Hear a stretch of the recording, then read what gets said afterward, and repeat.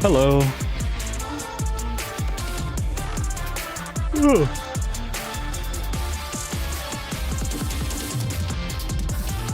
Good evening? Is it evening? Pretty sure it is. Yeah, it's evening. At least for me. I hope you guys are doing okay. I am so tired. The game might be a little too loud. I'm not too sure. Let me see. I can't really check what you guys are hearing real time without like other things happening.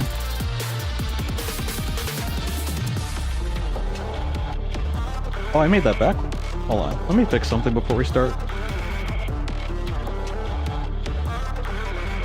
Appreciate the patience. I know nothing is really going on right now. I thought I was ready to go, but I saw some last second things. Shouldn't take too long.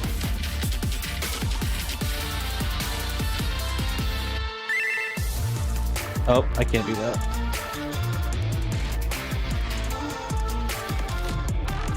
Here, let's do that. And then rename this. Hopefully my computer can handle playing this game. That's okay though, like, if there's a problem with it, it shouldn't be too big of a deal, because I'm just going to be in training mode. So, it'll make labbing a little bit more annoying, but I can tolerate it for now. Honestly, it's actually a good test run too, because if there's an issue in labbing, I don't know if I want to stream this game, you know? So it's just a great way to... It's a good field test, you know? I'd like to think so. Plus I have to change some things around the display. That's why my display is a little bit different. You probably don't notice, but I definitely do. What else do I need? Yeah, my layout is all types of strange to me. I mean, not that bad. I'm being a little dramatic. Alright. Is everything good? Says everything's good? Cool.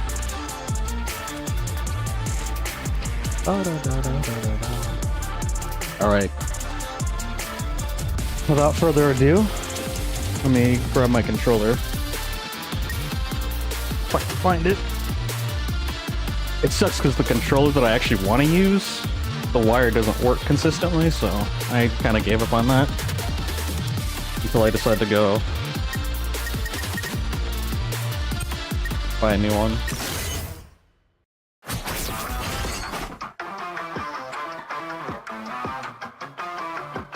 Many people streaming so little time. The struggle is real, Cole. How you doing?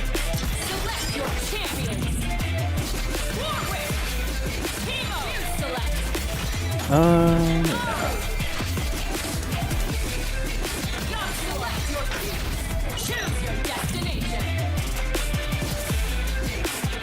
What song do I want to listen to?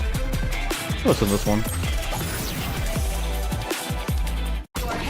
Heart and hands are the key to victory. Hand, heart. Wait, head, heart, and hands? Is that what you said?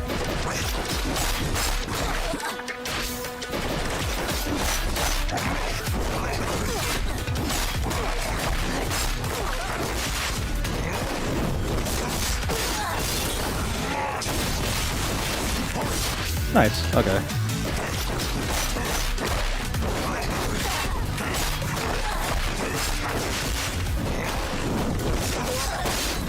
Lunch burgers? Sounds great.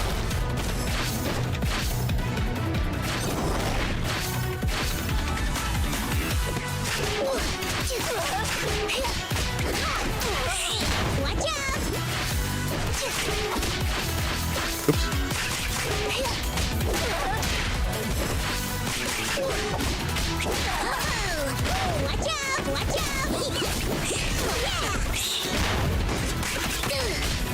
Oopsies. Oh, I had that.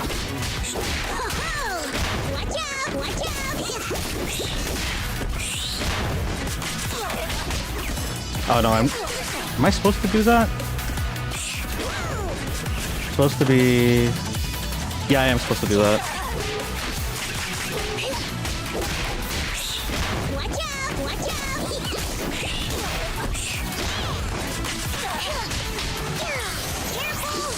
Oh wait, I forgot the bugle.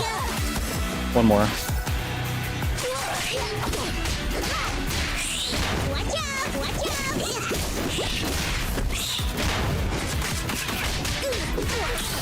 Nope. I forgot the slingshot.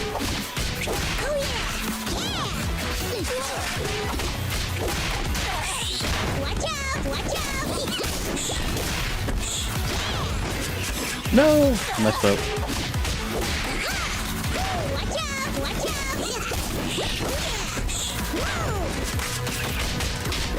There we go.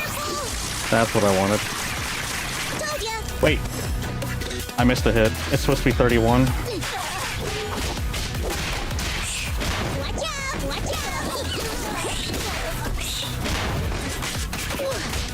Nope, too high. I did that too early.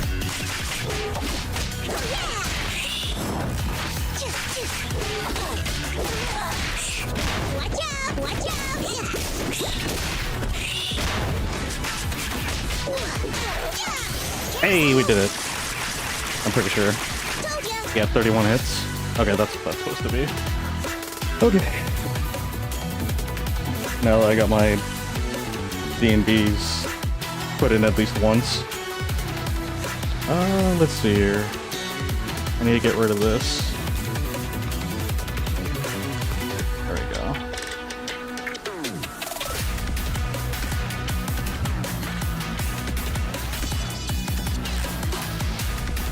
Okay, so...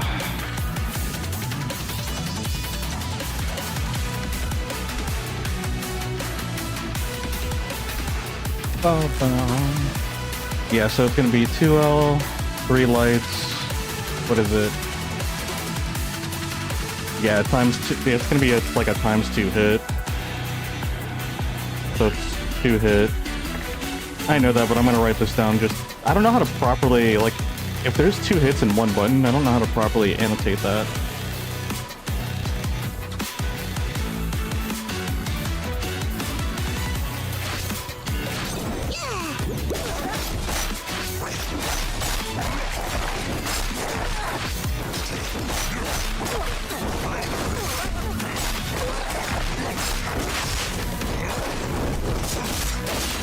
I missed a couple of hits. Let's see. Nope, that's not what it is.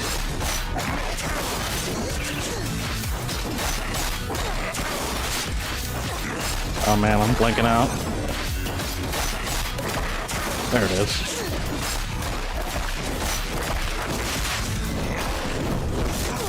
Oops, no, I messed up.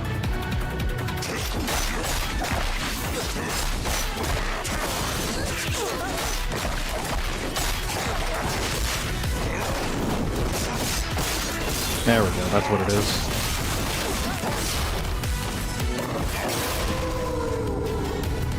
Okay.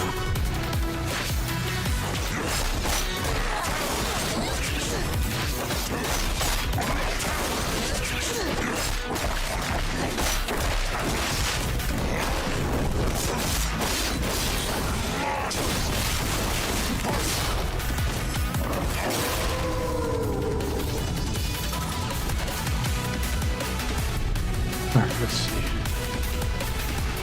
Bum, bum, bum, bum, bum, bum, bum. So the combo is... Hold on. How do we have it set up?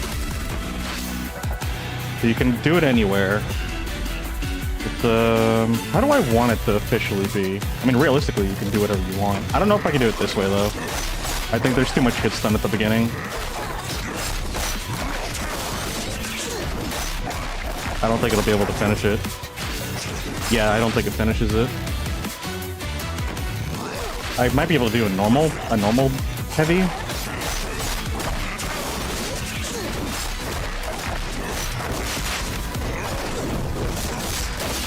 Okay, you can't do a charged heavy, but you can do a normal air heavy.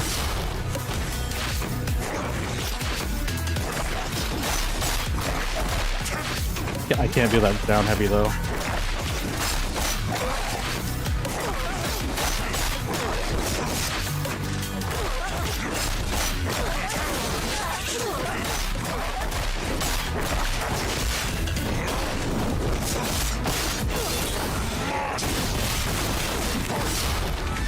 It does cost a super, and you can't fill it up entirely in the combo. You literally just have to have like a sliver of meter, and then you can get a full bar with the rest of the combo, which is kind of nice. Yeah, I think that's all I can do too. I think if I had anything else, she'll be able to pull out of it because of hit stun.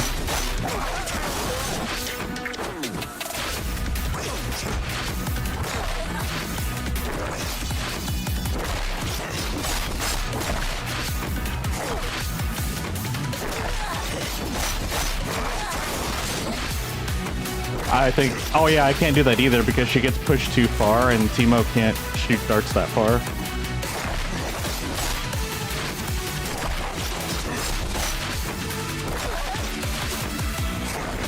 Man, I add one new button and I can't do the whole combo. I don't know if that's just me.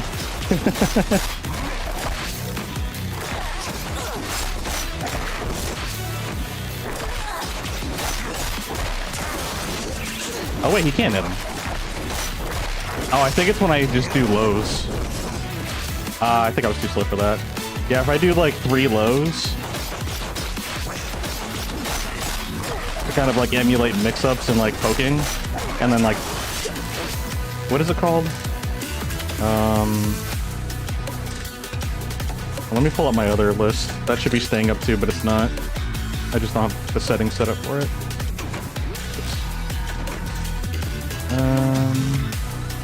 View, always on top. Not that big. We'll bring it like down here.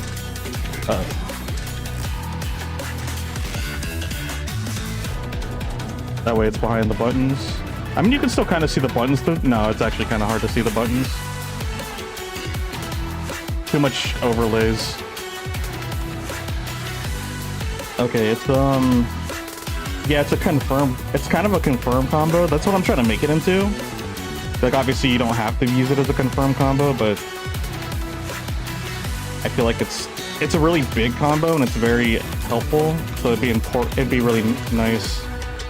I do need to experiment and see if the other positions are good for it, because those are kind of important as well. Let me see.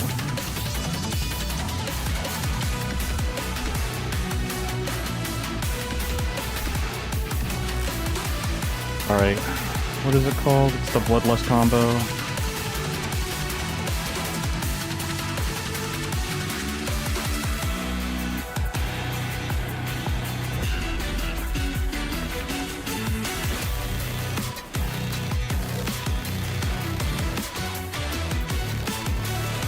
I forgot, they're technically 2 separate files. So how do I officially want to do this, actually? Let me figure that out.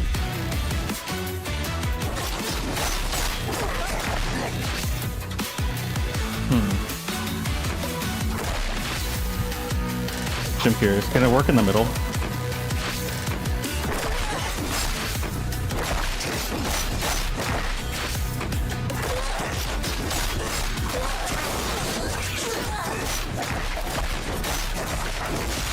It actually works beautifully in the middle. Oops, I messed that up.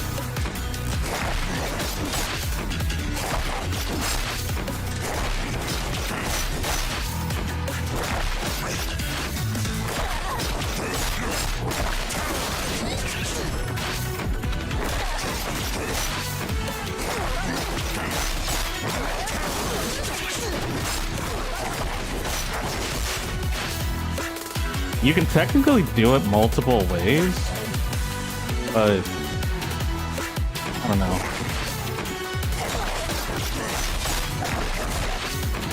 That's with like a lot of combos, actually.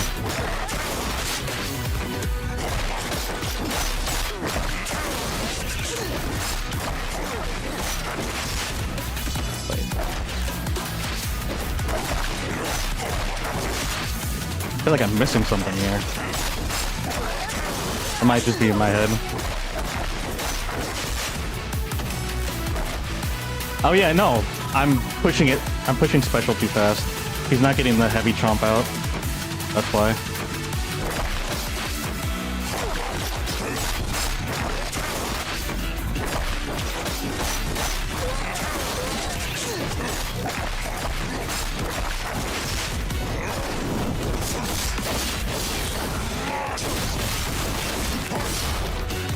Okay. Is that how I want to do it? I think it is.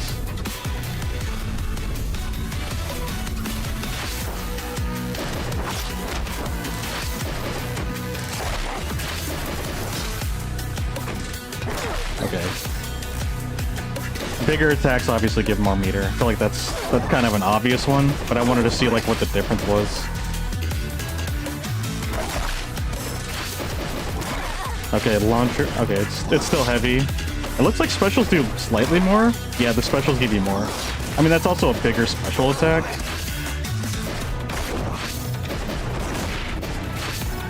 Is meter gain based off damage? That would make sense, actually. I feel like it would base it off of off damage. Maybe not. Those look kind of different. Or is it just me? No, it's just me. I think it is based off damage. Okay.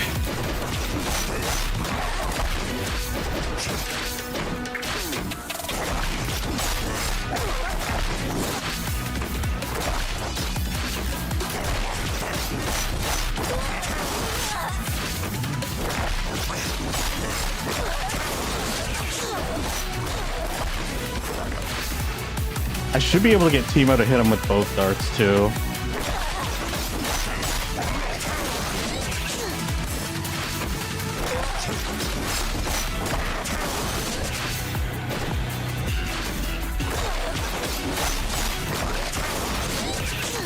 Okay, yeah.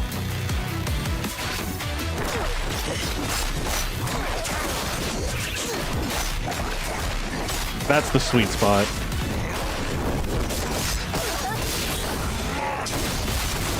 Wow, that was actually a perfect execution for Timo assist.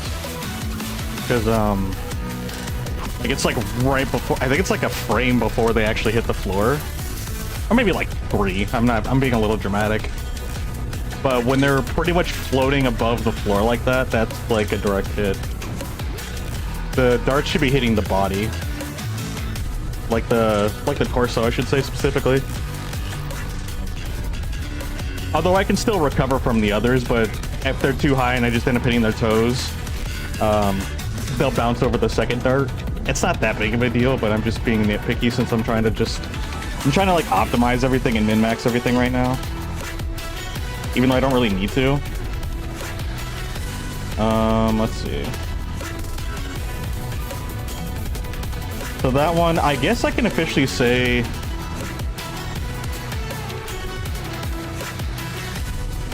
So what is it? 5H air?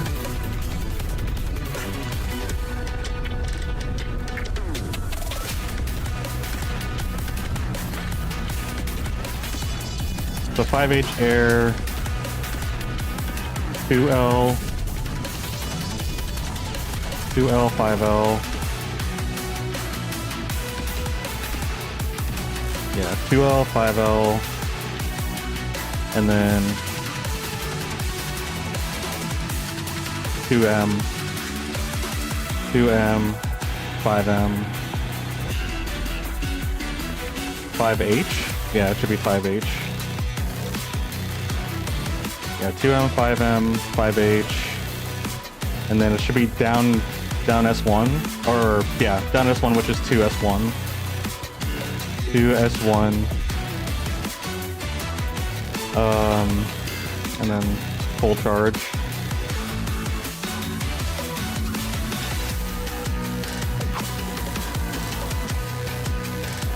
Actually, here. I'm gonna write it like a programmer. full charge. Or I guess camel casing. So yeah. So 5H air. Did I say air 5H or 5H air?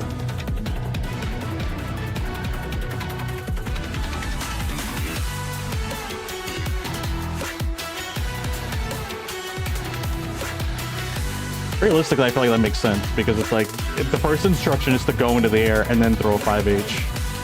That makes sense to me. And then you're gonna, and the reason why it's on this side is because you're gonna obviously press 2S1 and then after that comes the full charge.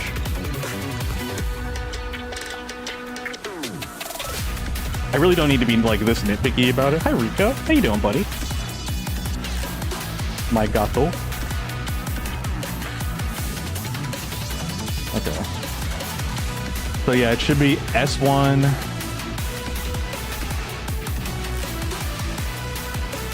What's after that? It's gonna be S1 down S, yeah, down S2. So it's gonna be 2S2. Yeah, it should be 2S2.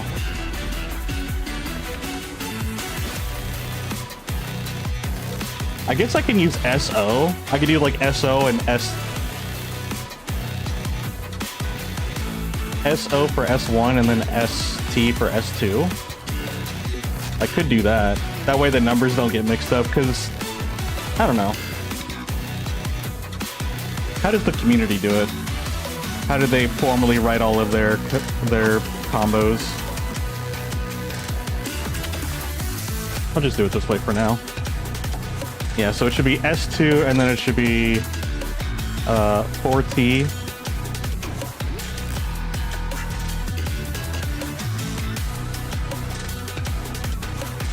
Wait, what happened?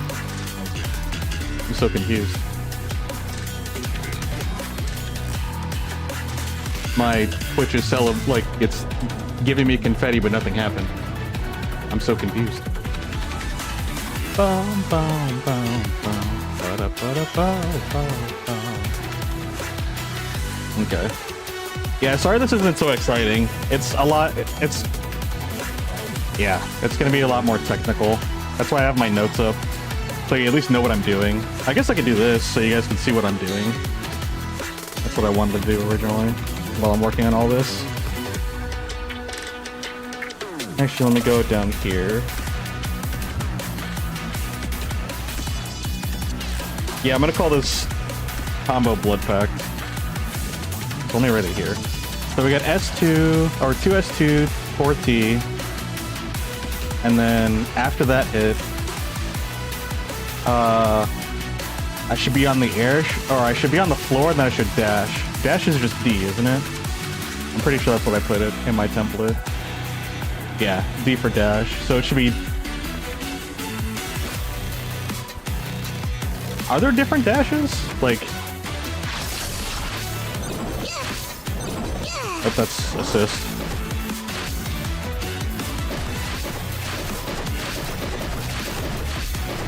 I guess I could just say 5D. So 5D for like 5 dash. And then it should be... I think I can technically do down medium. Yeah, down medium, medium, heavy. Yeah, down medium, medium, heavy, into down, or excuse me. Yeah, down medium, medium, to heavy, down heavy. And then I should be able to bring her back down and then finish the combo. Let's see if that'll work. Okay, so I need to start off with 5H in the air.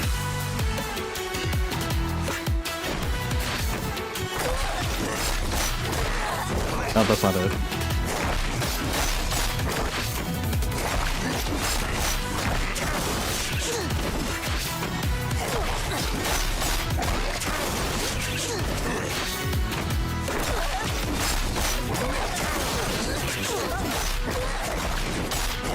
Oh wait, no, that's the other combo that I'm thinking about.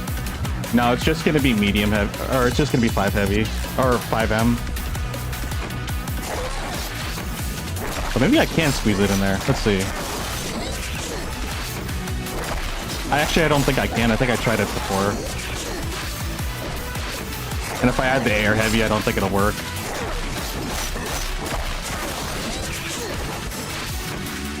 I think maybe I can if Emo gets his shots off perfectly, but that's way too specific to get off consistently. Unless I maybe like hardcore lab it and just absolutely perfect that part. But even then, there's too many variables in the middle of the fight to actually be able to line it up. To like really put in the effort to do that. Besides, like I said, I don't even know if it works.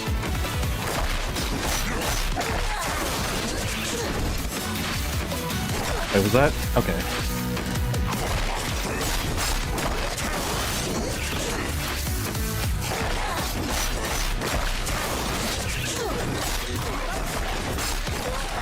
Yeah.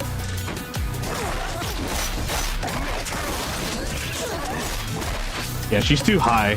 I have to get her to be like completely on the floor, as low as she possibly can. But I don't know how to consistently do that because you're supposed to launch Teemo out on the second hit of 2S1 of this. So it's a 3-hitter. So like right at the 2, Teemo's supposed to come out, and that's when his shots come out. But like it's weird because even if you do it exactly, actually I think it's because of this. Like your spacing really does actually matter when you use the attack. So I think if I'm like back here and it still hits all 3 hits, yeah, like it changes things. So like micro spacing actually really matters in the combo. I wonder if like it's common that other combos have to deal with that, like for other characters, or just in general.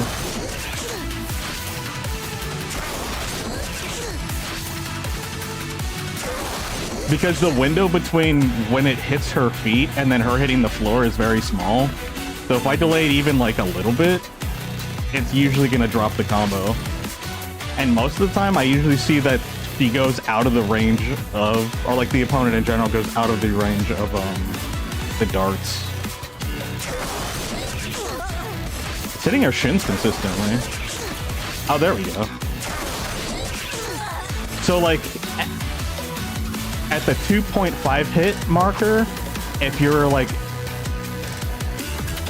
maybe like almost a full body away from them, or maybe like, is that a half body or a full? I guess it depends on the character. I guess it kind of looks like if there's almost a full body between them. I think that's when you can do it.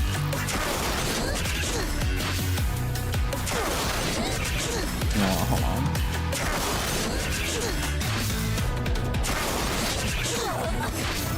Yeah, now I can't even seem to do it. Or maybe it's actually, maybe it is a full body. Maybe like I'm actually underestimating it.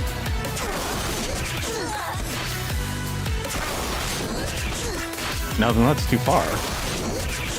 Yeah, even if you hit her and land all 3 shots, like you do have to get closer so Teemo can get close. It's so bizarre. Like I can't figure out the pattern consistently.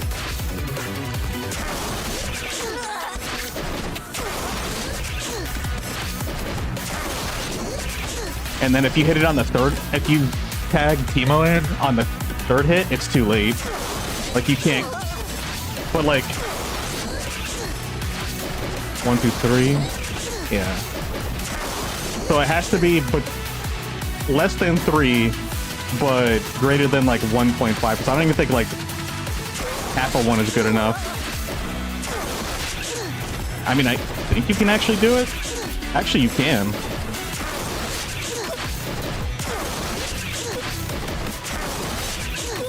Actually, okay. So maybe I'm actually being too slow. Well, I mean, I'm trying to get it where she lands. So like if I want to play it safe and I don't want to drop the combo, I could just do it on the 1st hit.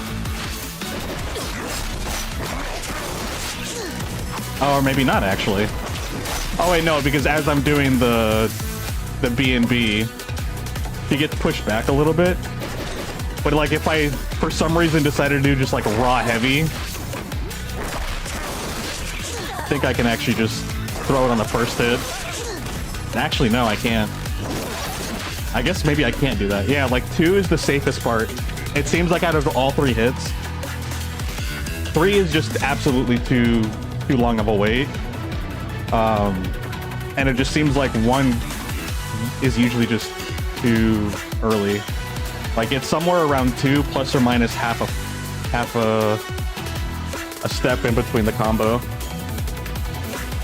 I don't know how to say that properly, because it's not frames, unless it's literally a 1 frame difference between the 2 attacks, or between the 3 attacks, but I don't think it's 3 frames. Actually, maybe it is. No, I think that's just 3 frames into the attack. I think that's what that is. Or is that 3-frame recovery? Is that what that data table's saying? I have no idea. I'm still, like, so lost. I mean, I'm not so lost, but there's still a lot of things I don't know. I'm not sure about. But yeah, it seems like 2 on the second hit is just the safest to pull Timo out. Anyways, oh yeah, no, I was originally trying to just see if I can add the medium in there, the low medium.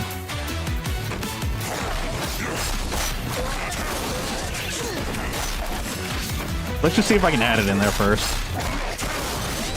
before I keep forgetting. Okay, actually, it looks like it reaches, but I do want to like dash in there and make sure that it works, and finish the combo. I think if I add the heavy, I can't add 2 lights in. I think it'll take away too much shit stun.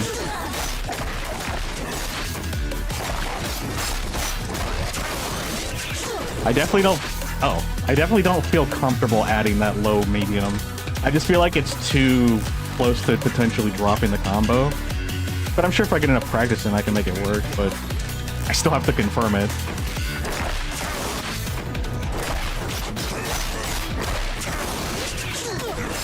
Oh, that's like theoretically the perfect hit, but only 1 dart hitter.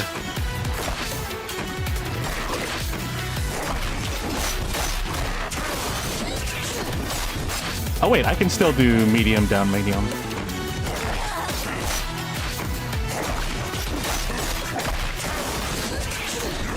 Yeah, medium down medium might be the better option.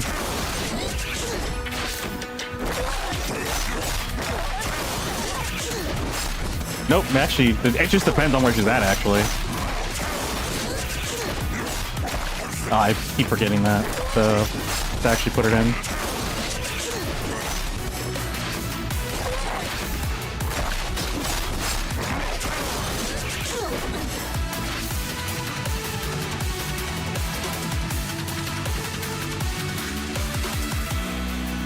I could do the mushroom mauling combo. That one's like really easy.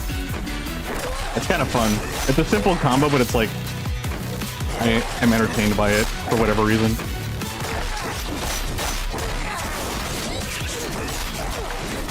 I wonder, do people name their combos?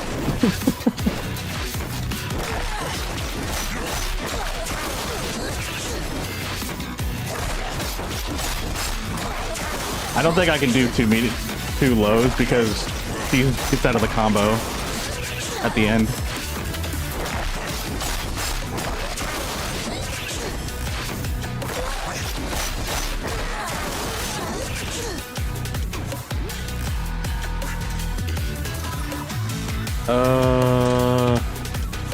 What the heck? Oh, that's weird. Okay. Let's see.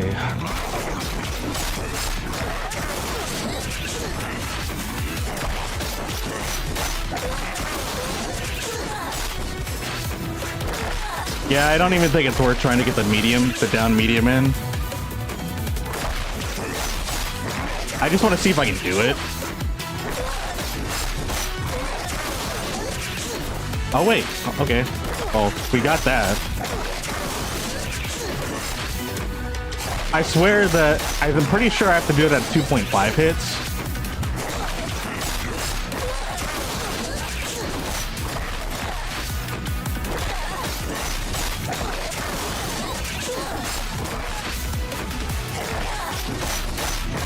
Maybe it's 2.75. Maybe it's like towards the end, like towards the third hit. Hey Linux, welcome. How you doing today? That's too late.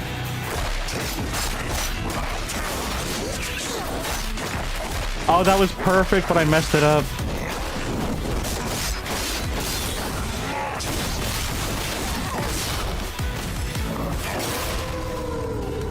Yeah, I messed it up. I forgot the down M.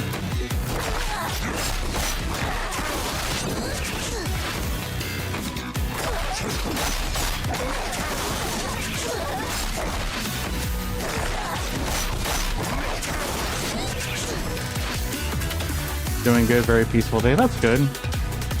I am hanging out, or hanging in there. A little, like, not a little sleepy. I'm actually very sleepy.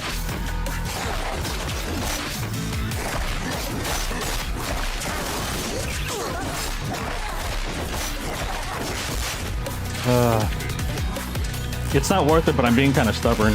Realistically, I should just move on. Like, I've got the combo that I need.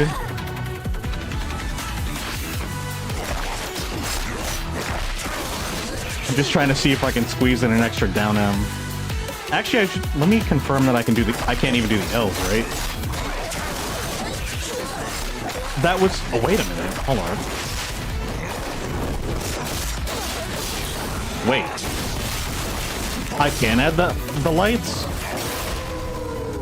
I didn't know I can add, wait a minute, let me try that again. I guess I can add the lights.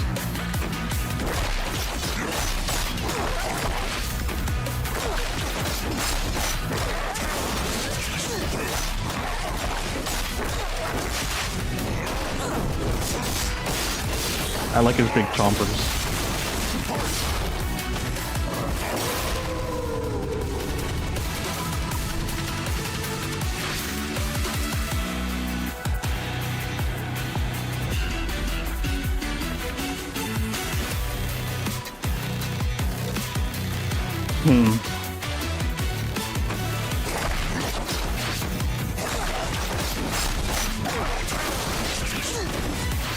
Was too late.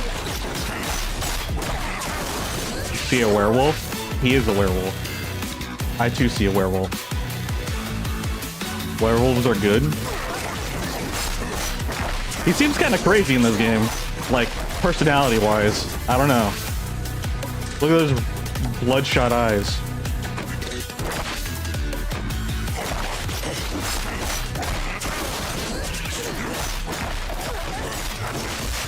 Oh, I missed the heavy.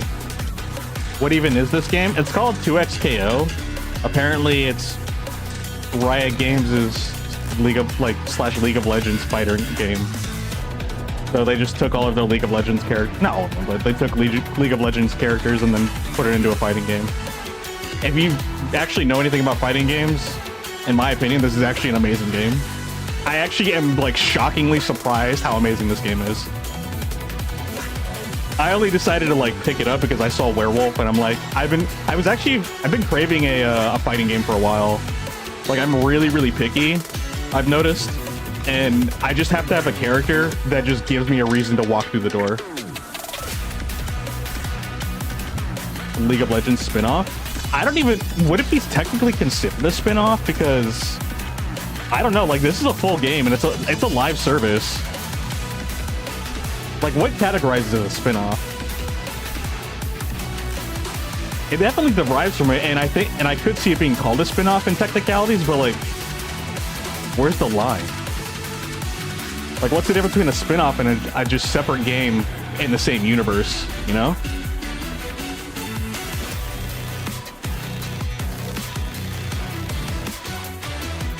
Because, like, I guess, like, if you look at the Resident Evil series and you play a game like Umbrella Chronicles, that would be a spin-off, because it's not... Is it just because it's against the traditional lines? A spin-off is something that deviates from the original, but does its own thing. Alright, then yeah, I guess so. Unless League of Legends has done anything else. Because, like, so that does make sense, and that's what I was considering. But if it's only done one thing, and then it does a different thing, That just makes two different, like, just because it came first and then it's something new second, it's still a spin-off? Like, what if it does three different things? Like, what if you had a, like, video game one... Actually, no, that's not a good example. But it's like fighting games, or I don't know, like the title of a game and then like the first edition, second edition, third edition. Not even a fighting game, just the game 1, 2, and 3. And that's like the iterations after each other. But they're all separate genres. Like the first one's a fighting game, and then the second one's like a shooter, and then the third one is an arena battler. You know? Am I thinking too much about this? Probably. But yeah, it's a League of Legends spinoff. The different genre is key for this, making it a spinoff.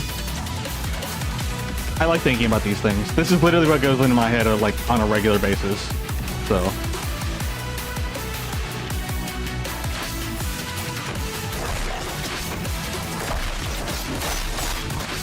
What was I doing again? I was trying to add down medium to the combo, but I can't seem to do it consistently. Let's try again. Oh wait, I also discovered that I can actually add the 2 lights. You like hearing my thoughts? Well, that's why I'm here. I'm here to like throw my thoughts into the void that is the internet.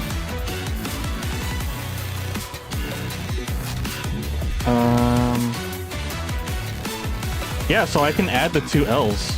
Can I add 3 L's? 3 L's might be too much. Actually, yeah, I think she pushes away too far. Yeah, she's too far away. Maybe if I do like perfect spacing? No, I don't think so. Yeah, because the air heavy pushes her back a little bit, and that pushback is just enough to get her out of the frame of the third L. So it's 2 L's. 2 L's at most. Which is fine because like you're gonna be using L's for mix-ups anyway. And it was okay. I got a lot to do next week, so I kind of wanted to take today to just kind of relax. Even though I've been doing a lot of that already. But like, not just relax, but like I wanted to take today to stream. I've been stuck on this game offline for about a week, and I'm pretty sure I put in like 15, 20 plus, actually probably 20 plus hours into this game. And I haven't even fought anybody yet. Yeah, it's halfway through the season. Or no, not season, semester, there we go. That's the word I was looking for. My brain is mush. You haven't gamed since Saturday? I've been gaming every day. Like, I don't think I can, I mean, I can, and I've done it, but like, I don't think I ever, not ever.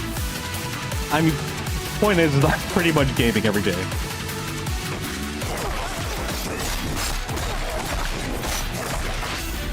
Let's see. Actually, I should have started working on his solo combo first. Alright, let me just put this in.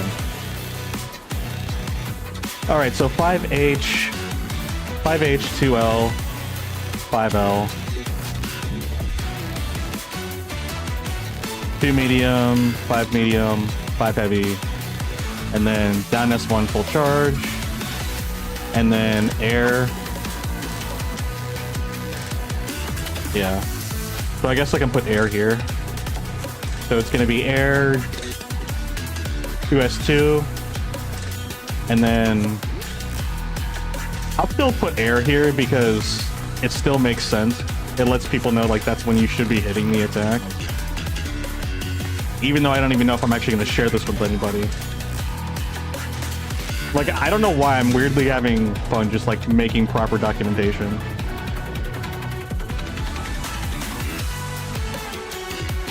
I'm making unnecessarily detailed notes, and like I really don't need to be doing this. Major League Gamer? I wish I was a Major League Gamer. That is way too much of a commitment that I missed out on an opportunity to do. I would not want to do it at this point in my life. Like, genuinely. You like making unnecessarily detailed notes? That's the crazy thing for me, is I don't take notes. Like, I'm a terrible note taker. But because it's a video game and I actually care about it, now I'm like writing the most detailed and organized notes you can think of. I guess I just have to be properly motivated. You did all your midterms this week? Oh, nice. So that'll be relieving. How do you think you did? Or how did you do? Okay, so 4T, 5D. Yeah, 5D because it's gonna be a dash. I guess you don't. I don't think you necessarily have to 5 dash. Let me see. Yeah, I don't think that's actually necessary.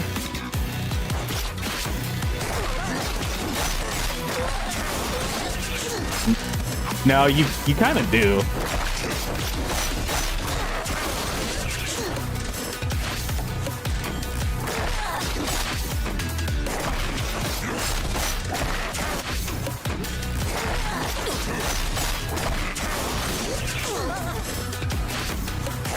Yeah, I think honestly the dash is just, it's gonna stay. Like, you need to dash most of the time. You can probably get away with, like, not dashing, but why even take that chance? Dashing doesn't cost anything. They felt easy. It's you bragging, you think you spend a lot of time studying and reading. I mean, that's the thing. Like, if you study your butt off and you just absorb everything, like, it'll be easy. I'm having a hard time. Good because you do too much work. Oh yeah, that is true. That's fair. Like, I actually do too little work. The thing is, like, the things that I'm falling behind on, all I need to do is just sit down and study. Like, when I actually sit down and focus, like, I understand the concepts. It's just a matter of just doing it. So that's the problem. And I feel like that's probably just for everybody. Actually, no, that's not true, because there are some people that just can't comprehend some things, like certain subjects. And I have come across them. Like, not even saying they're, like, not intelligent or anything. Just like some things are just really confusing for some people.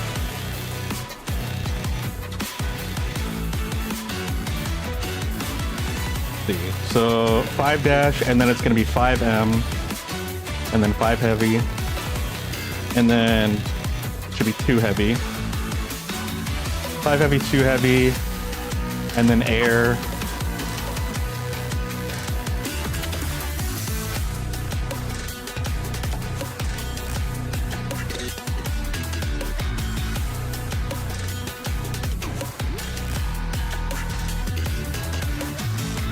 Do I just push 5? Or not 5, push 9. Yeah, because 9 just means... 9 should just mean diagonal up. Upright. Yeah. So you're going to want to do that. So you're going to launch them and then air. Yeah. So 2 heavy... Yeah. 2 heavy 9. That's what 2 heavy 9 is. Okay, let's see. So 2 heavy 9, and then it should just be... Honestly, 5M. I think it's just 5M.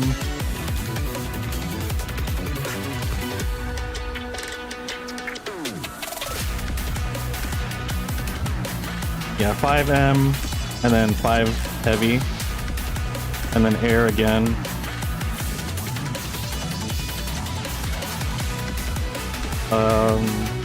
I think you just only have to push 5S, actually. Yeah, you don't have to push any directions.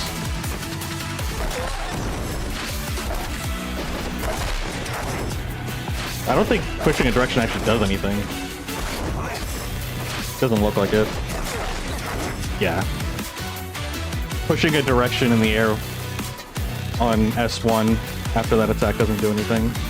There are some attacks where if you do a direction, it does change things, so that's why I had to ask.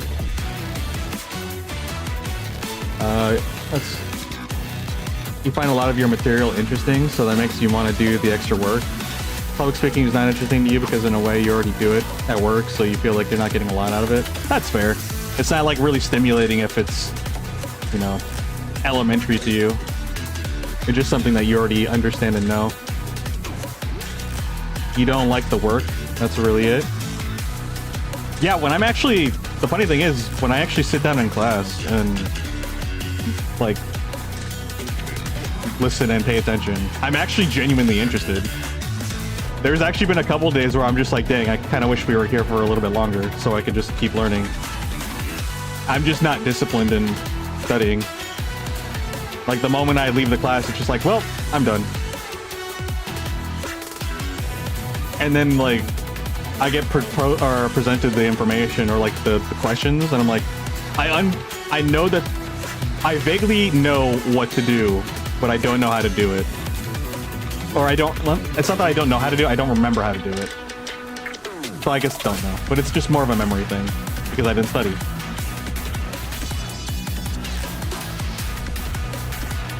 Which is even more of a bummer because literally for calculus, he like, the professor like really emphasizes this, that to pursue other branches after this, you have to memorize these formulas because you use these formulas regularly, which does make sense because it's of what you're going to be going into. It just sucks because I always liked math because I didn't really have to memorize things. Things just connected. So if there was holes in my memory or knowledge, I could compensate by working in different directions. I can still kind of do that, but formulas and just memorization take a lot more of a critical role. And if I want to actually conceptualize what these formulas mean, which actually helps me know and memorize them more, because if I can conceptualize what they are and what they mean and why they're in the form that they are, I can memorize it a lot better. Because I'm not memorizing per se, I'm connecting. And just for me, connecting just, that's how I work. Your days are highly structured with the work and gym, so you only have a set time to do work. When you have the time to do it, you'll maximize your time to do college. Yeah, that's fair. Like you have the pressure of like, if you don't do it at this window, you're gonna miss it whether you like it or not. And I feel like maybe if that happened to me, maybe I would be more structured. But the fact that I can get away with like abusing a lot of my time because of the situation I'm in. I play video games.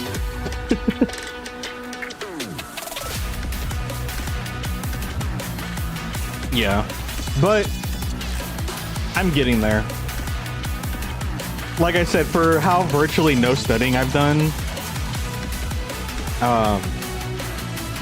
I just feel like if I just log in, I can get it and I can catch up. It's literally, it's funny because it's not the class that's the problem.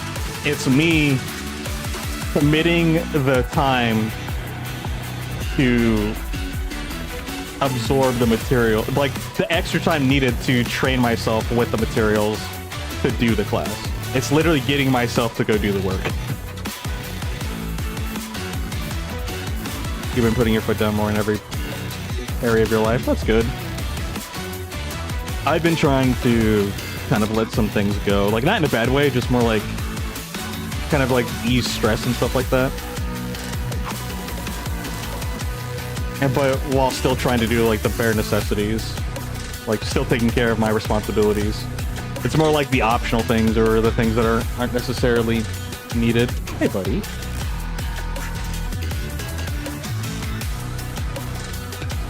Let's see.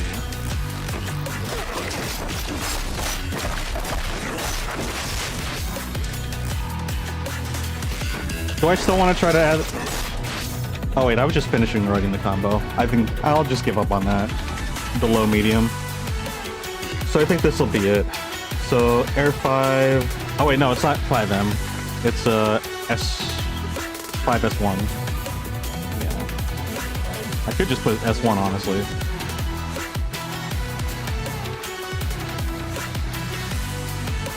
So 5S1, and then should be 6S2. So 6S2, and then I think it's just S2, 2 hit. It's three times, right? 1, 2, 3. Yeah, 1, 2, 3. So it's 1, 2, 3. So 5 S2 2 hit.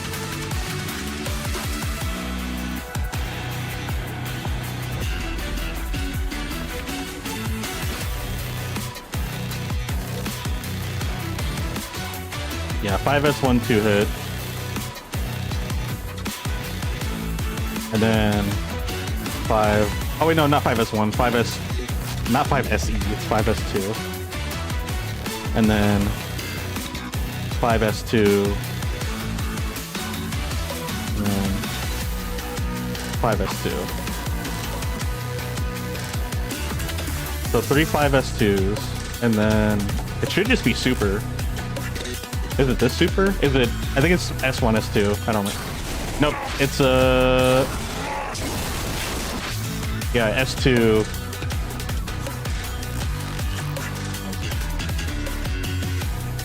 I guess I can say S2 M1, even though you can technically push anything.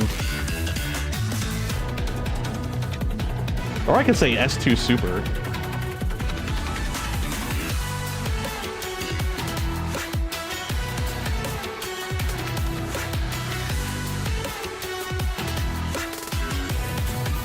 Yeah, I think that makes sense. S2 super. Scream's dead? What do you mean? Like, is the feed is the feed bad orange?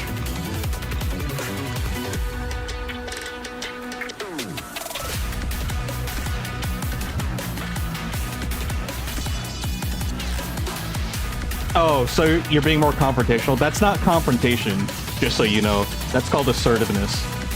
Called being assertive, not confrontational.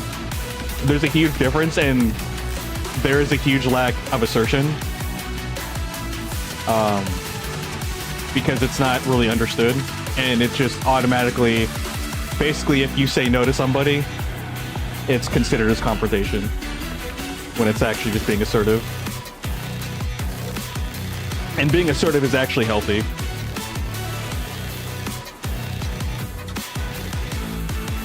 Again, people think so binarily, which is kind of funny because I'm going into programming and that's literally what it is, binary. But things are a lot more confident. Sometimes there's a third option, and sometimes there's a spectrum. You misspoke? Oh, that's fine.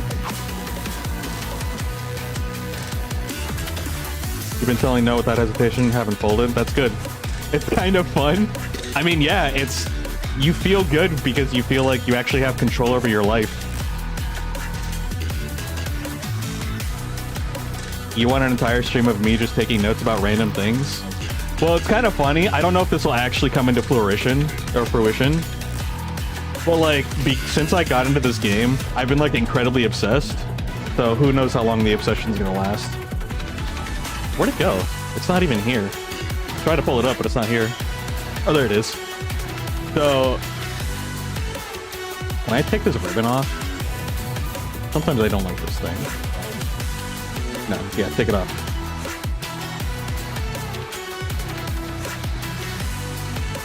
Oh, okay, I didn't mean to take it off like that. Well, I guess that's my fault. Okay, well, anyway. Here. So, I, like, wanted to do a guide. Or, it's not that I necessarily wanted to do the guide, but, like, literally my mind has been running on hypotheticals of if I made a guide on how would I break down introducing people who are interested in playing a fighting game, but are so intimidated by it they don't know what the heck to do.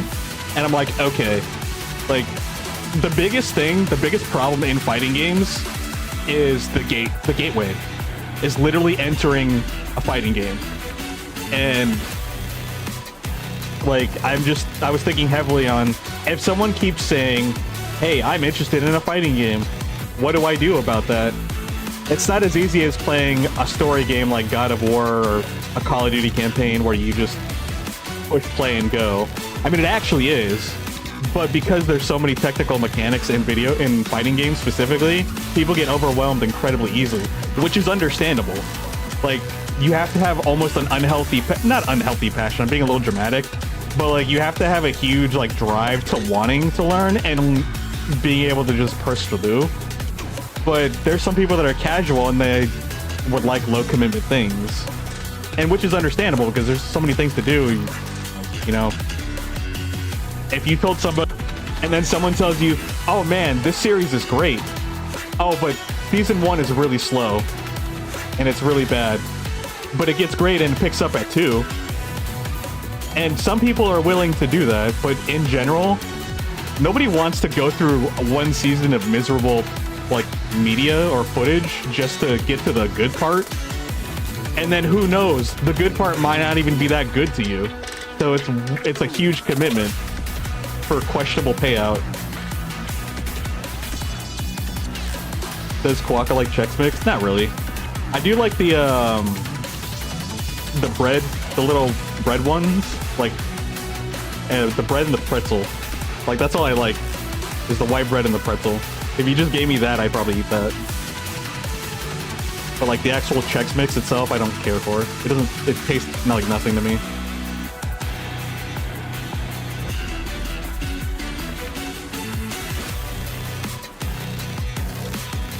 But yeah, and the reason why I'm actually, when I said it earlier, I actually think this game is amazing. Like, I feel like saying this game is amazing is an understatement. This game is like mind-blowingly, like, yes, somebody knows what they're freaking doing, and they made it perfect. Now, perfect is a little bit of a hyperbole, but like, I feel like it's closer to perfect than it's closer to like good. Like, it's fantastic. I don't know. And the reason why I say that is because it's taken a lot of the elements and quality of life that people have needed, especially for a casual audience. League of Legends is such a big game, and Riot is such a big company for that. So you know they probably have somebody that says, okay, like, we need to create, if we're going to create this fighting game, League of Legends is like open to everybody and anybody can play it. And that's a huge reason why it's so big. Like, maybe not the only reason, or it's not necessarily, yeah, it's not the only reason, but it plays a huge factor when your game is accessible. Call of Duty is great because you plug and play, you walk around, aim and shoot. It's simple. And so for this game, I feel like they really had to focus on how do we make this accessible to somebody, especially like if you go from one game genre to another. There's a lot of people that actually just stick to one genre. It's not like picking up one book and picking up another. Actually, I guess it is. It's more like picking up one subject and then picking up another subject in school via book. So like if you're really good into math and science and you read a math and science book and then you go and read a history book on a foreign country, it's two different fields, but it's the same, like, it's still a book. So they really had to emphasize, how do we make it where you can get into fighting as soon as possible? And literally when you boot up this game, one, it's free to play. It's a fighting game that's free to play, which is rare of itself. I don't even know off the top of my head any other free to play fighting games. So the commitment to this game already is incredibly low. Like, there's no commitment aside from needing the hardware because it's PC only right now. You like the chicks? It looks like little haystacks. They do kind of look like little haystacks, that's true. I think it's so cool that I'm taking notes and writing a guide. I don't even know if this guide will actually finish, but yeah. I feel like doing it, I'm just letting myself go. I'm like, you want to do it? All right, by all means. And I'm trying to get into this habit because it's been bad for me for like a lot of my life. All these thoughts will run into my head and you have all these ideas and then they just go away as quick as they come. And then it's like, listen, I know I keep having these ideas and some of them keep coming up again in my head, but most of them do get dropped. And like, listen, if I start having ideas, I just need to start writing them down. That's why I say I'm terrible with note-taking. Like, even stuff for myself, like, I'm really bad at. I'm just, again, bad at just actually executing it. So. I actually forgot what I was saying. Oh yeah, in this game, like, it's low commitment, because it's free to play. So it's like, hey, download this game and give it a shot. And when you first boot up the game, it puts you straight into a fight. It puts you into like a fighting scenario. Now it's, you know, it's against a training bot, but it's like, hey, here's your first fight. We're gonna do a quick guide on how to fight. And here's our, here's how to play the game. I skipped that part, so I have to actually go back and see how they break it down, so that way I can elaborate more on that. So I can't really praise it too much. But the fact that they made the attempt to just like get the player in so they can just try to like learn the game so they can actually play the game is amazing, because a lot of old fighting games never did that. Our technology is different and our game design is becoming more efficient, or advanced. Is advanced really a word? Refined. Refine's a better word. It's getting more refined. So we're able to do things like that. Whereas like an arcade Street Fighter 2, you know, you pop in a coin and then you just kind of have to mash buttons and hope for the best. Or use the little like cardboard plastic covered overlay that's on the like I don't even know what it's called, the joystick and button interface. I'm blanking out with these terminologies, but yeah, and then like they'll have some combos written down and then you just try to practice them.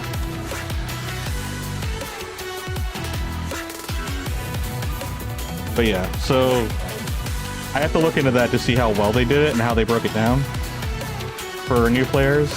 But then another thing that's actually getting implemented it's been implemented in most, if not all, modern fighting games, is the combo assist button, or yeah, the combo assist. I think combo assist is amazing, and it's so weird and strange to me. I mean, I kind of understand, but I actually mostly don't. People are really like, for some reason, people hate auto battle, auto combo buttons, and I'm assuming, is the big assumption, it's mostly like the tryhards. It's people that won't use it, and they're butthurt that other people get access to this. And it's like, you want people to participate. This will help them participate. And like this auto combo. Oh, it's not auto battle or auto combo. And I think that's great. I even tested it like for a little bit, not too much. I'd have to go more into it just to like experiment with it. But the auto comboer is fantastic because it makes you feel like you're actually playing the video game. Like you're doing real combos. And I think that's awesome. Because you give a person a controller and you're like, hey, here's how do you move around with the D-pad, up, down, left, right. Push one of these like 4 or 5 buttons multiple times, literally mash the controller, and you'll start doing combos. And I think that's fantastic. Because it's a low commitment, low effort. You don't have to think, just, you know, if someone's like, oh God, where do I start? It's like, don't even think about it. Grab the controller, pick your fighting game, press play, and then start. You don't have to think about anything. And you shouldn't have to. Because the thing is that when you get introduced to something, it should be a low commitment. It should be something that advertises itself and lets you, you know, try it out. Because what's going to happen is if you are interested in something, you're going to go out of your way to find those very out of the way, hard to reach things. You see auto combo and auto battle features to be inclusive and allows all persons to begin to see how the game should be played. Makes the player more interested in doing it themselves and figuring something new out. Yeah. Like it's accessibility. It's actually a great way to, I actually think of it like this. It's modern demoing. Like how we used to have time demos on like the jump pack discs or whatever in magazines. It's literally, yo, hey Nazo, how's it going? It's literally the modern way of allowing people to demo something. And what's even crazier too is that it's actually not even demoing. It's more than that. You're playing the game. If someone's told me they actively played a fighting game, or they played a fighting game and they use the auto comboer, to me they're just as much of a fighter as anybody else that plays the game. They are a fighting game player. Like because the thing is that you're doing real combos. And the game allows you to do that, and I think that's amazing. I think that's fantastic. It sucks because it almost sucks because I don't need it. I don't need an auto comboer, but it feels good to use it. And that's what's even more amazing. Because I don't need it, but like when I turned it on, I'm like, wow, this feels good. Even as a player that knows what's going on and how to do these things, this still feels like I'm actually playing the game. And I feel like that's a huge green flag. And that's kind of why I want to do this video, because like I almost want to praise how amazing it is in terms of design.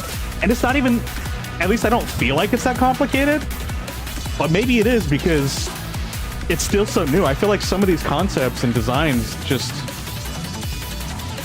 should have been implemented for the longest time.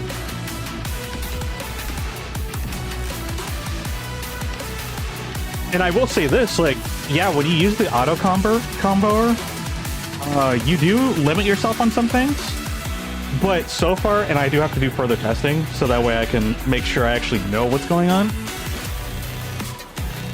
Oh, shoot. Oh, that's what's been going on. Hold on. I gotta fix this.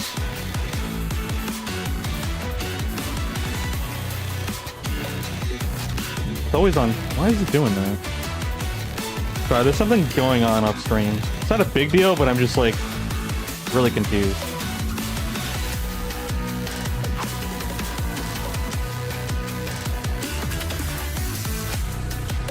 Okay, that's the issue. Okay. I already lost my train of thought again. Oh yeah, so the couple of downsides, and it's understandable, and I'm pleasantly surprised how little downsides I found immediately, is that when you use the auto comboer, you push one button, right? So if I'm pushing one button, like my square button, the auto comboer looks like this. Like, it looks like you're actually doing a combo.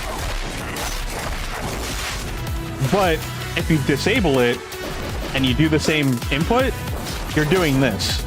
And it doesn't look like much. It's like, why does that matter? That's really important for advanced, like, fighting, because it's poking, and when you do stuff like that, it helps you with hit confirms, and like but it's a really niche and advanced tool. Like, you don't need to know that to play the game. And so I'm often thinking, like, if I stripped everything down, I basically mentally dissect and strip away everything from the game in my head, and I'm like, okay, if there's a person that knows absolutely nothing about fighting games and they want it, and I need to get them into the fighting game and playing the game and engaged in the game, what do they need as the bare necessity? You don't need to know how to poke. You don't need to know how, you don't even need to know how to use a super. You don't need to know your assists. You don't even need to know a second character. You just basically, what you need is a controller. You pick your fighting game. You pick one character, and if you can't find the character, you know, you've got options. You can pick the meta character, pick a character that looks cool to you, which I did, because, or like is interesting to you, and not necessarily cool, but like a character you find interesting that makes you want to play the game, or pick random. Just let the game pick, you know? And when you click on one of those things, you'll feel a type of way, and that'll help you to make a decision. Maybe you'll pick random, and then it picks the character, and you're like, I don't feel like I really want to play that character. And then you'll realize, oh wait, maybe I actually do want to play this character that I wasn't sure about. It's kind of like the whole flip a coin thing, where if you have two decisions that you can't make up, and then you flip the coin, and then you see the answer, it's like, how do you feel about that answer? If you're truly indifferent, then I guess go for it. And not I guess, but like, you can pretty much go for it because you really were indecisive. You're either going to feel relief or stress, or nothing. So you pick your character, and that's it. And well, actually, and then there's one more thing I guess I have to say. And it's I could try to simplify it, but I feel like this is kind of important for the individual because everybody's so different. Is you have 3 more choices after picking your character. How do you want to play? And you can basically say easy, medium, or hard. And what I mean by this is, do you want to jump into hard mode, or do you like a normal difficulty for a story game? And what I mean by that is, if you want to go hard, then jump in and play against the person right away. Like whether it's online or a friend or whatever. What's going on? I'm just ranting about like how would I introduce somebody to a fighting game who doesn't know where to start. And I'm kind of breaking down the guide that I was thinking about of what I would do to get them in there. I guess I could be like entertain, like putting something on the screen to entertain. But yeah, so it's easy, medium, or hard. Hard is playing against somebody. Actually, I probably should start with the preface of easy. So if you do easy mode, you're gonna go into this room. You're gonna go into the training room, and you're gonna have a dummy, and then you're just gonna push buttons. And then that's you playing the game, believe it or not. I put over 20 hours in this game. I haven't done a single fight.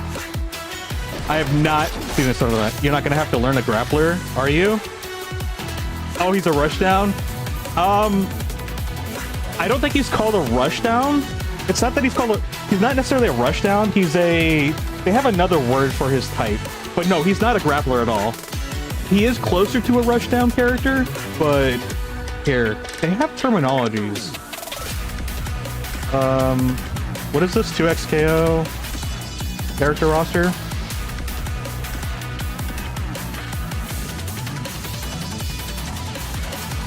Yeah, let me go to their actual website. I think they'll actually have the conventions.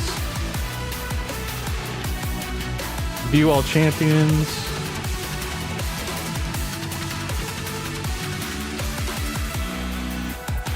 Oh no, okay. I must have misread something somewhere else, because yeah, he is rushdown. No, you're right. Yeah, he's a rushdown character. I could have swore it was something else. My bad. Do I play a lot of fighting games? No, I don't. I've only played 3. I mean, like, okay, so in technicality, actually, no, that's not true. Technically, I have touched several fighting games. I've touched them.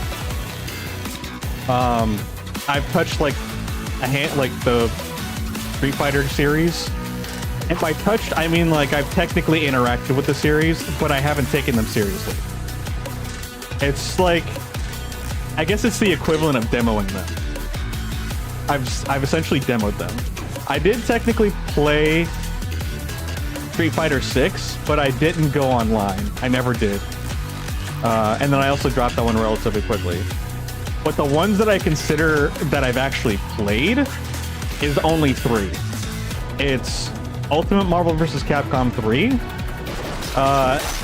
Mortal Kombat X, and this game, 2XKO. You're garbage with grapplers. You're only really good at Rush, Zone, and Puppet. Oh, Puppet like summons, right? Summoners and stuff like that, or like monsters. Those are actually all fun archetypes too. But yeah, actually my team is perfect for you then, because it's a 2-man team, and if you're interested in both of these characters, Warwick is a rushdown and Teemo is a range, or a zoner. He's like a heavy zoner. But yeah, so I've only played those 3 games, and I've taken them seriously. My only regret is not like actually producing content when I was playing Marvel vs. Capcom 3, because I was actually really good at that game. And it's not even me boasting. I strongly believe that I could have taken a round or 2 in tournaments.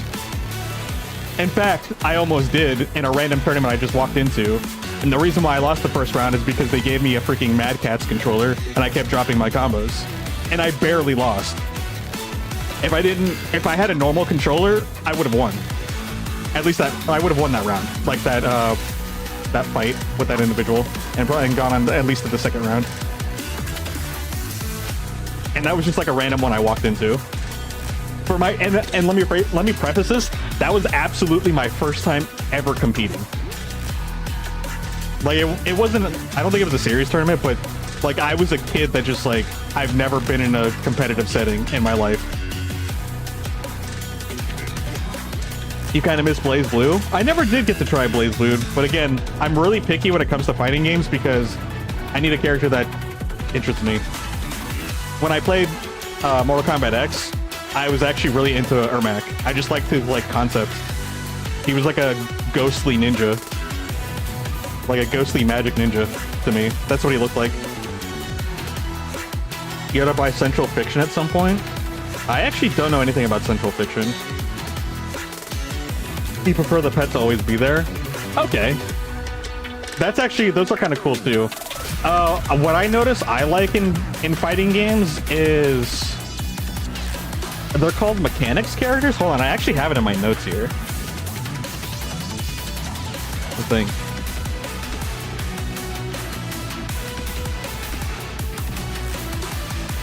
Or maybe I don't. Oh, I don't think I wrote it down. What are they called? Are they called mechanic build? Like, oh no, here it is. They're called install characters. I did put it on my notes. They're resource or install characters. I really love install characters. And to explain what they are, install characters are characters that have unique in-game mechanics where they're essentially like leveling up or charging something, or they're doing something. They're like collecting some other resource or have some other system that's not conventional to the game itself. So actually both of these characters are a perfect example, and it's actually like kind of a happy accident that worked out because I didn't pick them for their install mechanics. I picked them for their cosmetic appearance. Install resource is so fun. Yeah, it's fantastic because Marvel vs. Capcom 2 was my very first fighting game, and I had zero interest in them. The reason why I was pressured is because my friends around me played it. I had a couple of friends that were really into it, and then I was just like, fine, I'll entertain them. And lo and behold, I found Phoenix Wright. Phoenix Wright, if you don't know, is a like narrative-driven, story-based lawyer. Like, that's his video game. That's the video game he comes from. A narrative-driven game. And then he's in a fighting game. And he's a lawyer. In Marvel vs. Capcom, which is, if you know Marvel, it's superheroes. So you've got this normal anime lawyer fighting superheroes. That's actually another preface, is I like characters that are off the wall or unconventional within the fighting game. So like, in Street Fighter, I love Dan. He's like my favorite character because he's a loser. Like, to put it bluntly. But like, to put it more elegantly, he's a quirky character that everyone just looks down on. And he's a joke character. That's another thing. I like joke characters. So he's a joke character, and then I'll try to take them seriously. And I'll like learn them. And it's just so fun to me. But Phoenix Wright, his install system is being a lawyer while he's in the middle of fighting an opponent. He has to collect on the floor 3 pieces of evidence. And it'll be and when you pick up a piece of evidence, it'll be one of like, I don't know, like 7 or 8 items that's completely random. And roughly half of them are all junk. So if you pick it up and it's grayed out, the only thing you can do with it is throw it. It's technically becomes a projectile that arches, but it's incredibly weak and has no hit stun. So it's literally useless, and you have to waste like your time and your frames and your vulnerability just to get rid of it. And then you have to find 3 good pieces of evidence. So you could be like picking, like when you're looking for evidence, it's a move. It costs like several frames. So you're constantly doing that while you're juggling an opponent that's in front of you. And then once you get your good pieces of evidence, he actually has 3 different, think of them as like stances. You know, some characters have like different stances. So like maybe there's like a grappler mode, and then they have like a rushdown mode because they have 2 different like art styles or something.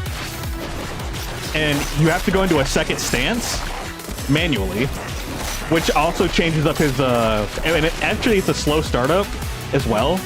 And if the player knows what they're doing and knows your character, they know to look out for that. So you have to find an opening on this really unconventional hitbox and make contact with them. And once you do that, then he goes into his third stance, which is a very short timed stance. but he's incredibly powerful, and he has this giant blue finger that he throws out, and it does a lot of damage for one hit, and it throws them into the wall and bounces them off really high, so it's easy to combo off of. And it's just, and the thing is too, in that game, the music, I believe, always starts with the second player. So whoever's second player character, every character has their own Capcom 2 or 3, which I really liked. They all have their own theme music. And Phoenix Wright has his own theme music too. But when he goes into his third state, which is called turnabout mode, when he goes into turnabout mode, his theme music overrides the like whoever's playing music. So like if the opponent's music is going off, usually what happens is when it starts with the second player's main point character, their theme music, and then when they die, or when anybody dies on, because there's 3 characters on each team, when any character dies, the newest character that pops into the fight, their theme music starts playing, which I actually think is a really cool mechanic. So like it becomes their time to shine, essentially. And Phoenix Wright's turnabout mode, no matter what, overrides all music, and it's a new song. And it's like a super hyped song too. So like you have this like really dramatic feeling in this moment of like getting into turnabout mode and then just like going on full on offense against your opponent. Because as you're resource managing, like you're on the huge defensive with him. His attacks, his basic attacks have like no range, no like hit stun. They're very weak, they're very small, and they're very like ineffective compared to most of the roster, if not all the roster. But then when you get into turnabout mode, you become like the most broken character for a short period of time. Or if not one of the most broken characters. And it's freaking amazing.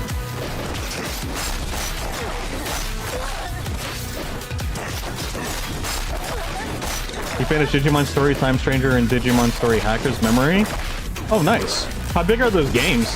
Because they're RPGs, right? Like, don't those games kind of take a while because they're RPGs? Or JRPGs? Ooh, Mega Man Battle Network?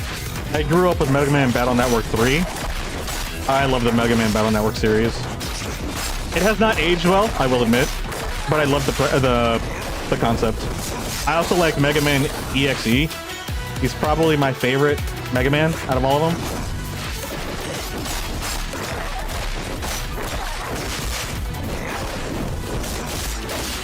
$60 hours? Yeah, that makes sense. That's kind of what I was expecting. So being able to do both of them, that's actually quite an accomplishment.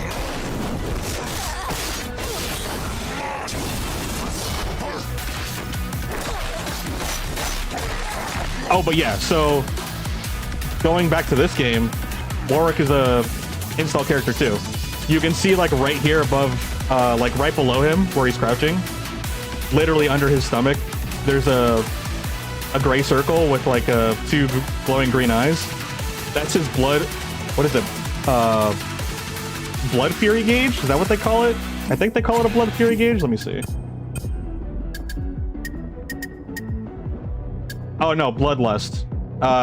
It's his Bloodlust gauge, and you fill it up by pretty much attacking, which is pretty straightforward. And it's like you can see the red building up. But the thing is that as you're fighting, if you stop fighting, it starts to come back down. And it's like, how the heck am I gonna be able to fill that bar? You're gonna play all 6 of the battle networks? Good luck. I hope you actually do that. I was planning on doing that myself, but I didn't even get past the first one. Which kind of sucks. And honestly, for me personally, I probably should have just started with 3, which was actually recommended by the director. But yeah, I wanted to play like all 1 through 6 as well. So I hope you do get to do that and get to experience all of that. But yeah, so his normal attacks don't do a whole lot, but he has a set of special attacks, his S2 attacks. All of his S2 attacks have like this like red slashes. And these red slashes indicate that they're gonna give extra bloodlust essentially meter. So I did a 4-hit combo there, and you can see over a quarter of it had gotten filled, as opposed to like me doing this 4-hit combo here, and it barely even reaches anything. Now the struggle, obviously, that you have to juggle is if you're not engaging or on the offense against your opponent, the gauge is going to go down and you can't fill it up. But I managed to make a combo for myself. Doing it for the channel, you have... Okay, that sounds good. I developed a combo for my team, so I can basically, in one combo, fill it up completely. And I'm, like, super proud of it, too.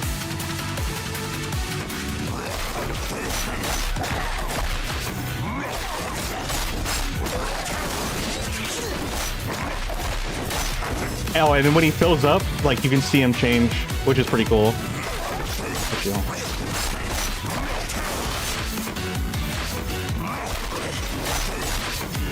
Actually, I shouldn't be doing that.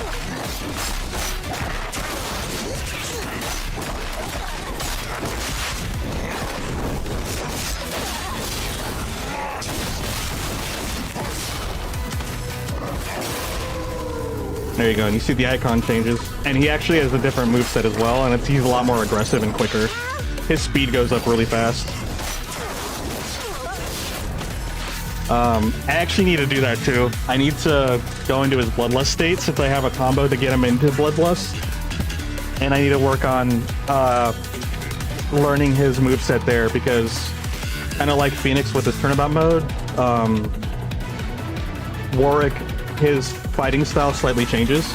Because he's slightly faster and he gets access to new moves, I have to like learn. I don't have to, but I'm intending to learn. I'm basically learning like half a new character. So like my team is essentially composed of like 2.5 people. Yeah, because even with him, so you can see, funny enough, he's actually an install character too. And again, I didn't mean to pick install characters. I just picked these characters for cosmetic purposes. Actually, I just wanted Warwick, but I know that like you can technically play just with one character in this game. So I could have just been Warwick, done Juggernaut mode, and only played as him. But I have enough experience with not only games, but like enough experience with fighting games to know that if I do that, I will be limiting myself. Because there's some trade-offs. They try to compensate by giving you like more power and more HP, and you actually get the ability to snap back, which is to force a tag out. So since there's 2 characters, if I had the Juggernaut ability on, I can force Ari here to switch out with Yasuo. Yasuo? Yeah, Yasuo. And that's actually something you could just do in Marvel vs. Capcom 3 for free. Well, not for free. It costs a meter. But in here, no other class or no other, like, I guess, fighting style can do that. I think they're called fighting styles. You can see above our health bars, Yasuo and Ari have double down and I have ×2 assist. So ×2 assist allows me to call an assist, but do it twice in one session. So like, if I just... Normally you could just call an assist and it'll happen once. Oh, I'm trying to switch my characters. So like if I do this assist, you can see behind... It's kind of hard to see because he's behind me and he's so small. But he throws his blow darts, and that's one assist, but I can actually have him do it twice. Here, let me do it this way.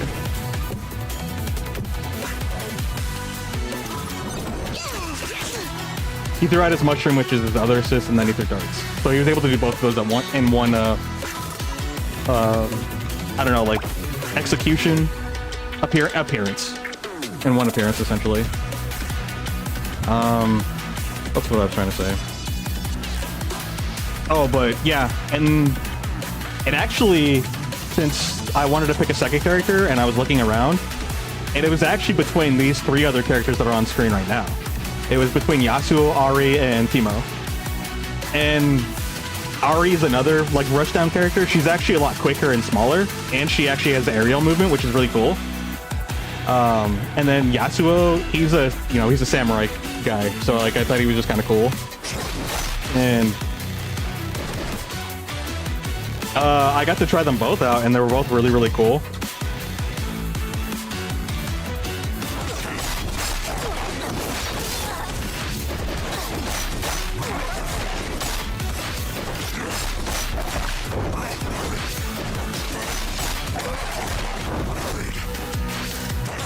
But yeah, ultimately I ended up going with Teemo.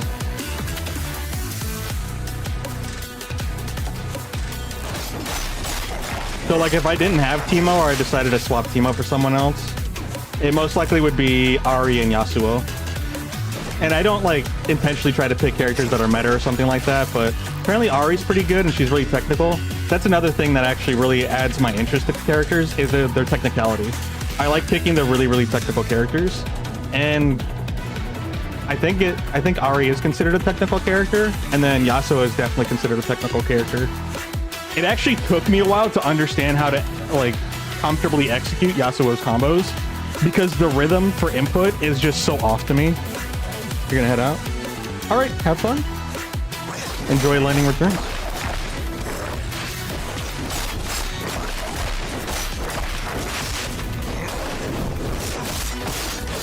But yeah. And I don't think Ari is a... No, she doesn't have anything crazy. She's not install. And Yasuo just is a stance-based character. I think Ari's unique ability is like her projectiles. I mean, some other characters do have projectiles too, but like her specific projectiles and how they operate.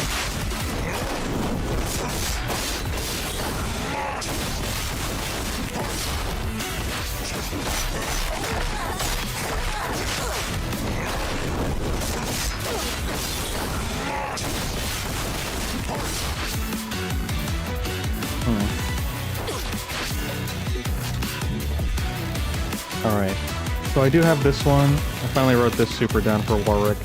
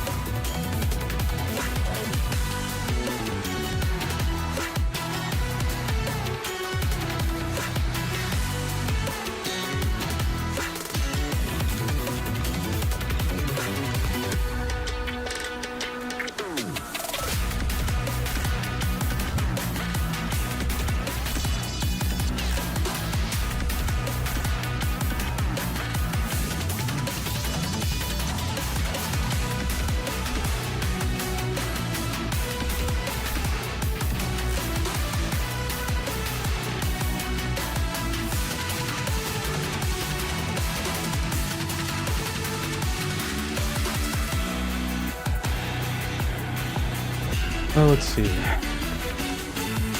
So I need to take this combo.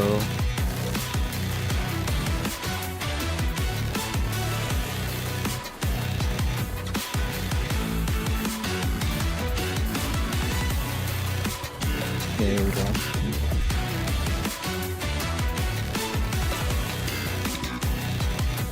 Yeah, this will be the blood pack combo.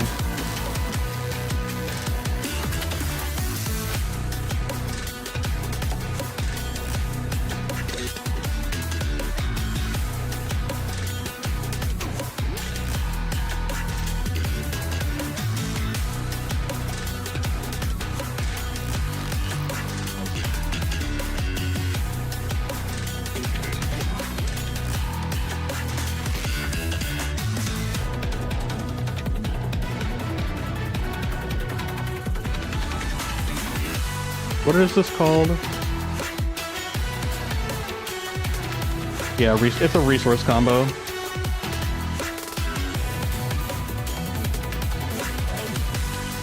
Now I gotta do the combo so that way I can actually see the values. Start with 5H air? Okay.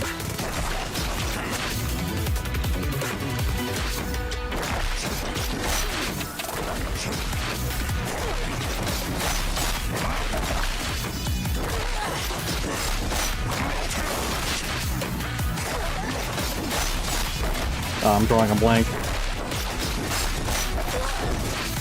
My mind's not in the mindset anymore.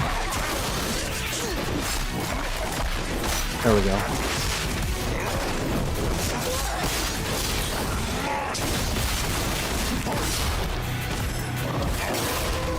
Okay, perfect.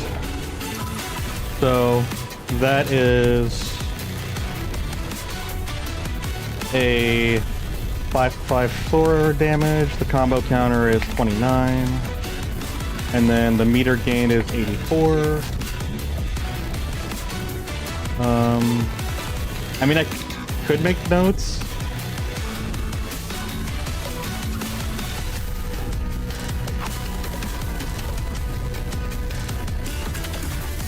Let me see here. So I know that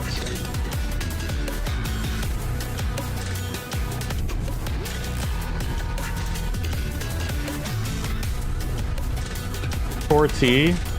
Oh wait, no, yeah, it's 4T. I know that 4T requires timing. 4T requires timing. I don't think there's anything else that's unique about this that I really have to worry about.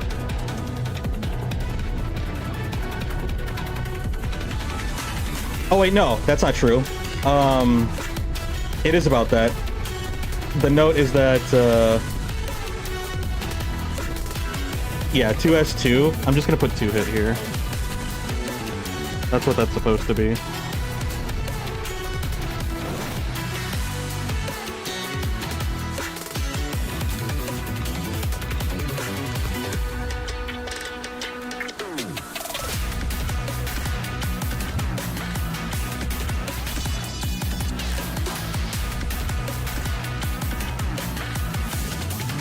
There we go.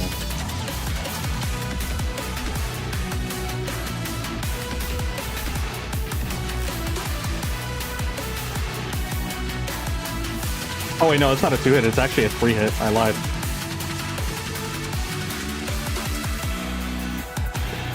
So let me see here. 1, 2, 3, 4, 5, 6, 7, 8, 9. Okay, so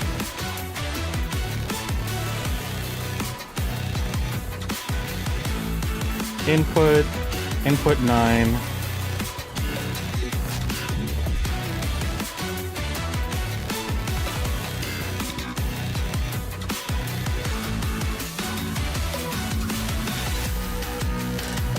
Harris 2, 3-hit.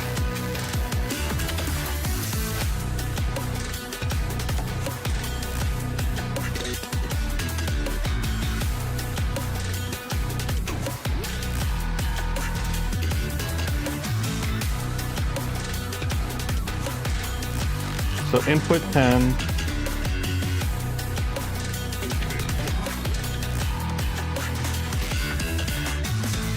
Timing press after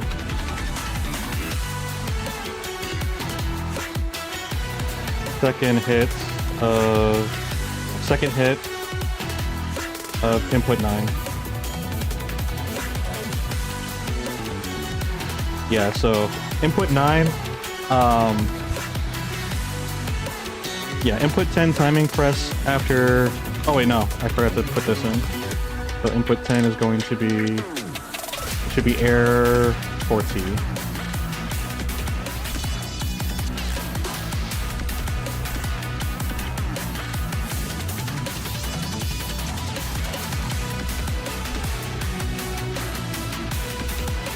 Yeah, input 10, air 4T, timing press.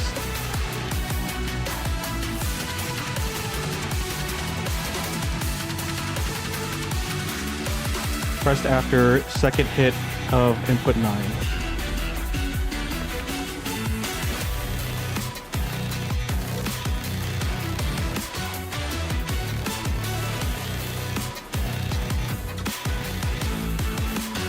Before third hit.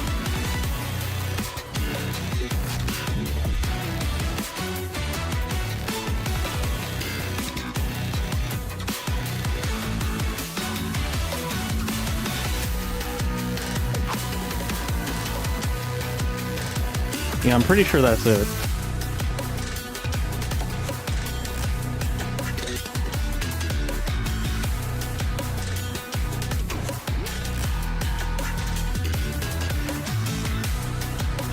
On to after. Yeah, it's gonna be on to after.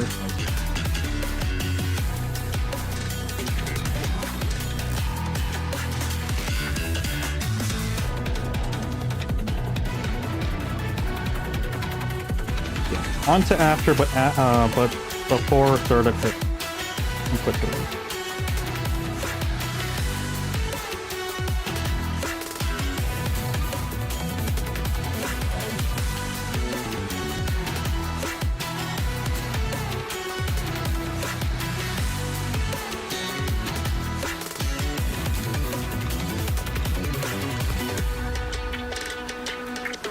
Maybe I'll play some Mega Bonk after this.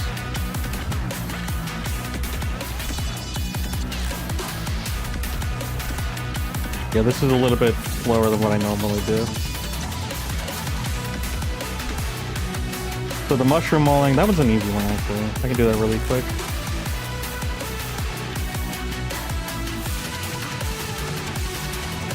I guess realistically I don't need to have this third one up here.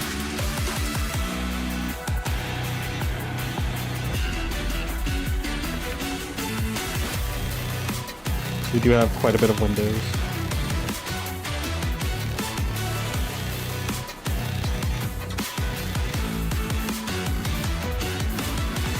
So I'm trying to think, yeah, I guess I could just do this one. But like, how would I officially make this a combo? Do I want to start like this?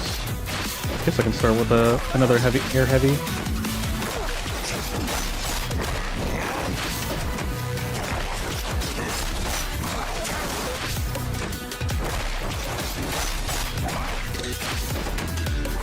Because it's actually going to be pump pounce, right? Yeah, it's just gonna be this.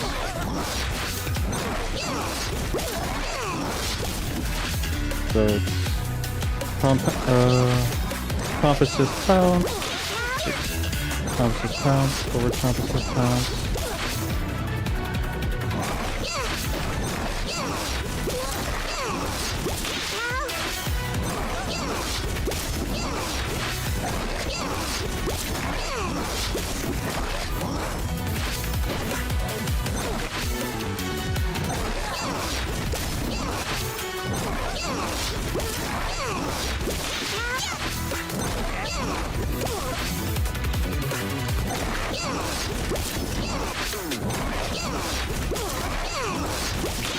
I keep tagging the third time and I can't be tagging the third time.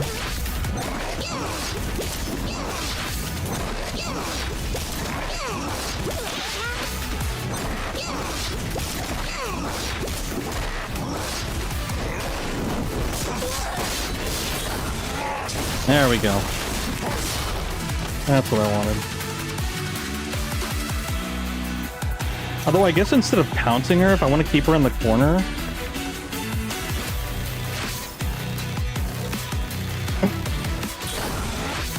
I could do chomp pounce.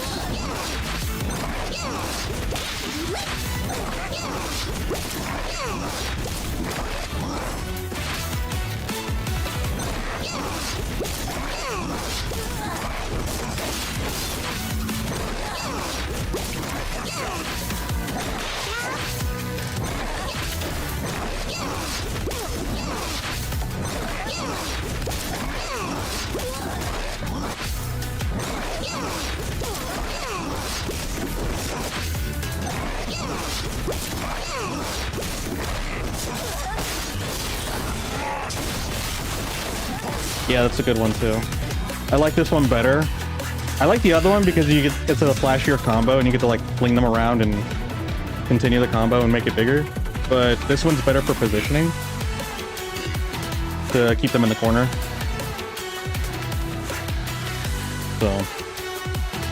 So that'll be mushroom mauling, and then yeah, that's a Warwick combo. So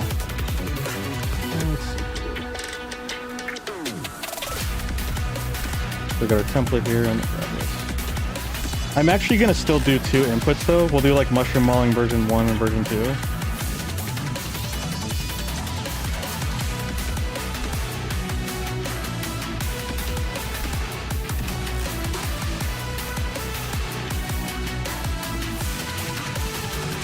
Do I call it mushroom mauler?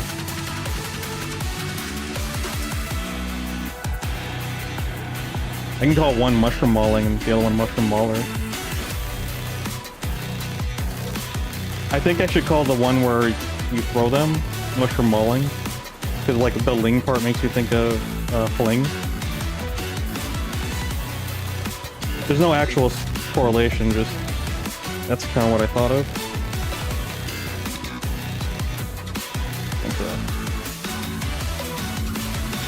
So this is a what kind of one is this? It's not. Oh, it's just a corner combo. Like it's just specifically designed for corner. Yeah, it's not a touch of death or a fury. It's nothing crazy. It's an assist combo actually. Yeah, that's what type it is. Because usually I'm like trying to find a purpose for it, and assist combos are designed to just take advantage of any assist features that Teemo has for us. So it is an assist combo, so we'll type that in there. I think this one's technically an assist combo too, but it's designed as a resource combo. But I'll still put those tags because it still is registered as an assist combo.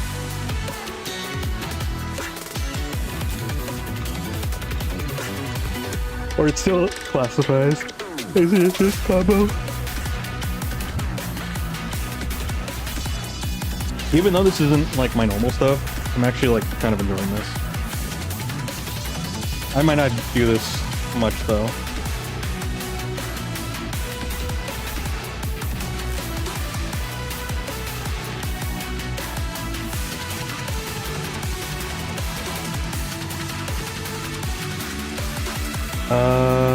I think the damage is 151, but let me do it again just to make sure.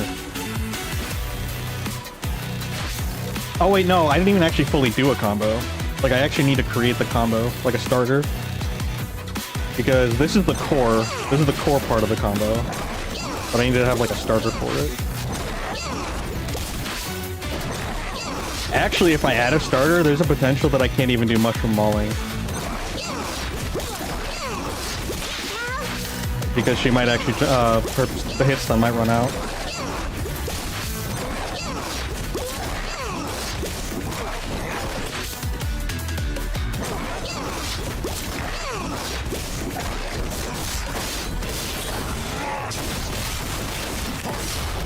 And that still keeps the meter up in a pretty decent range. Although it does drop pretty quickly if you don't have a follow-up.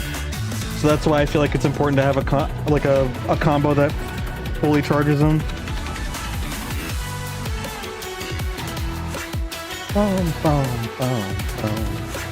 Alright, so how do I want to start this combo? I guess we can just do an air heavy, like the other ones.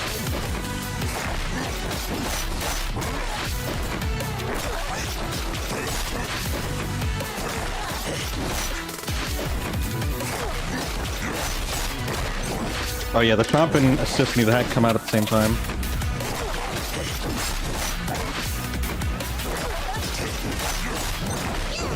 Oops, I didn't mean to do that.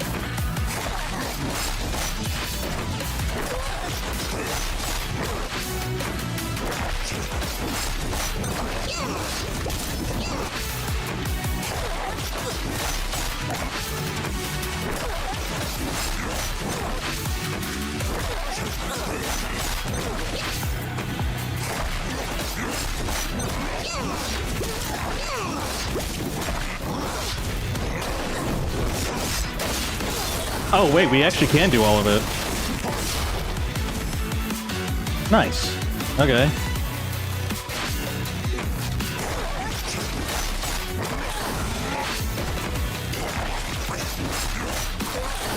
Okay, I can't do that. Oh wait. Oh, I'm pushing the wrong button. I'm pushing S2, I'm not pushing tag.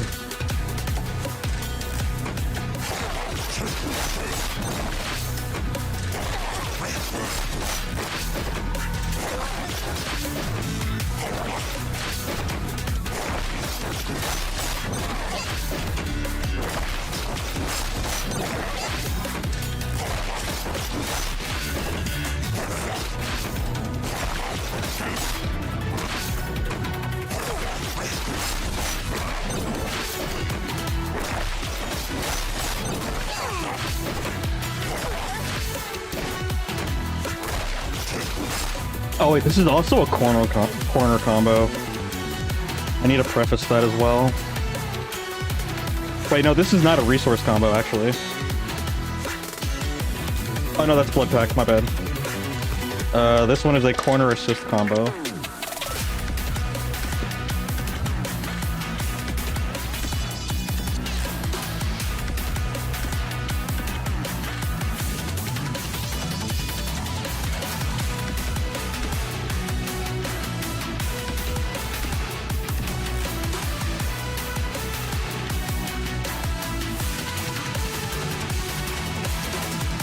I guess I can categorize it as damage, since the whole point. And then...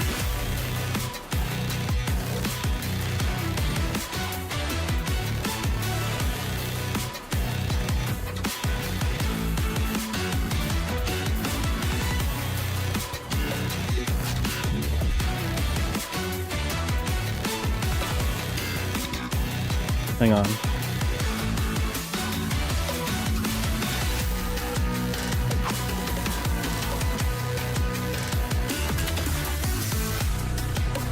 There we go.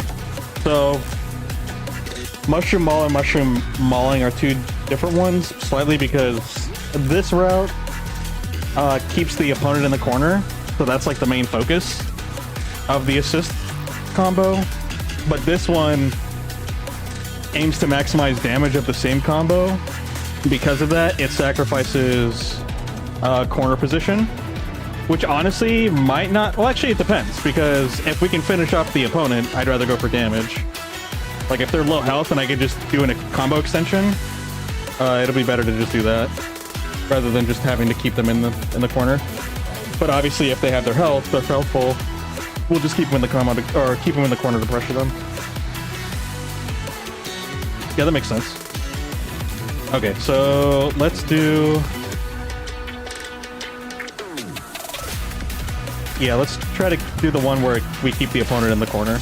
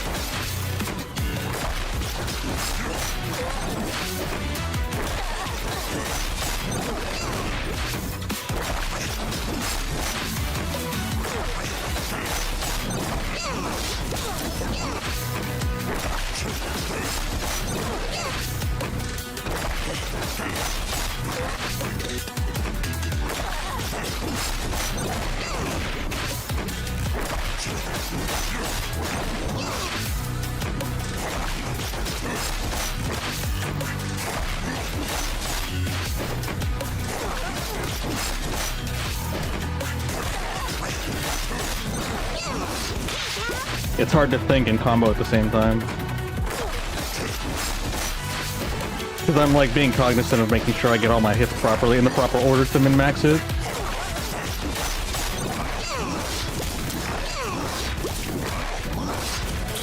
Oh, I did the wrong one.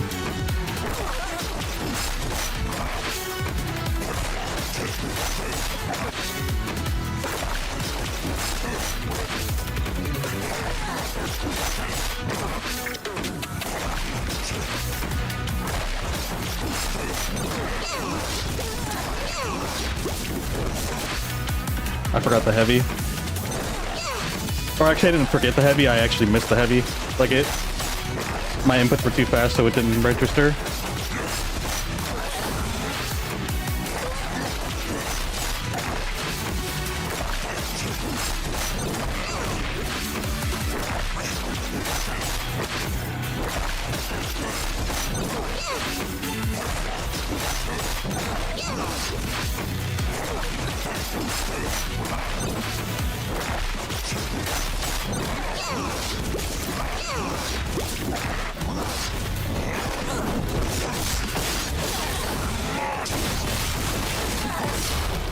And it gets break bonus, which I don't really know what it means, but I guess I'll put that in the notes, just so I know for future reference. So it does provide a break bonus. Pretty much all these combos so far seem to provide a break bonus, which is... I think the break bonus is actually like a buff for the opponent. I think it gives them more break meter. But I couldn't find anywhere to kind of confirm that assumption. So I'm not entirely sure. Oh wait, that's... it doesn't even type. And then break bonus. Yeah, break bonus.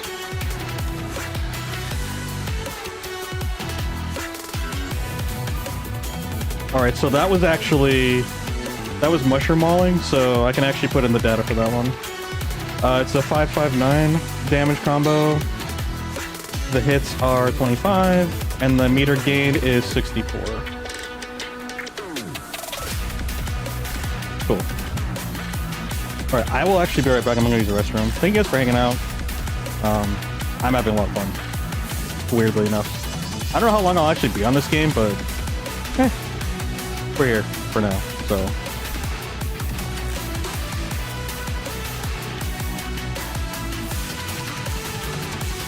Actually do this.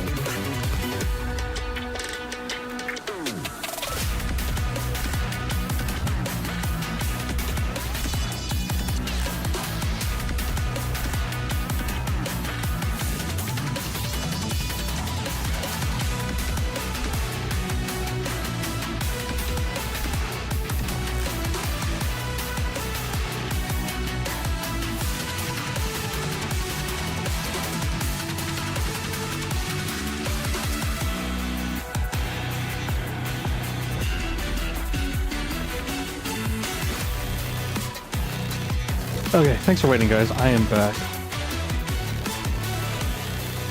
Alright, so... thought about it as I was away. I'm gonna change the names. Oh, hi, Rico. What's up, buddy? There you go, buddy. There you go, handsome. What are you doing, dude? Your booty's so high. Okay, bye. Alright, this one is going to be Mushroom Mauler. Mushroom Mauler. This one's Mushroom Mauling. Because you're actively being mauled, I guess. And then Mauler, like, that's not the premise or primary, but like he is something he can do, or he does do. But mauling is like you're actively being mauled. And that's what it feels like the whole time during the combo. And then plus Maulers kind of reminds me of Brawler. And Brawlers are kind of like damage archetypes. And this is a damaged move, damage focused move. So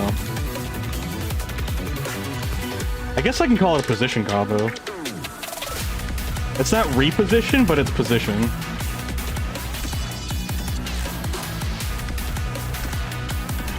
Maybe I should do that for this. Like, reposition. Because, like, it's still position. We're not repositioning, but it is still a position-focused combo.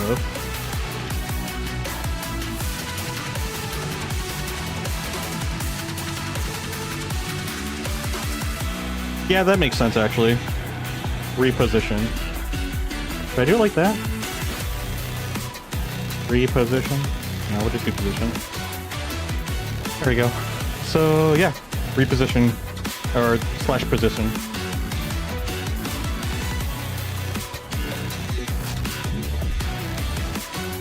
Burner carry switch. Yeah. That actually does make sense to me. And then we wrote down... Oh, no, we actually have to do the important part. Actually writing down the combo. Hold on.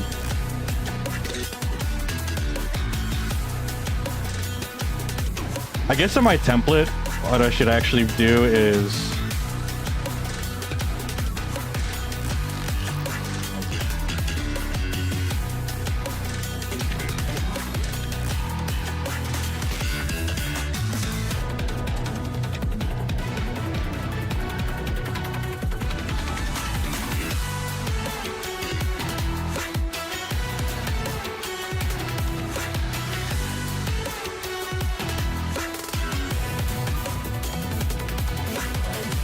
There we go. So we know that it is a ×2 assist.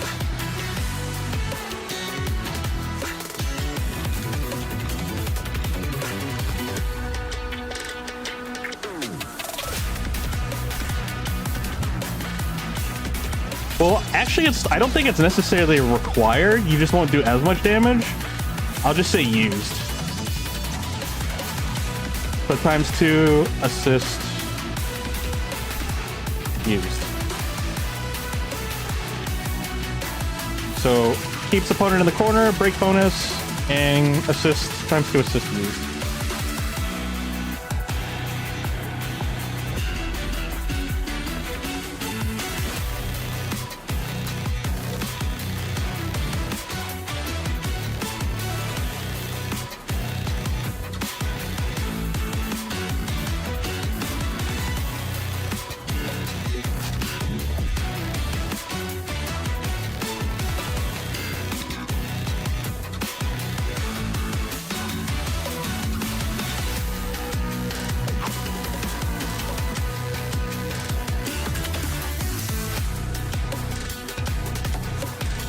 Okay, so Mushroom Mauler, the combo is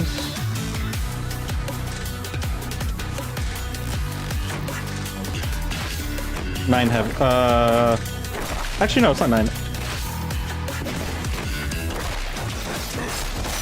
Yeah, it's 9 heavy. So Air 9 heavy.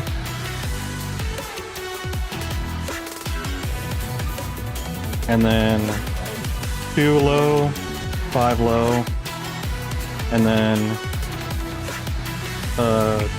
2, or yeah, no, 2 light, 5 light, 2 medium, 5 medium.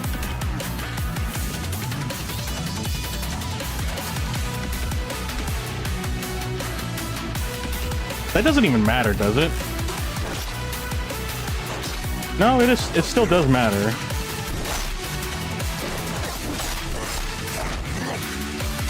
The question is, blocking a high, does that just require you to stand up?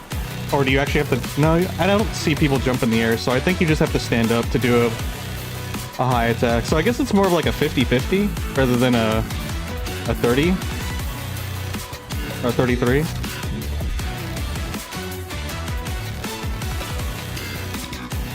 Okay, that makes more sense. Alright, so we'll continue with that. So we've got 2 medium, 5 medium, and then it's actually going to be... It's going to be 5 heavy, plus...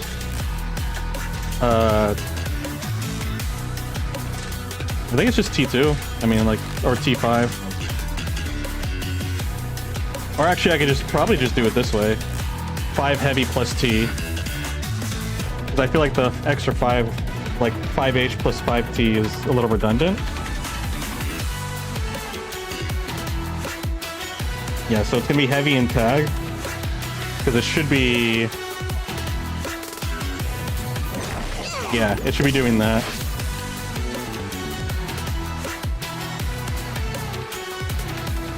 And then it'll be S1, so 5S1 for the drag down. And then we should actually be doing, I believe, 6T? Yeah, 6T.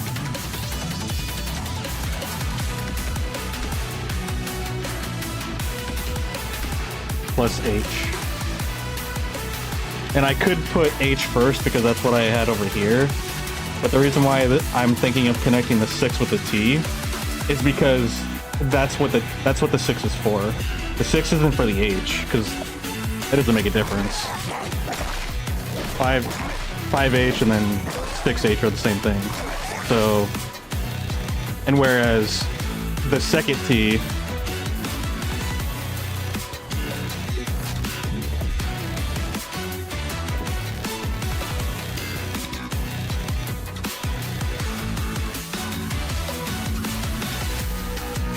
One, two, three, 4, 5, 6,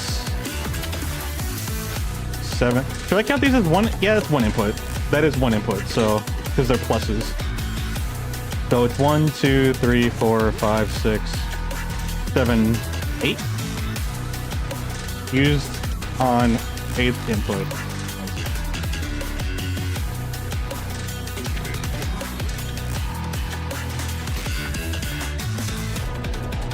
Yeah, that makes sense. Times 2 assist used on 8th input. I'm not even going to put the word assist there. I feel like that's unnecessary. It's too big. We want to condense it to make it more efficient. So after that, she pops up again, and then it's another... Yeah, 5S... So... 5H plus T... She pops up, 5S1, and then we do forward T, or yes, forward tag plus heavy again. Then she'll pop up again, and then we'll do another 5S1. But after we do the 5S1, I think we do a 2. Yeah. No, can we actually do that? I don't think we can. Hold up, let me see if we can do that. Maybe we can do a launcher? I think she's taking too much damage for us to do that, though.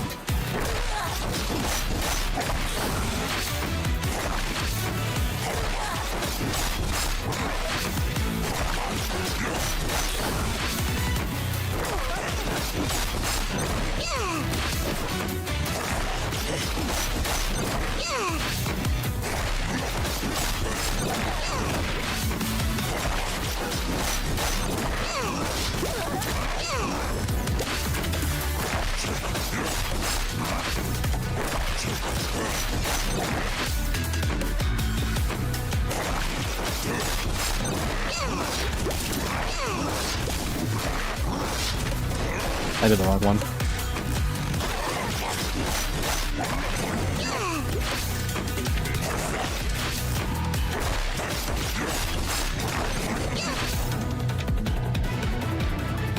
Hold on, let me write this down before I forget.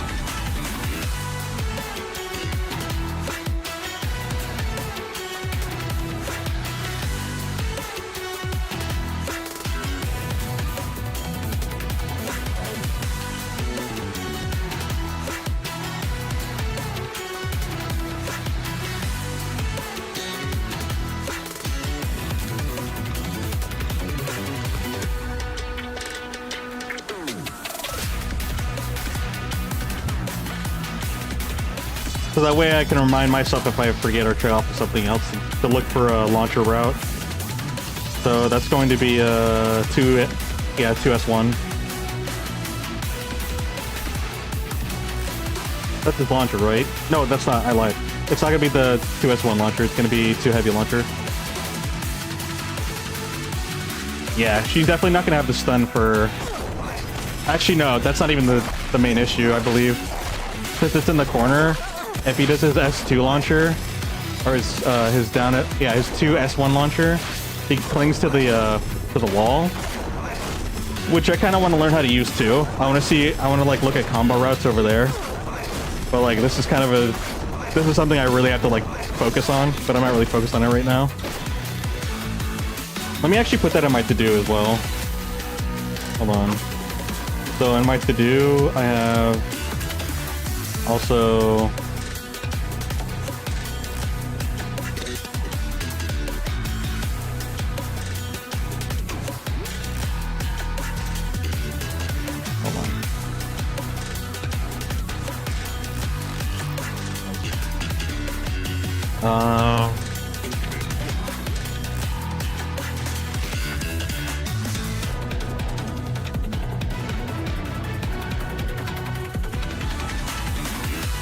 wall clean combos.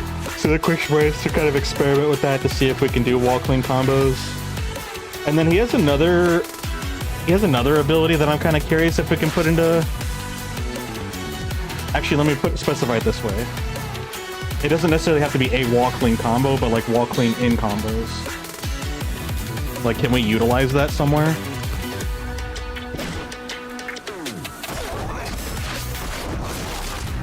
Yeah, that move is kind of weird to me. So we can't do a heavy because heavy's more of a...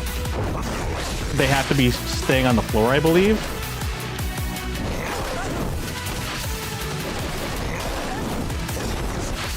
Wait, hold on, let me see if this actually works.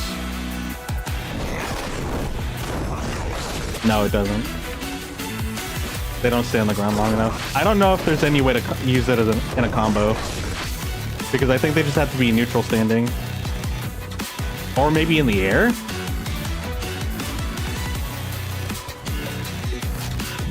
Huh.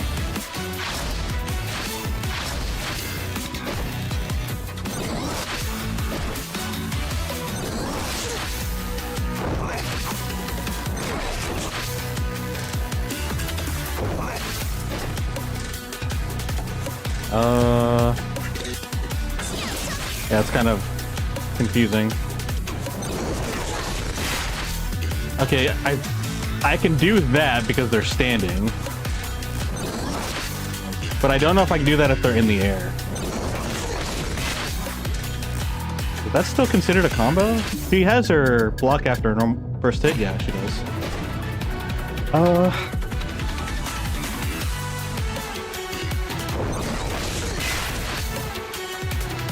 So this is a 2-hit combo? No, it's only a 1-hit combo. So that did count one of the darts. Okay, yeah.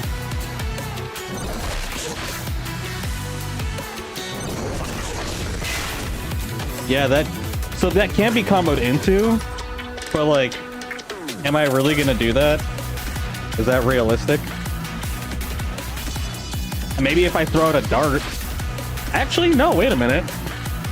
No, because it's still considered a high, and I think just standing there covers it.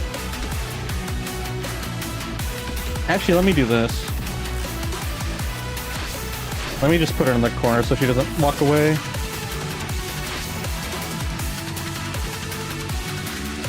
If I ever do that, does it loop it? Kinda, sorta. Let's just make sure it's longer.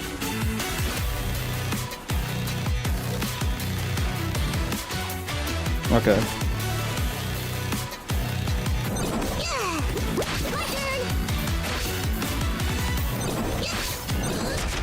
Okay, so she's blocking that.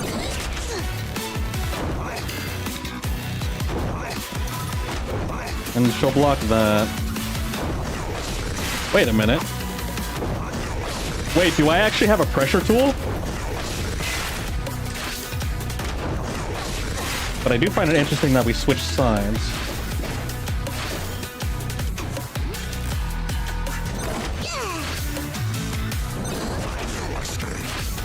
No, I don't think I do. I think if she's blocking, it doesn't count. That's kind of understandable. That'd be kind of broken. So they made it where, like, if they're blocking, you can't, like, stun them and force them into getting hit. Because there are kind of... Yeah, there are some games that kind of do that. And by some games, I mean Marvel vs. Capcom. You can lock the opponent in a situation where no matter what they did, it would guarantee a hit. So oftentimes you'd have to do a lot of like chicken, what is it called? Chicken blocking? Where you have to block in the air, like to make sure that you didn't get hit, because blocking in the air, there's only one route to hit them, and that's like, and they can block it. Whereas like high and medium, or medium and mid to low, that's how you get around the blocking. But if they're blocking in the air, there's no way to get around it, minus a throw. Huh. Oh, that's another thing too. Air throw combo for Teemo, and then Warwick throw combo.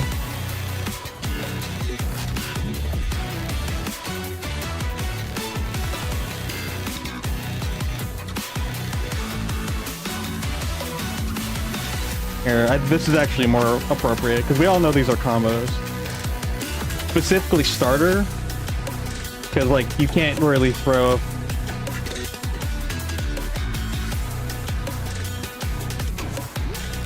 in the middle of a combo unless you're a grappler. And we're not grapplers, we're rush down in range.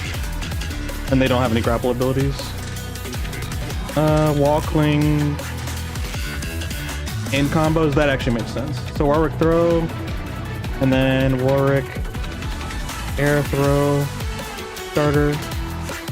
So I kind of want to explore that, see if there's a starter there.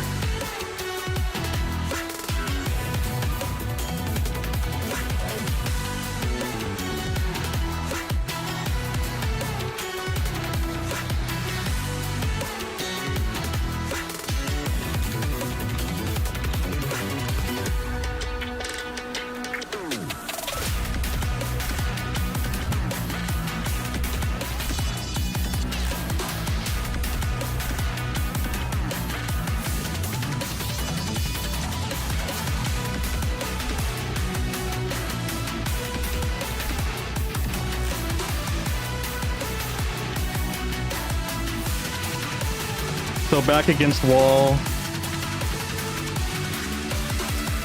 We already pretty much have back against walls, so I don't combos. So I don't think that's really necessary anymore. I think we're done with this one.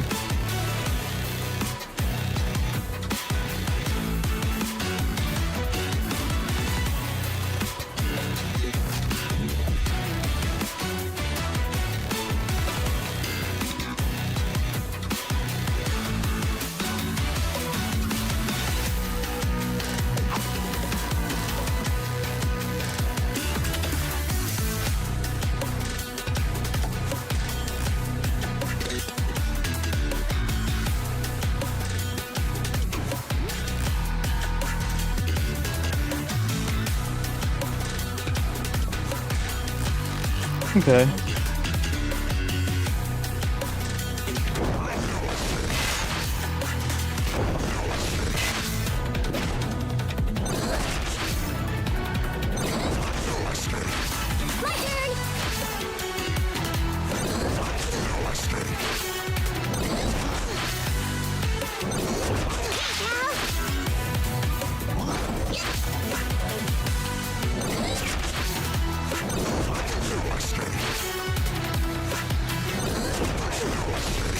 Okay, I can kind of delay it. So, like, it could still be a pressure tool.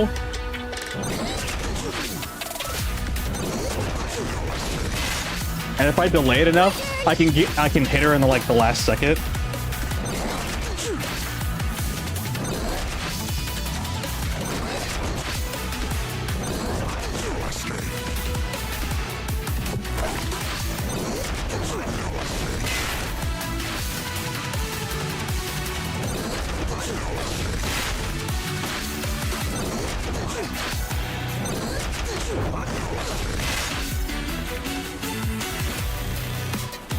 That'll be interesting.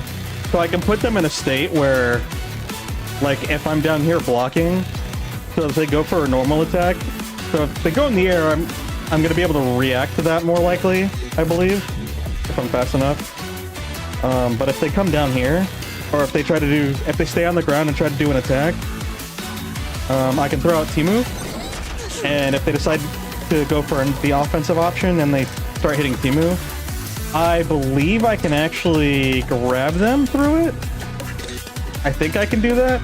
I don't know. I'd have to actually experiment with like a real life fight or like somebody else. Why is her waist so bouncy? Like that doesn't look normal.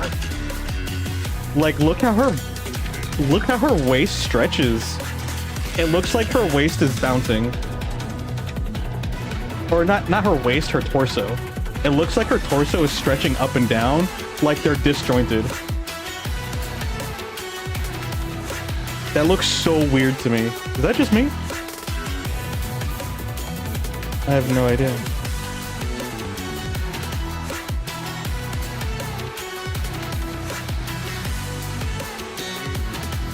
Or maybe she's swaying side to side and because of the angle, you can't really see her way to the left. That makes more sense. If I look at it like that, that actually makes a lot more sense. Yeah, no, that's normal. It just, the angle makes it look like it's just bouncing and it's stretching rather than actually like folding back like left and right.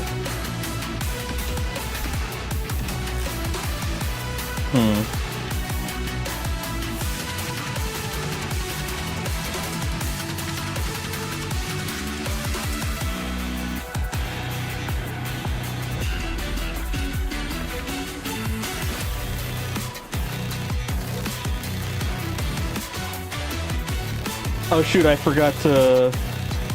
Or, I don't think I forgot, I think I deleted it. Because I'm pretty sure I put in the number. Let me get the number again. This one's a blood pack? Yeah, this is, a blood pack.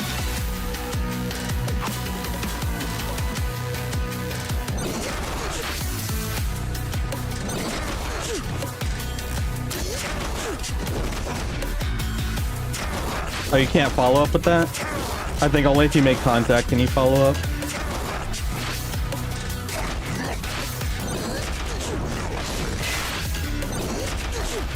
So once I see that Timu's attack goes through, I can actually throw out the first hitbox, which should give him my third stun lock, and then I can jump in the air, and they could potentially just like not.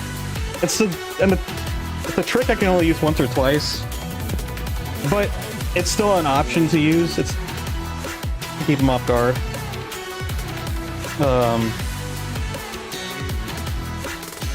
I still want to put that in there somewhere, so let's make a new category and just call it tools.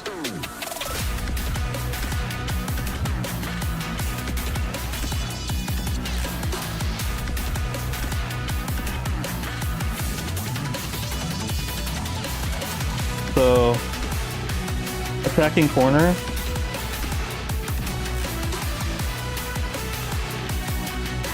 to be a 5T.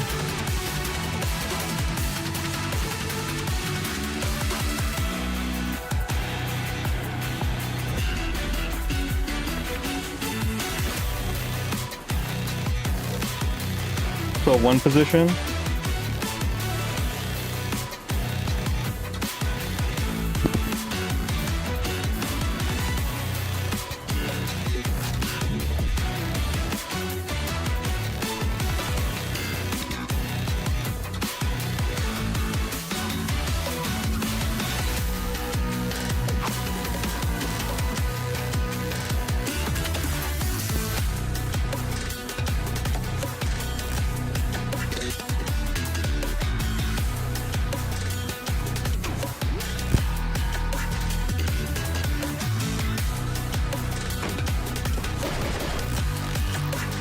So position 1.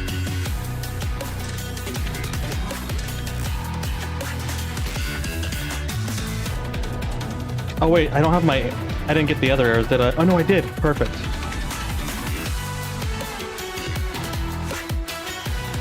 Yeah, because it's not an actual combo.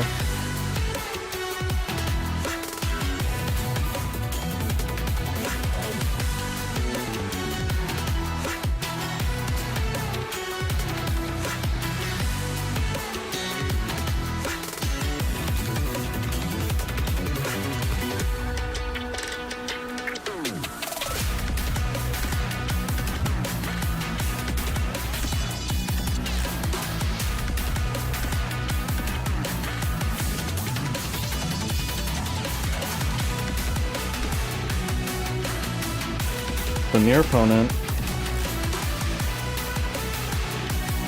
And then you should call out, it should be 4T. So you call out 4T. And these arrows are going to indicate that that's not an actual combo. It's a, I believe it's actually called a string, technically. Well, a block string. Oh wait, no, I have a block string category, so I can still put it there. I did account for that.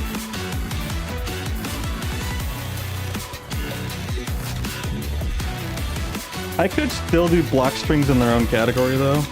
I don't know if there's going to be a whole lot of block strings.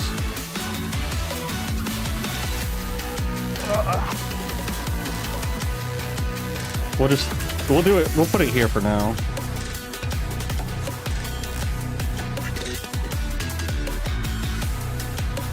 Actually, no. I'm gonna... Oops. I didn't mean to do that. We're gonna take this out.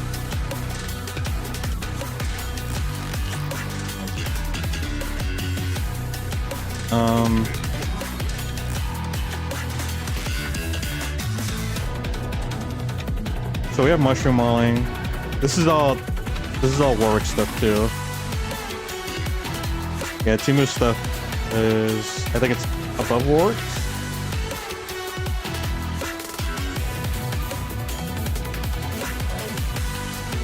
I don't even know how long I made the banner. No, we'll just do that for now. And then Timo is up here. Timo. So Timo's up here.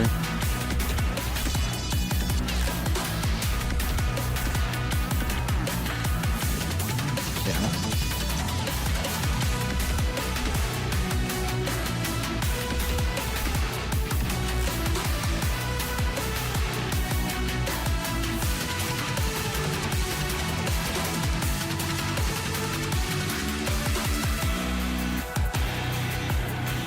Yeah, I don't have a name for this one. I don't feel like I'd really...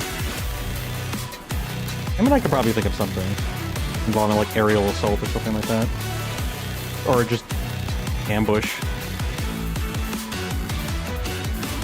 Actually, yeah, just call it ambush. Ambush or guerrilla warfare.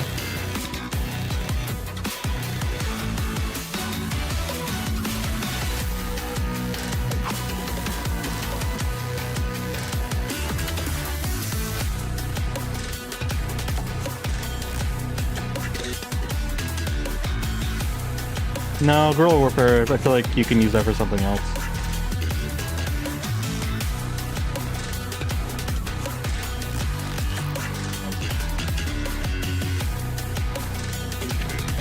I don't know, Primal Ambush. I'll think of something. This is just kind of like a placeholder if I don't think of anything else.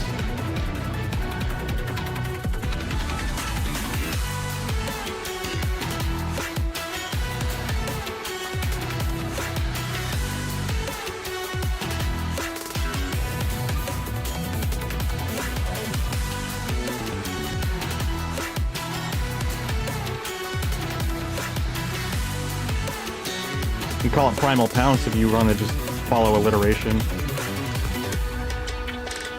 What is the actual move called? That can give me an idea of what to name it. Naming is not necessary, but I like naming it. It's kind of part of the fun. It's a fun part of the process.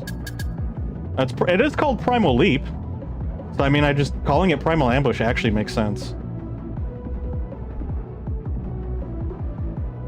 Yeah, I think I'll actually stick with that name for now, unless I think of something better. Just call it Primal Ambush. Alright, not bad. And it'll be here because it is a block string. So what it's supposed to be is one position, and then you're supposed to go to T4, and then it should be 2S2, right? No, 2S1. It's gonna be 2S1. And it's gonna be a tap, not a charge.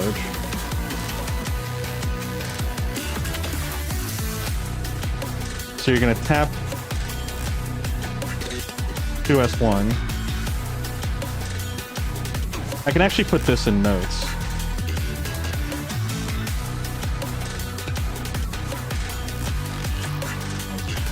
Do you actually gain meter for attacking a blocked person? I think you do. You do. But interestingly enough, even though we gain meter, the meter gain counter does not account for it.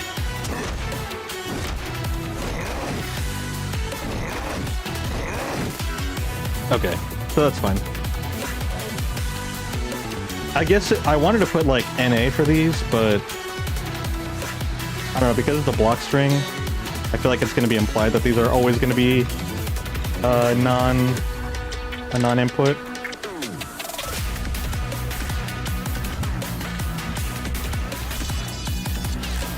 Yeah, that's fine. I'm going to not waste space. I'm not going to add like extra space. It's just going to be more clutter. That's not needed. So we'll just skip all that and just put notes.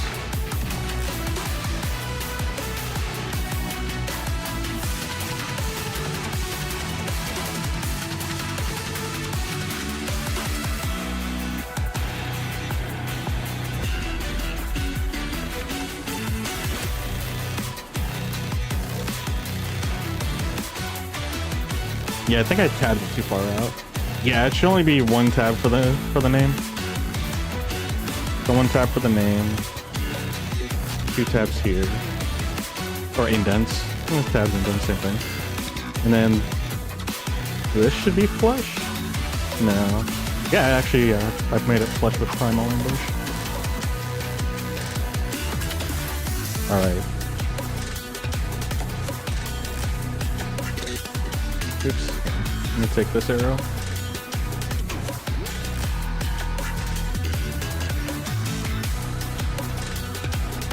And then it should just be S1, so 5S1.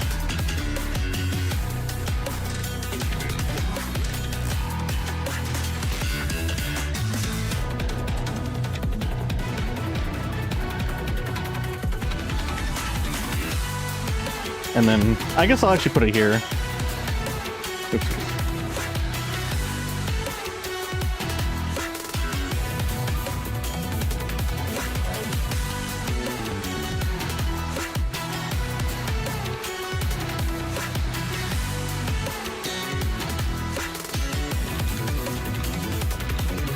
Is it considered a hard knockdown?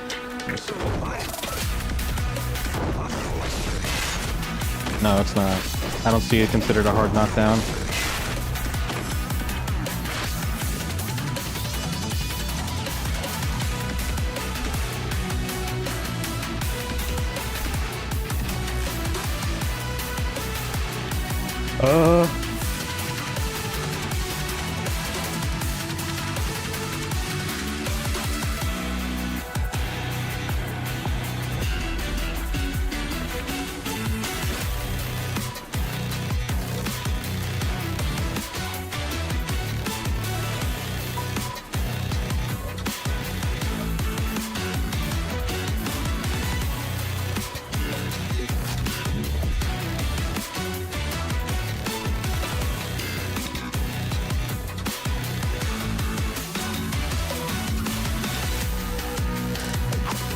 don't know how to write this in a very short format. That's why I'm drawing a blank.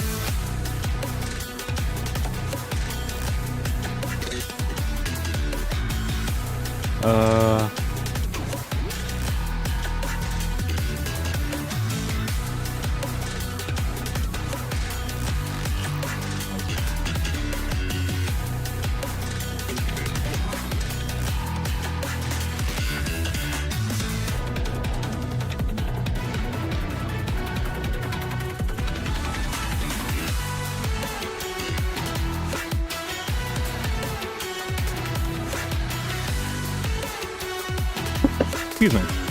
I guess that's the best I can do it. Delayed attack can lead to grab. Or just opening. Yeah, I don't really know a good way to put that, to be honest. Primal Ambush. I guess that's a new string, a block string combo. And then I need to grab... Oh yeah, I need to grab Mushroom Mauling. These aren't even these aren't the real numbers. Let me just do this, so that way I don't put, you know... We'll just do this. I should already know. Like, I don't need a sample, I just need the template.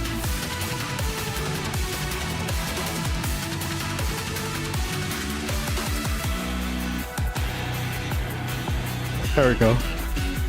That's great. Oh, excuse me.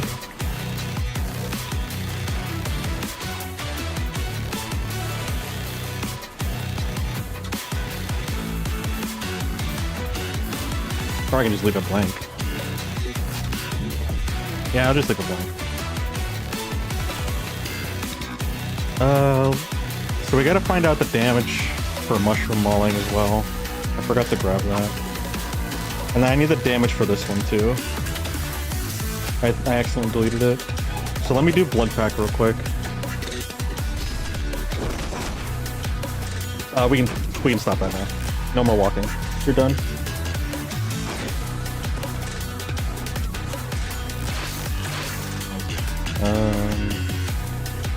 How do I have it?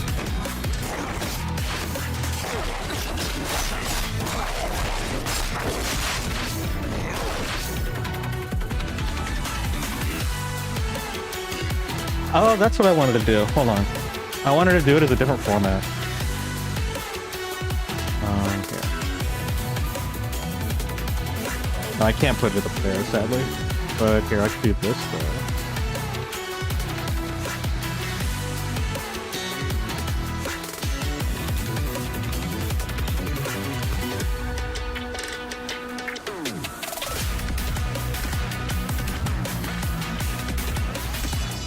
These are combo details.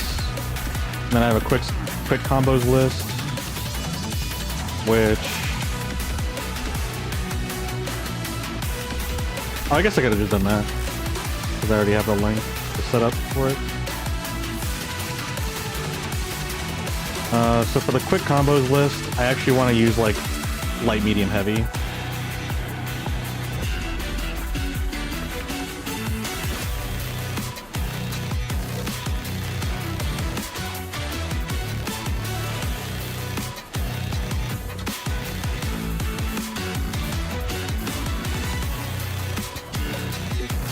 Hold on, let me see.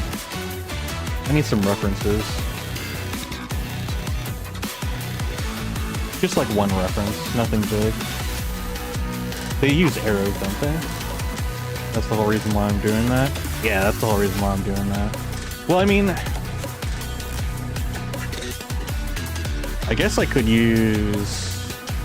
I could actually change the purpose for these arrows into that. And then use these as directionals. I should put the directionals over here, actually. Actually. I don't... Fortunately in this game, we don't need circles. We don't need quarter circles and half circles. Or full circles. I wonder if there's a quarter circle. I didn't find one. But I don't know if I was really looking. Or I don't recall actively like coming across one. Oh, I guess I could use these ones, actually. Let me use these.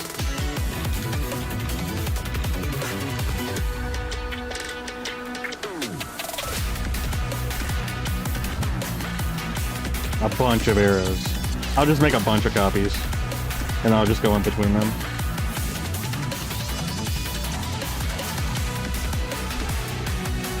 Oh, that's why it's going down. That makes sense. So it's just air H and then L2, right? Yeah. But it's actually going to be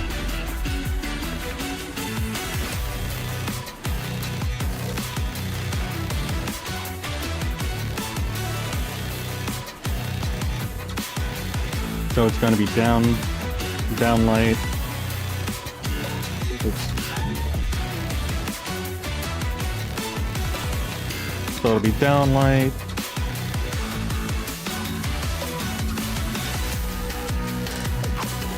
Down light, light.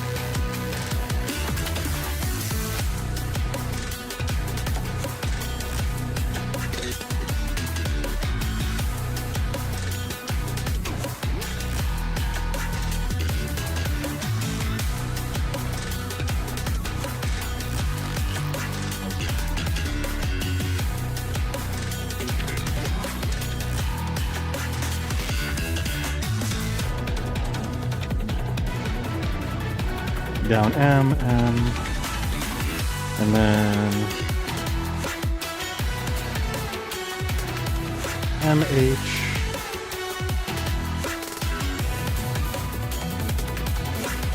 and then 2 S1 charge, so it's going to be down S1,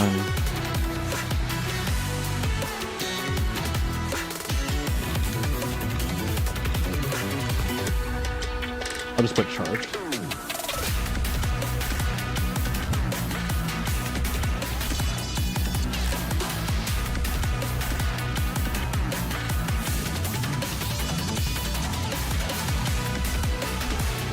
FC for full charge, maybe?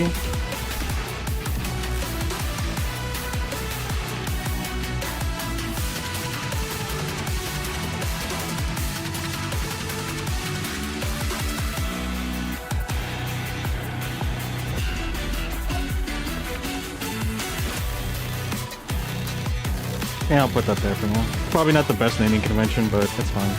It's just I want to compress it as much as I can.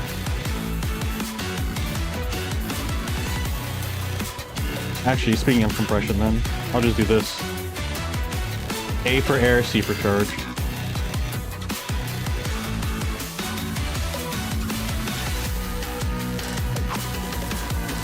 I can also make a legend.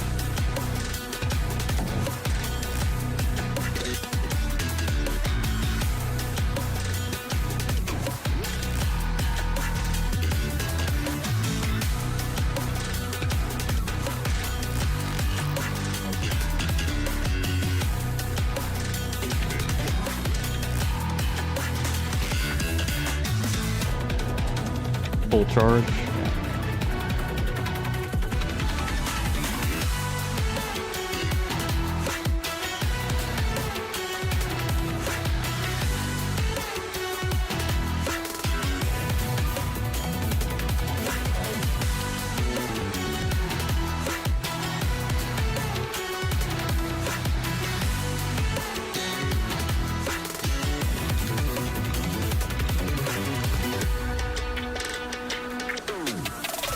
Actually, no, I don't even have to do it in parentheses. I just do that. Almost looks like formulas. So air, full charge, and then we'll do PC for like partial charge. Or HC for half charge. No, because H represents heavy, so I don't want to mix those two. So we'll use, yeah, PC partial charge.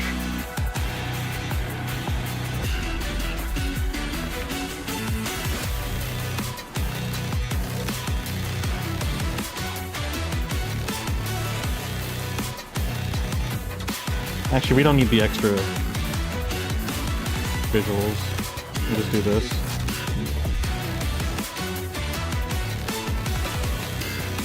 There.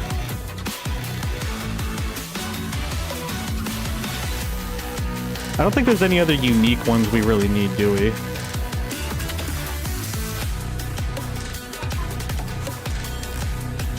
I could do like X number for like a multi-hit.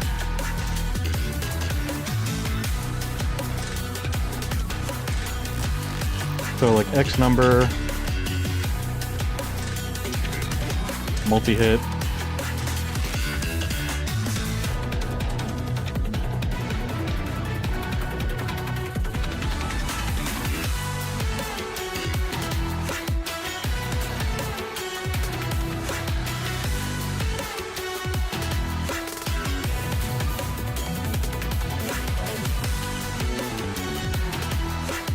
I'm trying to think of how I would format it for the assist, because the assist has to come out before or after hits 2, and before hit 3, the 2 hits, and then before the 3rd hit. I think I have an idea to compress it properly. I'll probably use fractions, so we'll probably do like a, what is it? I think it's down S2. Yeah, down S2. 2/3. Yeah, we'll do X2/3, and then after that we'll do back T for the assist, and then probably S. We'll do another after that one. It'll be 2S as well. But I'll probably have to keep it the same, just so that way it's consistent.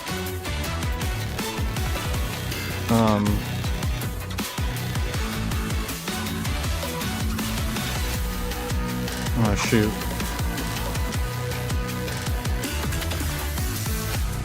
Now I found a flaw. I don't know how to explain it easily.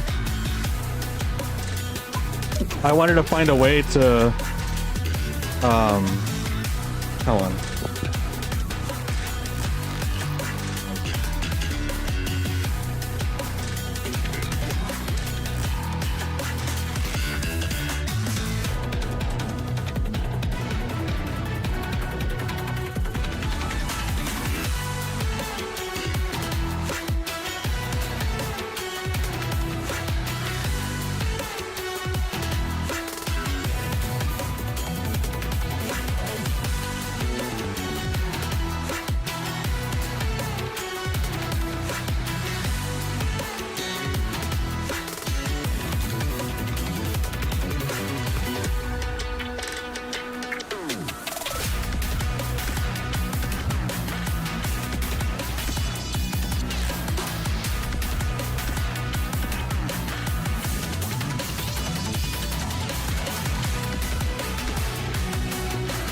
Alright, sorry about that. I got some food that I'm gonna snack on. Yeah, I wanted to find some way to indicate, to tell, to signify that you have to do the next move on after the first 2 hits, which it works for the 2 out of 3. But how do I individually tell that you only need to... Actually, I don't have to. I was gonna say I wanted to find a way to tell them, oh, after the just like after the tag out, the 3rd hit's gonna happen, and then you're gonna move on to the next part. But realistically, I don't need to do that because it's gonna go automatically. It doesn't require, that information isn't needed because it doesn't require input from the user.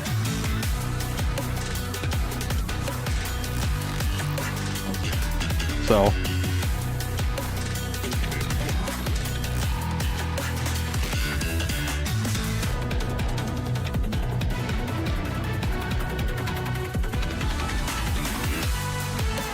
actually, yeah, that works out.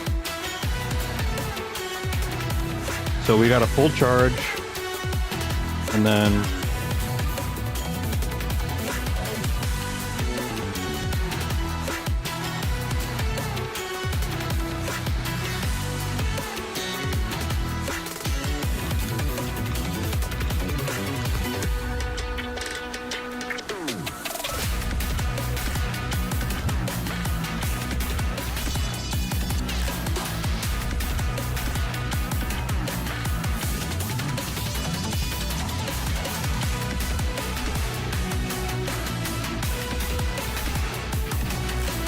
Boom, boom, boom, boom.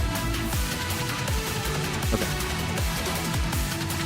So it should just be... Oh wait, no, this isn't... We don't need an S1 charge. We need, S2. No charge. Yeah, it's just S2. It should just be down S2? Yeah, it's gonna be down S2. Because this is gonna be the blood... This is the blood pack combo.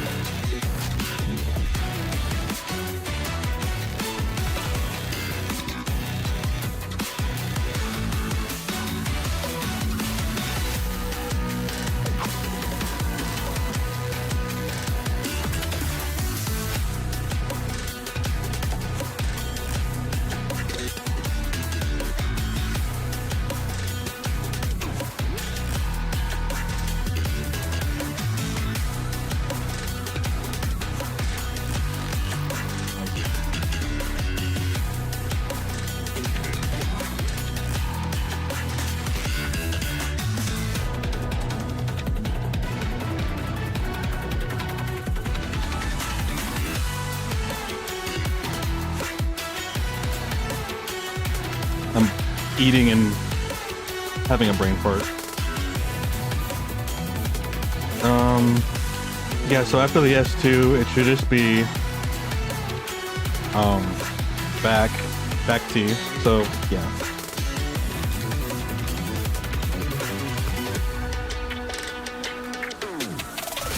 I don't need to actually put that tag.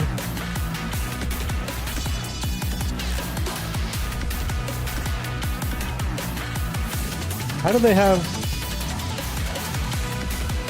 Oh, they actually put pluses in between them. I didn't realize they put pluses in the... I mean, I guess I can put pluses, but I feel like it's not necessary. Because, like, this is implied that they're together. I feel like I don't think I need to do this. But I guess it kind of adds a little bit of legibility, right? You know?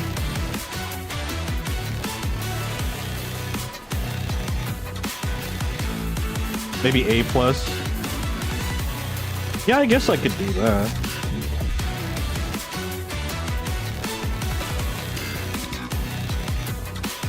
Question, hold on. What about air combos?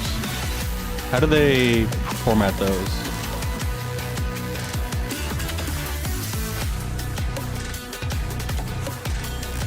I know I've got some air combo references here somewhere. What? Oh, they use arrows. I totally forgot. That's the whole reason they have the up arrows. I don't need air. I don't need an air indicator.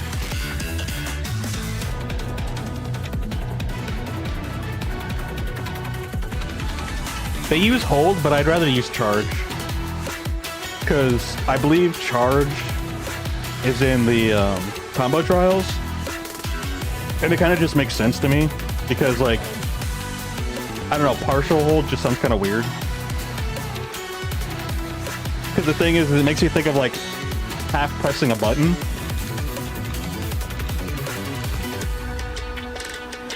And, like, hold is, like, an indefinite action.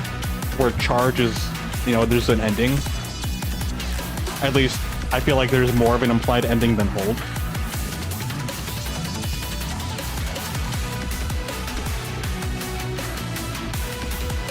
Okay, yeah. Well, shoot. That actually clarifies some stuff.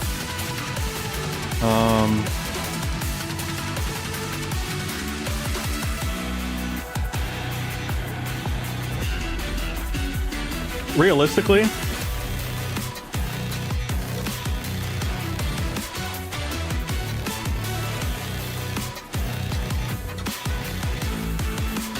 I guess I'll just use this arrow.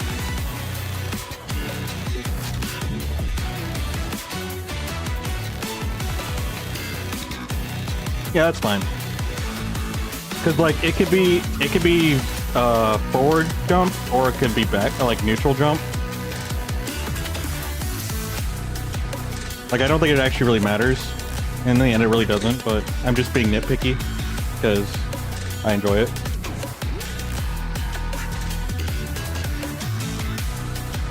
I'm trying to be as efficiently technical as possible. So if I did this,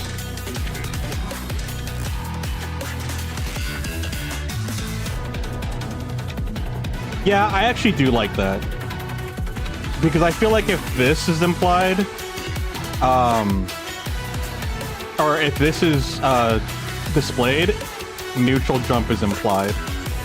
I feel like it would be more implied than forward jump and a new being implied in the neutral jump.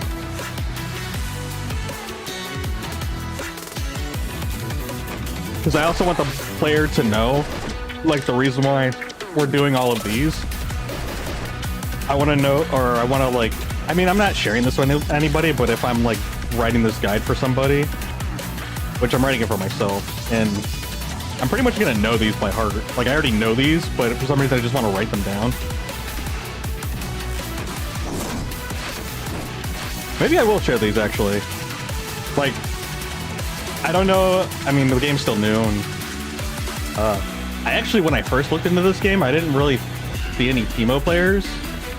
So I thought Teemo was one of those, like, less popular characters. And I'm like, oh, okay, cool. I actually like playing, like, less popular characters or unconventional characters. Figured since he was so small and, like, chibi, cutesy looking, maybe all the cool kids didn't find him as appealing. But apparently, I think it's probably because of his toolkit and, like, his power. But people are recently discovering that he's really strong, and I think that information's going about, so more people are probably picking him up. So I think he just, like, I think I just came into a time where Teemo, like, in the community's timeline, I'm at the time period where Teemo just happens to be considered really popular.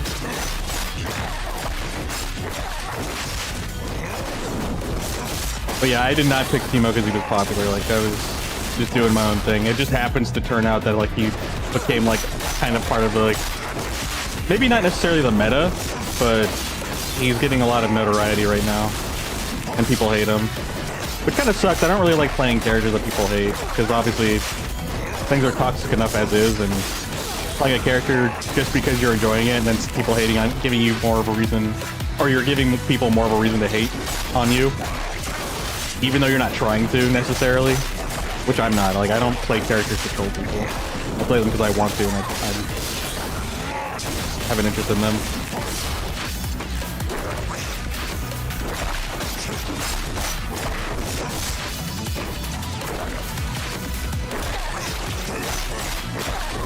But yeah, I think, and then Warwick is pretty popular, obviously. And he's not, like, Echo level popular, or, yeah, there's tons of Echoes from what I've seen, like, when I was watching people and doing, like, study, or, yeah, just observing. And then Yasuo. Yasuo is super popular as well. And then I think Ari's pretty up there. Like, I don't see a bunch of her, but, like, when I do, she's definitely a menace. So there are Aris out there. He's definitely up there versus, like, the grappler guys. Like, the big robot and the big brawler with the shield. I almost never see those guys. So, actually, not almost. I don't think I've ever seen a fight with them in it from when I was watching people. Just play randoms online specifically. Like, no one chose that character. It was honestly like these characters and Echo.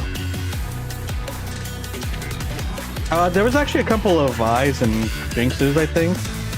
I've seen like 1 or 2 Jinxes, but I would say Vi is probably the one that was active that I saw, but at the same time he was like lowest on the list.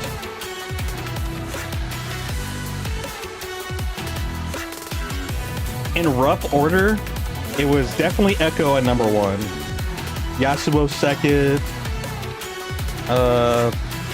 actually Teemo third probably. No, Warwick third, and then maybe Teemo and Ari. Yeah, because I actually did see more Teemos than Ari, surprisingly. Which again, like when I initially looked around, it wasn't like that. But then a few days later, people were like, "Oh my gosh, Teemo!" And then A lot of people started picking up Teemo. It looked, or at least that's what it looked like to me. I don't even know because I wasn't like following these people long enough to know what they had and then what they decided to pick up.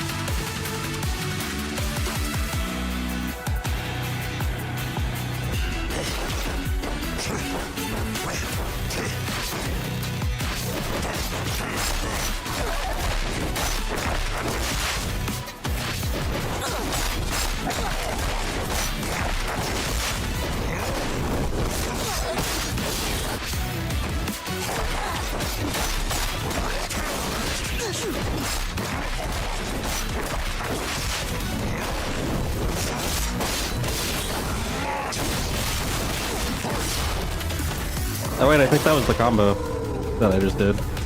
Let me put down the number. That's actually what I was missing from this combo. This is the blood pack. Yeah, 29, and then the meter gauge is 84, and the damage is 554. Okay, cool. So I filled that out. It's a resource assist. Yeah, it's a resource assist combo. Yeah, and then it gives break bonus, which I don't really know how important that is, but it is still like a factor or an element of the combo. So I think it's still like logical to annotate it. Yeah, I think I will share this combo sheet once I'm done with it. I don't know when I'll be done with it or if it'll ever actually end, but I think when I get like a healthy portion where it looks, where it's relatively complete, where it just seems like it's rounded together.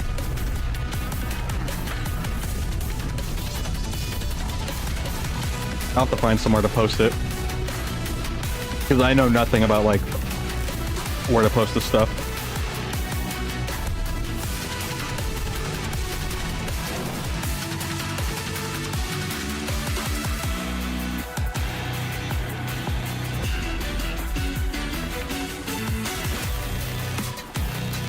Sorry, I'm eating some more.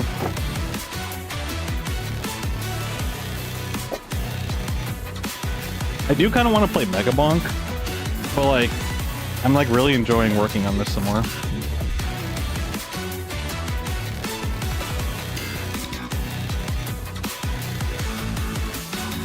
I think I'm just gonna keep working on this.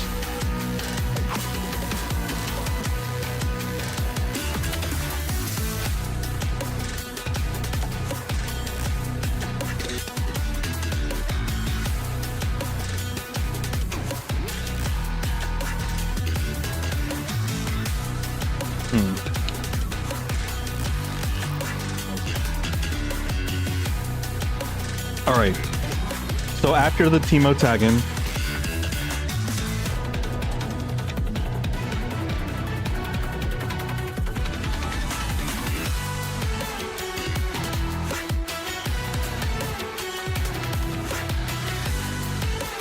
oh, this is where I'm supposed to have it, the fraction.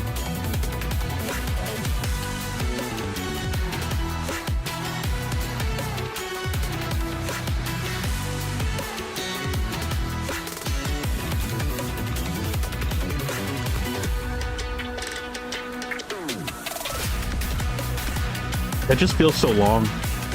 I want to make it shorter.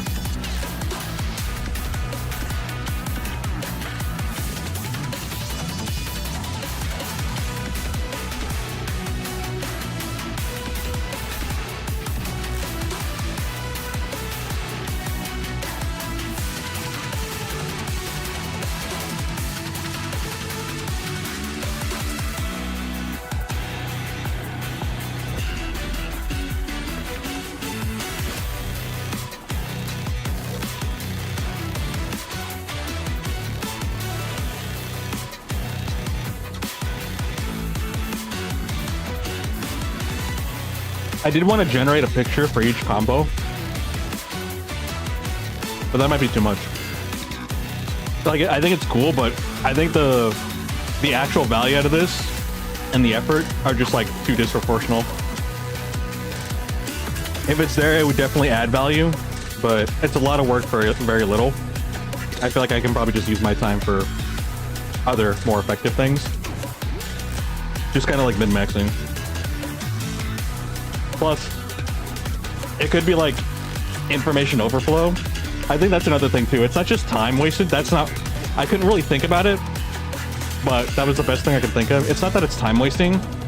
I think it's just more information clutter and information. It's clutter. It's not information overload because it's not like a lot of information, but it's taking up a lot of space, and I feel like it doesn't give a whole lot of information that the player isn't already gonna know. It's kind of like mansplaining or over-explaining something. I feel like that's what this is, and it's not necessary.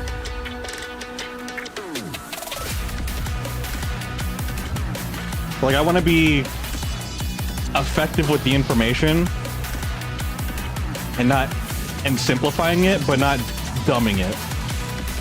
And it's, I don't even know if it's dumbing it. It's just more of, I don't know. It's like giving a whole presentation on what the number one is to somebody. You don't really need a whole presentation. Or like one of those things where you're in a meeting and it's like, this could have been an email. It's one of those things. Like, this could have been in an email. I could just say right, center, or left. I don't have to draw them a picture. I just thought this was fun. It was just more like, this was more for just for me. Just for fun.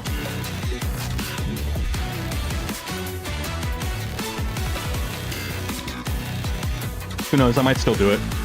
But I gotta get, like, my focus right now is to just get the raw information down. And kind of, like, organize it a little bit.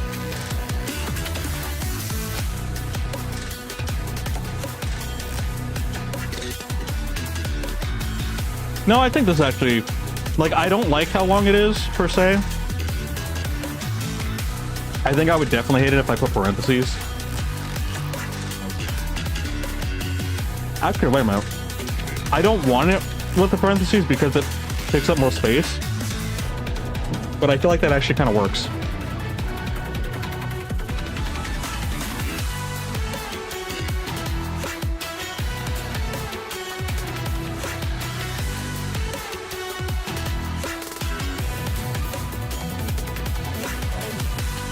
You are gonna kind of have to like dissect that for the, like, if you're looking at that for the first time, I feel like visually you have to dissect it a little bit.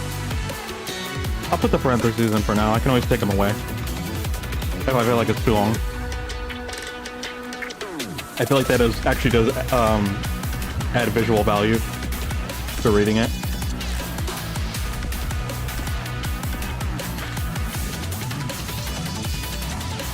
Do I dash? I don't think I actually pressed the dash button, but I do dash manually.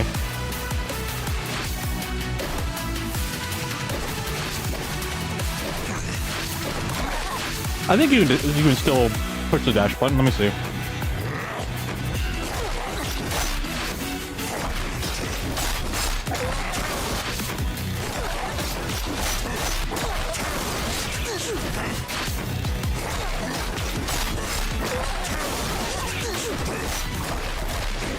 Did I push it twice or once? I pushed it twice.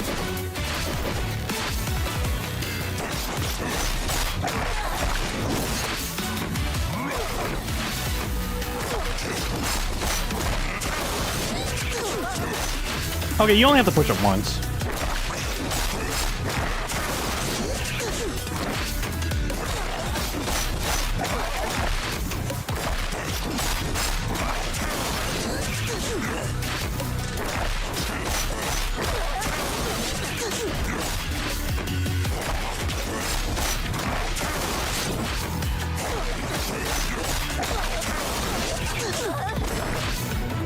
I'm used to double tapping for dashing, so now that I'm trying to think about using the dash button for this attack, it's actually throwing me off.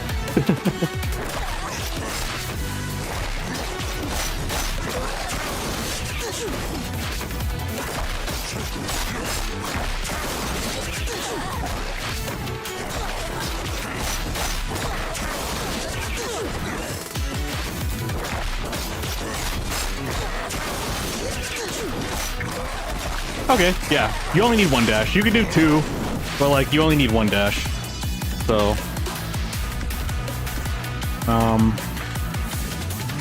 yeah. Yeah, just a dash.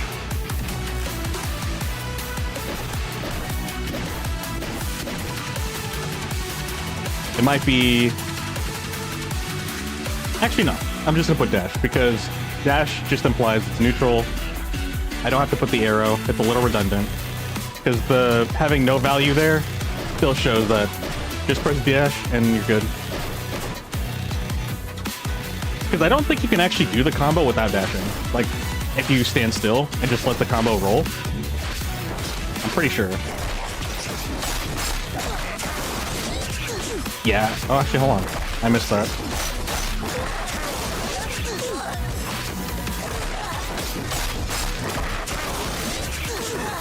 Yeah.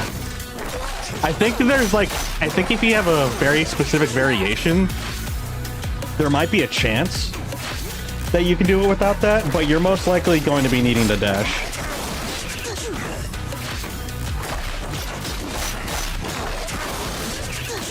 Yeah, no, you need a dash.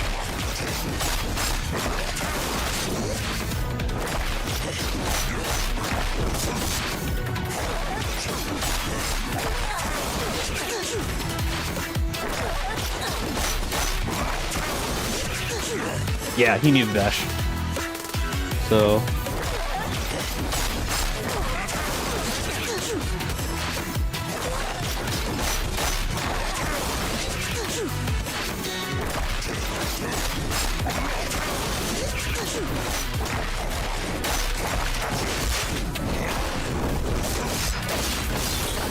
Okay.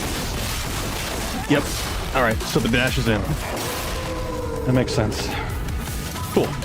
Alright, so we got our dash in.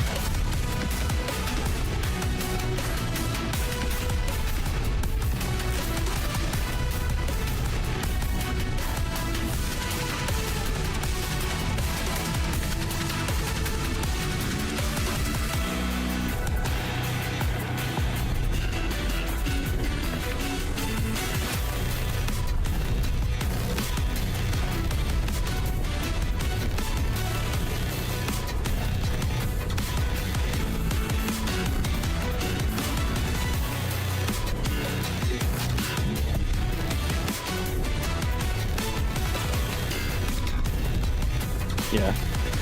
That will be the Blood Pact combo. And then down here, Warwick has been your favorite werewolf for 5 years now. Oh yeah, he's been around, huh? Do you play League of Legends, Dion? This game is new, so to me, he's a new character. But like, he's from League, so and League is like really old. And I just kind of forget that he's actually an old character. He's brand new, in my eyes. He's got a I actually looked up a little bit of his backstory. He's got a very tragic backstory. It's kind of weird because it's not one for one, but there's like a lot of connections and parallels I can make with certain segments of his story. Which was not what I was intending, and it was kind of weird and depressing at the same time to be able to make those connections so easily. And I was like even thinking to myself, am I just being biased about this? And is it just one of those things where it's like, what are they called? The astrology things? Where the study was that they put a description of somebody and they're like, that's just like me. But then they gave it to everybody and they realized it's a very generic description that's vague, that's specifically vague to the point where it could fit anybody because it relates, but it still feels like you're specifying something. Have I watched Arcane? I've only watched one episode, and I don't even think I watched the full episode. I think I just watched part of it, and it looks really good. Like, it feels like it's right up my alley. But no, I just never went around to it. I'm mostly playing video games anyway. But like, it's still kind of, I wouldn't be opposed to watching it. I just think my attention's being grasped by a bunch of other things. You actually have about 1.4 million mastery. Can you explain that in like newbie terms? I don't know what that means. I've never played League, by the way. Like, I know nothing about League. He appears in Arcane if you're interested in watching it. I assume that's why you brought up Arcane, as a follow-up question. Because the only ones that I saw was Jinx. Jinx I recognized and Vi. Because I think the first episode does have those two characters in it.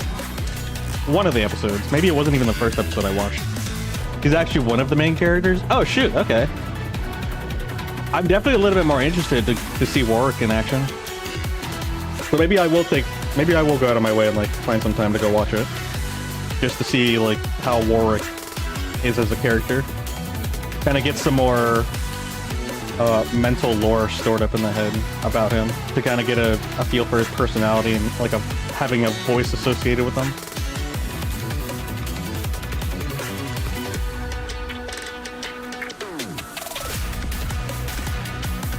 I just realized his ears are incredibly long. Like those are, I don't know, fox ears? No, fox ears are also wide, aren't they? I don't know. I will say Warwick is the reason I'm playing this game. So, I'll give him credit for that. Like, that's all him. He is the only reason I decided to play this game. It wasn't even Teemo. Funny thing is like, Teemo wasn't even supposed to be on my team. It was supposed to be Ari or Yasuo. Or Yasuo. Yeah, Yasuo. But after kind of just like testing all of them out, I just kind of fell into Teemo. I was committed to Teemo. And then it turns out the internet hates him. Or at least the community hates him.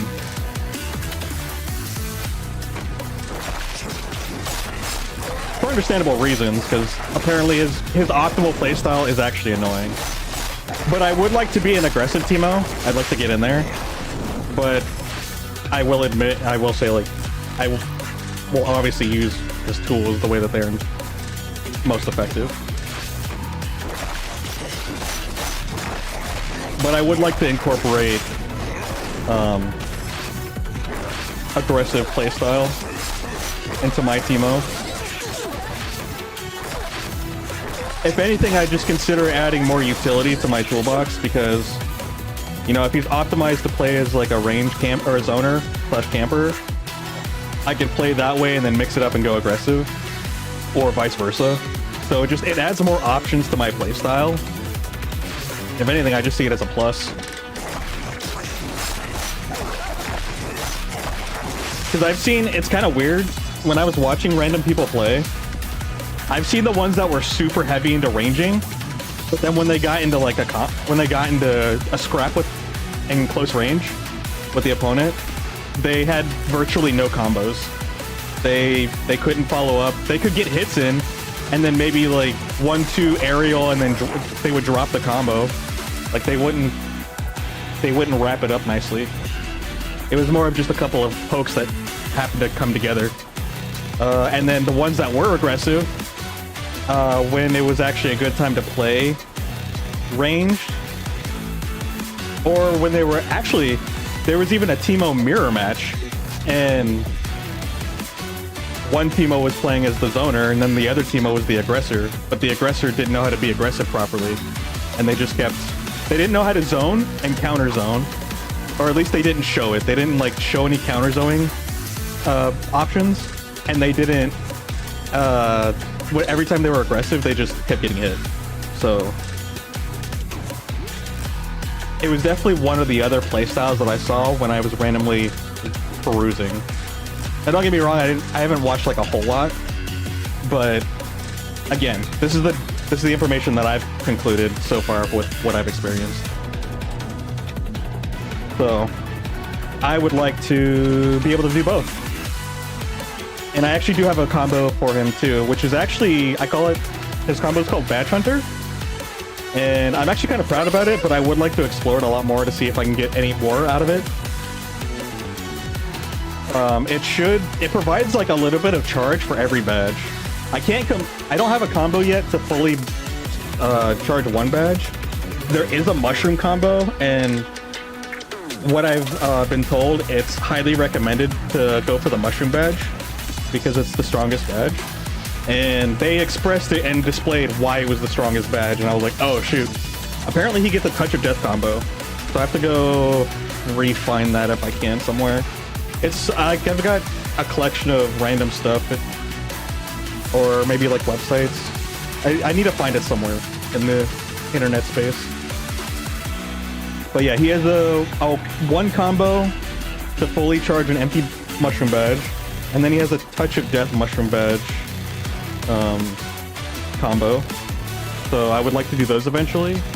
But this combo that I have, it doesn't fill any of them up, but it gives a little bit of charge to each of his badges, and I still think that's pretty cool.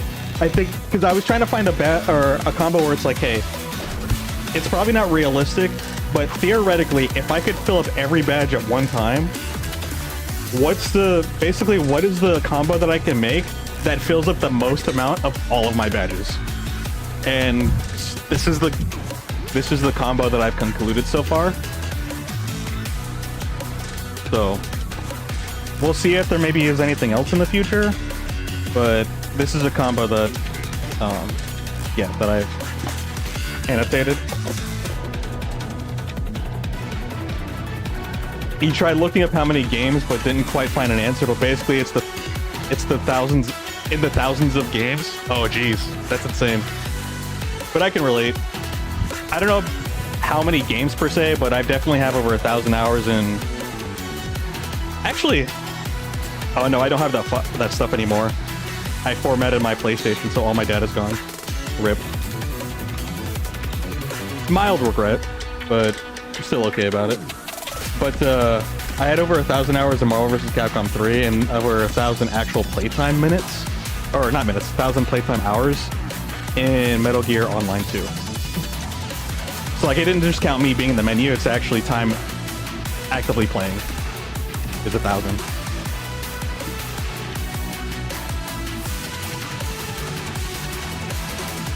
But basically, you're saying that you are well versed in League of Legends. And the fact that you say mastery kind of implies like you're obviously an active, like a heavy player.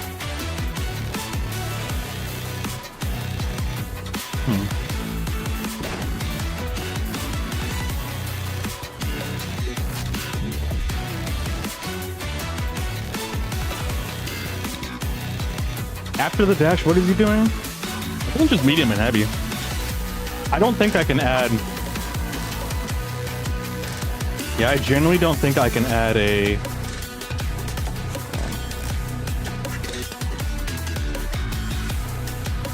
Let's see what our details say. That's his blood pack combo. Is that what I'm doing? Oh, I am doing the blood pack combo. Never mind. Full charge, air.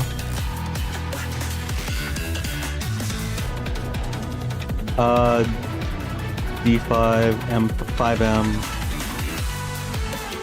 5-8. I think I can actually add down medium into this part, but it's like not really practical and worth it. It feels like it's such a tight frame just to add one more. It's not even just a tight frame, it's a tight setup to add one more attack. Because it's not between the medium and down medium that's the issue. The issue is setting it up based on how you do previous inputs. Because there's like micro spacing that changes her follow-up spaces or position. Yeah, pretty much you'd say after reaching Diamond playing Warwick only, you started playing a bit of Vigo too. I don't think Vigo's in this game, so I don't know Vigo. But the fact that you've only played Warwick shows that you are indeed a Warwick main. And I am too, but in a different gaming space. This game looks very interesting. This game is absolutely phenomenal. I genuinely am hyped about this game and praising it so much. This game, like, I don't think I can preface enough. This game is freaking amazing. And the reason why I'm nerding out so much about this game, I'm actually not Warwick is very good. He's pretty up there and popular. He's not the most popular, but he's definitely up there. And he's a pretty medium difficulty character. Like, you can get a lot of value out of him, and you don't have to know super advanced things like Yasuo. So he's very accessible, I feel like. characters are hard to unlock. Oh yeah, it's because you have to put in a lot of playtime hours and do all those missions, and they give you like pennies on the dollar for like how much time you play. I'll probably use. I mean, I actually have to buy 2 characters anyway, so I have to buy Teemo. So I'll probably just, or I don't have to. Like I was gonna just grind for tokens to unlock Teemo, but I don't want to play online without my team, and so I'm just gonna probably buy Teemo, and they gave me a character token that I'll probably just use to unlock Warwick. How to get coins? Well, actually, you don't get coins per se because there's 2 different currencies. There's the currency that you buy. That's premium or just actual money translation. Or is it translation?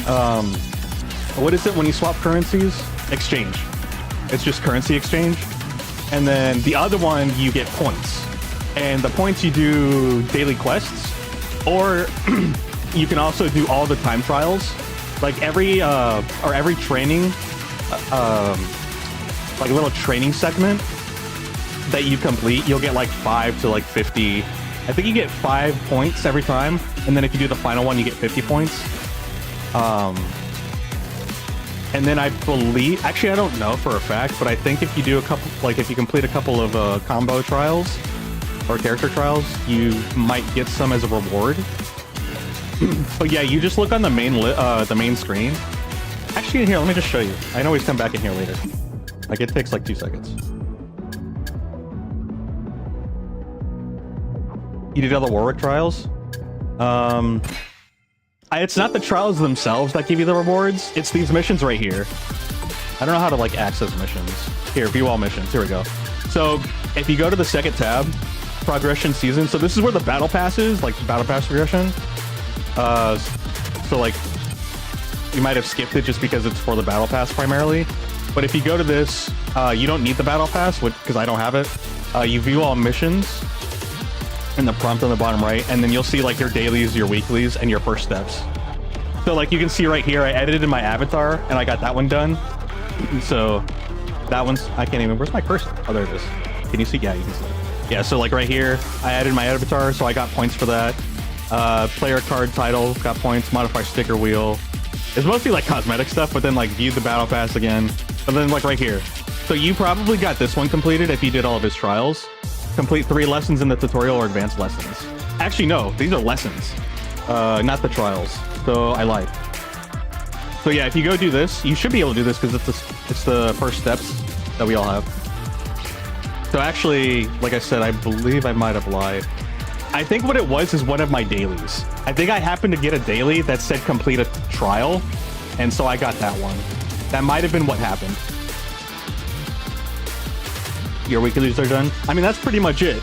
Like, you have to do your dailies and your weeklies and featured, and you just have to wait till they reset and keep doing them until you get enough points.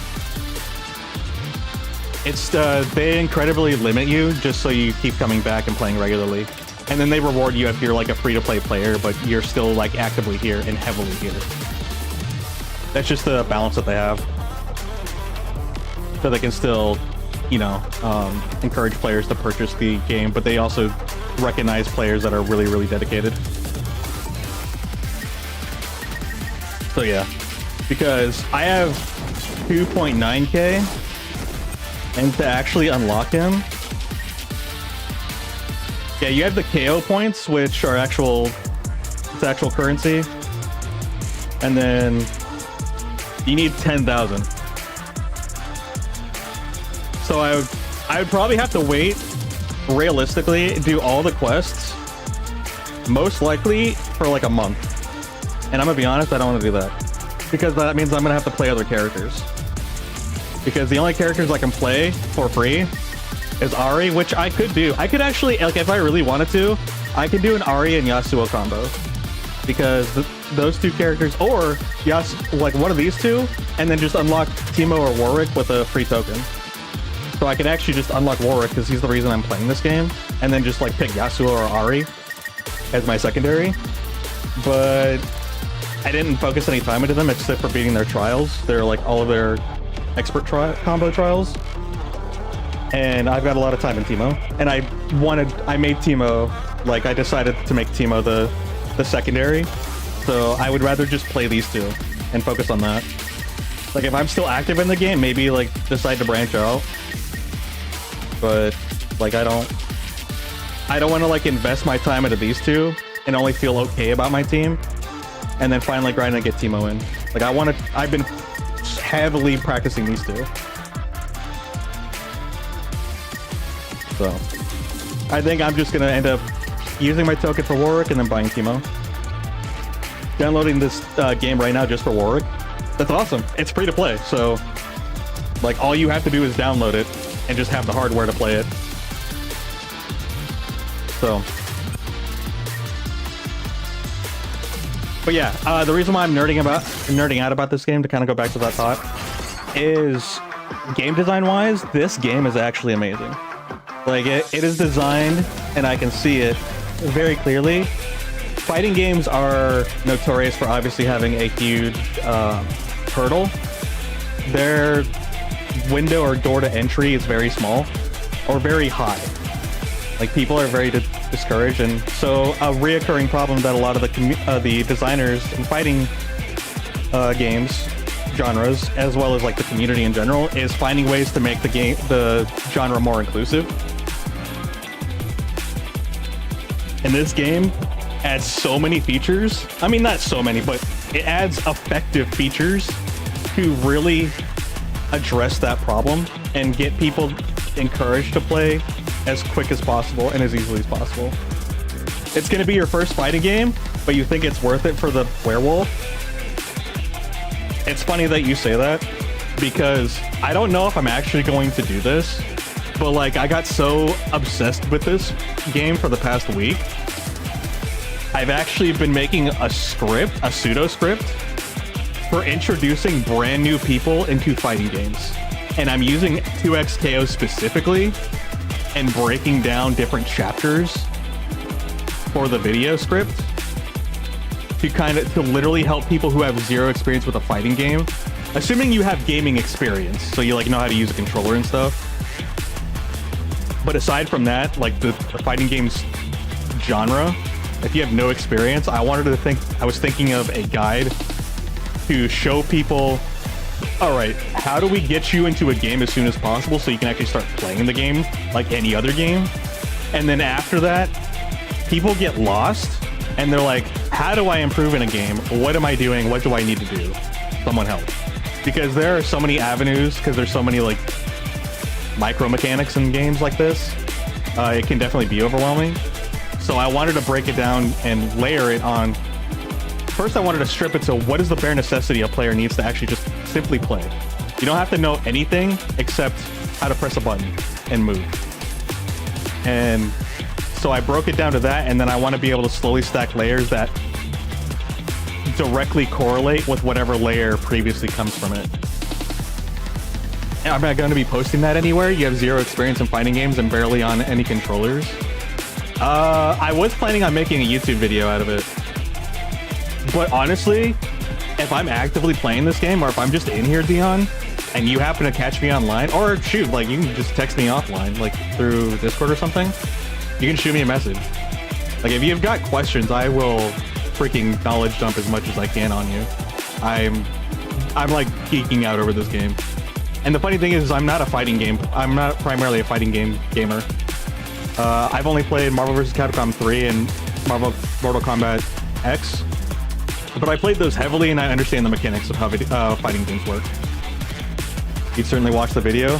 The funny thing is too, I don't know if it's like haha funny, but I'm pretty sure that video is gonna be super long. But even though it's gonna be really long, it's gonna be divided into chapters. Think of like a college textbook where it'll be divided into chapters and sections. But you should realistically be able to take chapter 0, because I'm going to make a chapter like 0 and like 0.5 and 0.75 specifically for people who just want to play as quick as possible, because that's the whole purpose of this and the whole like design. When you get in, like when you download it and when you turn on this game, the first thing you should see when you open it is it should get you into a fight, and it should start breaking down things in text. And I want to try to simplify that where no text, no buttons. You turn on the game, and then you find one character you like, you press play, and then you're fighting. Like, you're actually playing the game. Because that's all you need to do. You don't need to do anything else to play the game. Don't worry about combos or finding game lingo. You don't even have to worry about a second character or like style mechanics. Like, yeah, you can strip all of those away and still play the game. And that was the whole purpose of this idea. Is how do I do that to get a 0 experience level player into the fighting game, and then after that, another common step after that, even if those people that are interested in these games and still play them, they don't know how to improve. They don't know what to do next. They're like, how do I get good at this game? Because in an RPG, you get good by playing it and leveling up your character, and your character gets stronger. That's how you level up in that game. There's number go up in any RPG. In a fighting game, your character doesn't get XP. Your character doesn't level up. Number does not go up. Win count, maybe. Win count and damage count go up, but those are a little bit more of abstract measurements into your performance. They're not very effective tools on how you improve. And so I wanted to kind of make this, it's supposed to be, the whole purpose of the video is supposed to be, let me actually go into a game, because we're just staring at a black screen.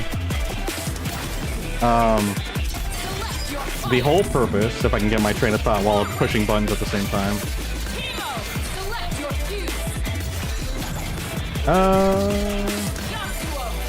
We can beat up Yasuo for now.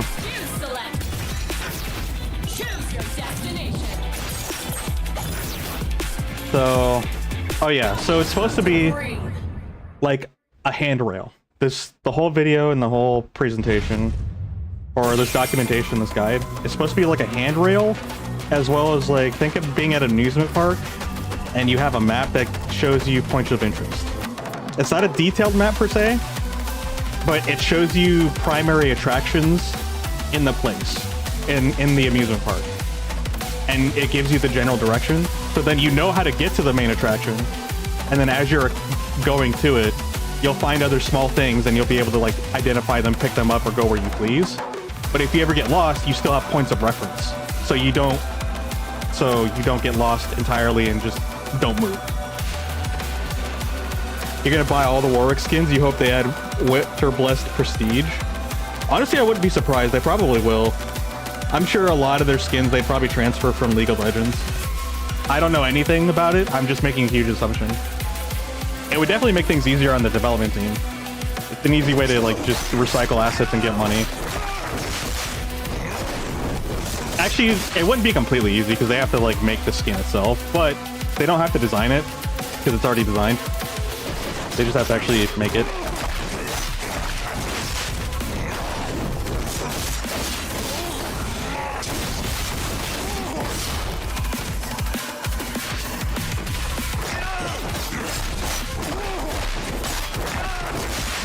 Have I seen the skin? If not, I should look it up. All right, let's take a look at it.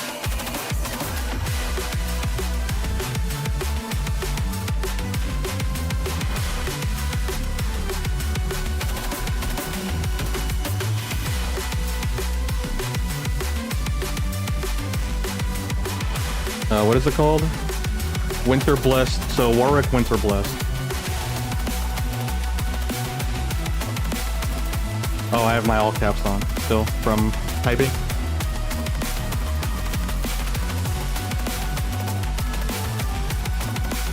Oh. Yeah, no, I'd buy that skin. Yeah, no, I would definitely buy that skin myself. That's kind of a cool skin. And by kind of, I mean, like, that's pretty sick.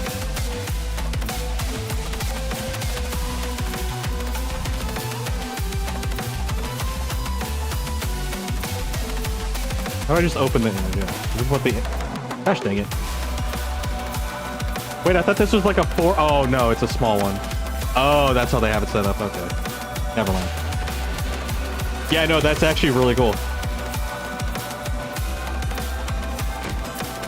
It's your favorite 100%. I'm not surprised. That is a fantastic skin. I would definitely probably buy that. I am wondering, because it doesn't seem like this game is super active. I guess in terms of just general internet popularity.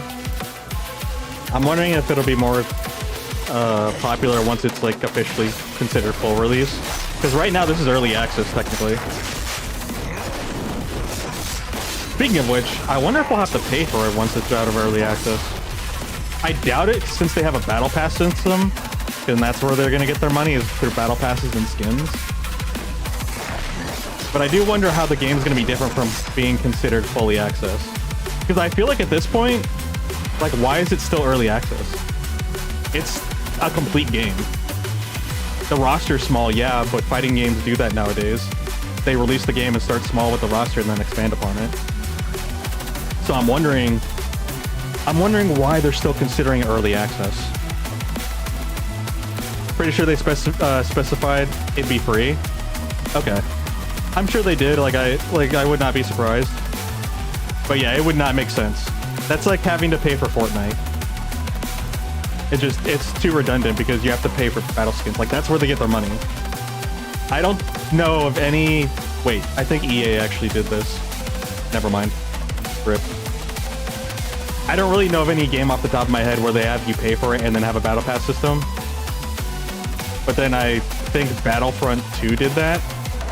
And like not only did they do that, but I believe they locked all of the cool characters that obviously everyone wants to play, like all the like star characters, like Darth Vader, behind like a really stupid leveling system or by a paywall. So I think EA actually was the one that did pay this for the game and for battle passes. Dead by Daylight? Oh no, that's true. But is it really a battle pass? Do they have battle passes in Dead by Daylight? I know you just buy the skin separately. And you buy the characters. So I guess that is a thing. It's all cosmetic and you only realistically need to buy it once if you finish it. Yeah. But, and I guess that's kind of okay, because it works for them and it kind of sucks as a consumer. But I guess if you do think about it, every character that you have to buy, aside from like cosmetics, yeah, you buy cosmetics, that's kind of normal.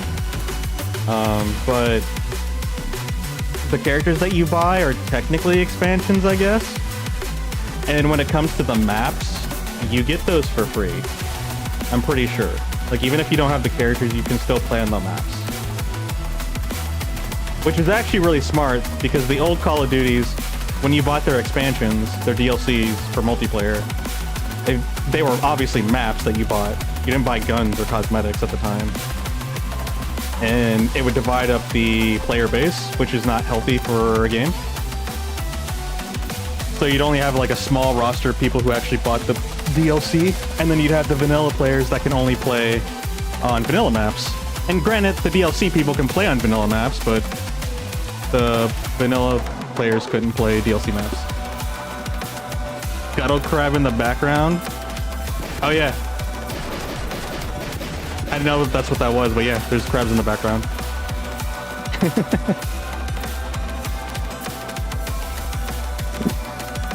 But yeah, so if you're gonna play this game and you're interested, I will definitely teach you all the things.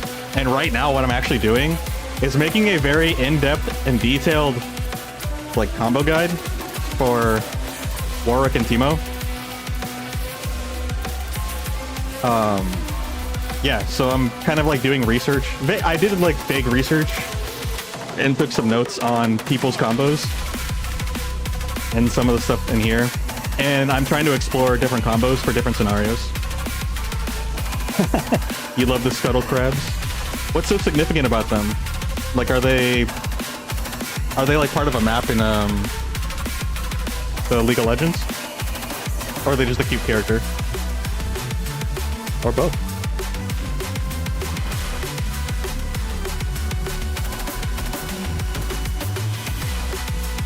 Alright. What was I actually doing again?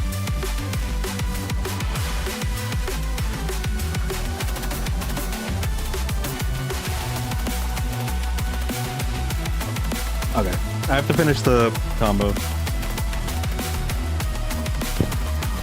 So it should be, we tag in, dash medium heavy, down heavy. So it should be down heavy.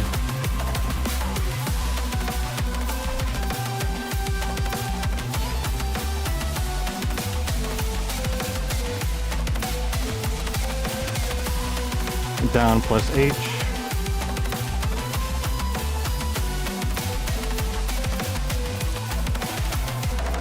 They've always been part of the league map. They're at a monster camp in the jungle, in the river specifically. The only camp that doesn't attack you. Oh, that's cute.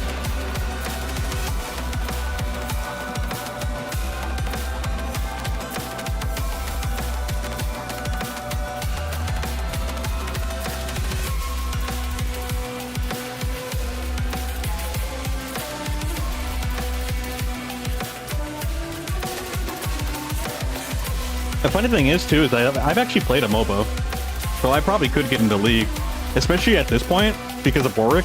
Like, he's essentially my gateway character. Warwick is the reason I'm playing this game.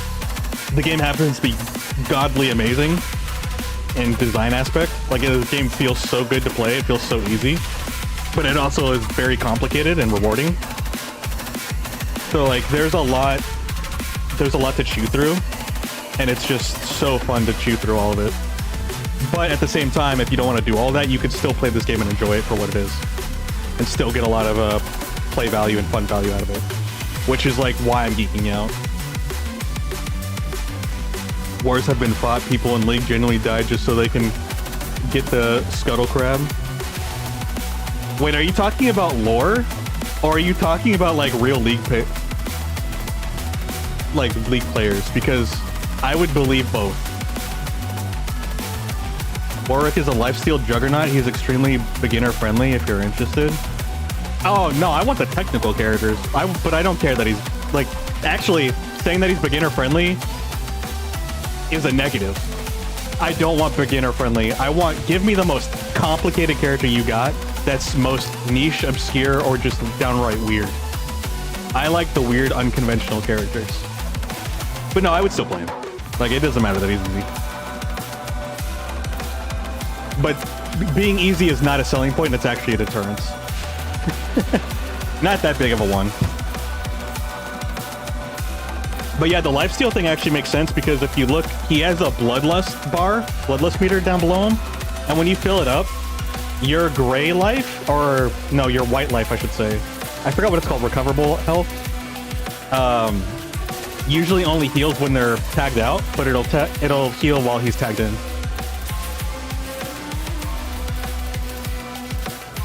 Real League players dying to get the Scuttle. What do you mean by that, though? What do you mean get the Scuttle? Like, I'm so confused.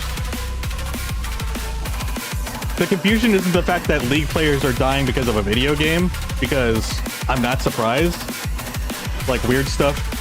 Not towards them, just weird stuff like that happens to us as humans. Like, we do weird things. I just don't know what they gain from getting the Scuttlebug. Like, are you saying that they fight for that in the map and then they just happen to die because they physically scrap with each other? Or was there like a Scuttlebug plushie that was released and people got attacked for it? Just like how Popeye's chicken sandwiches were fought over. I think about him being beginner friendly is actually the reason why you stop playing him. He doesn't have too much depth gameplay wise, and it turns off on higher ranks. It's a turn off on higher ranks. Yeah, actually, I guess I was kind of lying. It can't actually deter me. Yeah, I was kind of lying. I didn't mean to, but if I actually thinking about him being realistic, I don't think I would really want to play him because he's too easy. Now that you say that, honestly, I must confess. They die in game to be the ones to kill the Scuttle and get his buff. Gives him a huge tactical advantage. Okay, that's what you meant. That makes a lot more sense. When I said the players, I meant like actual human people dying. Not their characters dying to get the buffs from the Scuttlebug. But that makes a lot more sense now. All right, so after down heavy, they get launch, and then it should just be medium heavy. Medium heavy special. So I believe medium heavy special 1. And then it should be forward special 2. So we do forward plus special 2. And then it should be special 2 X2, because there's 2 hits. So it should be little X2. Yeah, that makes sense. And I think it's just 3 inputs. Let me see here. So it should be 1, 2, 3, 4. 1, 2. So it's 1, 2, 3 inputs. 4 hits, 3 inputs. So it's just another S2, and then we should be able to finish it off with just special, right? Actually, hang on. I'm curious. Let me actually do this.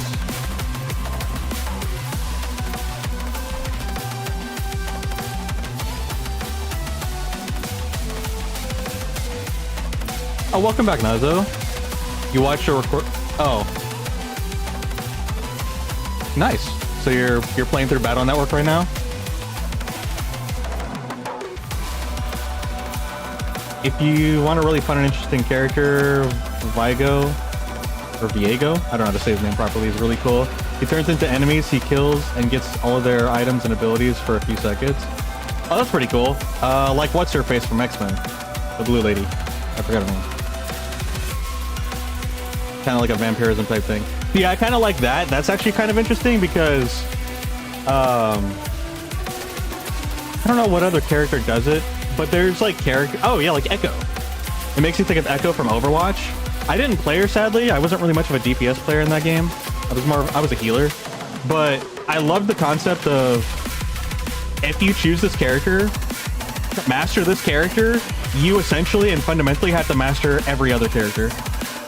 Because you could potentially get into a scenario and a route in a scenario where you end up playing as that character, and to maximize the value, you obviously want to master that character. So it gives you a ton of essentially homework to master the character, just a lot of depth, just inherently, because you will at some point potentially have access to every other character's toolkit. And I actually really like that. With Warwick too, I'm doing these combos right now. I'm just writing them down and taking notes. But another key feature I need to do, or not key feature, but like a key feature that I need to practice is when he's in his Bloodlust mode. That's when his Bloodlust bar is full, because his speed and his moves change. Some of his movesets change. So I need to explore it so I know what is in his toolkit at that time, or when he's in that phase, and then plus I need to find the combos essentially all over again for him. So he's kind of like one and a half characters. Now you don't actually have to do that to play him, because he still gets a buff from his normal attacks, but with having access to new abilities means new combo routes, new mix-ups. It opens a door for a little bit more in his toolkit. But I do believe you can still do all your normal stuff in that form.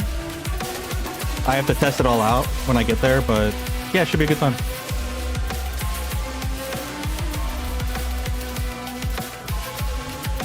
You have to get ready for work. That's unfortunate, but I get that.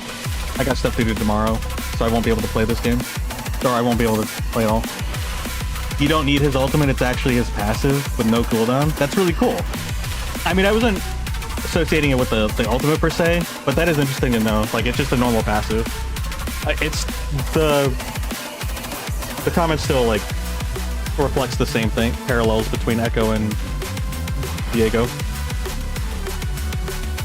where you like get at some point you get access to other characters' abilities, and you have to learn them to maximize them. Which is no easy feat, because There's 171 champions? My god. I thought it was like maybe a roster of 20. And I thought that was a lot. 171 champions. So at that point, your more effective thing is obviously just mastering the fundamentals of the game. Like that's, but you're probably going to be able to do that pretty quickly if you're competitive. Or what you can do to kind of consolidate it is just kind of know the primary thing that makes that character like really powerful. That would be easier. So just know one really good thing about that character. Or obviously you can just focus on the meta characters, super popular characters, because you're most likely to come across those. There's different ways to navigate it. You get a free cast of his ultimate upon turning into an enemy.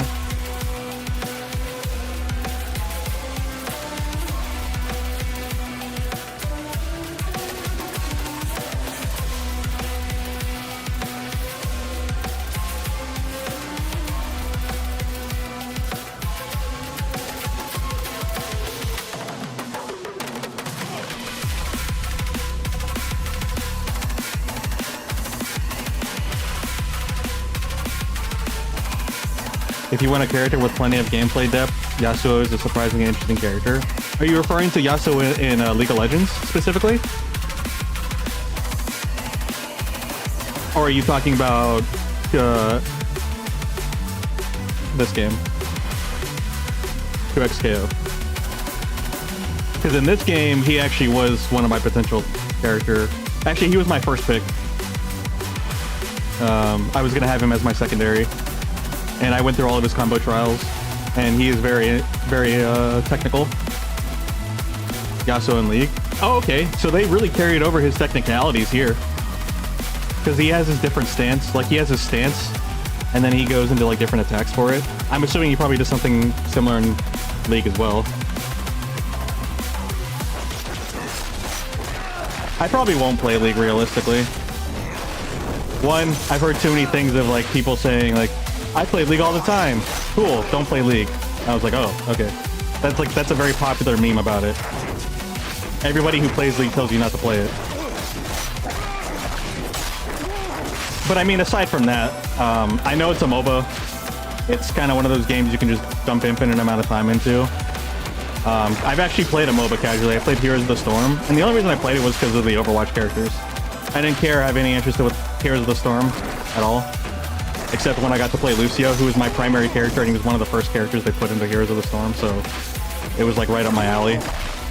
And I only played him like during the specials where they gave you rewards, exclusive rewards for playing Heroes of the Storm. It was just more of an incentive. And then after that, maybe played like a little bit, and by a little bit I mean maybe like a day or two, and then left. Very high skill ceiling. Yeah, I like characters with high skill ceilings. That's what I prefer. A lot of depth, a lot of skill requirement.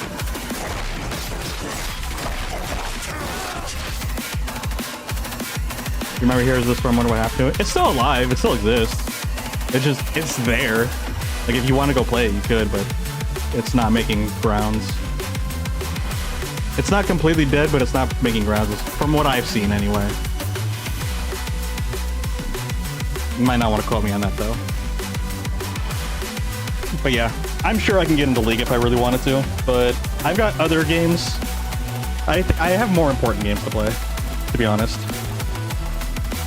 Like maybe if I had all the time in the universe and I did everything else, I'd play it.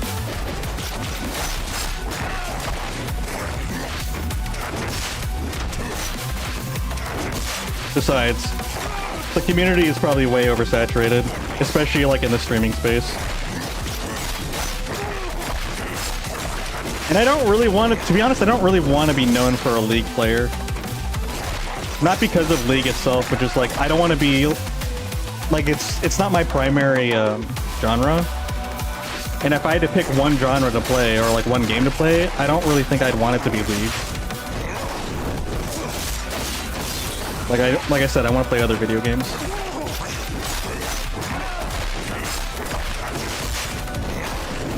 It's so crazy because even though this is the first time I streamed it, when I played this offline for the past week, and I could barely make like a 4-hit combo.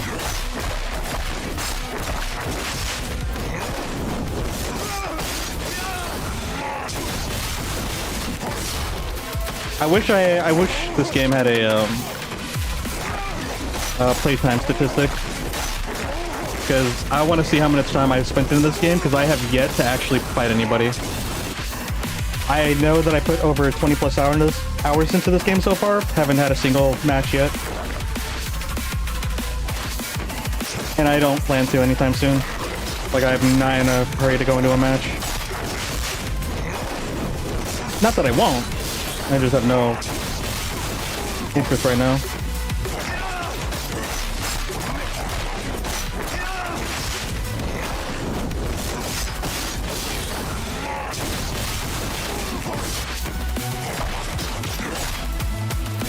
Oh shoot, I didn't even realize that. Thanks for letting me know. I didn't realize it was that loud. Oh shoot, and it's actually limited too. Here, is that better? Or is that too low? Yeah, thanks for letting me know. Although I've already been playing for like 4 hours, so whoops.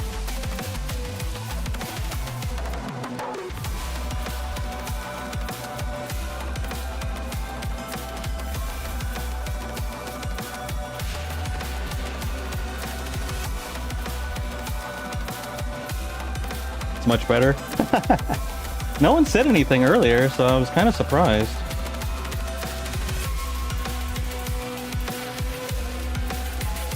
Okay.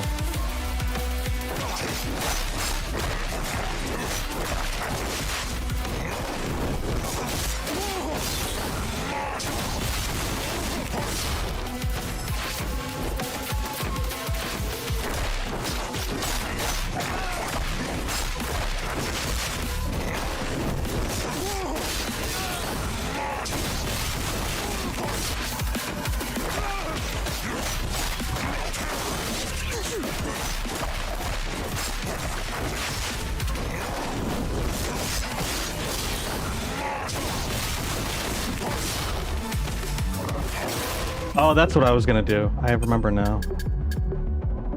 Where's our meter? Yeah, I don't know. Oh wait, hold on.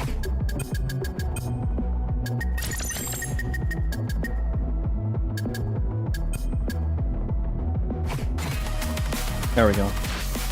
What's his special?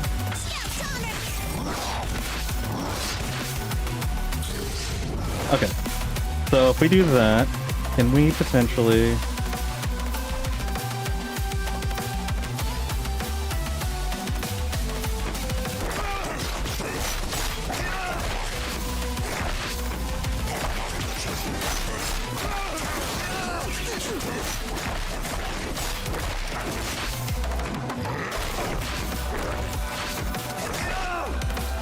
Oh wait, that's actually incorrect.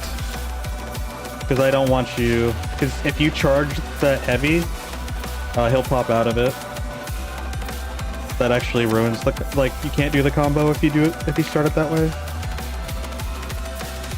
Yeah, that... Okay, there we go.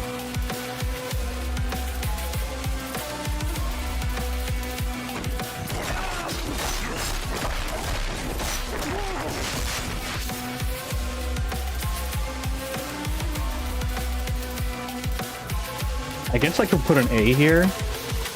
I feel like the player could figure it out, but maybe not.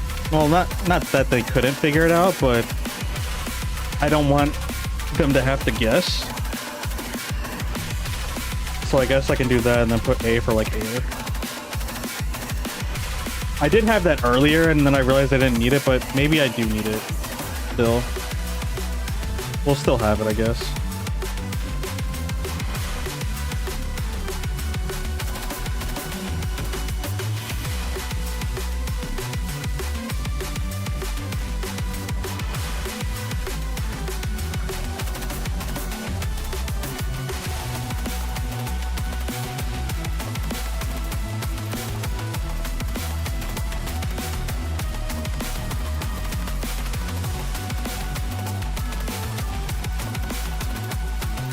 Yeah, that makes sense. There we go. This guy again. Linux, why did you not tell me that my music was too loud for the game?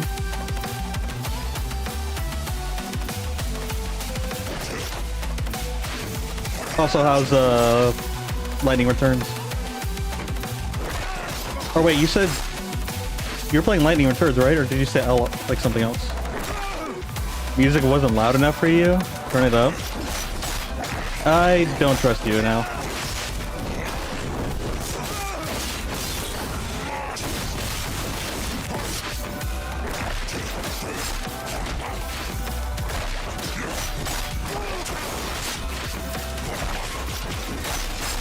Oh, did you just finish Lightning Returns?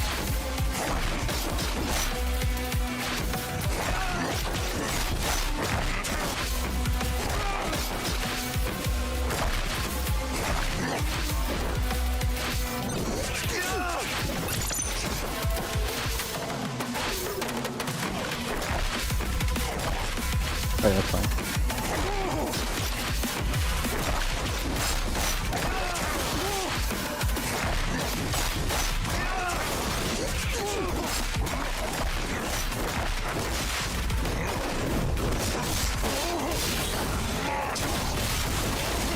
Wait, what?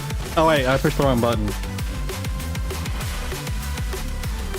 The game opens with Lightning returning and the credit roll at the end. Yeah, that checks out. I mean, hey, she's returned. End of story.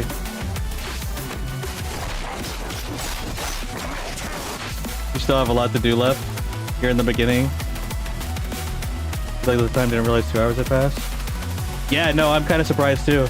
I've been streaming for 4 hours and it doesn't feel like it. It feels good. Nice. Yeah, no, I know like visually I'm not doing a whole lot, so maybe I won't do this kind of stream in the future. I don't know. I'm still kind of indecisive, but like I'm actually kind of having a lot of fun. I'm kind of enjoying just chilling, talking, and doing notes.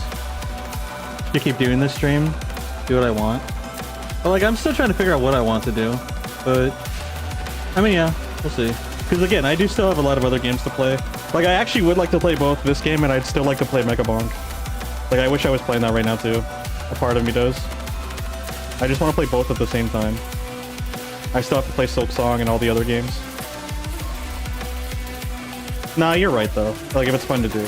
Like, sometimes you just kind of forget about that.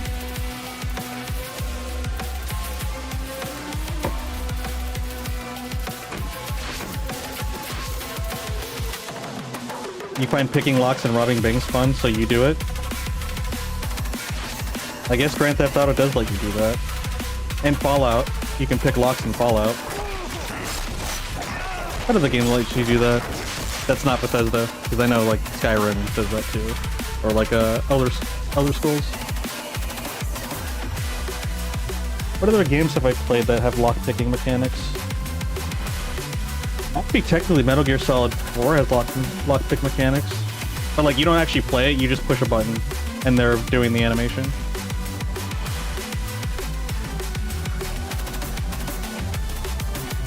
You like to lockpick your own e-scooter because you forget your key, I'm assuming?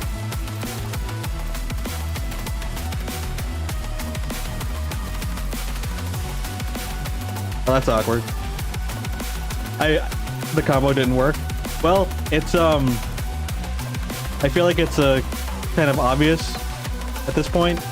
But yeah, when you grab when you buy a new lock, open and close it to make sure it works. How'd you get it out? Did you have to like cut the lock or something?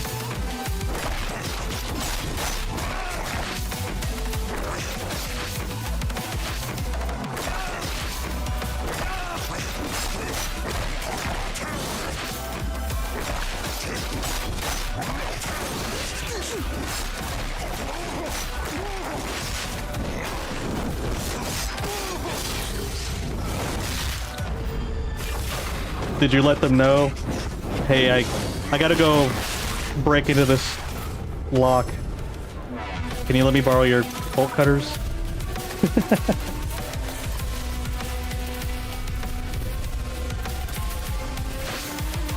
Are these called supers in this game? Sometimes they're called something different.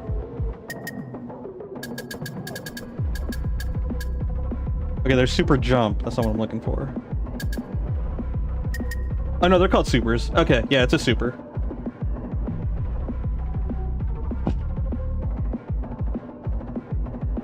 I don't think we can do infinite duress though. We could do no escape and blood hunt, but not infinite duress. Infinite duress is S2. Let's see if we can do that one. Your friend did, he volunteered himself. Hey, I'm gonna go rob this e-scooter. But it's mine, trust me, bro. It's actually mine.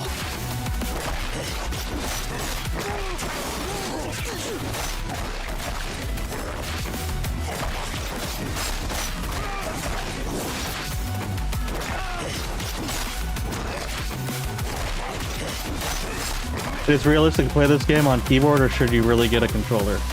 So that's actually another cool thing that I thought, is that they have it on keyboard, and I feel like I could if I tried. But so the realistic answer, play what you want. People have the weirdest controllers sometimes. However, the common controllers, and again, these aren't things that you don't have to do, are typically fight sticks or controllers. I would personally recommend using a controller, but I also have bias on controllers because controllers are usually more ergonomic and the button presses are kind of nice. I would personally choose, if I could, I actually have it. I have to find a new, I have to buy a new cable for this because it's kind of messed up. But I have a PlayStation 3 controller here, and if I could, I would use it. But the controller is intermittent, so I'm not using it. I'm actually using my PS5 controller. So the TLDR is find a controller. And if you can afford it, or if you have an opportunity to, explore different controllers. And by controller, I do mean like keyboard, mouse, an actual system or console controller, or a fight stick if you can give it a try. It's just whatever you feel comfortable with. But I will say controller is probably going to be the most accessible tool that you can use. For me personally, I would specifically go with a PlayStation controller, or any controller that has it where the D-pad and the buttons are symmetrical to each other. Unless you like the asymmetry of an Xbox controller where the D-pad's down at the bottom and the buttons are higher up. I don't like that. I like that they're even. I also grew up on PlayStation, so I'm also familiar with it. But like, I can use an Xbox controller if I'm playing a normal game with a joystick, but I feel like its D-pad isn't really designed for fighting games. It's just designed for basic input. But in fighting games, you're going to do like diagonal inputs and stuff like that. Fortunately, in this game, you don't have to do quarter circle forwards or half circles, quarter circles, forward circles, or dragon punches, which are basically just multiple directions really fast. And they're very taxing on your fingers.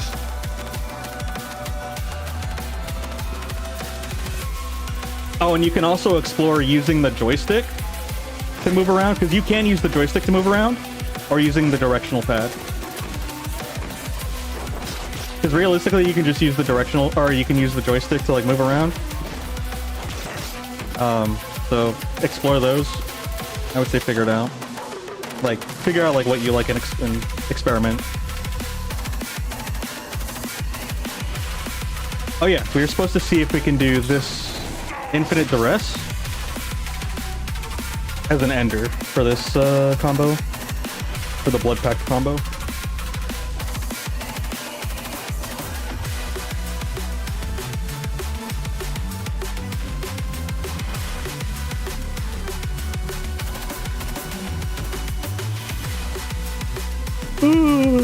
Excuse me. All right, see if I can do it.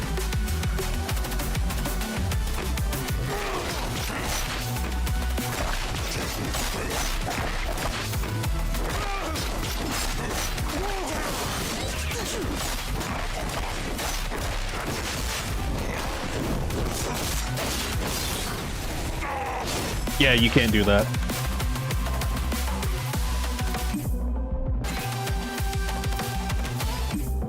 What is it called?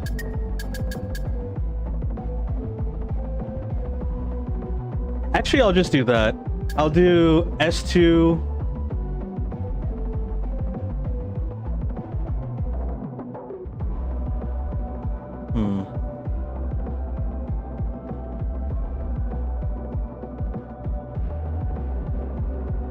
I don't want to. I was gonna just put an S2 super. I don't know if I want to do that.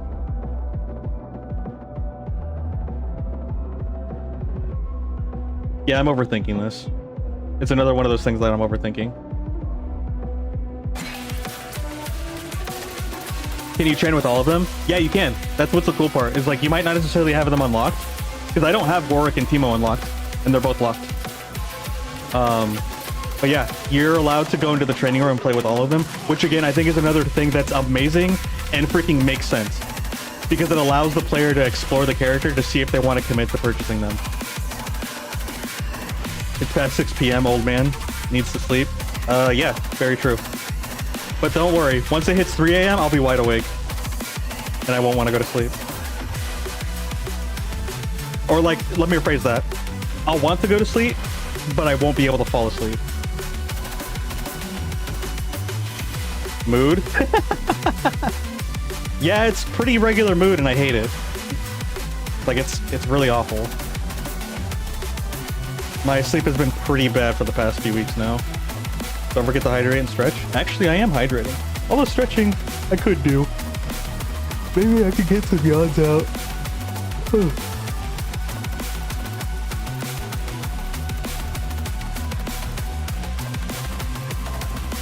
Let's see.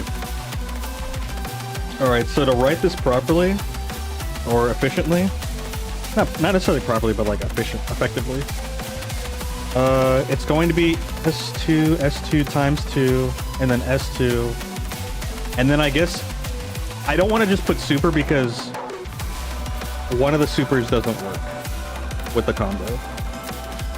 So I think I do S2, I could just do S2 plus light. I could do it like that, realistically.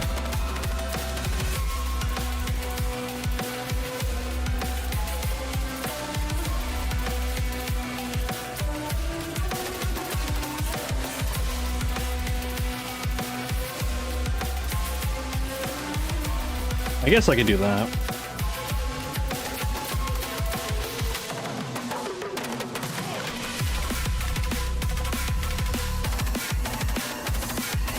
That kind of makes sense.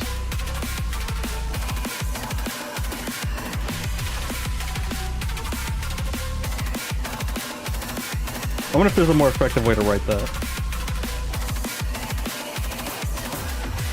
Could just get rid of the medium heavy.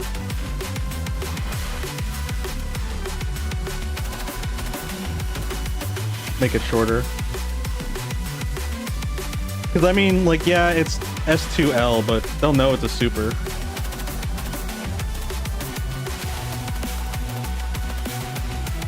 I should make a yawn emote. Or I should write that down as a potential emote.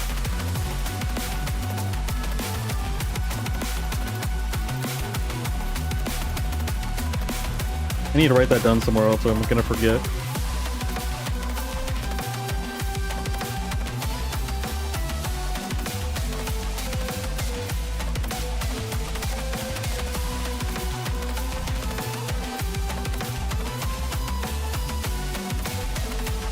Oh well, I guess I'll just forget. I'll deal with that later. To get a forget emote? I don't know how to do that because the way that I'm thinking of a forget emote is more of a think emote. I guess you could do like a empty bubble or a goldfish face, because like memory of a goldfish. I do want to do. I was intending to make a forget command. So like anytime I forget something, there's like a forget counter. And I'd be like, you know, streamer forgot X amount of times.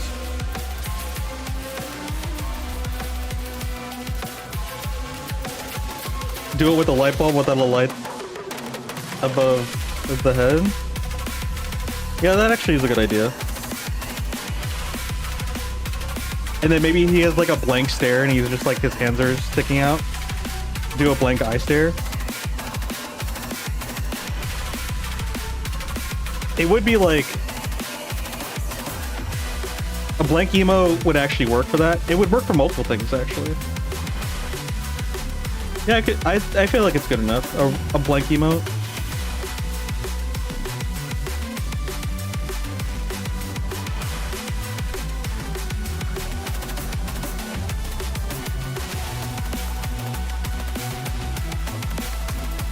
I think the emote commands are going to be like Ren blank. 'Cause I feel like Quokka might be too long to like type in emotes once they're actually updated and like more actively used. I think you have to be a partner to customize their commands though.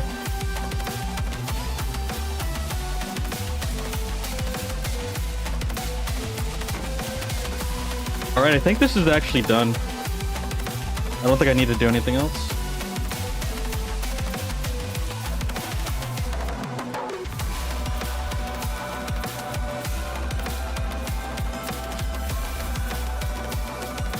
Yeah, this is done.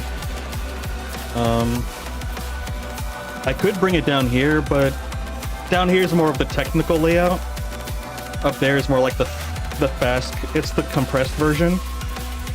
But they both say the same thing, just in different formats.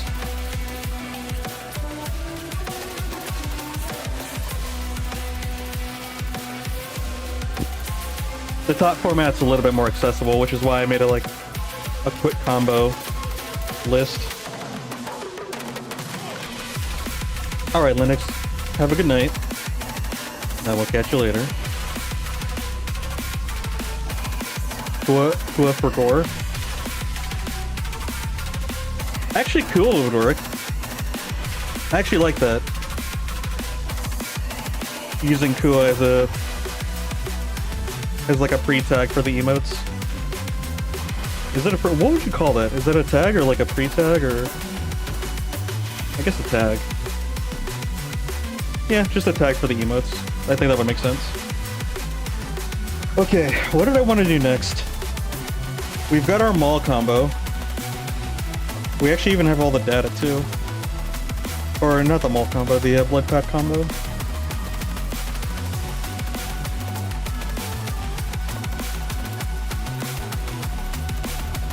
Actually, I do need to update this one.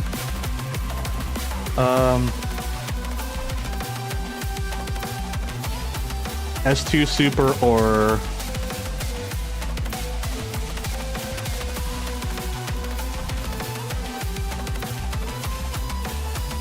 I'll just put S1 plus S2. So I was trying to... There's usually another word for level 3 supers. But maybe it's just level 3 super. And nothing else. So it's just S1 plus S2.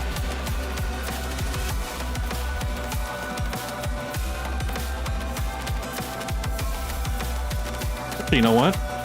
Because of that, I can actually change this up. Here, let's do this. So I'm actually gonna need new data at this point. Let me confirm this data first, though.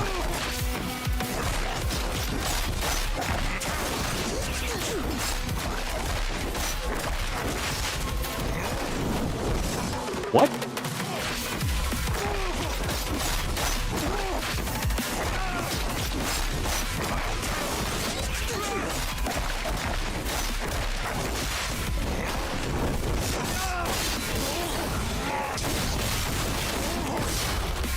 Wait, there's a chance that we might actually be able to get a 30 hit combo from that? Okay, 554, 29. Meter gain is 85. So I guess that's different now? I guess we can put 85.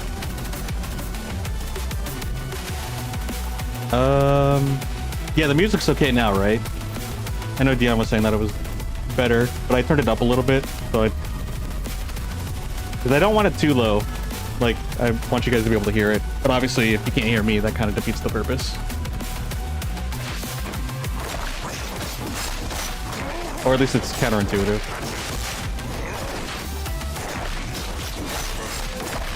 Okay, cool.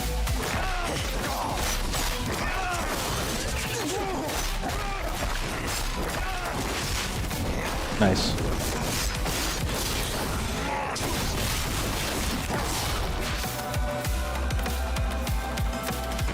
One, two.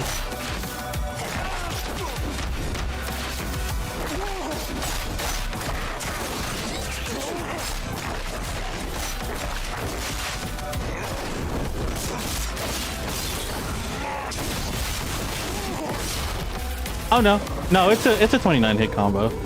When both darts hit, it is a 29 hit combo.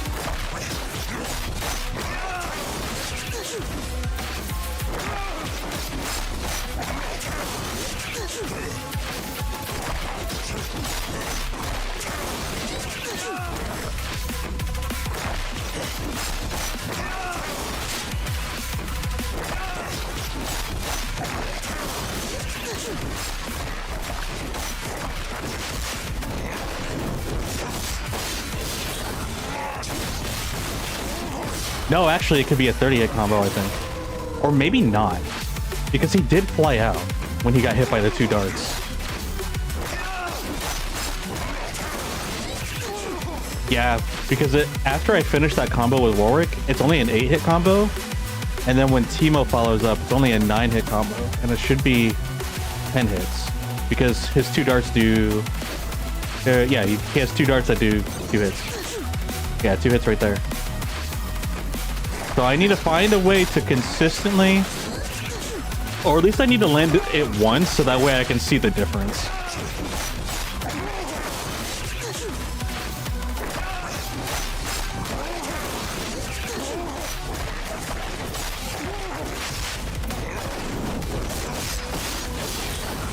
Wait, did I just do it? No, I didn't. Wait, what? Now it's a 28 hit combo? I'm so oh wait, I didn't do all the hits, that's why. Consistency, the the enemy of everyone. Yeah, pretty much. I am consistently inconsistent when it comes to doing work.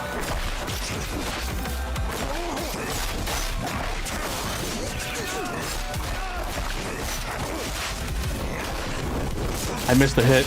That's unfortunate, because that was actually the combo.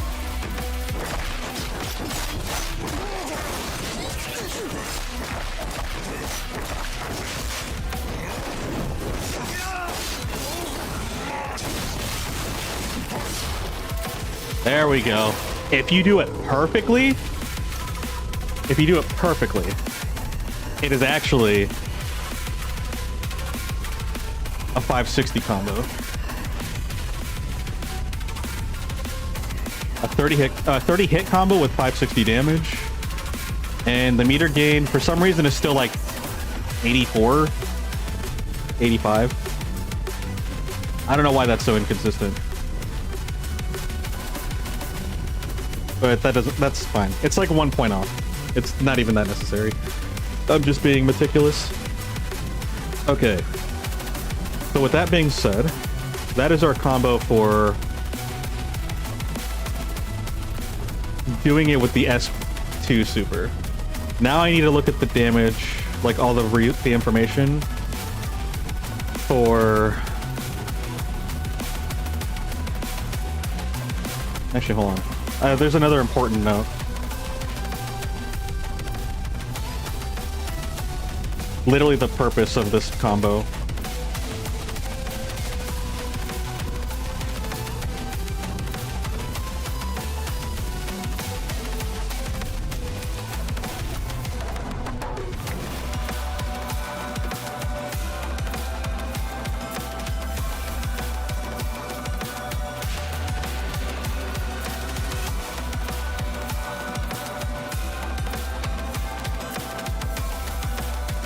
I feel like that makes sense. Feels blood gauge or bloodless gauge plus 20, plus 100%. Well, no, that doesn't make sense.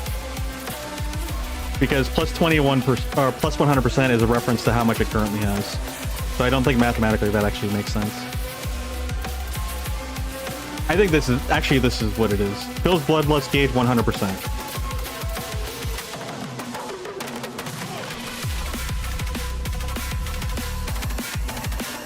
I guess I could just put bloodless gauge fill.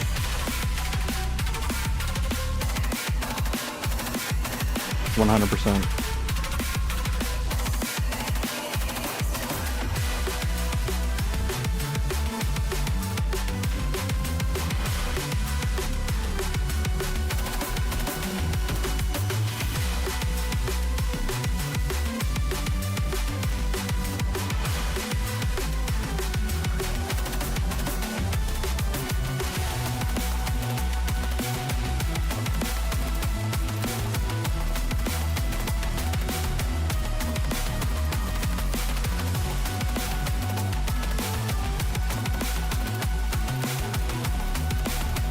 Yeah, I need to find a place to post this when I'm done with it. I'm sure there's probably like a Warwick Discord or something. Maybe a Warwick Timo Discord. Or Timo. I'm calling him Timo. I'll look that up later. But I'll put it as a side note.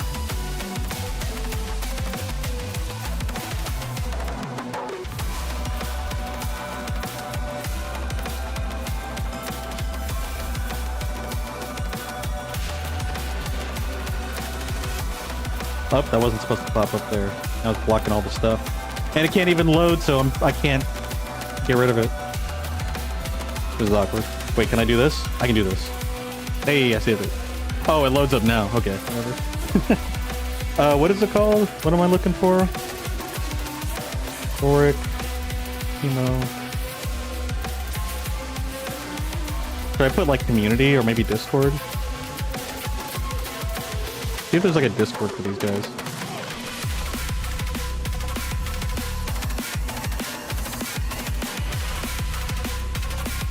Emo talk.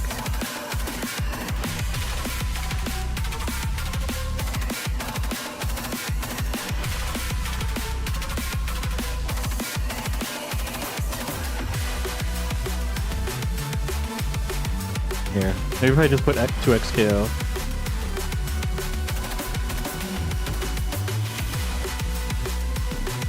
Insane damage tutorial. Must know.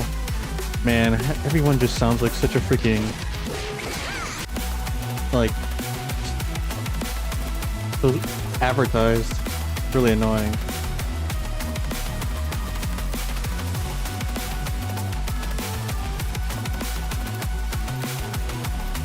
What? Bro, that was not... that was awful. At least for what you were advertising, you did not live up to the title of that video. What you presented was fine, but you did not impress me with that title. Or you did not deliver to the expectations of the title.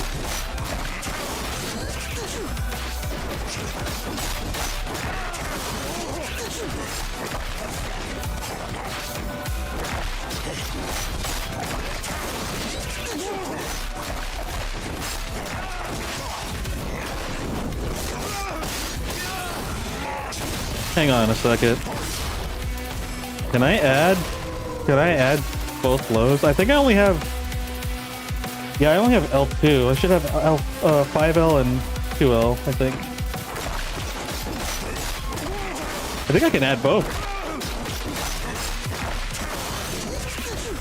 Hang on.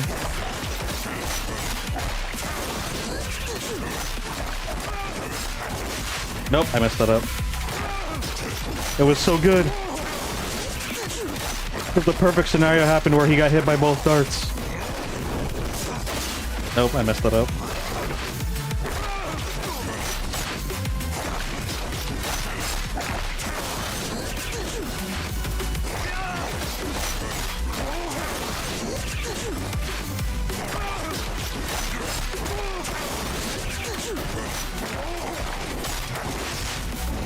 Nope.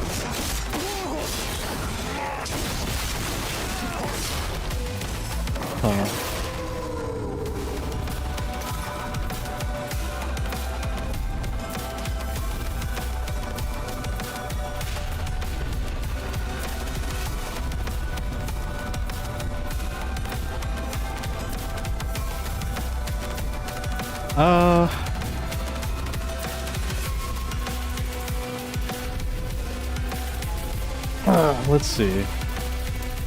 Like, something feels off.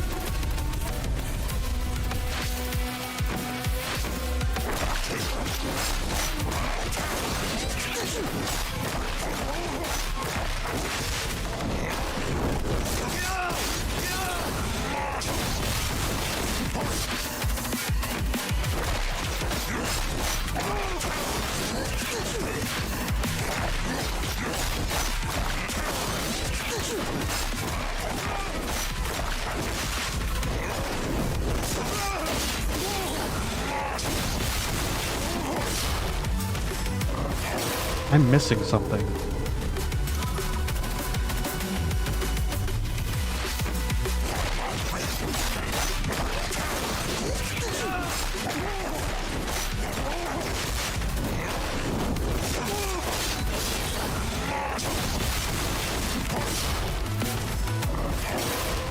Yeah, that's it. Because I'm pretty sure he got hit by both darts.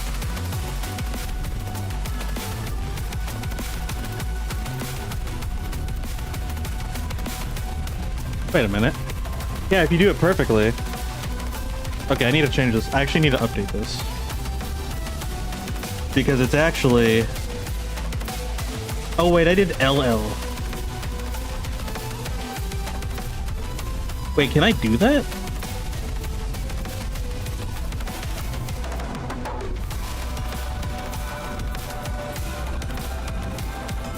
Yeah, these are inconsistent. Oh wait, no, these are two 5Ls. I'm actually missing something technically. So I have 1, 2, 3, 4, 5, 6, 7, 8, 9, 10, 11, 12, 13, 14, 15, 16.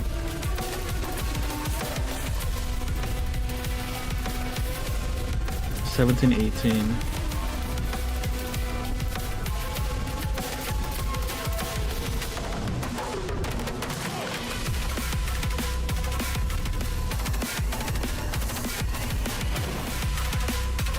Wait, hang on. Did I mess this up?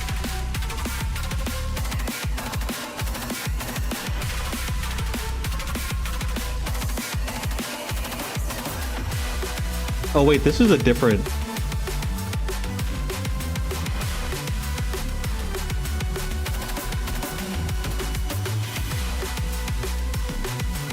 Uh-oh.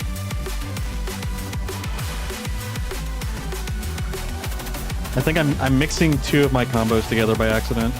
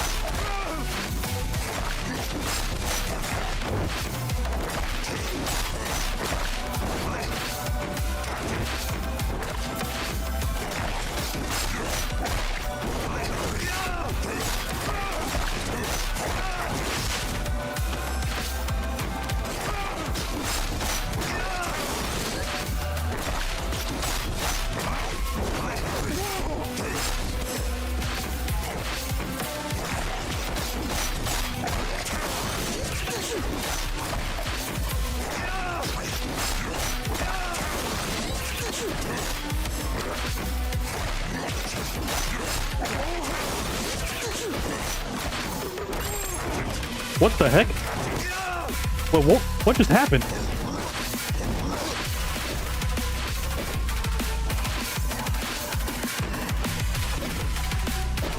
Wait, what?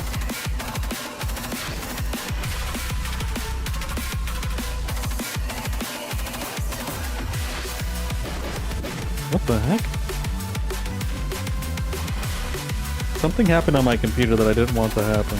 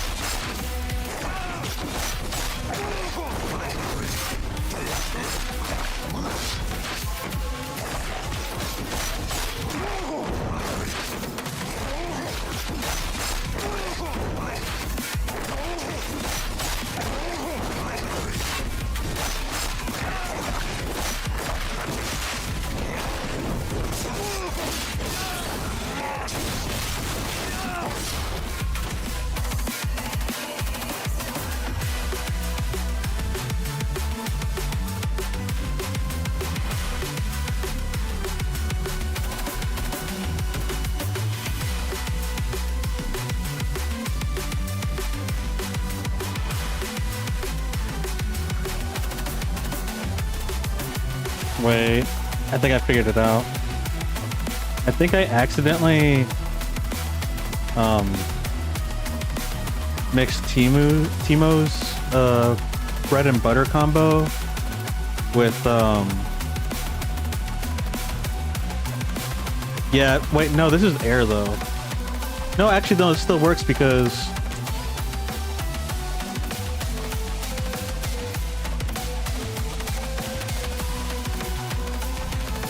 what is this?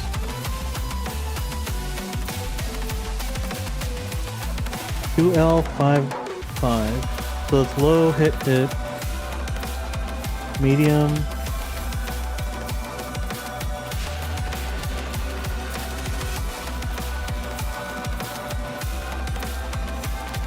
Well, it can't be Timo's actually, because if there's a full charge and he's not, this doesn't launch him. Oh wait, no, it does. No, wait, this is. No, it's not, because it's not two. If it was two heavies, that would be Timo's.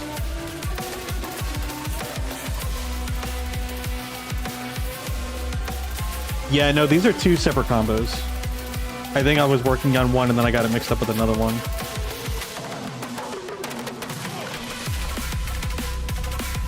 Yeah, I definitely messed up here.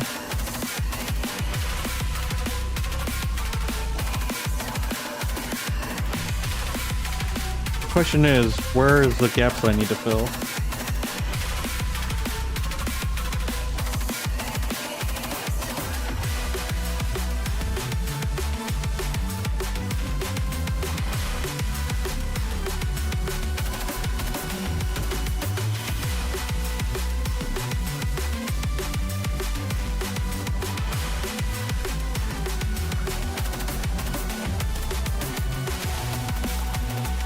I think it's just the beginning. Yeah, the one with the full charge, this I'm pretty sure is supposed to be under his bread and butter.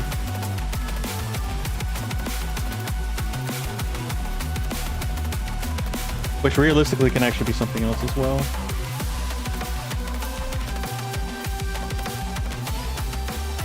Yeah, I messed up here somewhere and I just don't remember, like I don't remember when I messed up.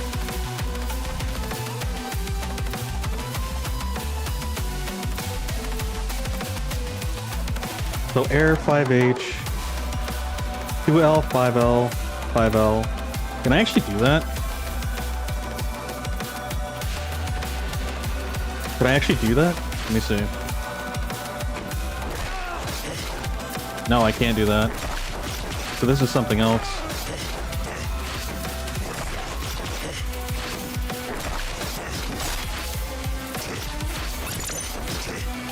I don't know what that noise is, and it's concerning me.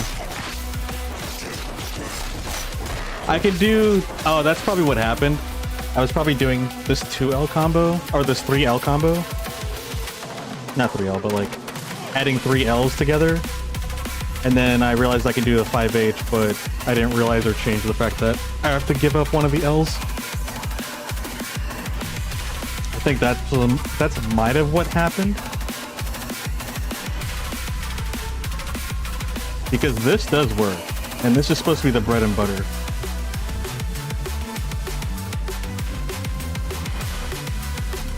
It's just silly names for bread and butter.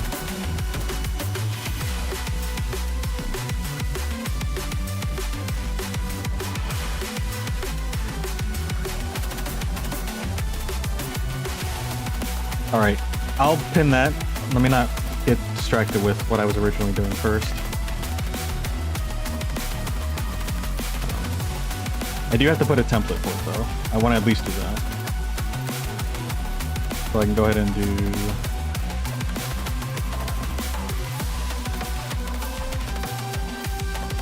That's for Timo.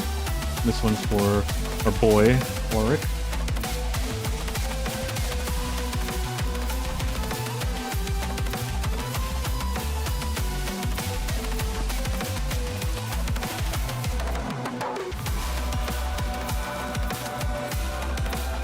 I guess I can just say full solo. Do I have solo as one of the tags? No, I don't, but I can add one.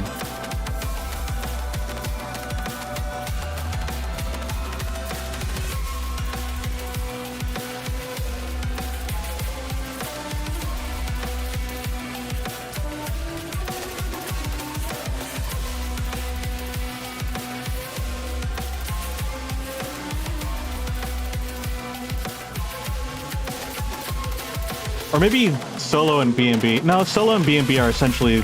That's essentially what a B&B is. It's just a solo combo. I think that's probably actually redundant. Yeah.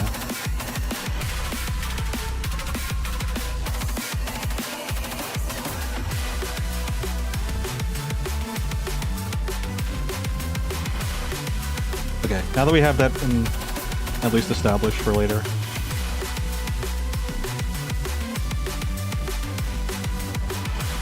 I need to correct the mess that I made here.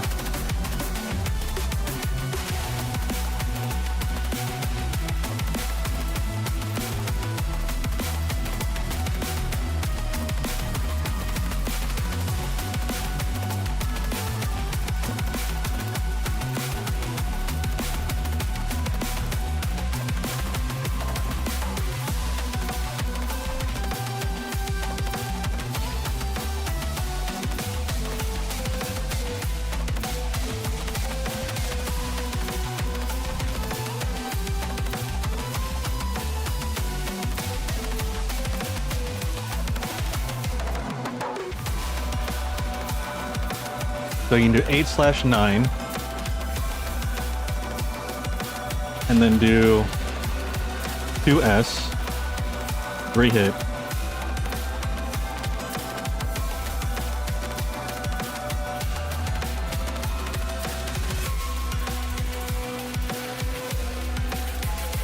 Yeah, I remember. I'm not going to imply that. That'll be down here. Bloodlust gauge fills.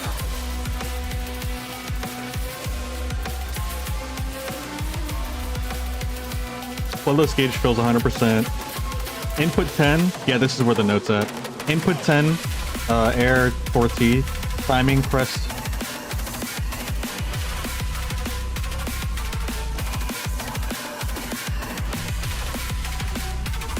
Timing pressed onto after second and before a third hit of input 9.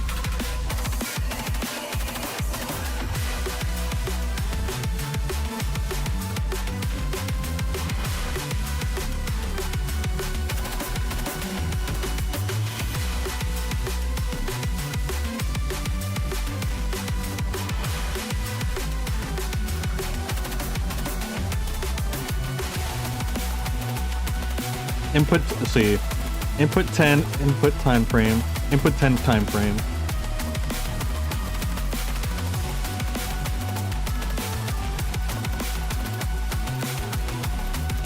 Yeah. The input 10's input time frame. Actually, I should do this. Input 10's time frame. I think I could just say that. Input 10's time frame, and after, or input times 10's time frame, after second, and before third hit of input 9. That makes sense.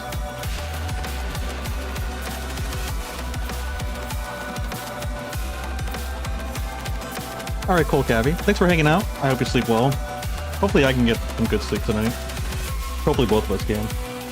And don't worry, I'm actually eating right now. A pizza.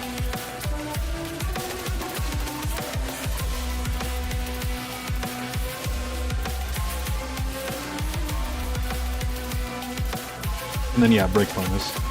I don't know if the player's gonna really care for that, but yeah.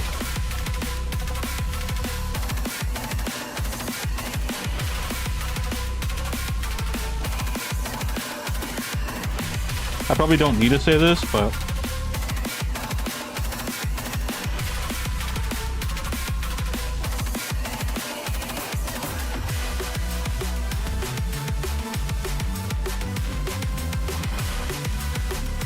this one's super incompatible.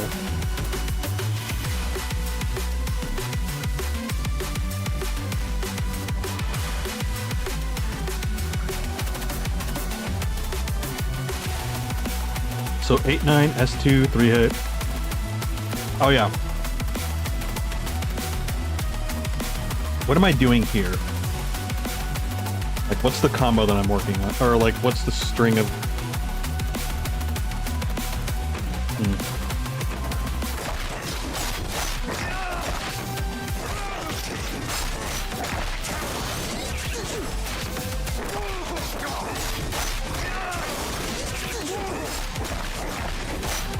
Actually, wait a minute. I don't have to do it all over again. It's actually up here already. So for Blood Pack, I decided to make it...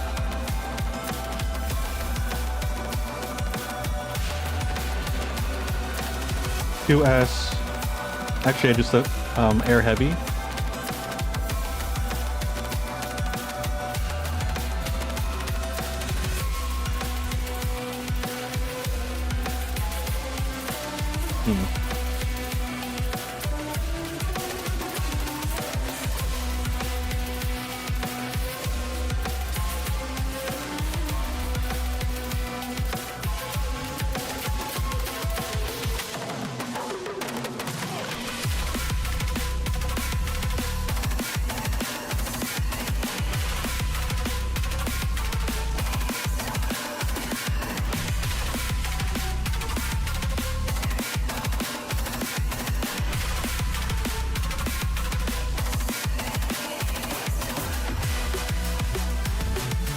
So I decided air heavy,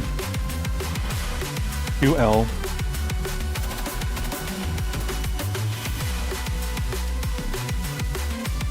L and then L.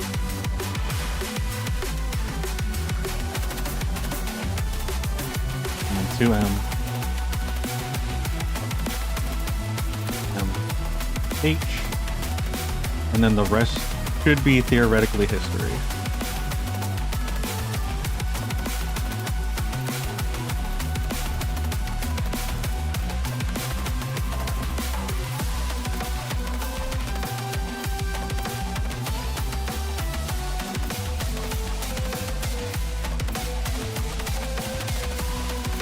So 8-9, air H, 2L, LL.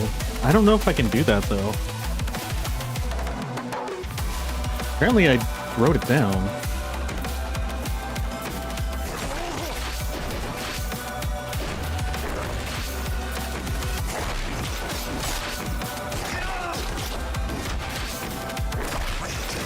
Yeah, I can't do that. I think I just forgot to take out the extra L since I decided to add the heavy.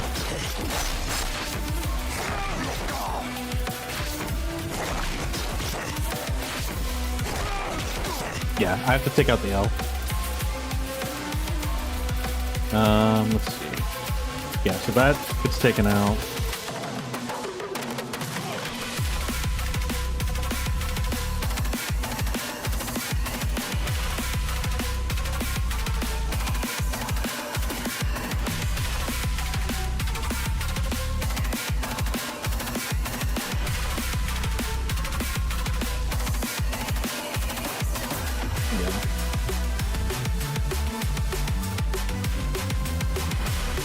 Okay.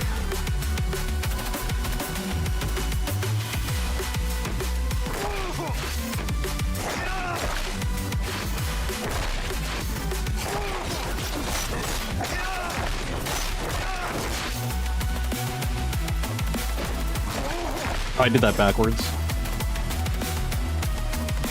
It's gotta be 5M and then 2M. 2M, 5 heavy.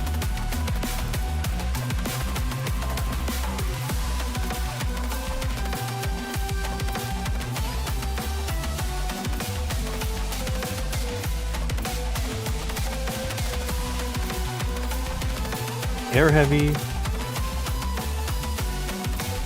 2L, 5L, 2M, should be 2M, 5M. It really doesn't matter the order, but I do want to make it consistent. And I also want to do it this way to show like you can have variation.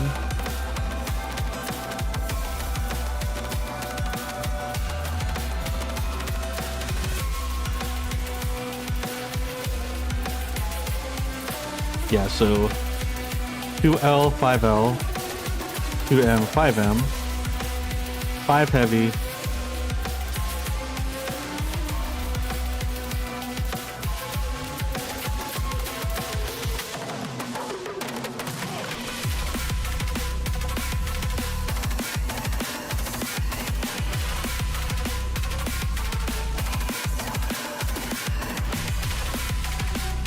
oh, okay, I was misreading it. No, it's correct.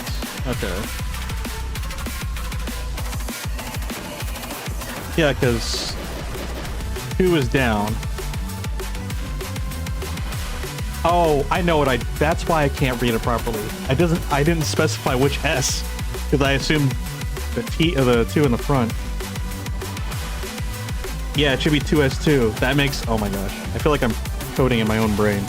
I was like, why does this not make sense to me?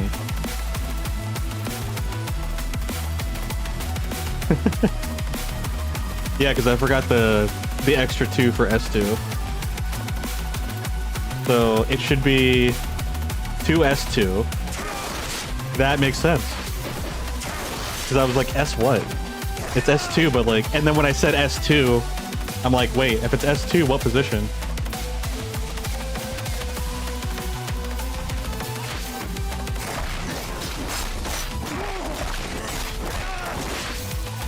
All right, so air heavy.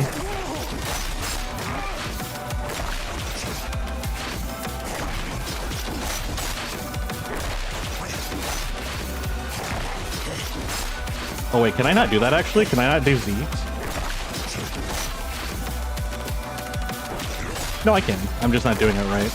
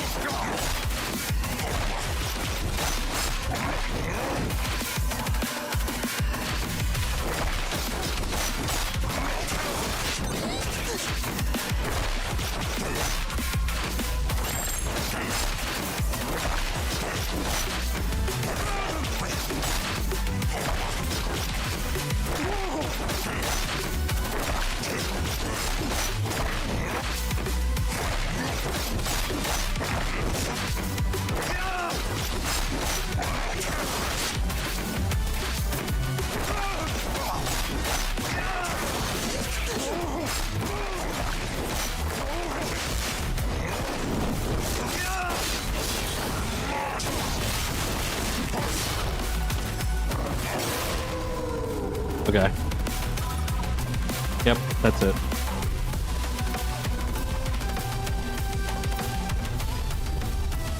This looks so weird to me, but it's still correct, at least in the formatting that I'm doing. Okay, it's a resource, it's an assist. Blood Pact does 554.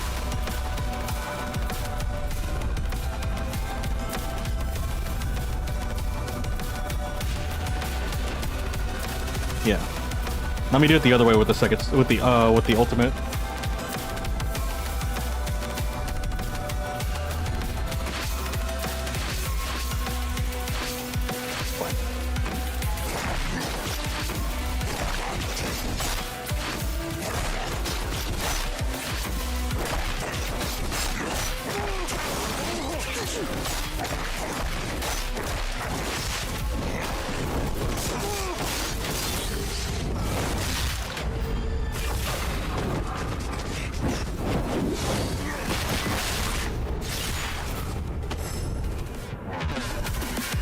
Okay, that's different from the numbers I got.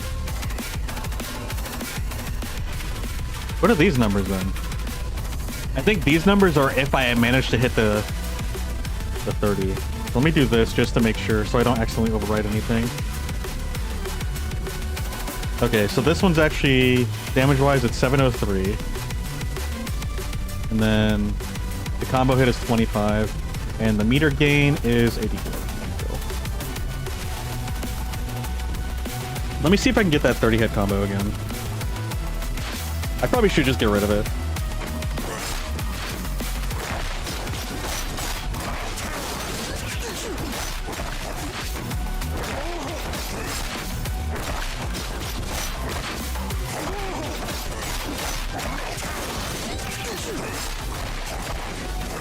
What? Oh, that was so perfect. I'm so sad about that one. That was actually perfect.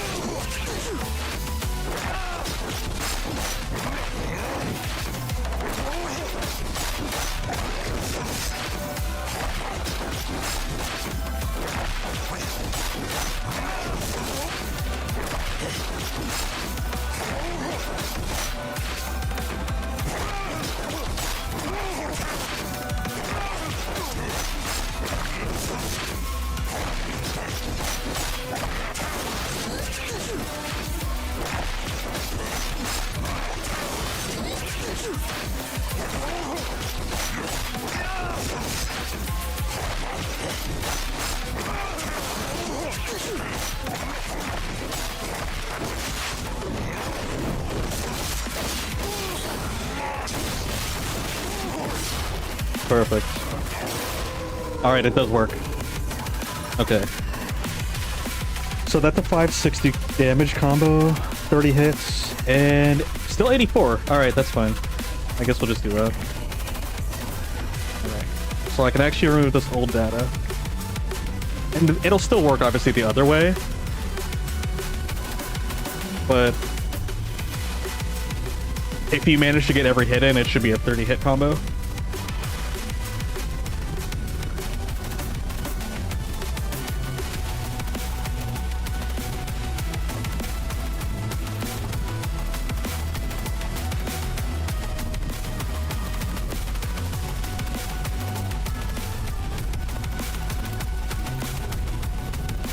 Yeah, that looks good.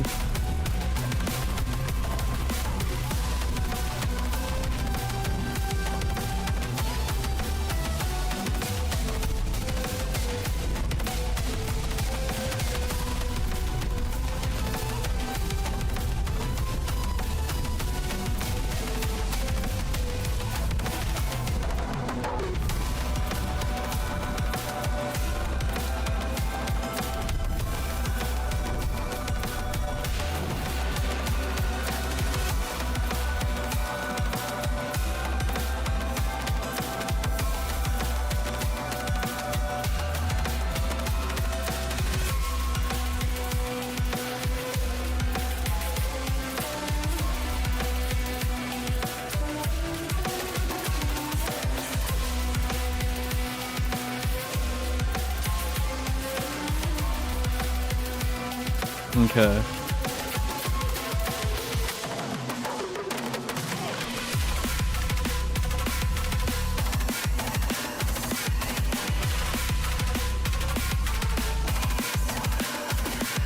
Does this make sense to do this? Not really. It's just more unnecessary space. Although this does look weird. I should probably fix this. That's what it is.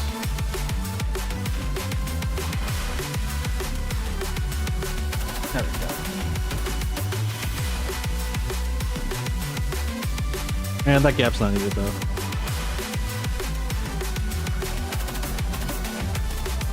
Okay.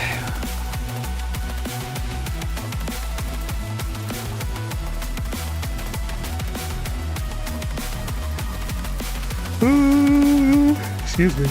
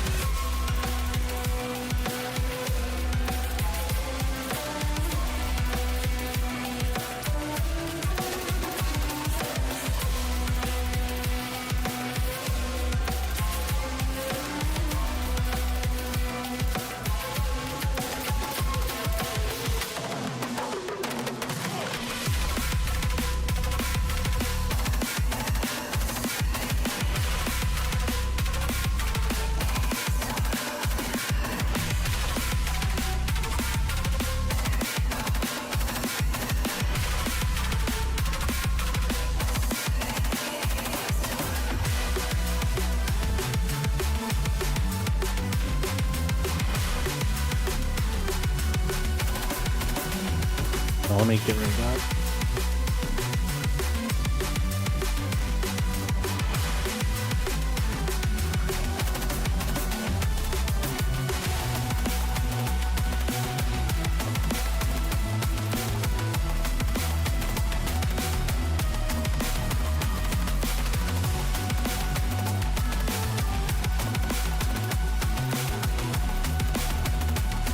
Okay.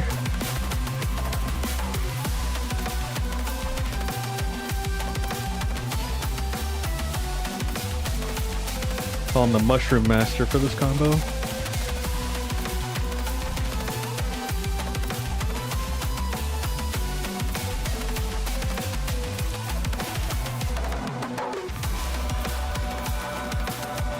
I guess I don't need it to be like full screen right now.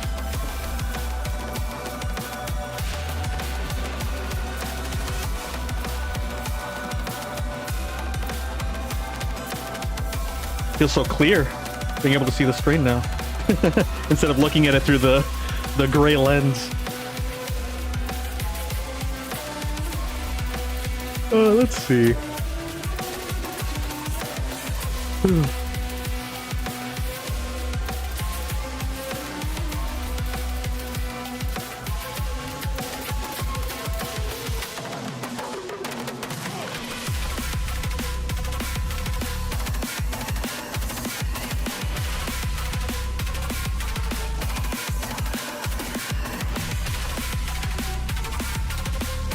I'm gonna grab Warwick stuff and put it on the top. Because I'm not even touching Teemo. I'm not touching Teemo stuff right now.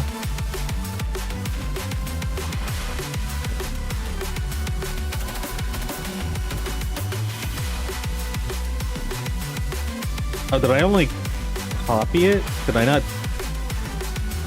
I didn't exit? Wait, what? Wait, what happened? Why is there two? Wait a minute. Did I make two separate notes for him? Wait, I'm so confused. What did I do? No, I think I just posted a normal one. I probably just copied it instead of cut it. Yo, my brain is mushy.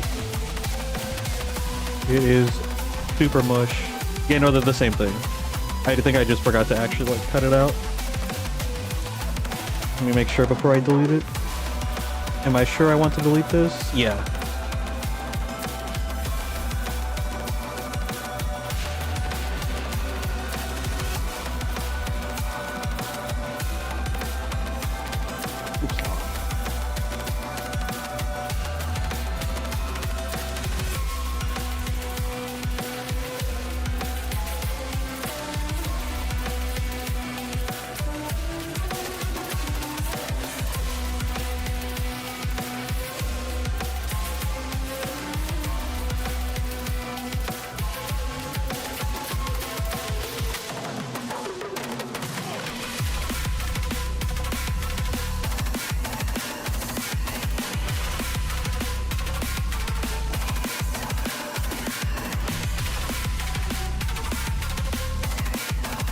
You know what? We'll switch it up a bit. Alright, Timo. Let's do your bread and butter at least, you know?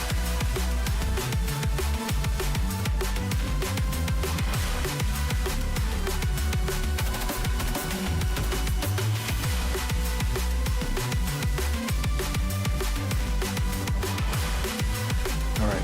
It's time for Timo's bread and butter.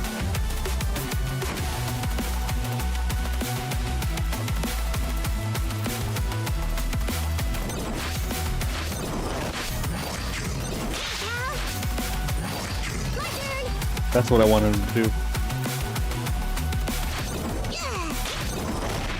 Okay.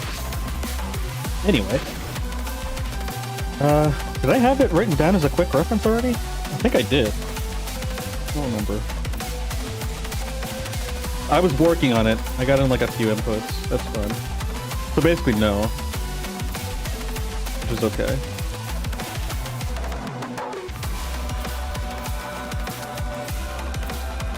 There we go.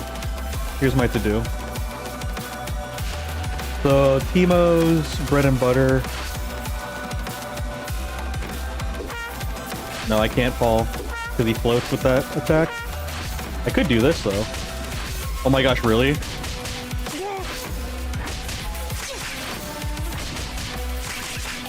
That actually works? Yeah, I'm not surprised. Wait, I can land with this, though. I can't do the kick, though. He's too stubby. His stubby little legs. Okay, I can't do that. Wait a minute.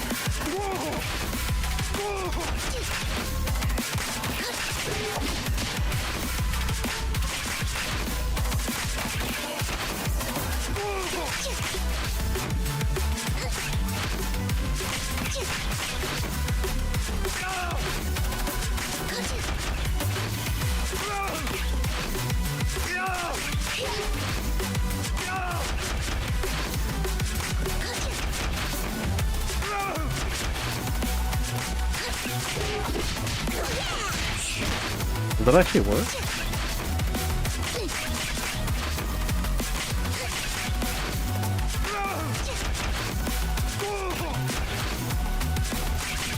Can I do that in neutral? I can do that in neutral.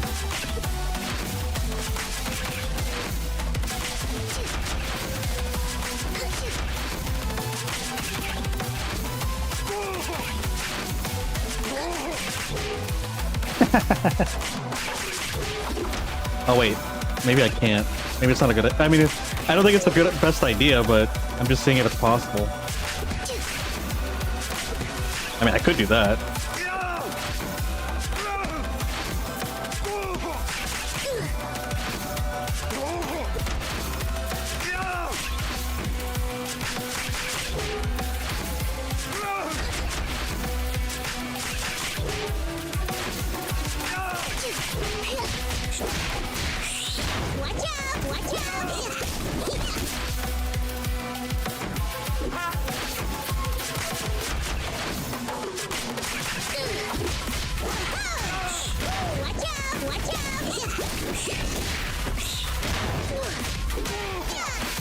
Okay, so the first part is going to be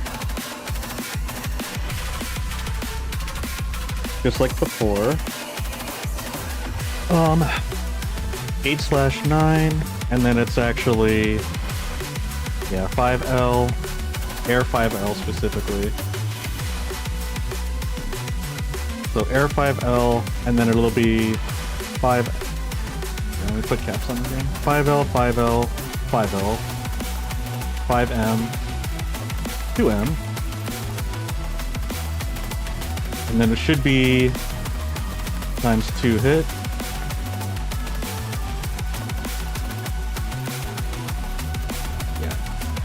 Times 2 hit. How do I have it set up? Hold on. Oh, I have it in brackets. Okay. It's all lowercase, but it's in brackets. I'll keep it in brackets then, for consistency. Maybe I should just put... Actually, you know what? I should probably put air... I feel like I should put air in parentheses. Just so we can signify... Like, it'll help kind of, like, identify and separate their IDs. Especially, like, up here, where air and hit are next to each other. I feel like that kind of makes sense. Oh, I even did it... Wait, did I do it right there? I have no idea. I don't remember anymore. I never remember. Alright, so we'll do this. Okay, that should actually help with visuality? Visual clarity? Yeah, visual clarity makes more sense. Oh wait, if I'm doing that, then this needs to be air as well. I kind of just want to put A, but I need to put a legend somewhere that tells what A is. Wait, I think I do actually have a legend that just tells me what A is. Oh, I think it's only for the compressed version though.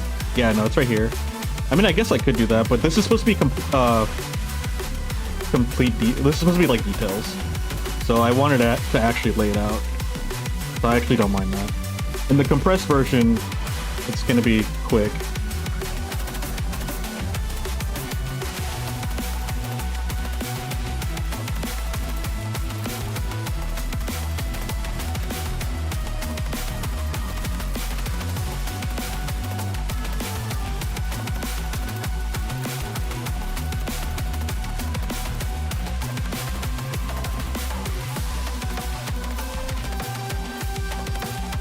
The buttered toast combo. Alright,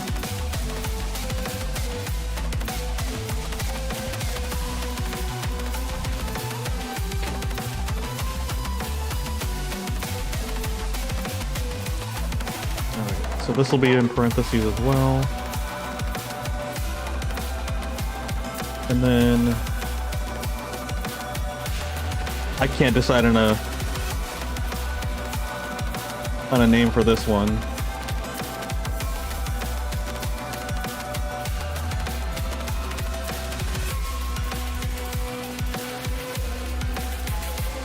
Mushroom murder, fatal fungus.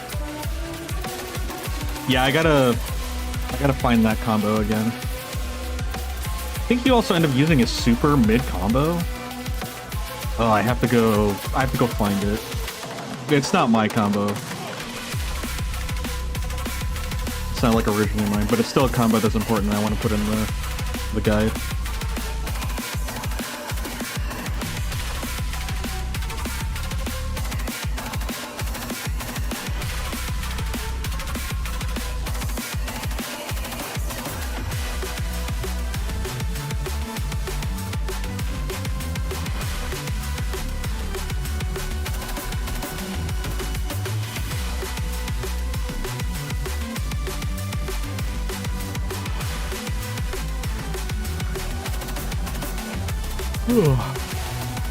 Okay.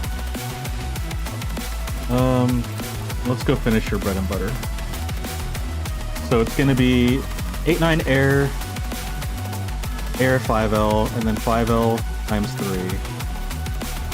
5L, 5L, 5L, 5M, 2M, 2 hit on 2M. Wait, could I squeeze in a 2L? Probably not. I think that's like really trifling. Let me see. Wait, maybe.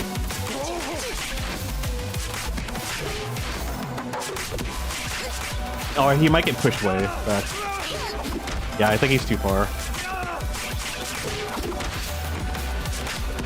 It's a funny idea, but I think it's actually too far.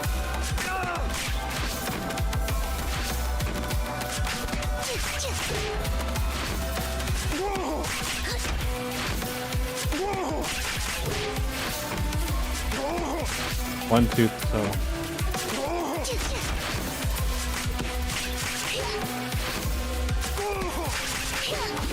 Yeah, it's too far.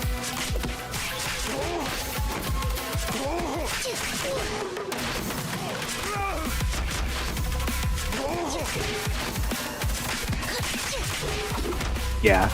And honestly, using that L isn't worth it. It's better to have the medium 2 hit in.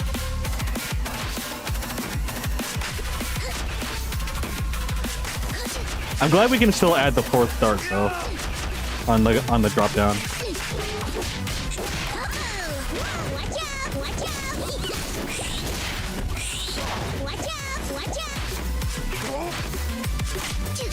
And obviously you can do like better replacements, like if you want to cross up. Because he's not going to be able to, he doesn't turn around and shoot at them if you cross them up.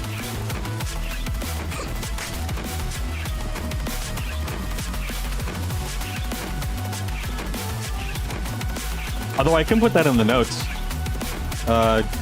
Trade out air 5L for 5M for cross up combo instead. Let's try that.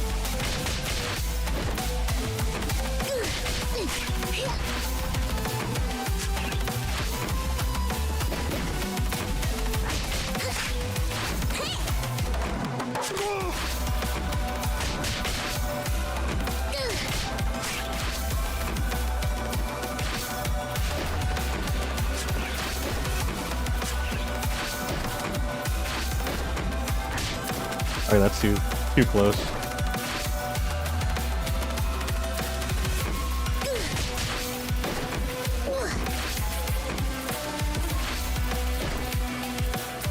So if I sit down and jump right from here, is that good? Yeah. That's kind of funny. Oh, that's too close.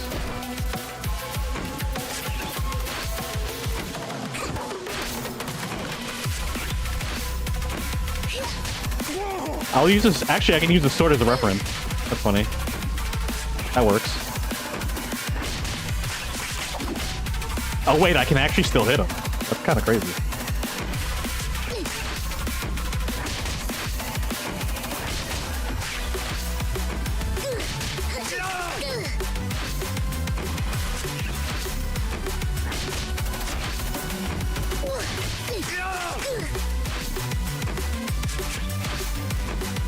It's definitely not safe to try to do it that way because the spacing's so varied.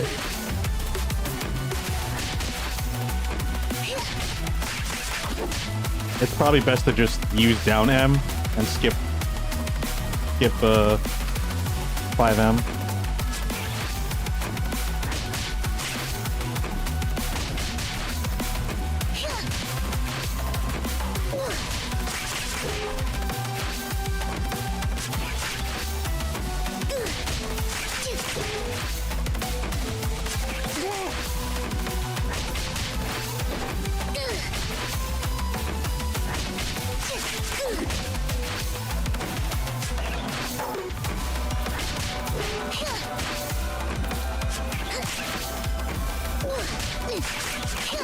It's so weird going backwards.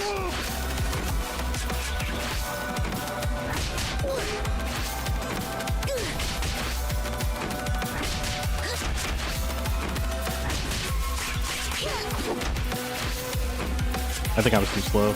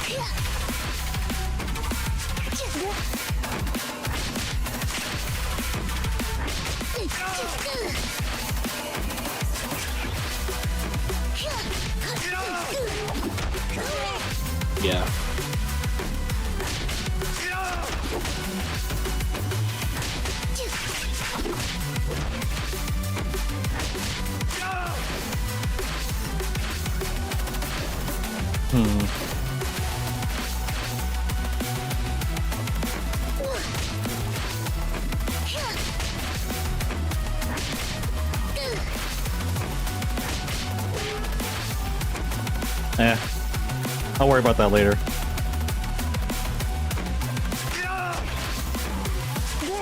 I'm experimenting with something I really don't need to be focusing on right now. I'm just getting distracted.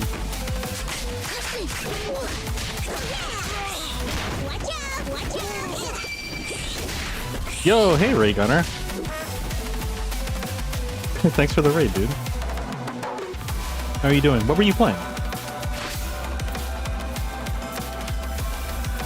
I like the box emote.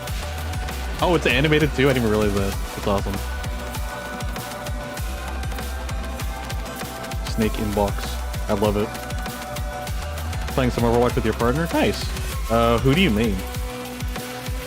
And how'd your games go?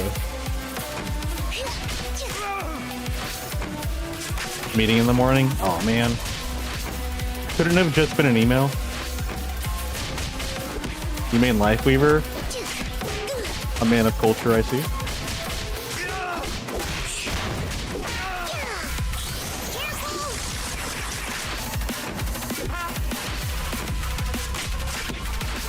Yeah, I'm a healer main overall, so I have plenty of hours into Lifeweaver as well. What about your partner? Who do they main?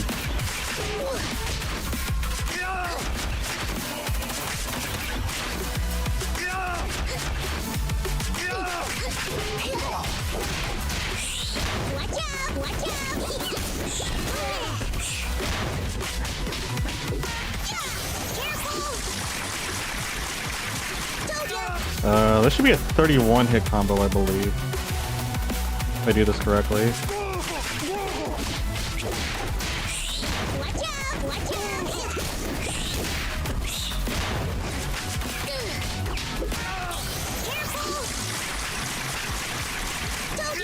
Or no, 32 hit combo actually.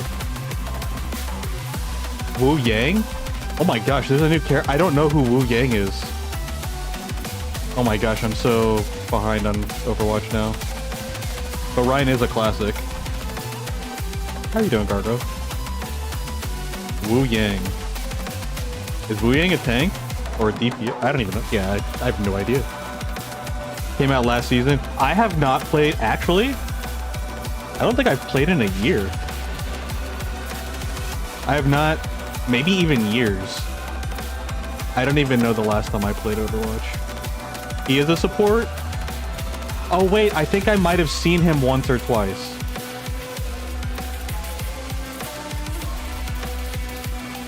But I know nothing about him in his kit. Oh yeah, no, I actually have seen him. I did see when he was like in the, I think he was in playtesting. Yeah, he was still being released. That's pretty cool. Yeah, as a healer main, I would definitely would have been interested in going back and playing as him. But I kind of dropped Overwatch, so... But yeah, it's pretty cool. He got the Joker Persona 5 collab skin. Oh, that's pretty cool. Yeah, that actually... He could pull that off just by looking at him. That definitely fits.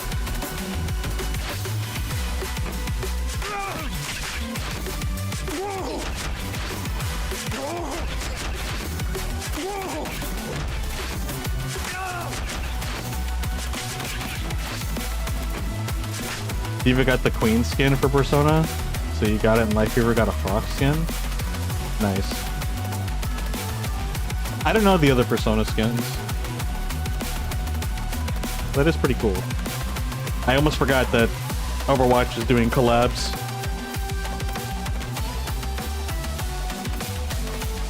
Yeah, they got me with the Avatar collab, and I ended up getting Aang Zenyatta.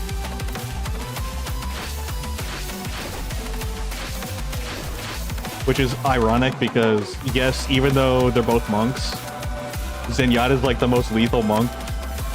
And then he's also like, he tries to preach super peacefully, but he's like a DPS support with his Discord orb.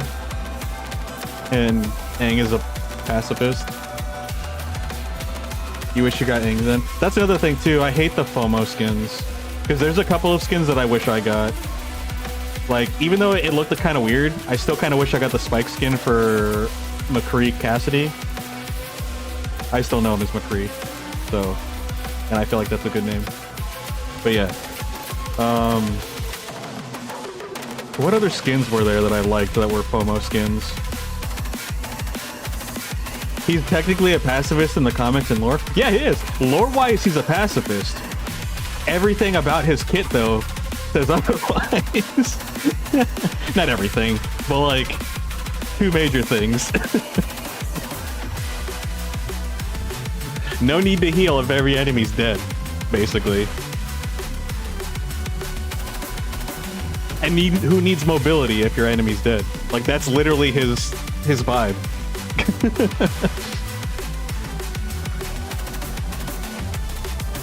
And there have been several times where he was meta. So like he's not just a meme character or anything like that. Sit back and sit in the back, spam Discord and right click. Yeah, I even got the, apparently it's really rare. I don't know how rare, but I got the rapid Discord achievement. So like you kind of just waste people. At least there were certain seasons where he literally did that. He just melted people, so you could easily get that achievement. It was kind of the same with Mercy's achievement, but Mercy's achievement's like really hard to get now. In the very beginning, you just res everybody at once, let them die. In one of his perks, you can Discord orb everyone within a radius of his ult. Oh, I totally forgot they have a perk system now. Yeah, dude, I'm so old now. I'm a boomer when it comes to Overwatch at this point. Somehow you got Mercy achievement today during stream. Nice. I think you just have to stay alive and res people like 6 times, right? Not just stay alive, but like...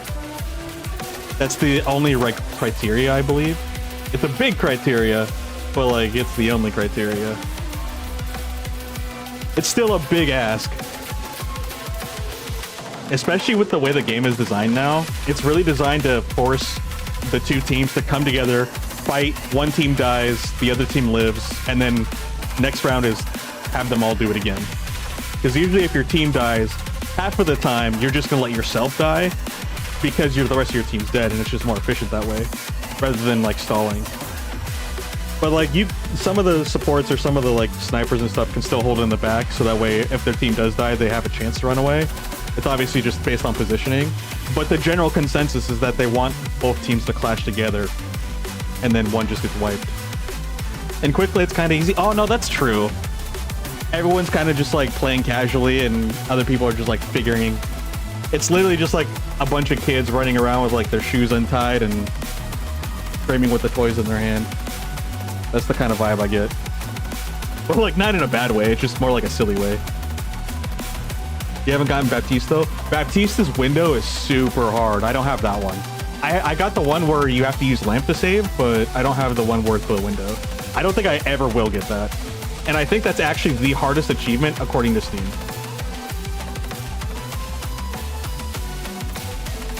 Which makes sense because the window's so small and you're down 1 target, because there used to be 6 targets, but now they dropped it down to 1. So it's 1 target. The game is a lot more mobile, and people just hide. And you literally can't drop that much damage unless people just decide to take it with shields and their own health. So I guess you can probably do it realistically if an enemy Lucio dropped beat and tried to go aggressive and you dropped window. And then you had a Bastion on your team. With like Bastion, maybe an Orisa, maybe a Widow, whoever has the highest like DPS, essentially. You need to communicate with your team about. Yeah, like that's the most. You have to be extremely coordinated and extremely niche situations at the same time, and that's just way too specific.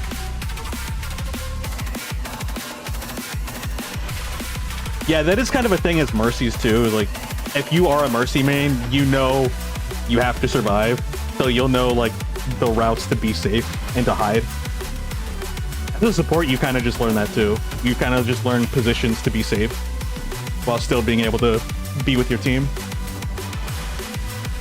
Balancing between like staying in the back and being close enough for them to protect you, but far enough away to not get hit. Or to retreat safely if they get taken down.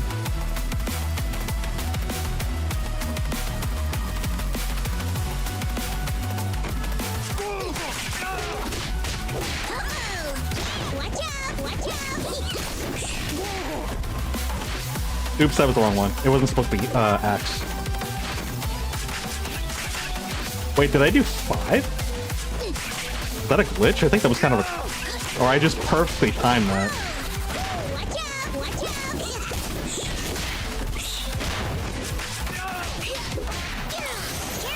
You had a conversation in your class about gender and games. It's a game cultures class.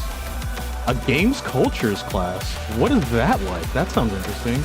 You made a point about Mercy, how Mercy is viewed as a low-skilled character, but most people don't even know how good her movement, no good movement as her. Yeah, no, like, if you watch, like, the problem is that people are visually impressed, and Mercy does not look impressive at, like, visually.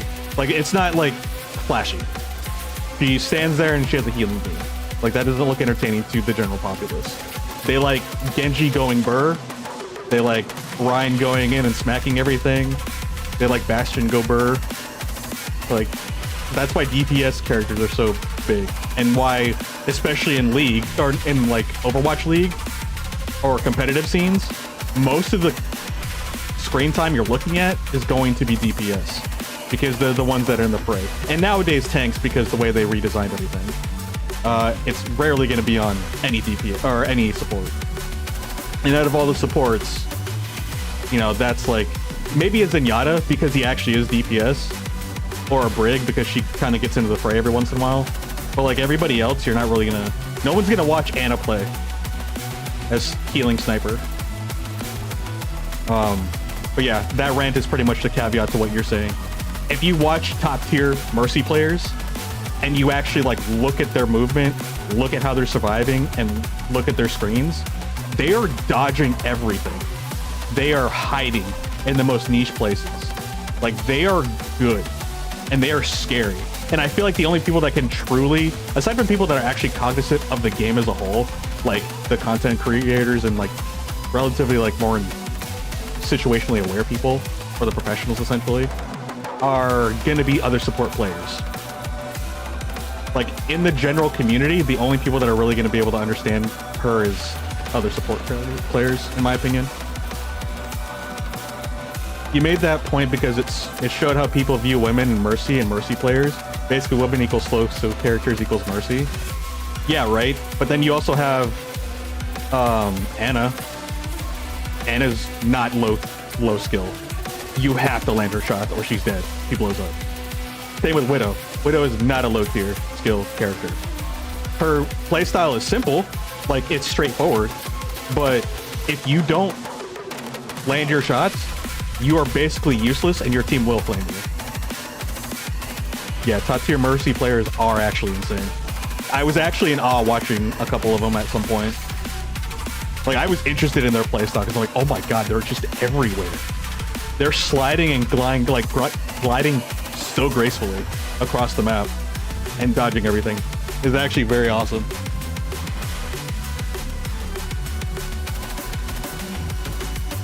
I think of it like this. It's a very elegant playstyle at top tier that uncultured people don't understand. Okay, that's kind of like a really harsh like shade to other people, but I think it's just one of those things where, you know, it actually is kind of like a culture. It's an art, and some people just, it doesn't resonate with.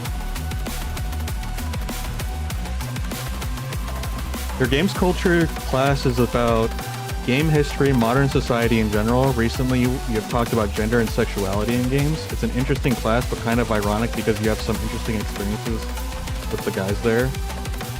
Yeah, it's let's just say collectively we're working on it. At least there is a class for them to try, you know? Sometimes people don't grow out of old habits. Like, there's some like elderly people, like genuinely elderly people who are nice and have no malicious intent. At least that's obvious. And they will still behave like it is 50 years ago. And if you know anything about 50 years ago, the culture then and now are wildly different, to say the least. They're trying, at least. Yeah, exactly. Like, at least they're trying. And honestly, that's really all we can ask of anybody, even ourselves, is to just try.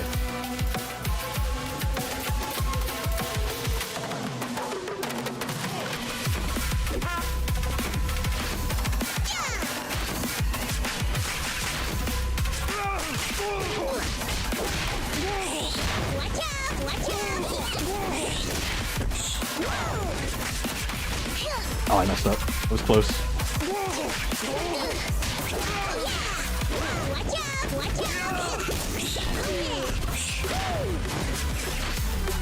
There was a guy laughing about the expenses of... Oh, okay. Yeah, that's unfortunate. There are people out there like that. There are... Yeah, it's unfortunate.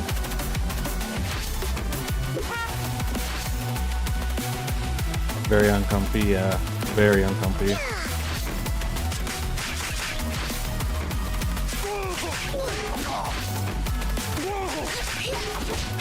I think anybody who doesn't have that mindset and is aware of that kind of behavior's impact on people today would probably have an uncomfortable conversation with them, like, unwillingly. He'd also interrupt you. Yeah. Unfortunate. Other than that, sounds like it is an interesting class. I can talk about anything and everything video games. Like, I love anything that has to do with it.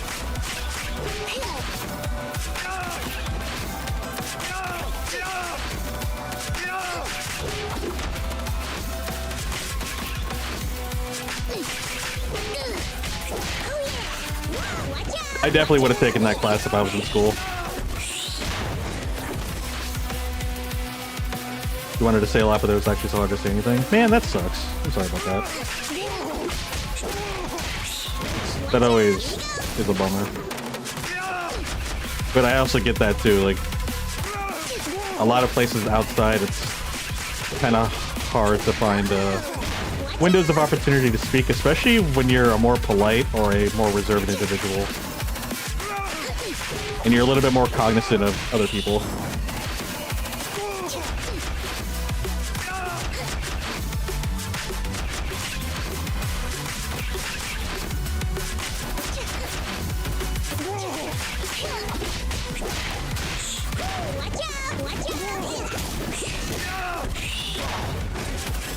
Too late.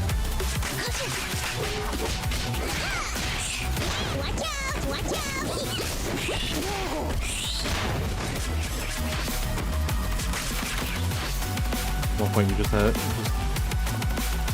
just talk for a long time because otherwise you felt like you wouldn't be able to get another chance to talk. You basically took your mile and ran with it. Honestly understandable. I feel like I've done stuff like that too. And then there's also, as everyone's talking, there'll be like half a second of a brief pause and you feel like you can like try to interject, like without interrupting, like you feel like it's a good opportunity to go in, but then they quickly override you and you're just like really frustrated because you keep trying to go in without actually being rude. And then it sucks too because, you know, it's funny, there was this lecture, I don't know who was lecturing about it and where I was at, but I remember hearing someone say, like, when you're listening to people, oh, I think it's like to not raise your hand or something like that because your mind is only going to think about that one thing and then you're not actively listening to them anymore. But then it's also a problem too because if you actually listen to them and you have a thought or a comment that you want to say, you can very easily and most likely will forget it. So then you won't really know what to say or have anything to say or just forget it. Or you'll talk about whatever they most recently talked about, but it was kind of important to also address the previous idea or thought in the conversation. It's a weird balancing act. That happened a lot too. Yeah, like it's all a weird song and dance.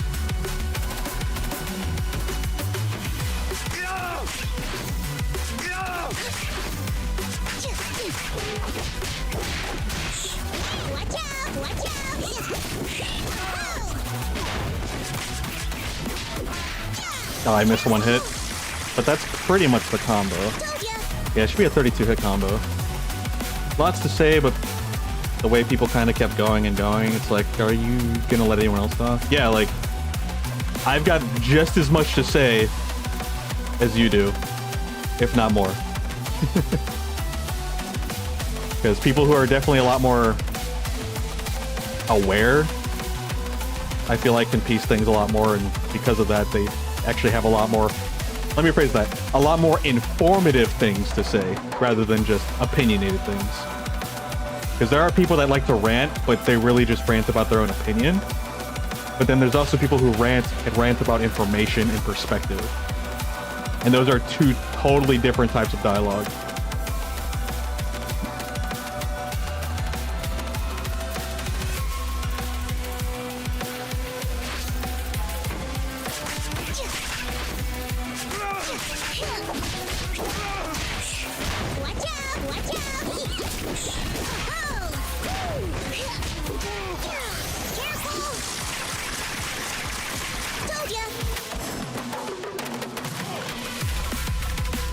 Hey, letter. Yeah, like the dude was just interrupting and saying nothing. I'm sorry you had to go through that. That's rough and annoying.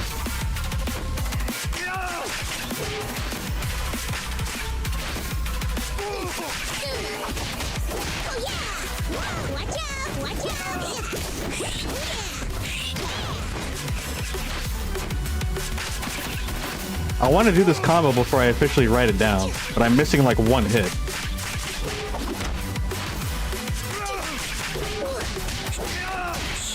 Besides, I actually do need to do it because I need the information.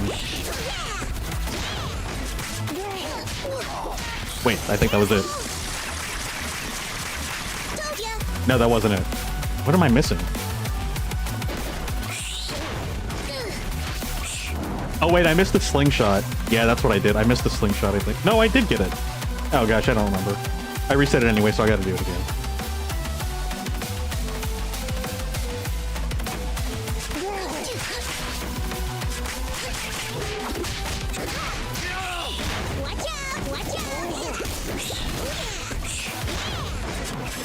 Oh, I might have missed a dart, because that actually happens pretty often.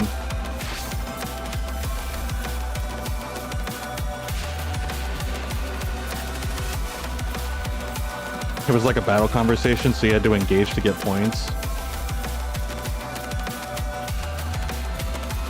You got last and low-key ridiculous, not funny from the interrupting. Yeah, that's just not fair. And that was in the game cultures class. I feel like that's a little ironic.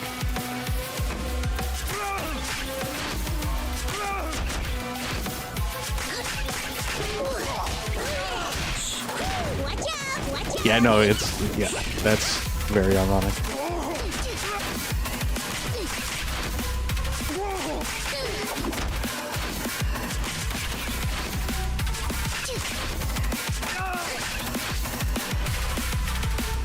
You didn't get last because the team who got last was the ones that are interrupting the most. Oh, yay. Well, at least they were recognized for their ineffective performance.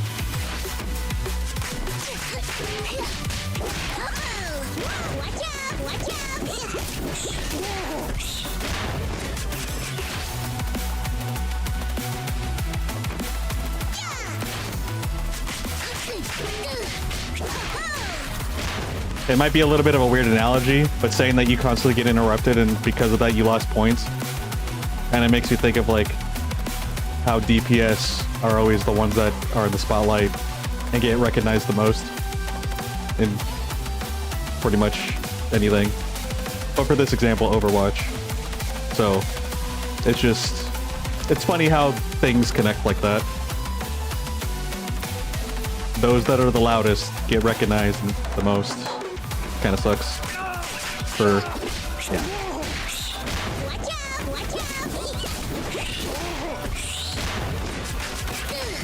Oh, I missed it. Okay.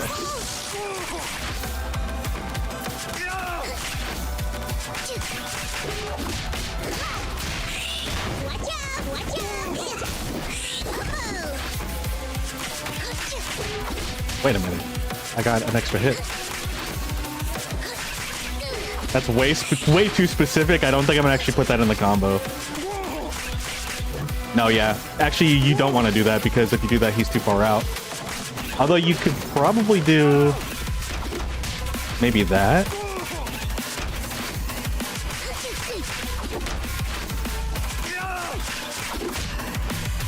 Maybe. 1, 2, 3, 4, 5, 6. Wait, that was the combo. Wait, that could actually work. But that's so specific. Oh my gosh. That's such a specific combo.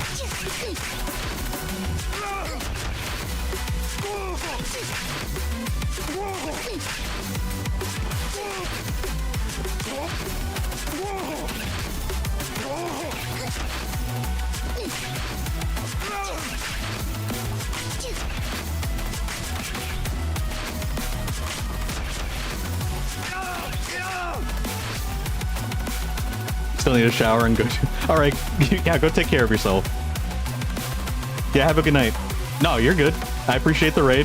Usually, I don't expect like raider or like a streamer who raids like to be around for long, because usually they're not. They would be streaming, like, or they have to go. Yes, I would assume that they have to go because I would expect them to stream. That's what I meant to say. But yeah, have a good night, Ray Gunner. Thanks again for raiding.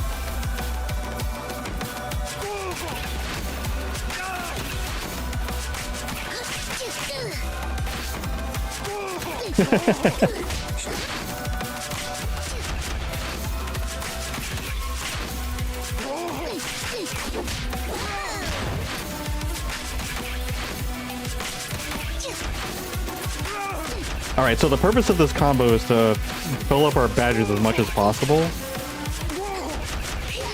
So I'm gonna do that instead.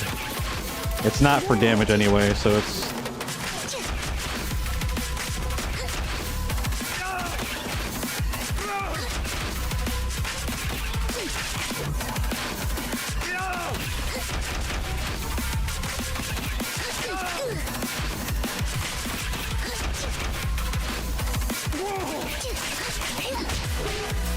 Wait, that's the combo.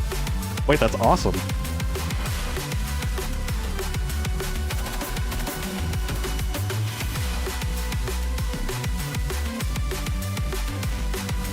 It's incredibly specific, but it's hilarious. And it works, so I'm gonna use it. That will be the combo. Although I do need to make sure to take out this 5M because we can't do 5M at that point.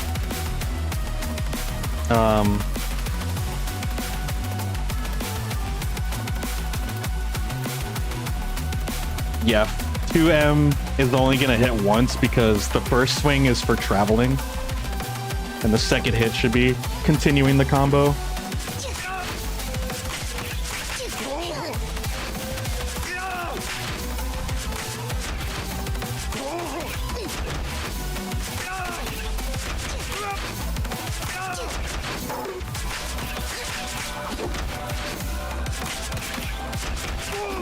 Oh wait, no, it should be 7.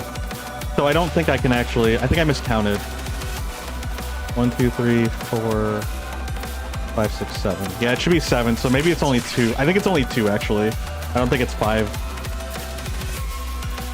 Or I don't think it's 3 5 aerials. So I think it's going to be 1, 2, 3, 4, 5. Yeah.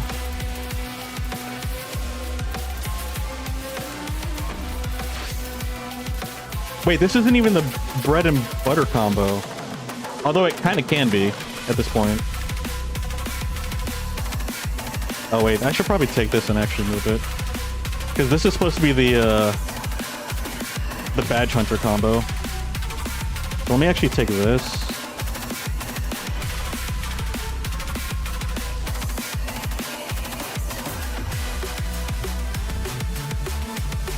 Okay, yeah, this isn't the bread and butter combo.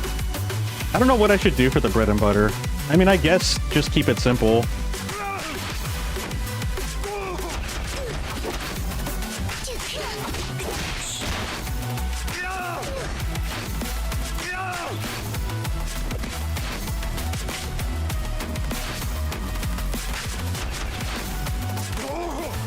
He's so stubby. He's so stubby.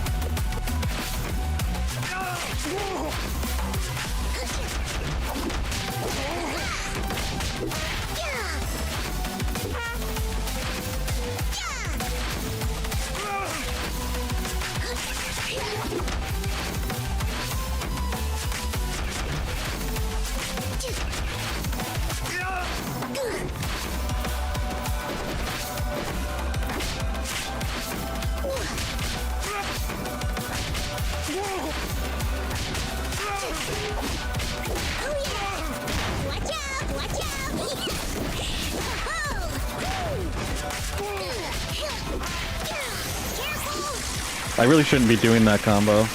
Well, maybe I should be, I don't know.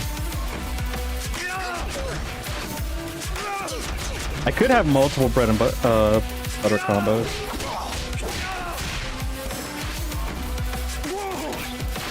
I actually don't even know how to do a normal combo with him.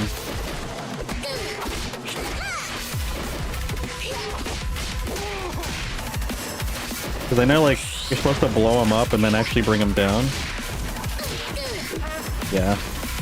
You're actually supposed to do that. I haven't really practiced that.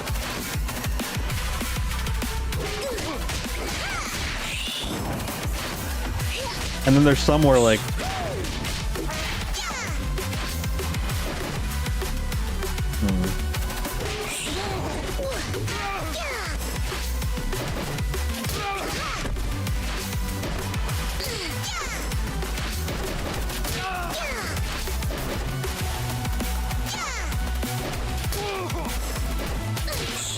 Okay, you can do both of those.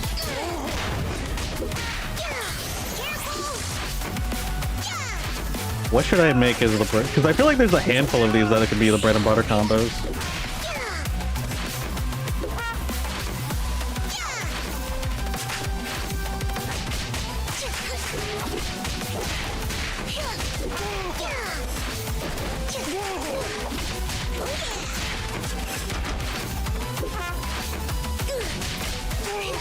Because we're actually, yeah, because... Ah, crud, I don't know, man.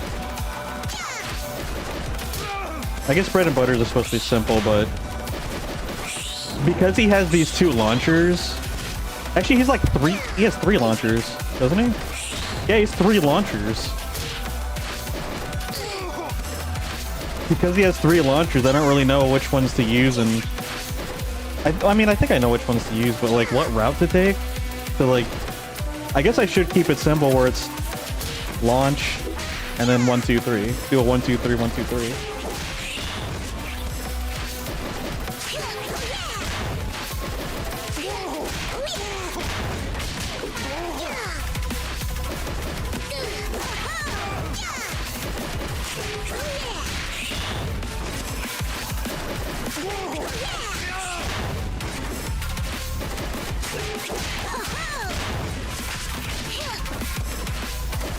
Oh, maybe that's why he has that pogo ability, since you make them fly so high.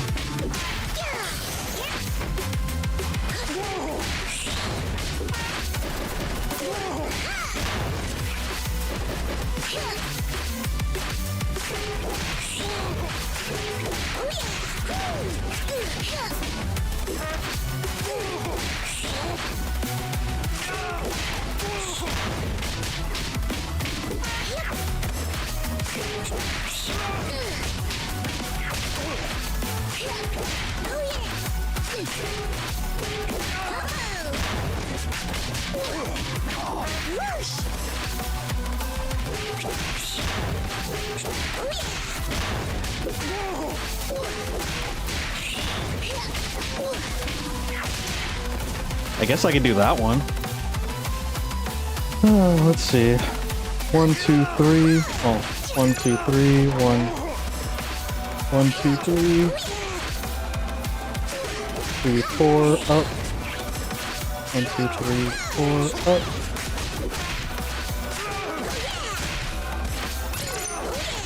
I don't know what that is. I don't even know if you guys can hear it.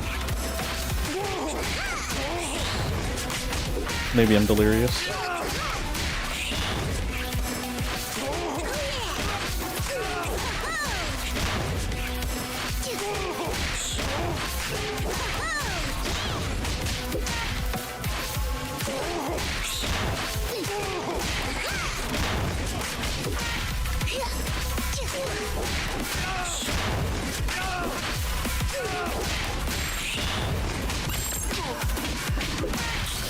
Wait, is that the super meter? Is that what that is?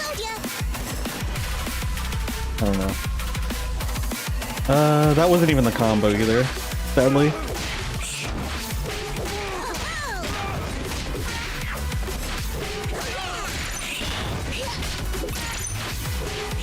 Oh, it is it's super meter. I'm silly.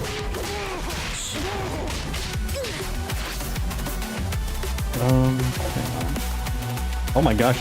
Holy cow! It's midnight. Goodness, I should probably get to bed.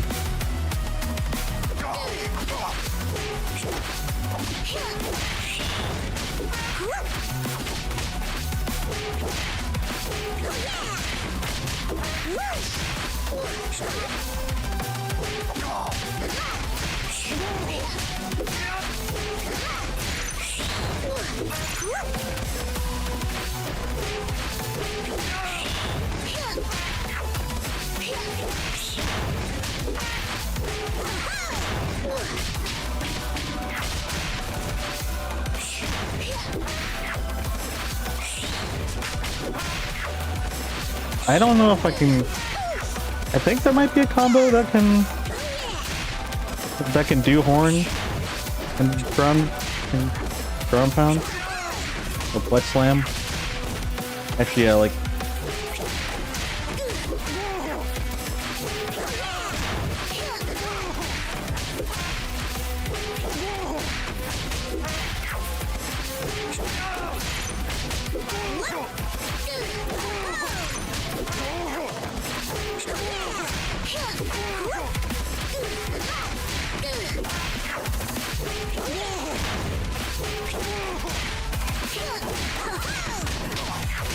Oh, okay.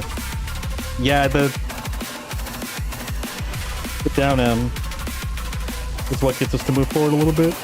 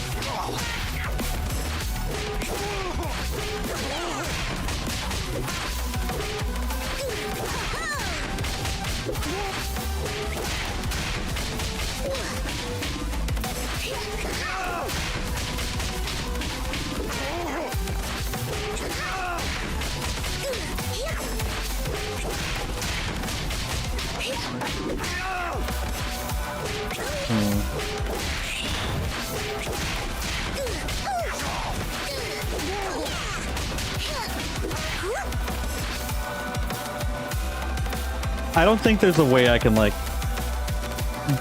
I either have to do the bugle in the slam, or I have to do the medium, the blow dart hits. Or, like, the blow dart stick melee.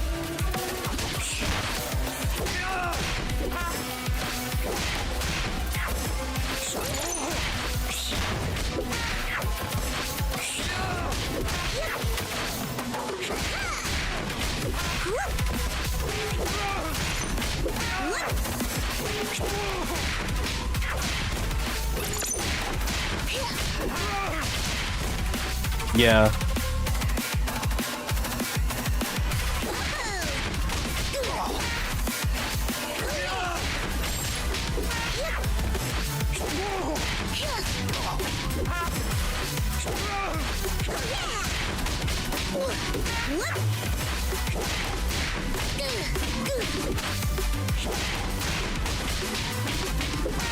Yeah, no.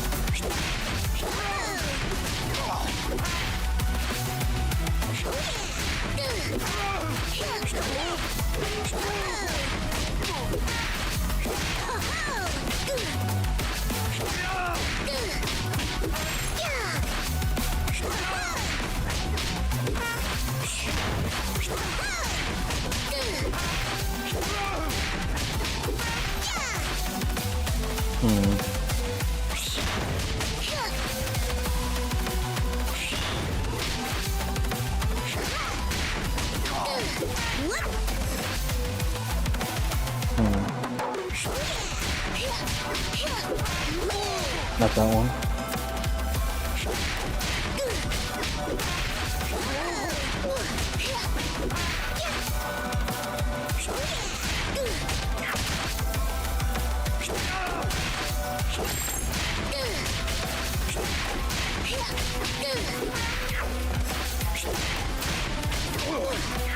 I may be going too slow as well. That's actually always like oftentimes a factor.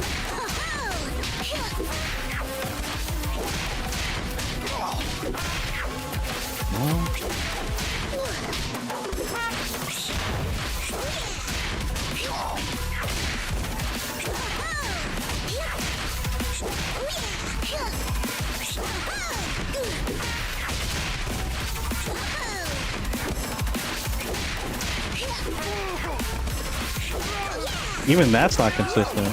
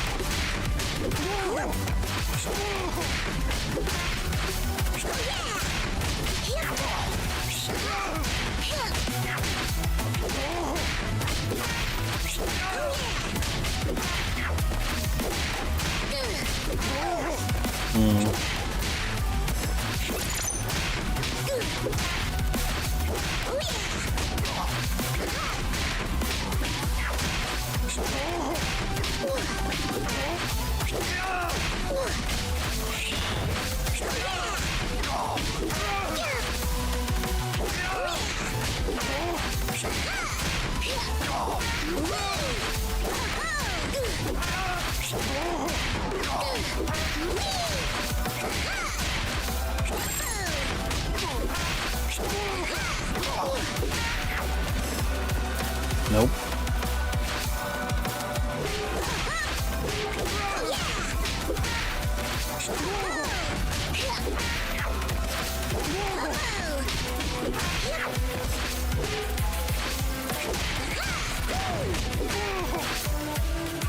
Yeah, there's no real consistent way I can try to use like use all these attacks. Use the spin attack, the pogo attack, and the bugle, and then be able to ground slam them. Because I'm trying to go for 2, so that way I do all of that, I bring him back down, and then do another like throw. But using the bugle is just so hard. I might just have to abandon the bugle for a better, safer route. Because it feels so inconsistent for me. I don't know about other people, but it's like not really, it's not clicking for me.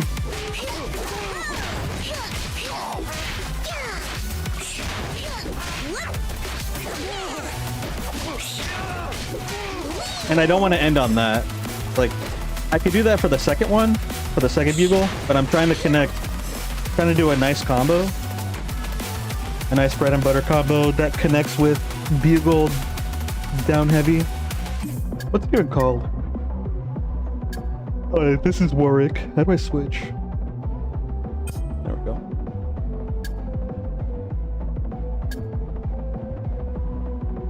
Dandle dash.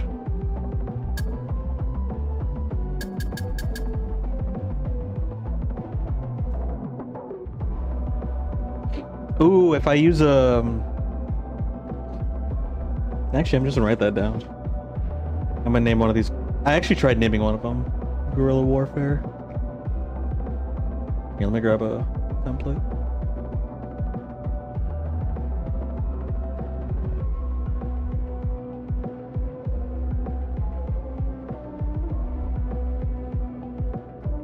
Maybe I can use an assist with it.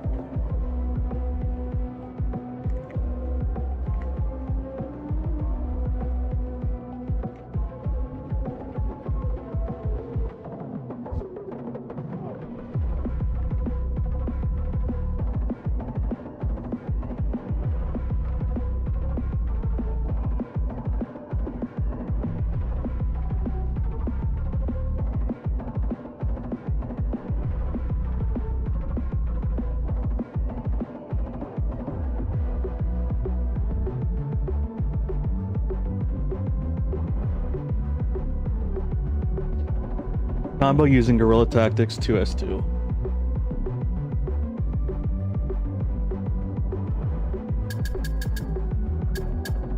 Teemo obtains the dart badge after 12 clean hits with L darts on the opponent. Mushroom badge is obtained upon 10 successful noxious trap explosions. Note explosions, not necessarily damages. Slingshot badge is obtained after successfully landing 5 clean hits with sharpshooting badge. Or with sharpshooting scout.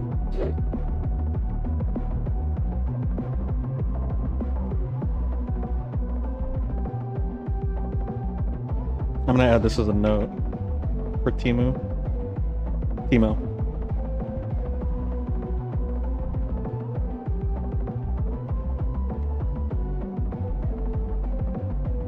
Dart badge. I'm actually gonna put this back here for like a little bios for him. So we've got our dart badge, mushroom badge, and then slingshot.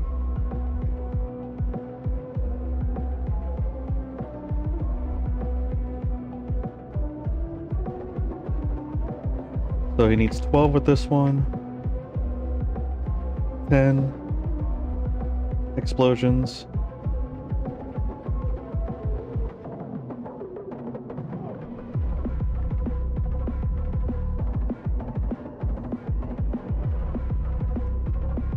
And then 5.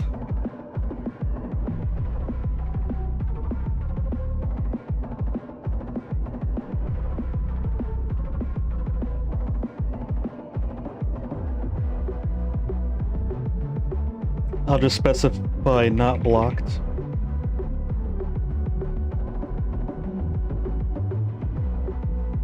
So, on hit, not blocked.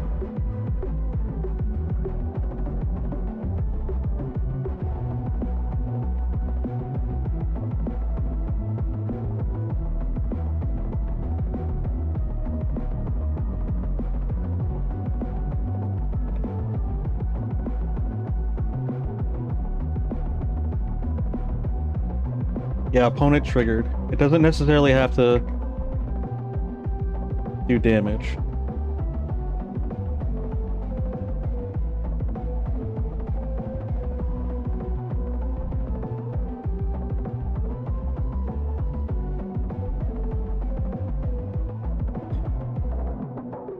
Yeah, I think that makes sense. Dart badge is 12 on hit. Mushroom badge is 10. Opponent triggered. Opponent triggered.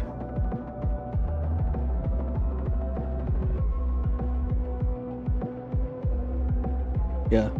Opponent triggered.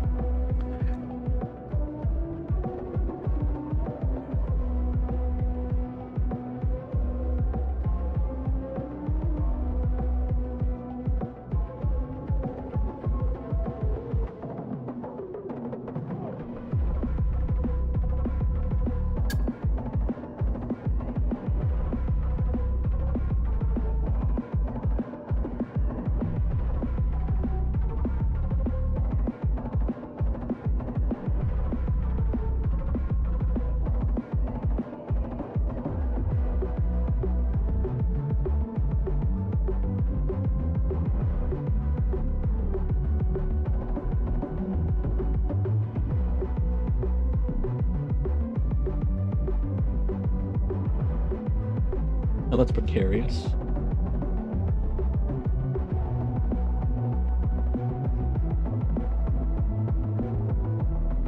Oh, it's not gonna work. Alright. I'm a little too try hard with the organization.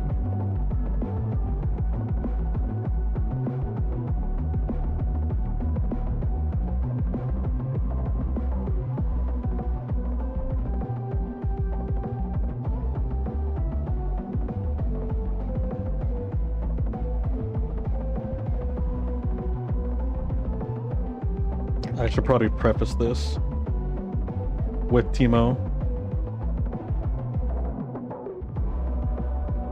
I think I put it in the details here, but it's still good since that's compact.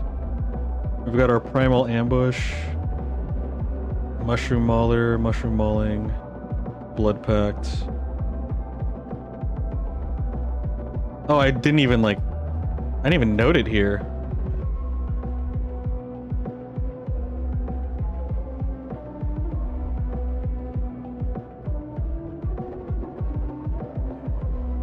Here we go. Teemo assist.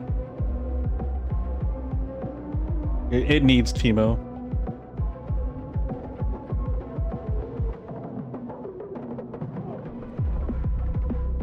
Yeah, it's Teemo assisted.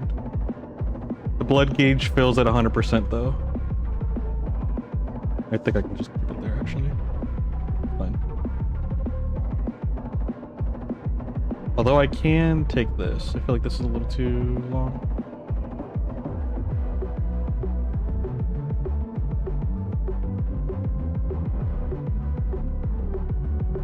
Okay, that's good enough. Yeah, this is Teemo assisted. Mushroom mauling. We'll do that later. The mushroom mauler, which is the slight variation. That's a damage focused variation.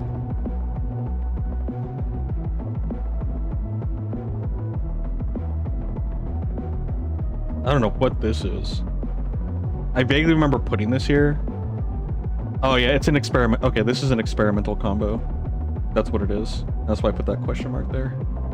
Because I wanted to see if I can do a 2H launcher combo route with that combo. Or with that first half. And then Primal Ambush is like a block string combo. So it's gonna be kind of weird. Like I don't really know how to write this efficiently. But it's fine. And then we got Teemo's little bio.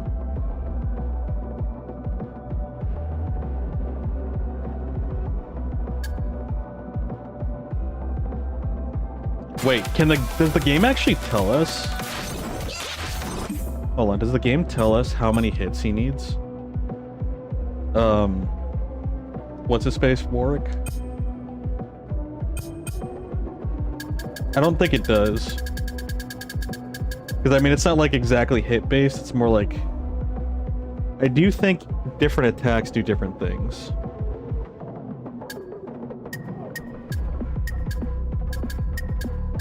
Oh, here it is. They put Teemo's in the bottom, but they put Warwick's on the top. Yeah, it just says like Bloodseeker spinning. Let me see. It's not gonna be perfect since it actually dwindles.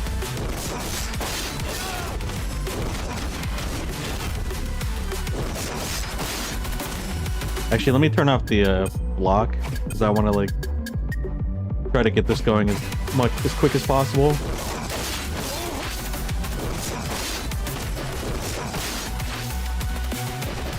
What if I do this? Oh, I can't. Okay.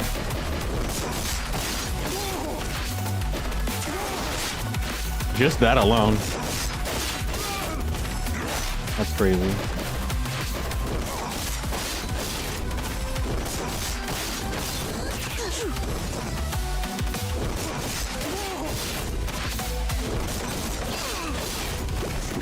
Oh, wait. He gets up immediately. Yeah, I think I tried making a combo with this, but it didn't work.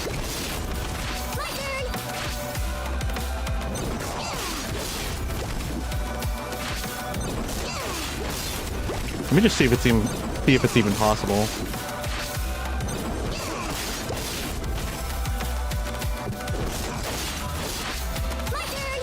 I don't think it really is, or if it is, it's like incredibly niche and specific. It's like not worth it.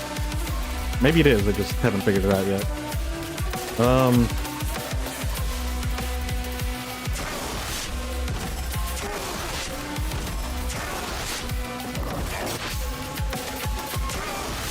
You know, can I try to space it where I only do 2 hits?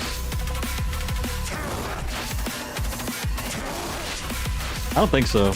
At least maybe not here. Let's try to get out of the corner. No, it doesn't seem like it. Oh wait, there we go.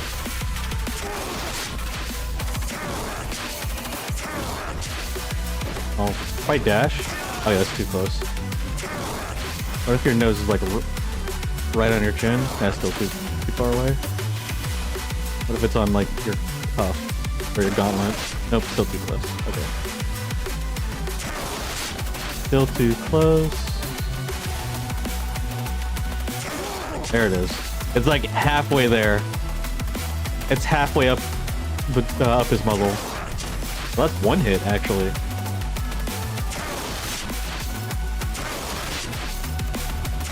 Too close.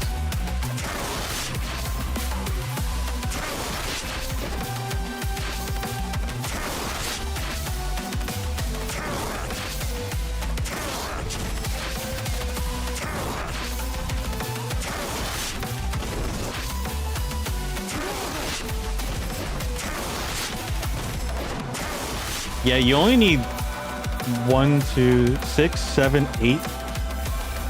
So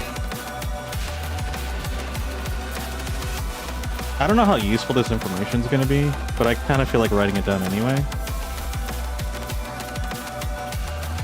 Since we've got one for Teemo, I kind of want to do one for Warwick.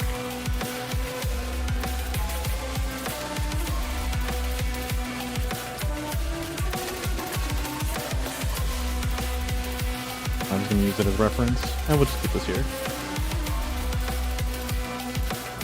Okay, anyways, back to Warwick.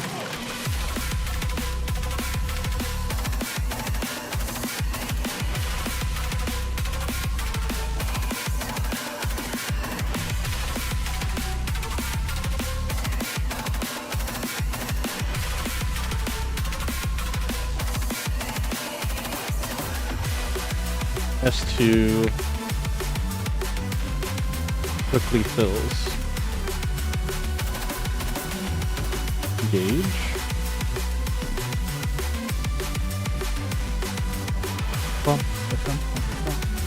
Let's see. What is this move called actually? Hold on. I gotta go to the move list. I don't have to go to the move list. I could just do S, like I can do 2S2. But I want to see what the move is. Unique moves.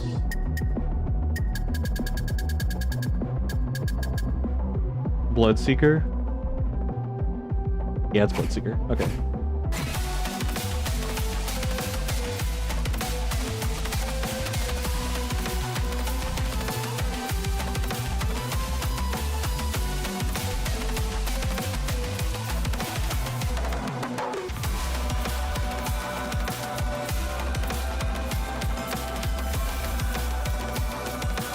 Decays over time. Yeah, these are kind of some just general notes for it.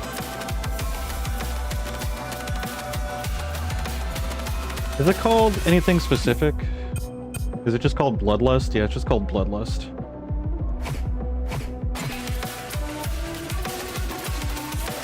That's fun. Okay. So, Bloodlust decays over time.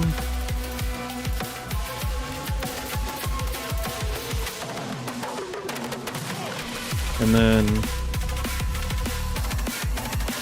oh shoot, what was it called? I think it was called Bloodseeker. Yeah, Bloodseeker.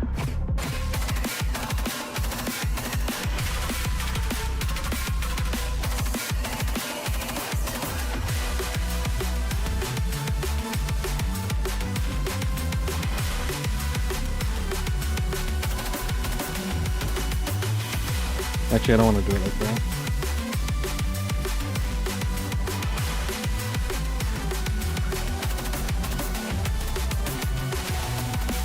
I don't really know how I want to do this, actually.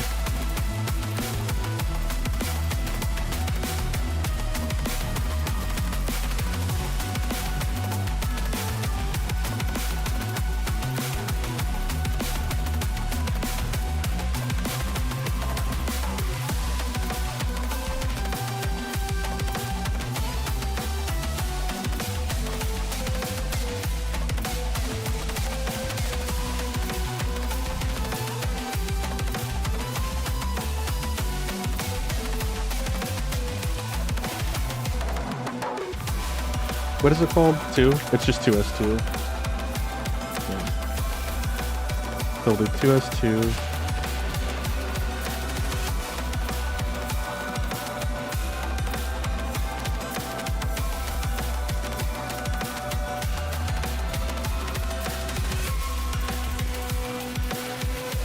Full charge face.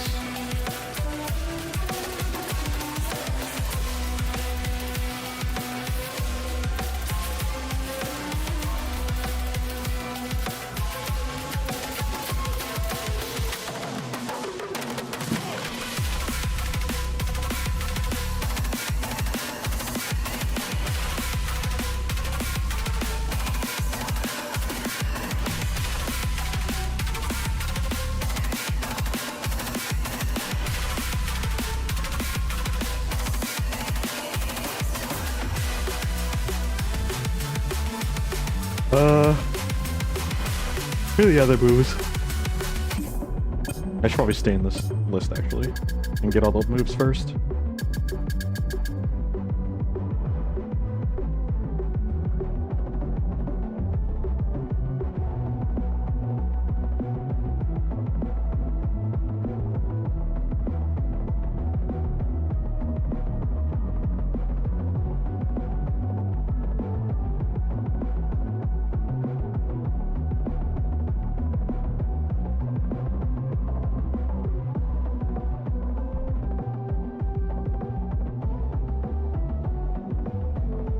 One, two, three, four. Yeah, so we'll do...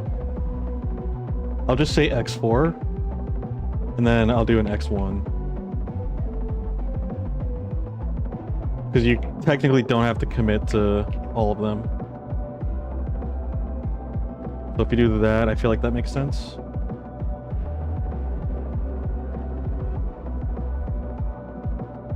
Okay.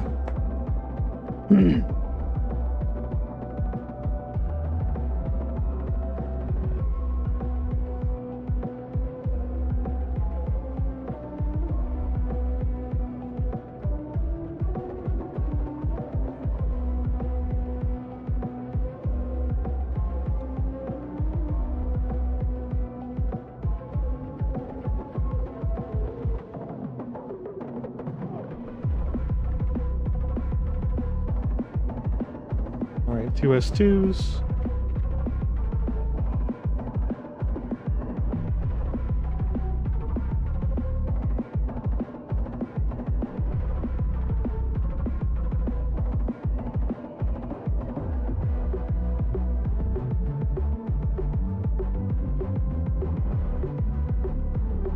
And now that they're shorter, I can actually bring them down here. Let's do it this way. I don't want them to be too far out.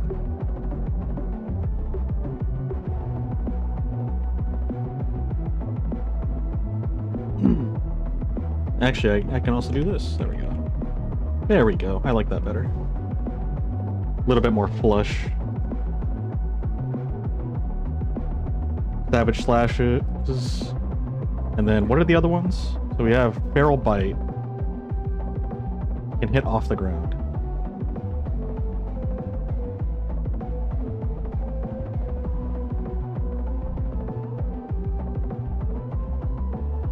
Okay, Feral Feast is Bloodlust only. I'm not gonna do that one. Because this is before Bloodlust. You know? So we got Feral Bite. And then we've got Spinning Slicer. What a name.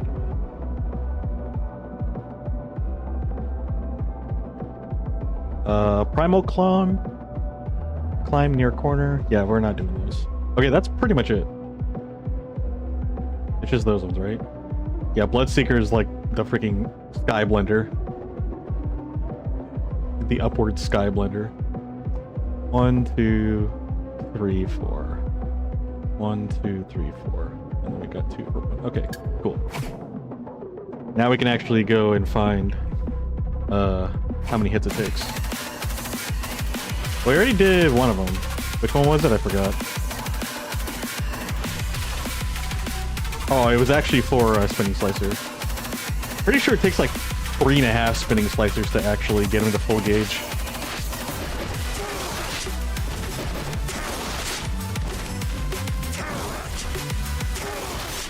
Actually, not even.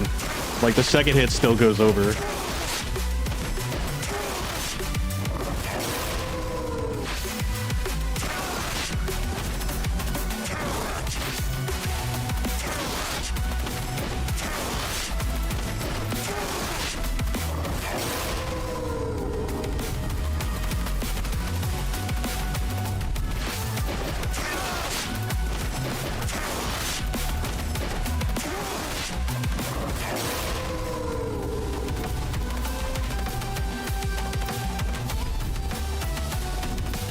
Basically 7.5. I'm pretty sure it's like 7.3, to be honest.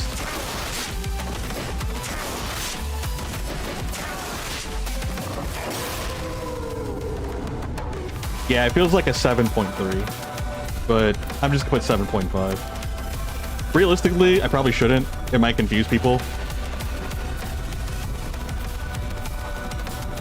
But I don't care.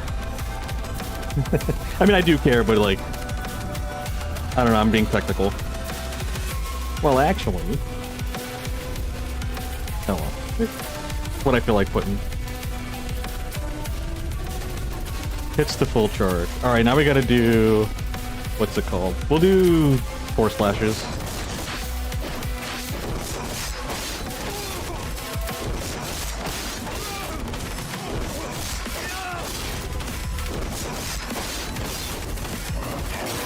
Okay, you need to do that 4 times. That kind of checks out, because it literally does a quarter. But obviously this doesn't account for decay.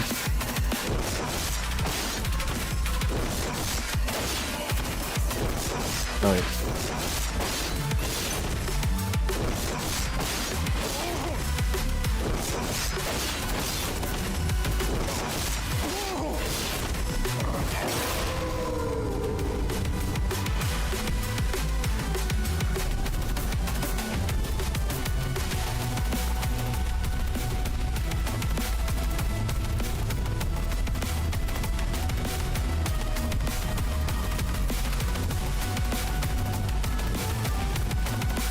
Not including decay. Kind of get an asterisk next to it. Not including decay.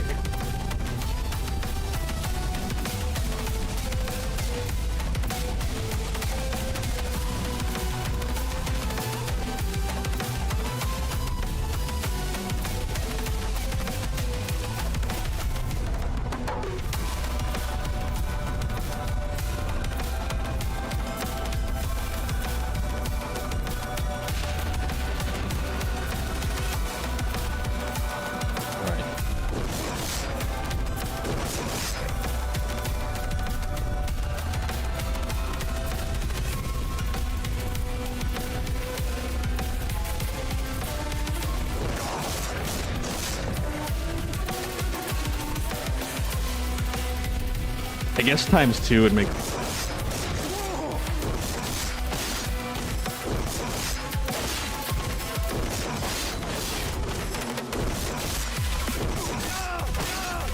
Wait, huh?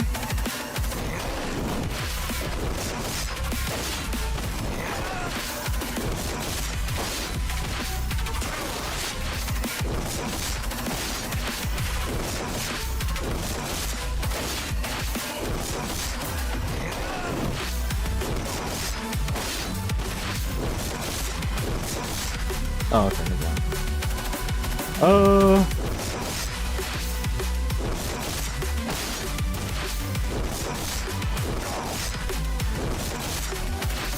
One, 2, 3, 4, 5, 6, 7, 8, 9, 10, 11, 12. Maybe 10?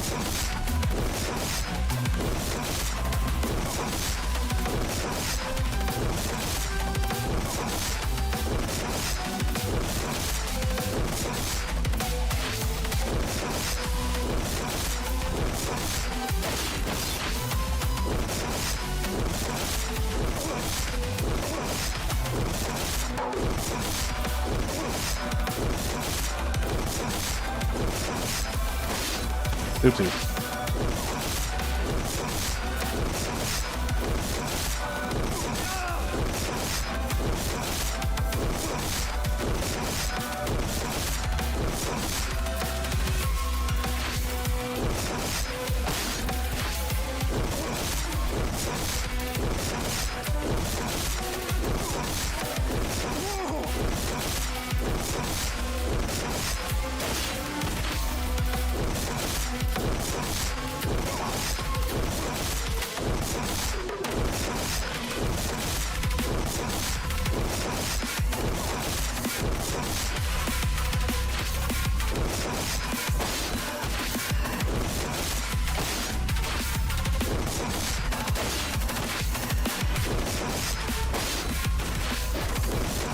I might just take it for 11. Yeah, I'm just gonna say 11. But like, It's not realistic, but I'm still gonna put it. That's fine. Alright, Bloodseeker. Wait. No, Bloodseeker is 2S2, this isn't right.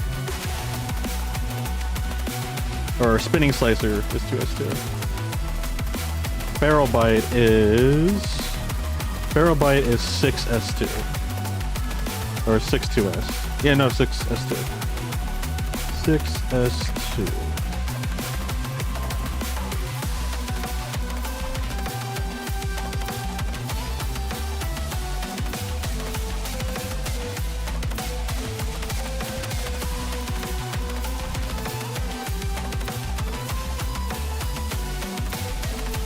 Wait, what's Feral Bite?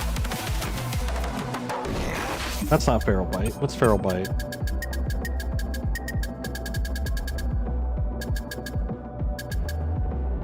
Oh no, that is Feral Bite. What's Bloodseeker? Wait, I thought that was Spinning Slicer. Oh, wait. Spinning Slicer is the follow-up.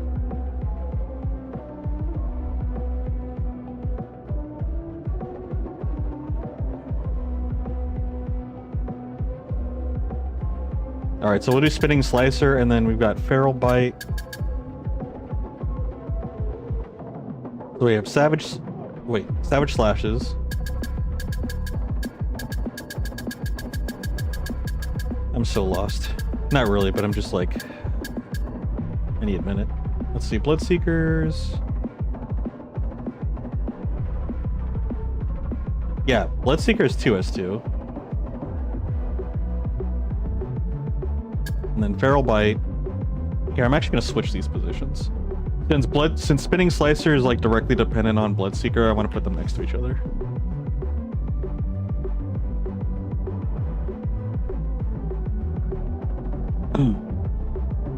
Yeah, so we have Feral Bite after Bloodseeker. And then this is Bloodseeker. I guess I can put them in the order of the moves list. Oh wait, no, that's why I didn't want to do that. Because it's right here. Bloodseeker is the jump. And then Feral Bite does that. I feel like they should have put... Actually, I guess it doesn't matter, because they have Feral Feast here. So it's just like pick one of them. Got it. I see why they did that. Yeah, we don't want it in Bloodlust. That doesn't matter.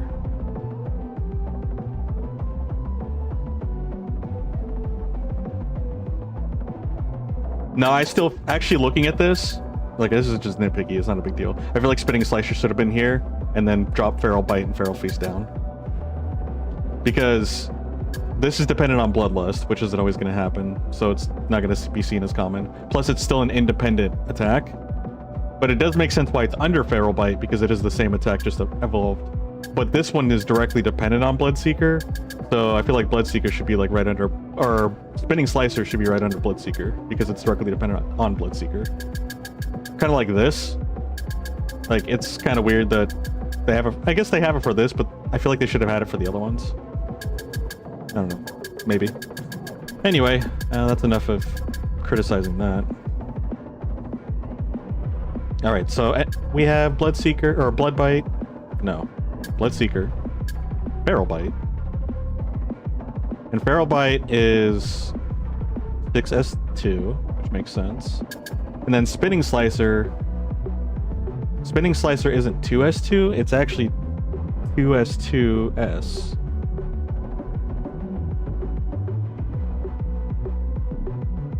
Yeah, 2S2X2.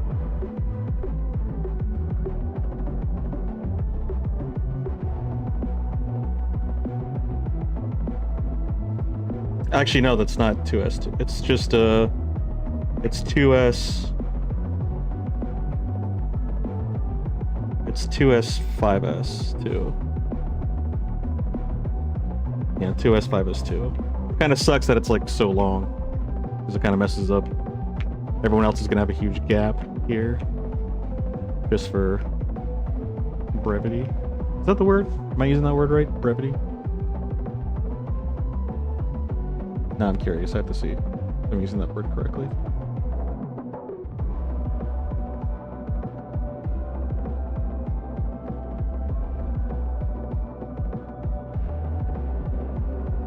concise and exact use of words in writing and speech.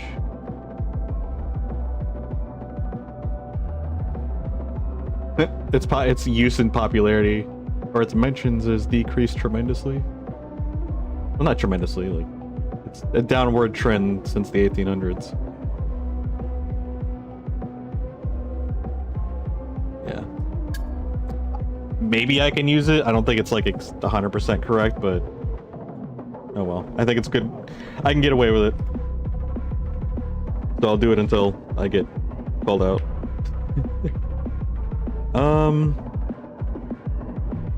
I think that should be it.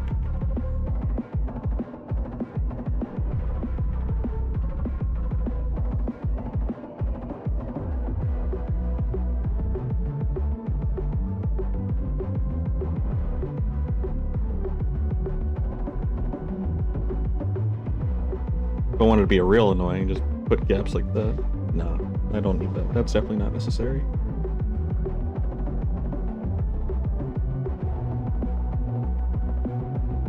This whole chart's not necessary, actually.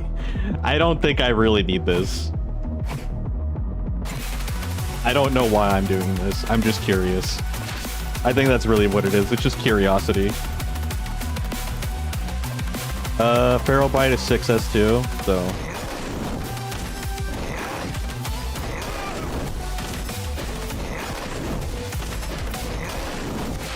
Alright. Yeet. I'm going for a ride. Yasuo. 4, 5. Oops, I keep missing. 6. It's gonna mess up the counter. 7, 8, 9, 10, 11, 12, 13. I think you can maybe do 13. Let me put 14 just in case. Again, 13's not going to be realistic. No one's going to sit there and let you yeet them like that 14 times in a row. But it's still funny. 2. Okay. I gotta wait for the lines to disappear.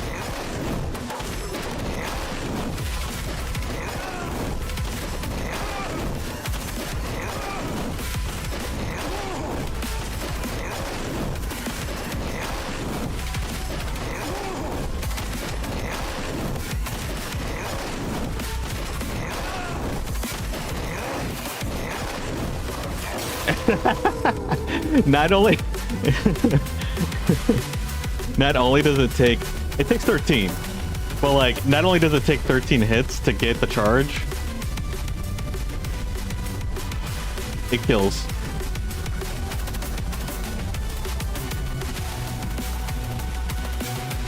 That's hilarious. That's kind of funny that it kills. 13 feral bites will kill you. Go figure. Nobody can handle 13 feral bites.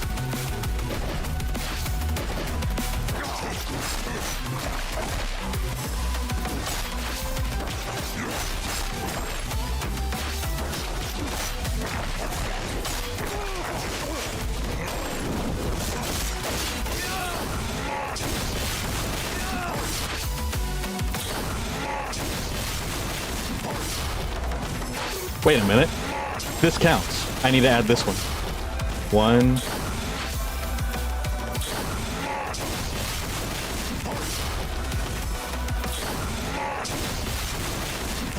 2.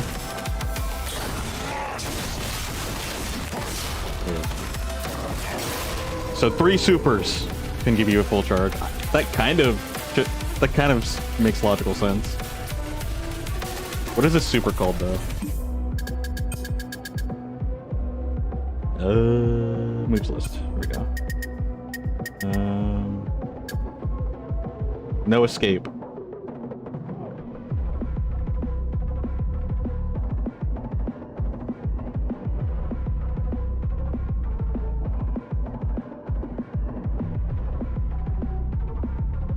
Again, this is not practical, but it's just kind of like funny tidbits of information.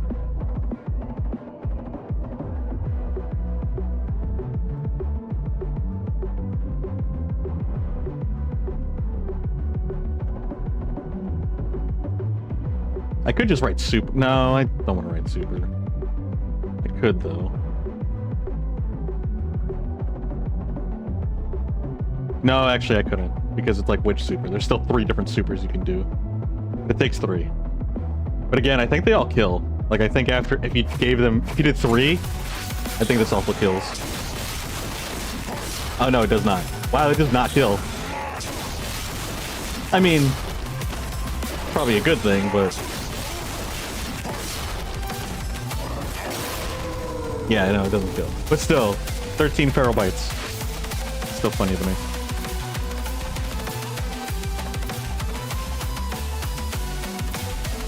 Oh, wait, no.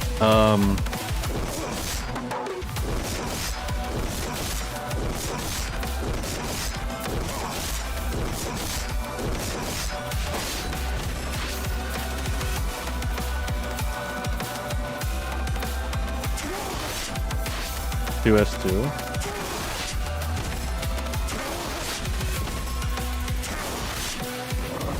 Yeah, it's just 2s2. And then it's 2s2 and then...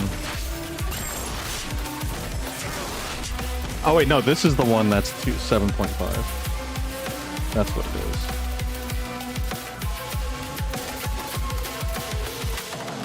So spinning slicer, see how many it takes for those.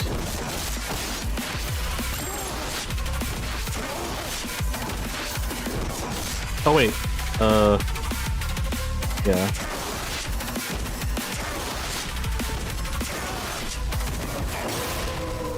Oh wait, no. Yeah, this is it.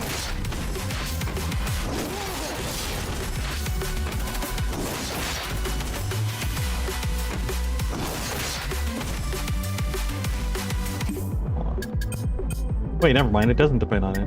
Wow, scratch that last thing I said. I'm a derp. I think so. Yeah, I think I did it wrong. Yeah, no, this doesn't depend on that. I went on this huge rant about this being dependent on that. It is not. That was a completely wrong statement. I apologize.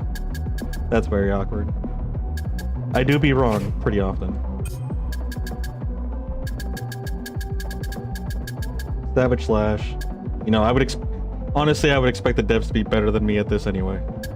They're literally living this in terms of like development. So it checks out that what they did is fine. So Savage Slashes we already accomplished. We did the both first hit only variation and the full combo variation. And then everything in between is obviously going to be somewhere in between. I'm not going to write that down. Although I could. Bloodseeker is just the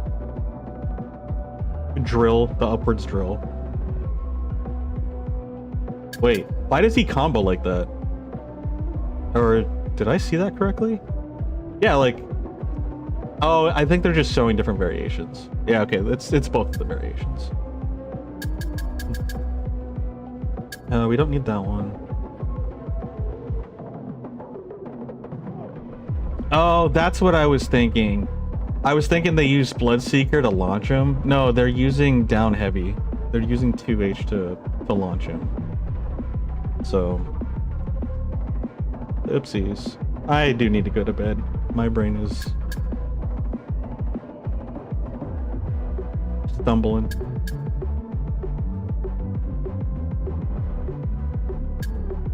Yeah, I don't want to use the launcher actually, because the launcher does fill the gauge, even if it's a little bit. Yeah.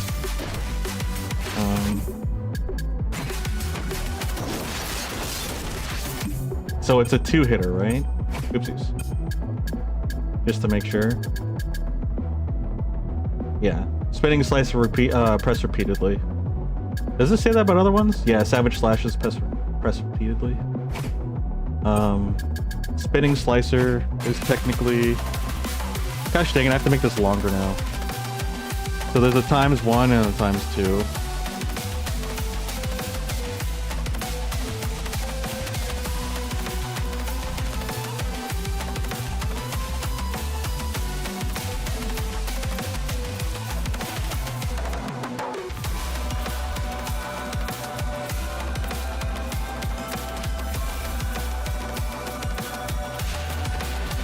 Or is it ×3? No, I'll just do times 2.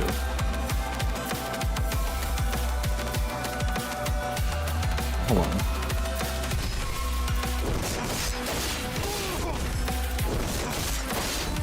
Actually, it's more accurate. I should be counting the button presses, not the hits. Times 3, and then times 1. And then this is times 2. Because you only need to press it 2 times. Spinning slicer is 2 buttons. Yeah, there we go.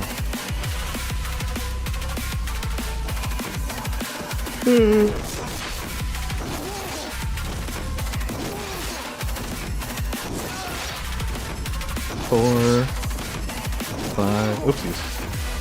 1, 2, 3, 4, 5, 6, 6.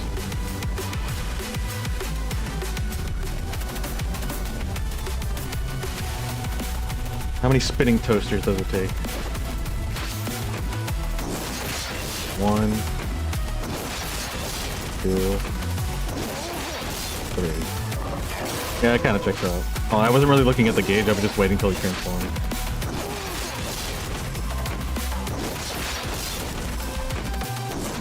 Oopsies.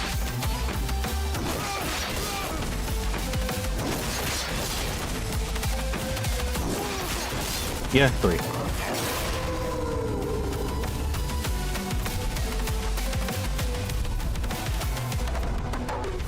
I guess by doing this, like in a weird roundabout way, since I can't give a strong, like I can't give a point reference in terms of like of the gauge, in terms of how many points it takes. I can't tell you it takes 10 points to. I guess actually with this we could roughly, it's not gonna be exact, but we can roughly indicate the percentage with these numbers. Just divide them all by 100, you know? Actually, let me do that. I don't need to do that, but I'll do that.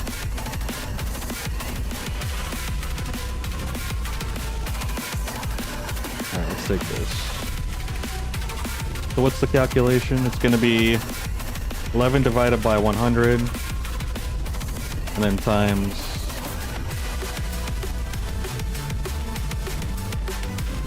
Is it times 100? Wait, no. Wait, I'm so dumb. The hits, the...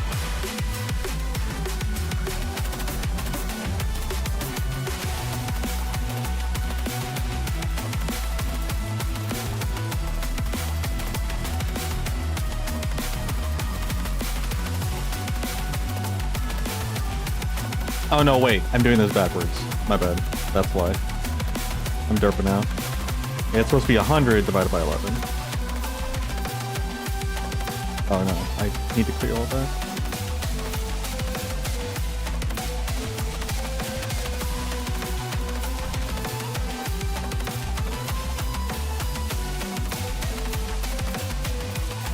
So is that 9%? Yeah, that's what you do. You times that by 100, right? No. I forgot how to turn things into percentages.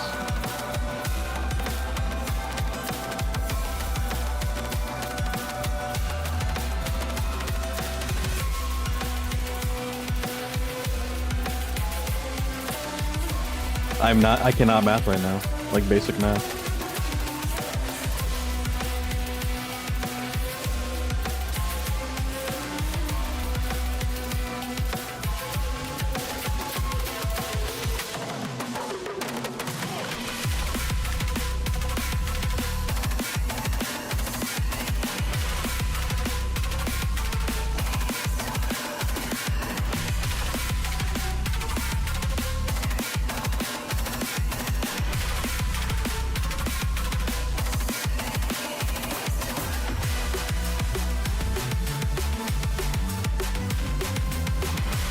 Okay, no, it is. Okay, that was right. No, I was doing it correctly. I don't know why I just couldn't think of it. Yeah, so it's the part which is 11 divided by the whole, and then it's times 100. Isn't it? No, never mind. I accidentally closed it. I meant to minimize it.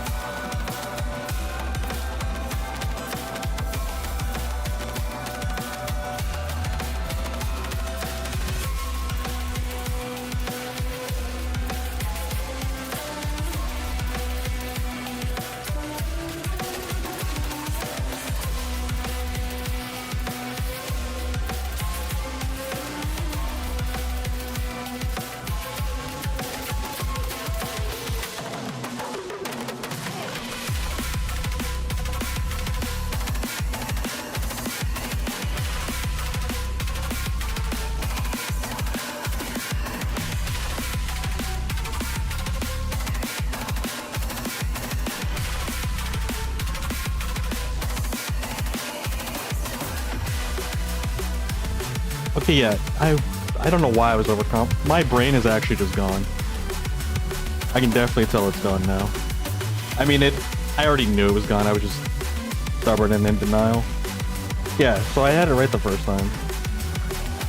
But the thing is, I guess, I mean, it didn't have the percentage. You're supposed to imply the percentage on it. Alright, so anyways, now that I figured out how to do basic mathematics,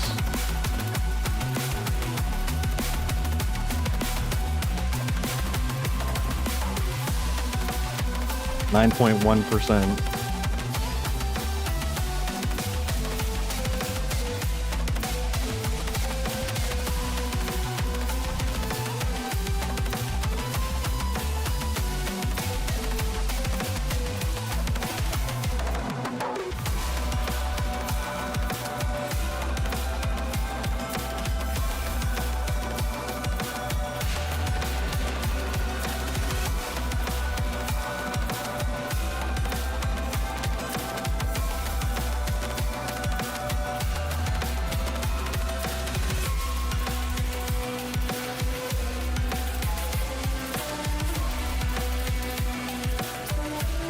Actually, this should be okay.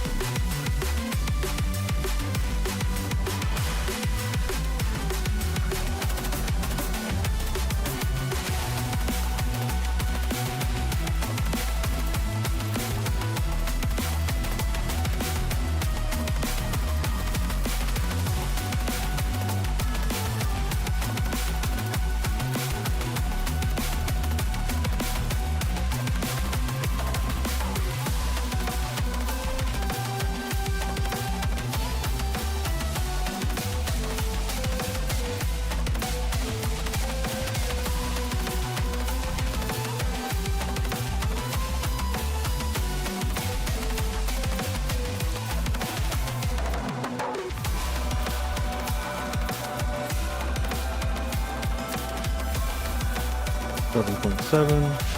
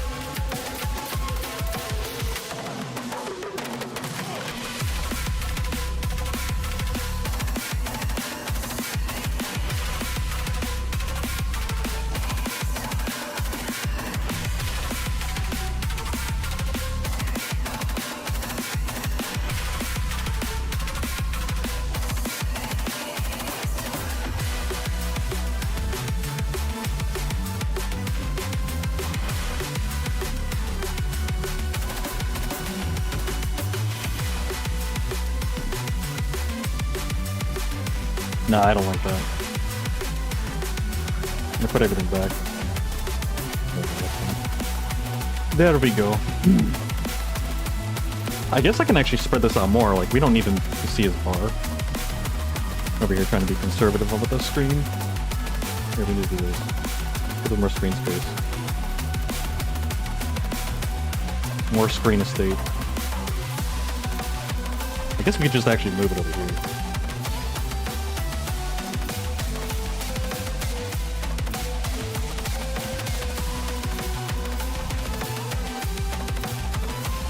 Actually, no, I did like that because we could see a little bit of, like, when they're on the corner.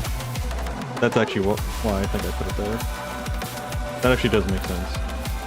First, my past logic. Okay. Alright. I probably will end it here, actually.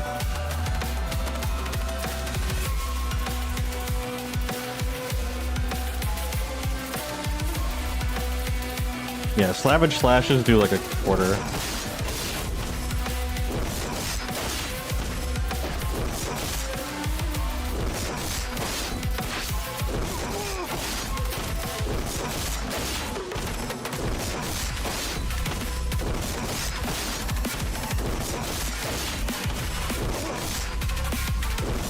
Did I do that correctly? 1, 2, 3, 4.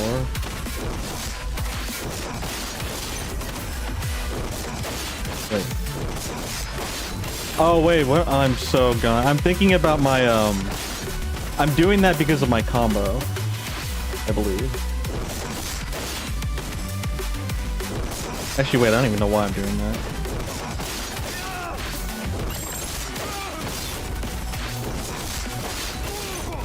Yeah. 1. Yeah, that's 25. That's easily a quarter. Like, I don't even have to do it 4 times. That's literally the shape of a quarter.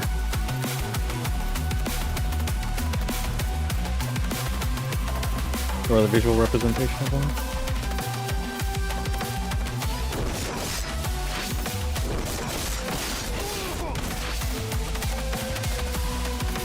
You obviously just can't do this. Wait, maybe you can.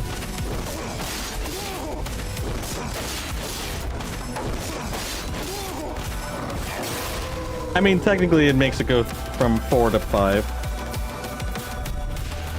So how much is it for 5? What's the math for that? Divided by 5? So 20%. That's okay.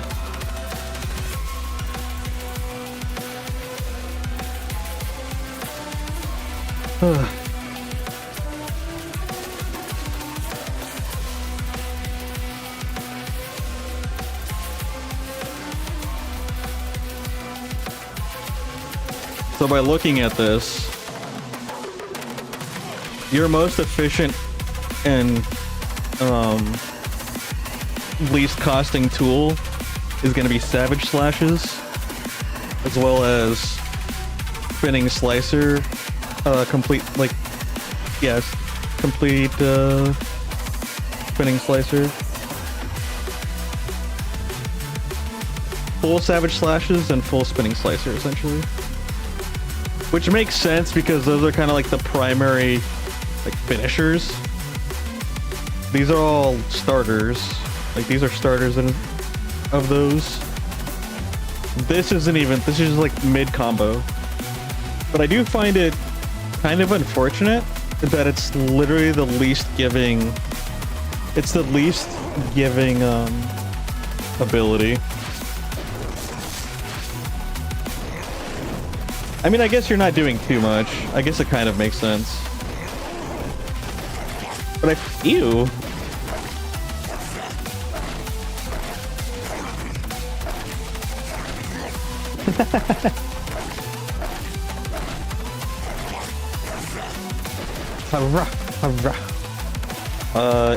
Yeah, because oh, I guess because you can do that. Like, you do that follow-up. What's Bloodseeker? S2? Yeah, I guess so. You're supposed to do that and then follow up with Bloodseeker. Or no, not Bloodseeker. Savage Slashes. This is a Bloodseeker. But maybe you can actually follow up. Can you? Oh, you can. Like if you really wanted to. But I wouldn't do that. That's not very good. It doesn't seem like very effective. There's more efficient ways to do things. Like you can also do this. Oh no, you can't actually.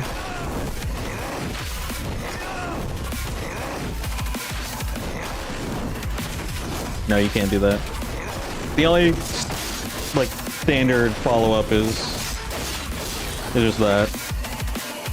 Which I mean, hey, what is it? Feral Slashes does 25. Bloodseeker does 13. And then you got 33. And you do Feral Bite as well. So if you do Feral Bite into Savage Slashes,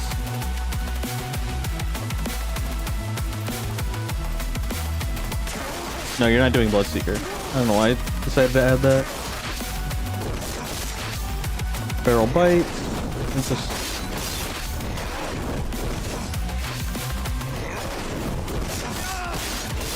So it gives you like what, 60%? Oh no, the finisher gives you more. Is it because it's like, do you get combo bonus? I can see that. Or no, it's just so thick, yeah.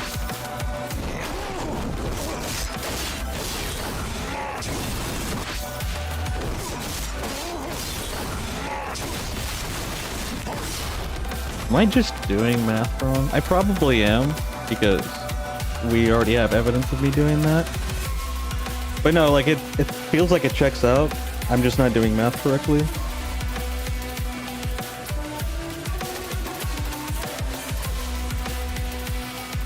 Yeah, because that basically raises it up to 32%, but it's basically 33.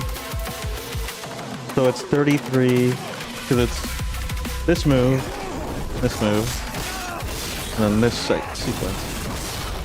Yeah, no, that's 66%. That actually does check out.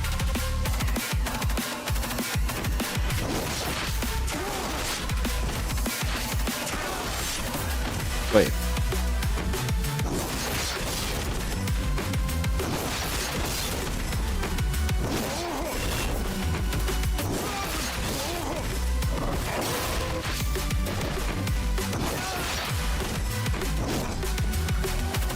Oh, hold on.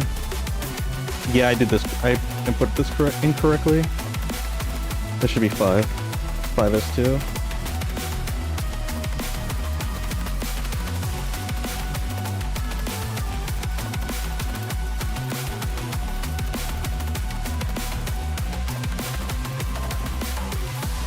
Yeah, it should be that way.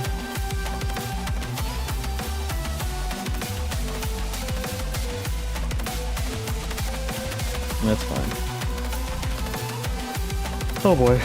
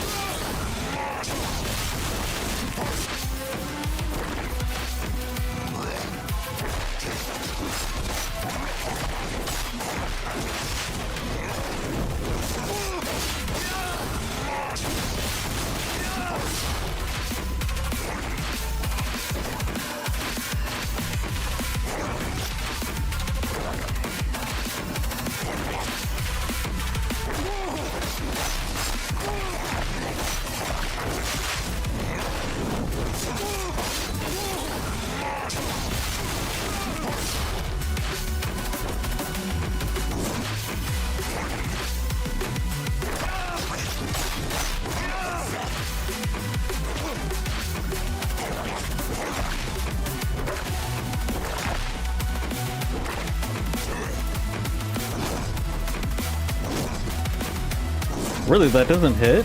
You can't cross up with this? That hitbox is weird. All this animation. Yeah, it's... The hitbox is definitely... Where's the hitbox? Or the hurtbox? Oh wait, no, it's the hurtbox, my bad. I got it backwards.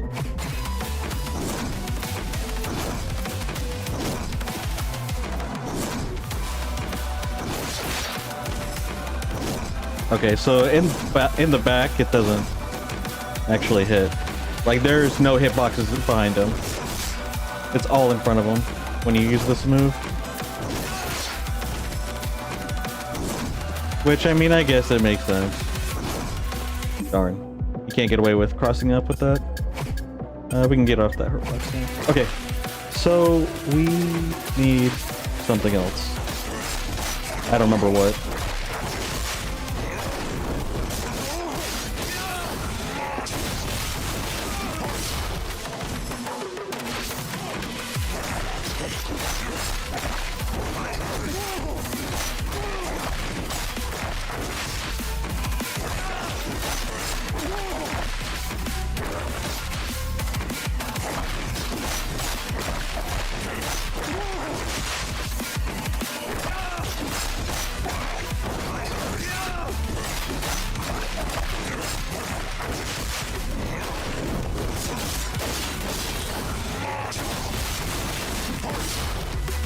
There you go.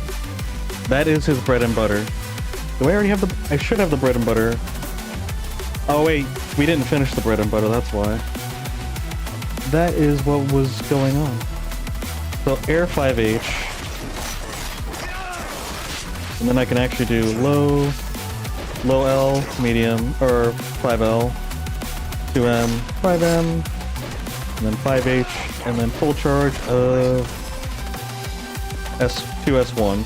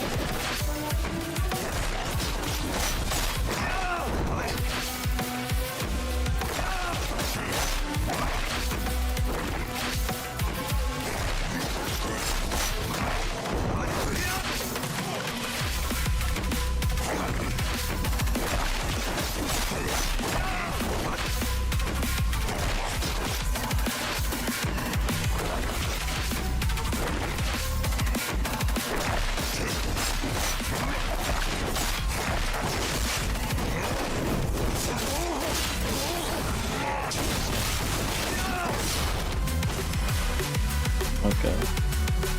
So that's the combo. So the damage is 520. The combo hits 23, and the meter gain is 58.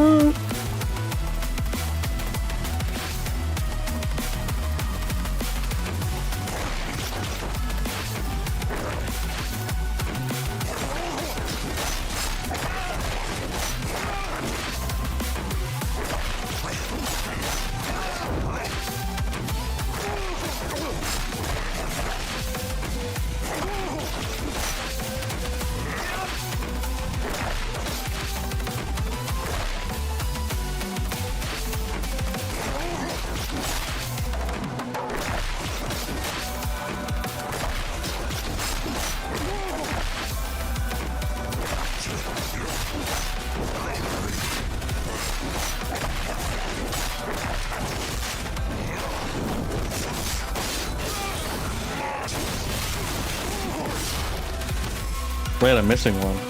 What?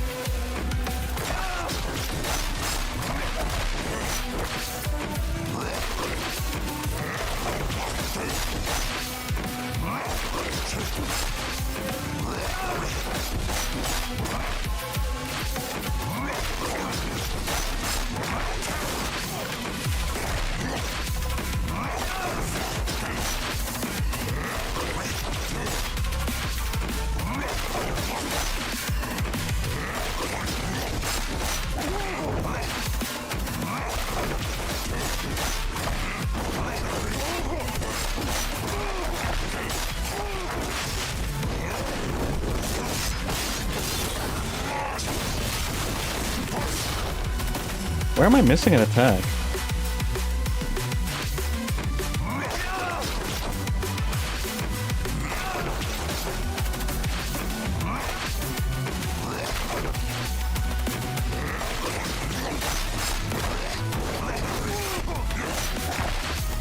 Oh wait, I think I know where.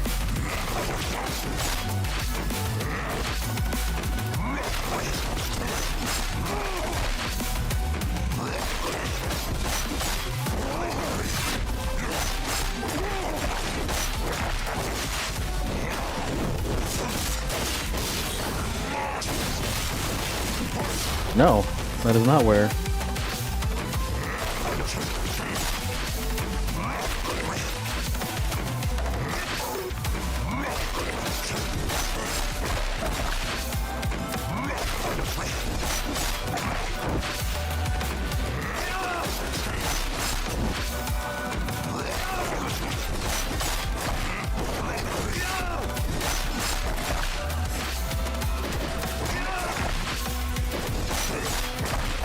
Okay.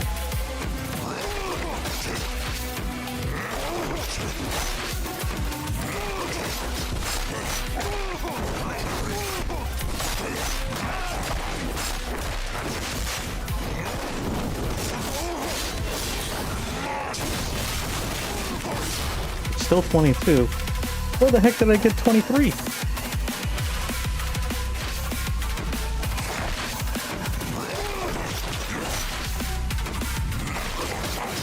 Oh wait, no.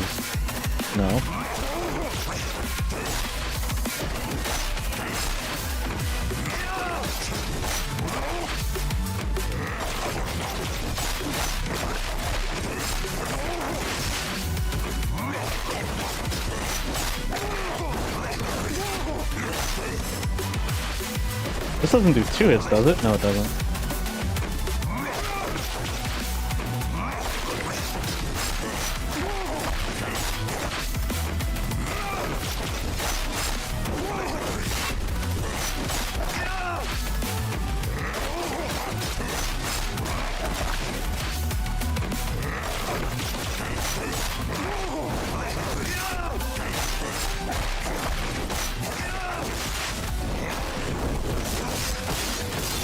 Yeah, no, I don't know where I got 23.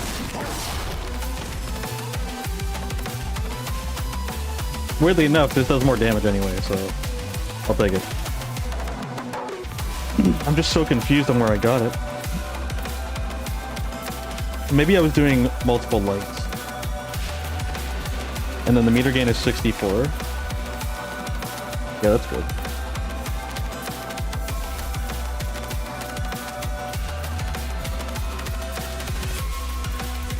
So it's a 5H in the air, 2L, 5L, 2M, 5M,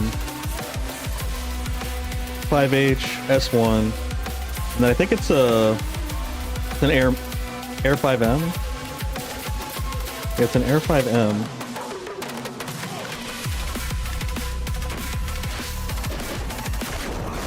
Yeah, it's an air 5M. So that's how that works. I feel like maybe putting an arrow here would actually make sense. Actually, let's do that. Let's put a weird little arrow. I don't want this. Give me this. There's another one that's like that. I can probably put a weird arrow in. I feel like it would actually make sense. So like right here in Blood Pact.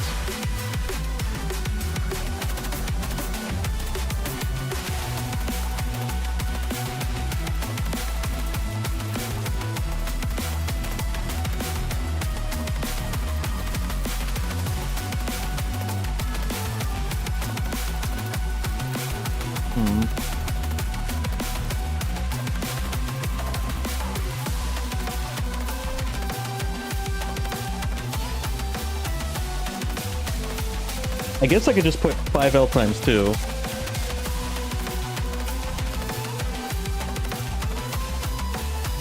Yeah, that's okay.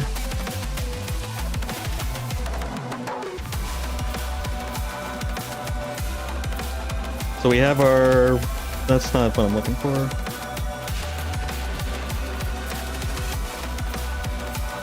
They're blood facts. Okay. Yeah, just here. In the B&B.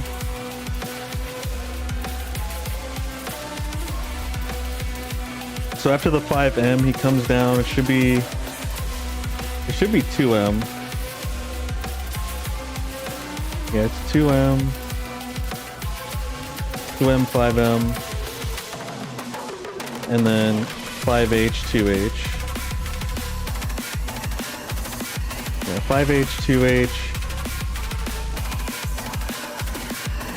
9. 5H, MH, 2H, or MH, 5H. 5M, 5H, 2H. 9, and then it should be Air 5M, so A5M.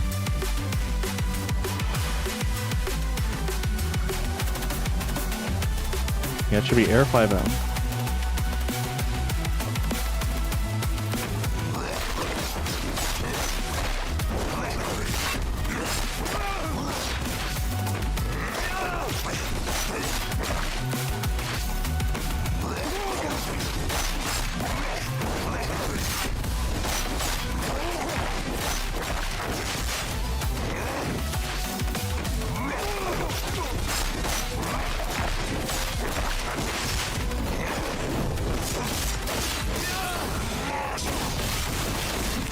Wait, there it is.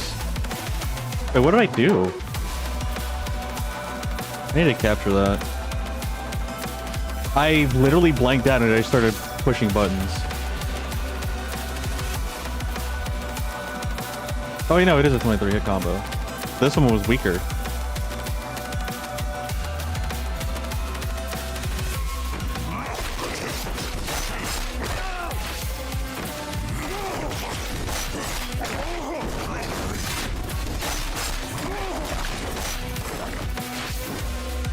Now, this is only one hit, right? Yeah, that's not a two-hitter. Why did I ever think that?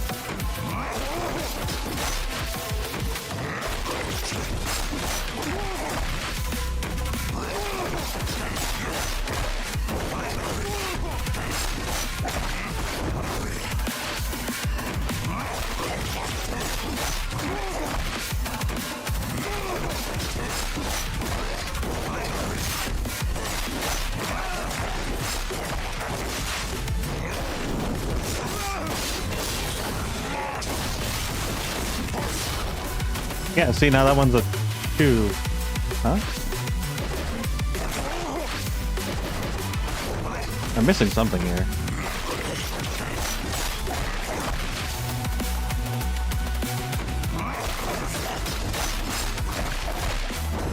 Not that. Seriously, what did I do?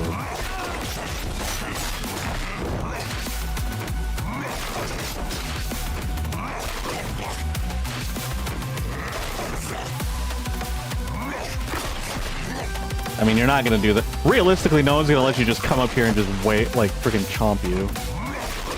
Wait, is that considered a high, though? No, it's a mid. See? Like, no one's gonna do that.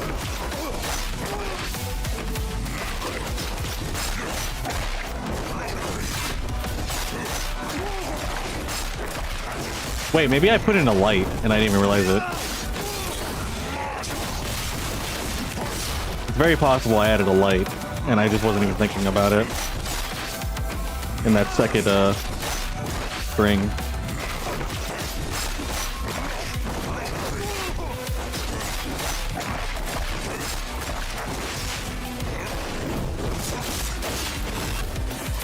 Huh.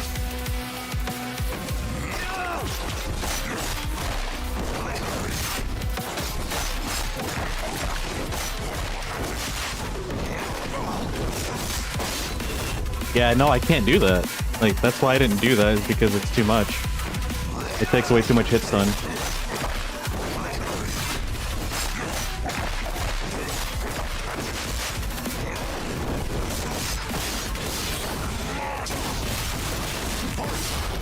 Okay, I have to see this. Like, I have to see... And then on top of that,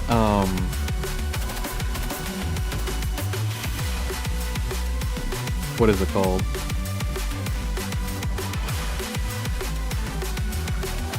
The kitchen pill. Yeah, I'm... Oh my gosh, it's 1:30. Last time I checked, it was like midnight. Hold on, let me look at the videos here. I forgot where I leave the captured stuff. You know what? I should just do it offline and do it later. Okay. Anyways, let's just at least finish the bread and butter combo. So we got 5M, 2M. Yeah, air is 5M. And then 2M, 5M, 5H, 2H. And then 9 into air 5M.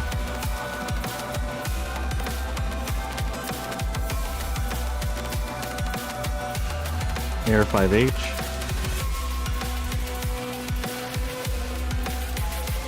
And 5S1.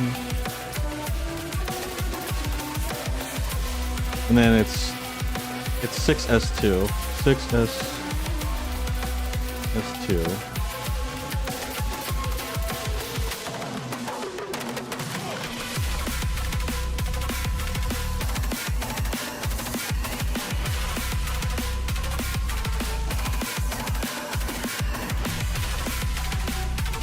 And you will be reversed, but I'm still going to keep it in the direction in respect to, like, left to right. I think that's how you're supposed to do it anyway.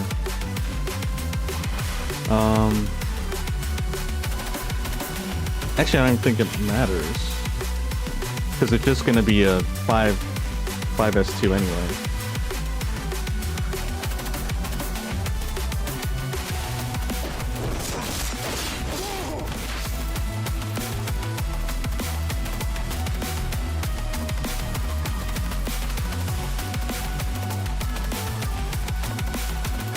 It's gonna be an X3. Into super.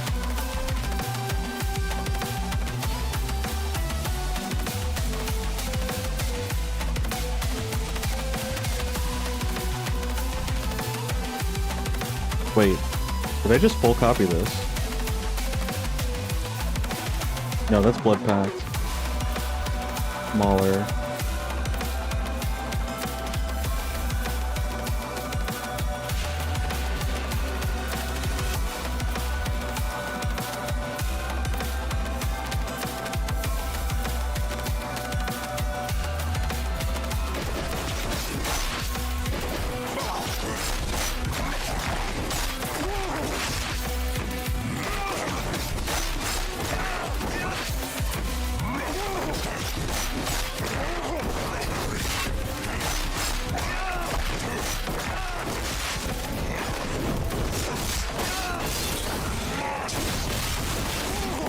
Dang.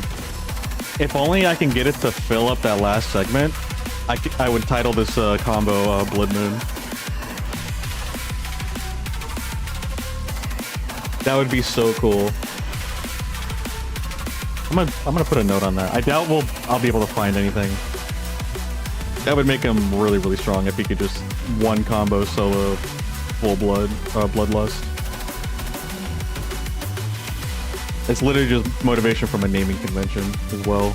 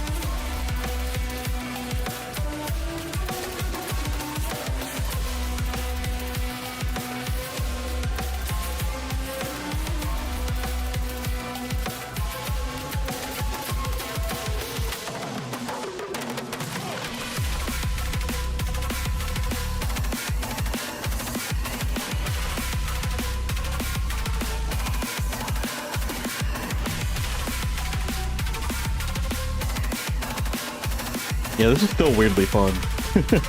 And just, I think my favorite part too is like after making a legit combo and then naming it. I just like seeing the names. I don't know why. Mushroom Murder. I need to find his Touch of Death. And then there's the Badge Hunter combo, which poor Timo. I went to him to give him some attention and then I just forgot about him.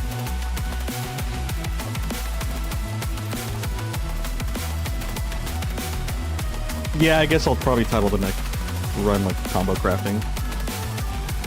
No, excuse me.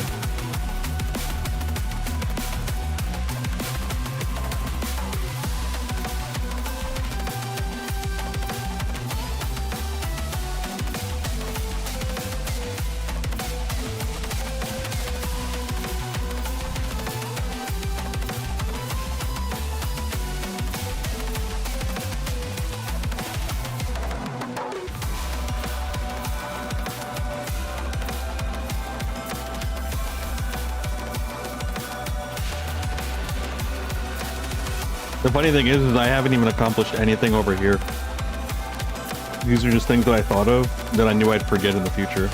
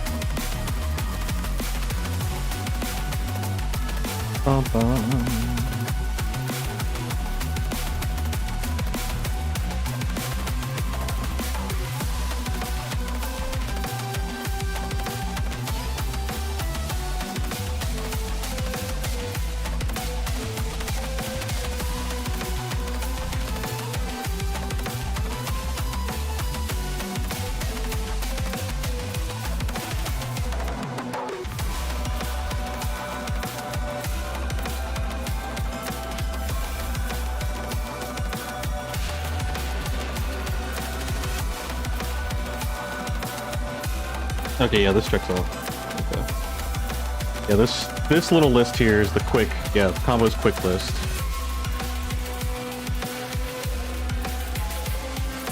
I guess I could just say quick list.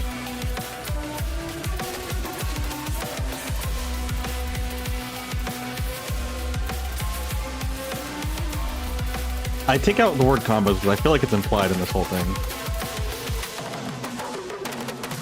Like, partial charge combo, air combo, multi-hit combo, blood pack combo, chemo combo.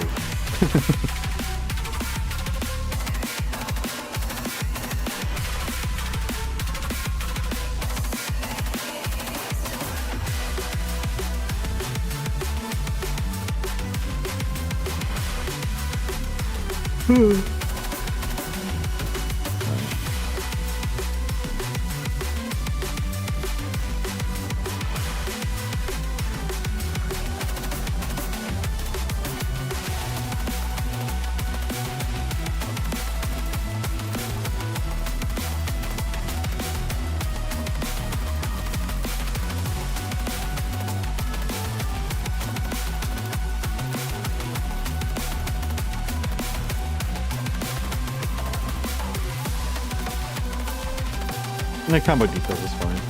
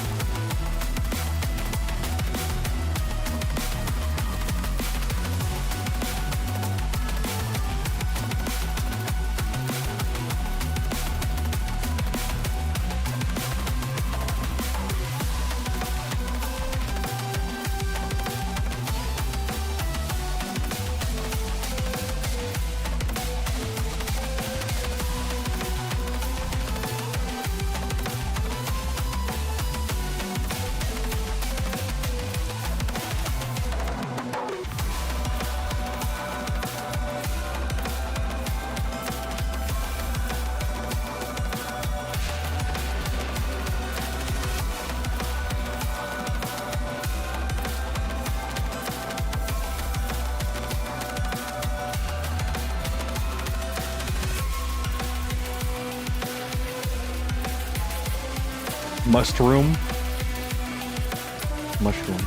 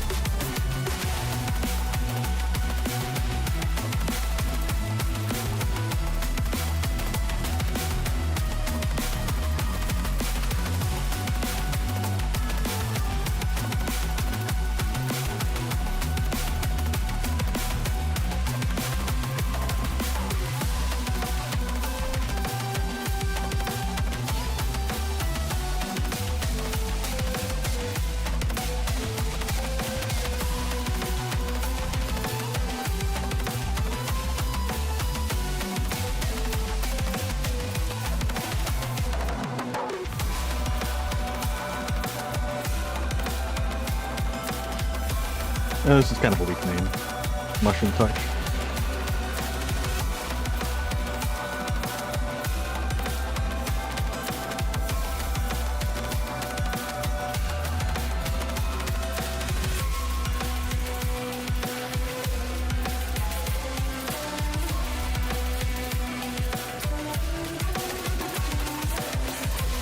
Oh yeah, I was doing the badge build.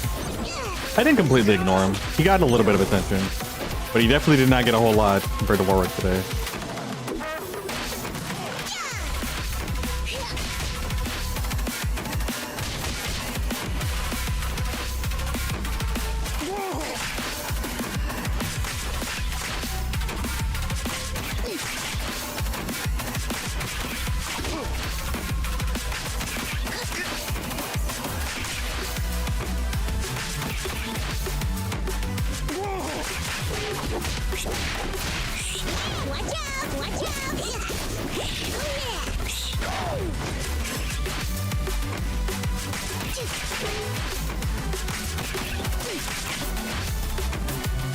Oh wait, I gotta put the block back on.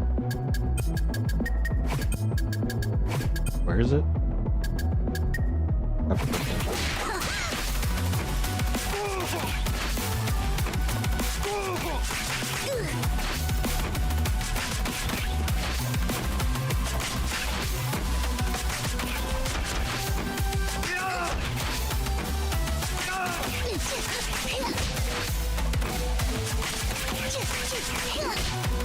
Wait a minute. Hold up. Wait, I can actually do all three? And it can still work?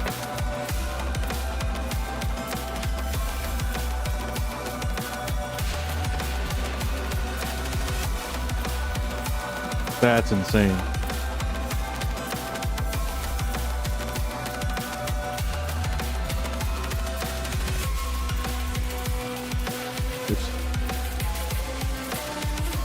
Alright, well now I have to make it a thing. You don't have to do it, but like, I'm trying to min-max this particular combo project.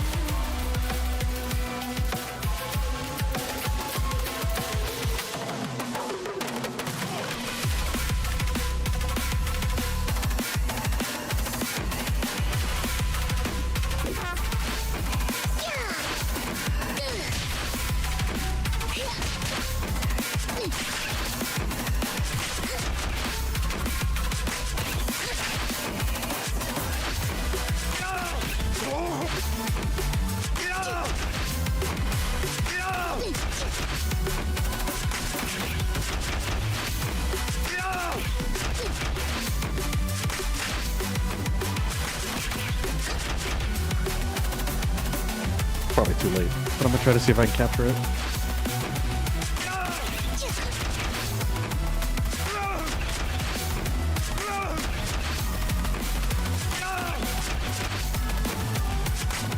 The frame is so tight.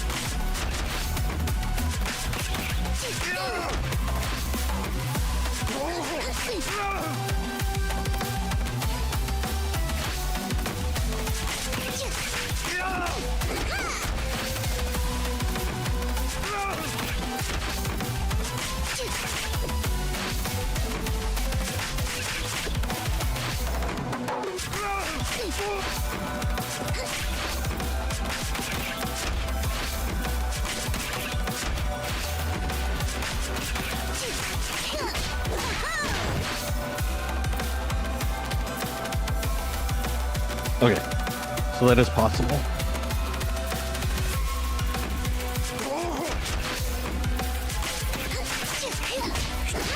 It needs to be this. The stick needs to be the 7th hit.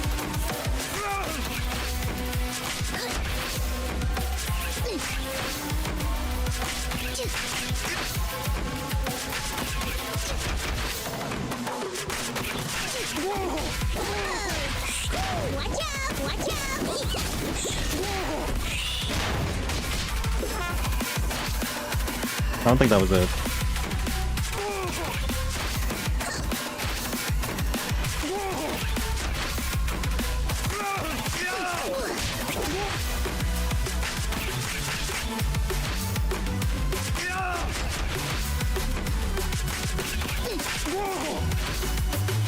Wait, I think I just did it. I can't even keep track of it right now.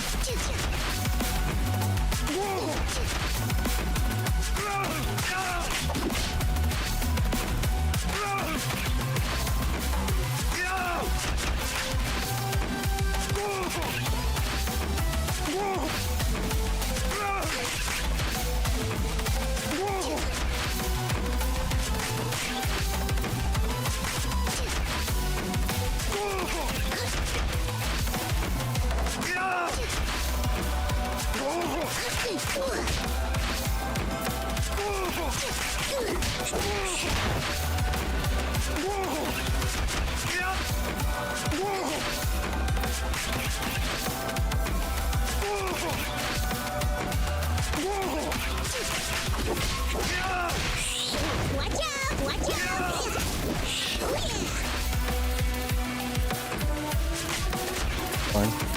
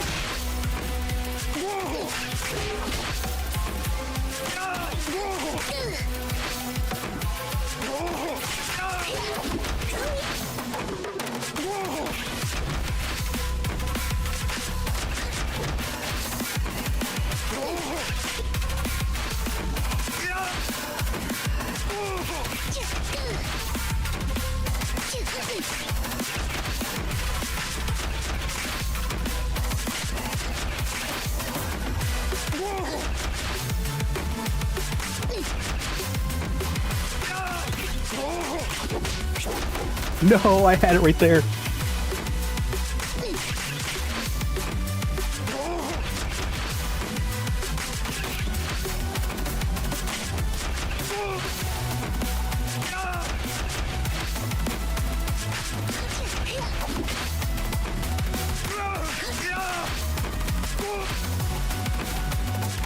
Now starting to get bagged.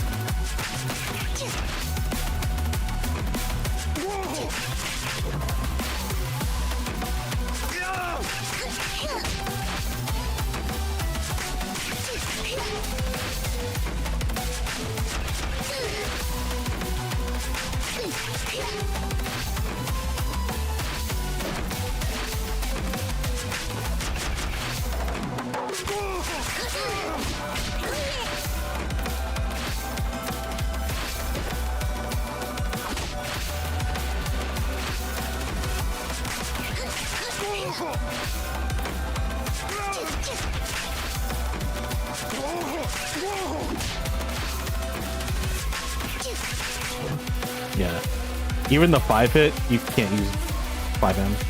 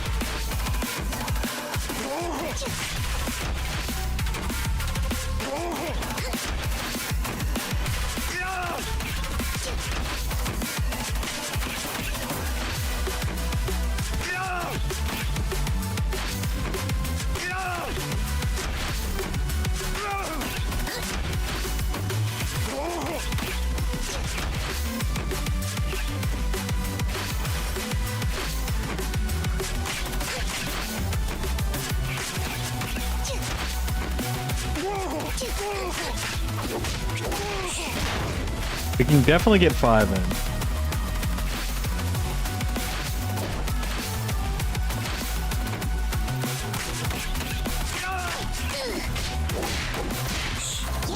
No, it was it.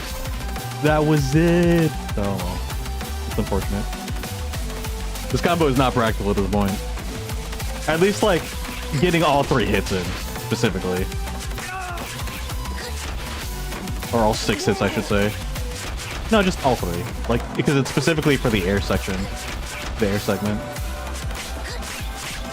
You can get 2 in pretty decent, pretty consistently. But getting all 3 in... No, I actually had it! I need to save those references, so I'll do small, like, screenshots. Or not screenshots, small, like, report replays.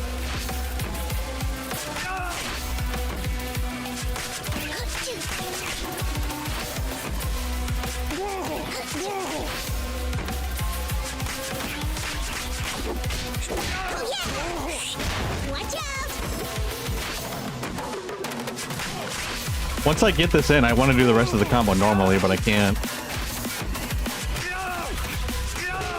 I think there is a way to actually save an instance, like I do a save state.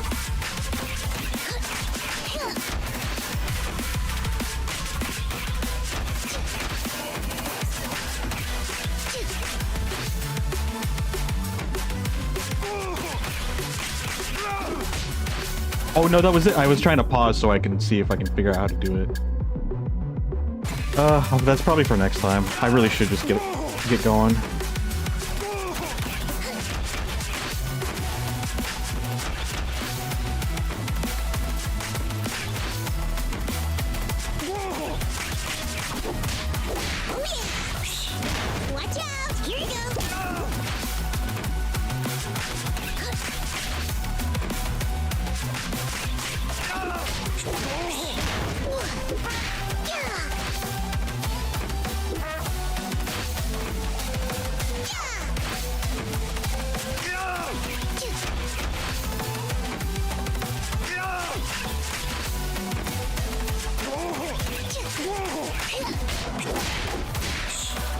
No! Now let me put on normal speed.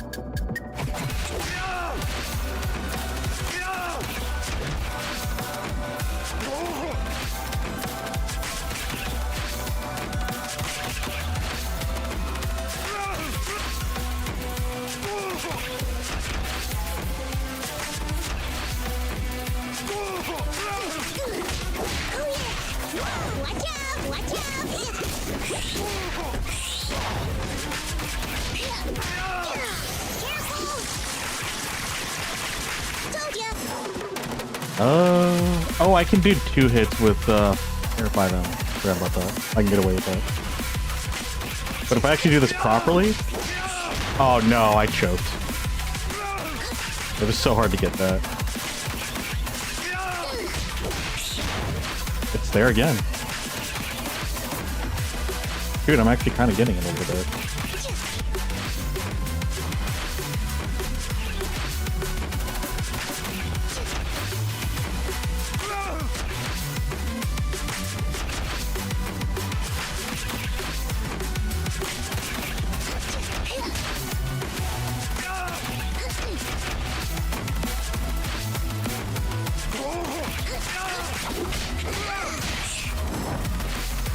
I think I'm getting it.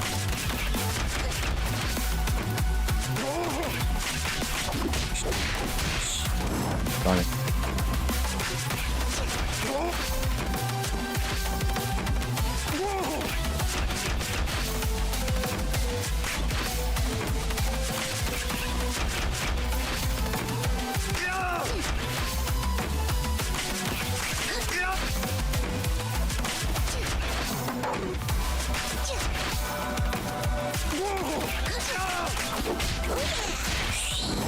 Oh, can I not do that? Alright.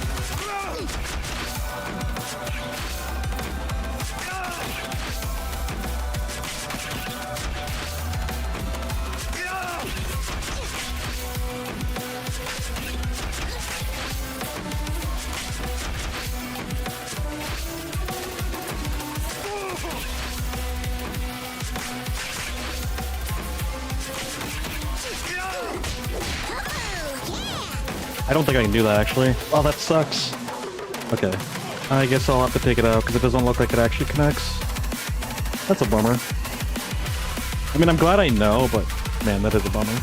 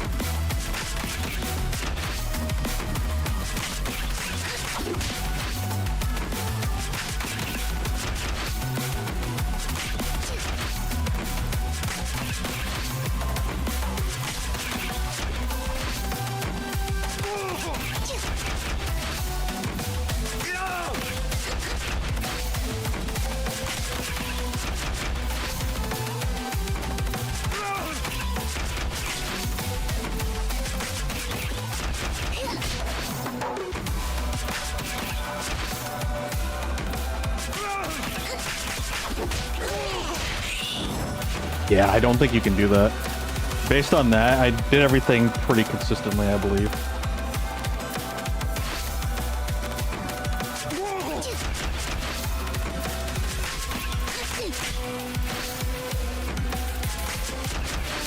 Maybe in the corner, though.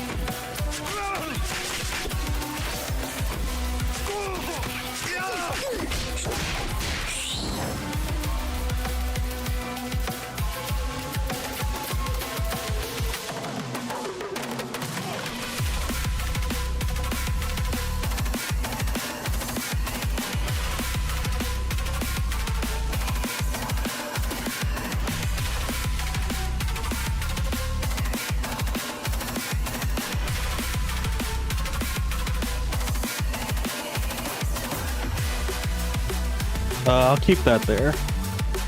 All right. Let's at least do the combo. Like,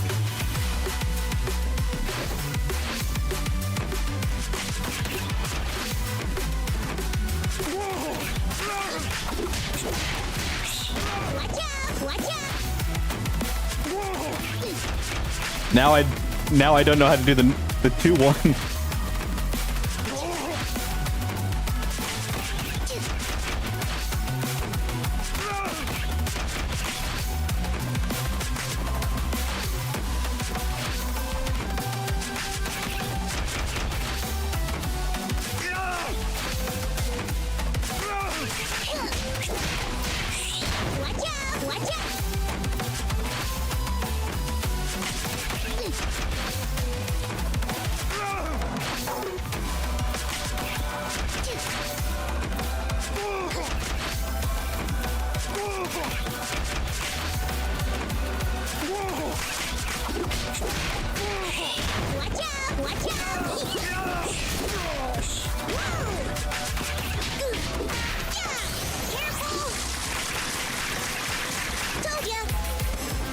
It wasn't perfect, but that was pretty much it.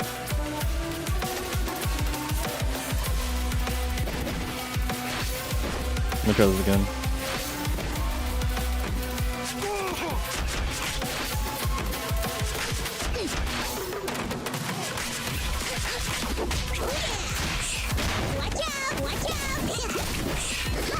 No, I missed my axe.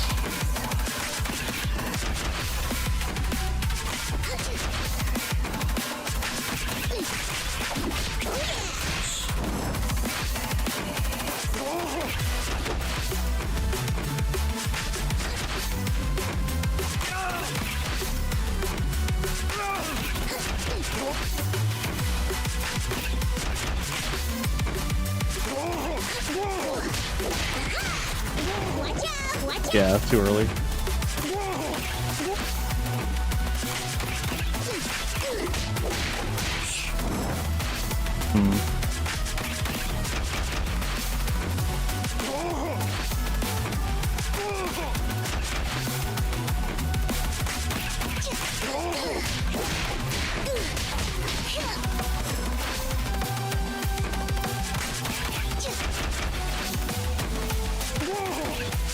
I could still make another combo with that, just do a different route.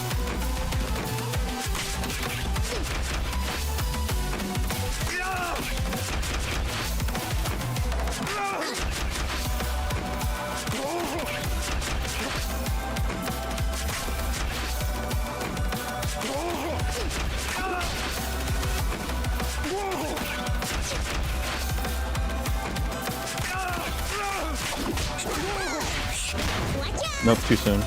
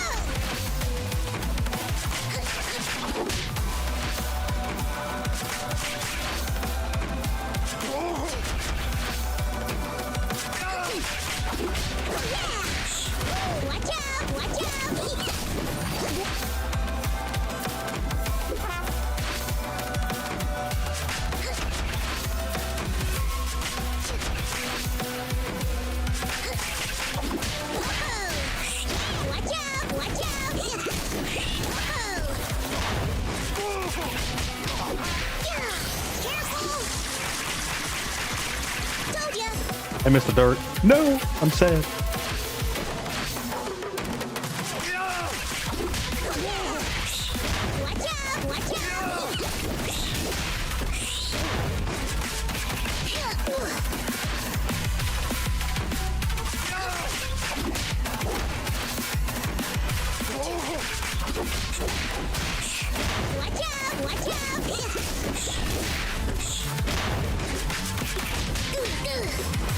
I can't do that. I cannot do that.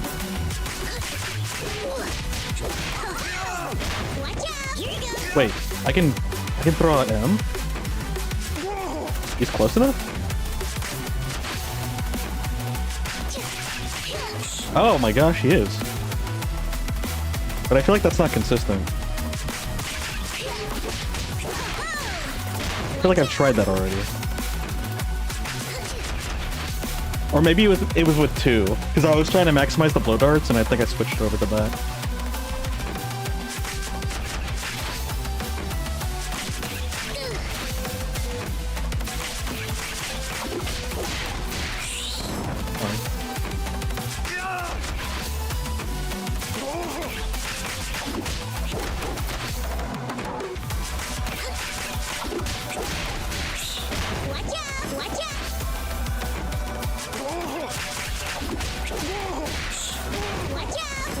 What? That felt like to me I should have hit.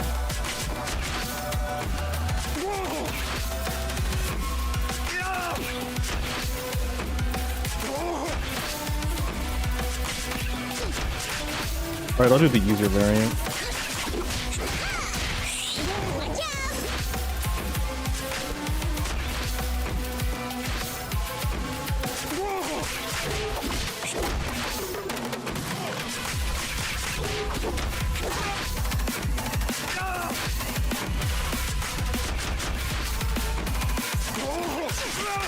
Oh, that was it.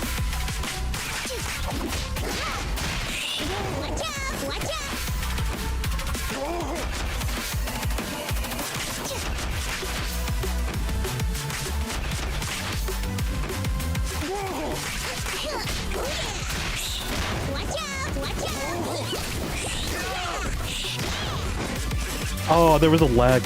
Yeah, after like a long period of time, the game starts getting laggy. I probably just need to like refresh it.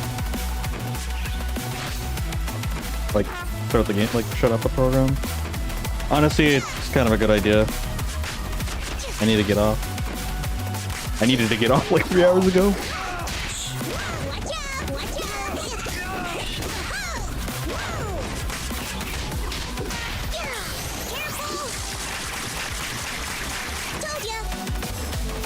Pretty sure this is a 31 hit combo.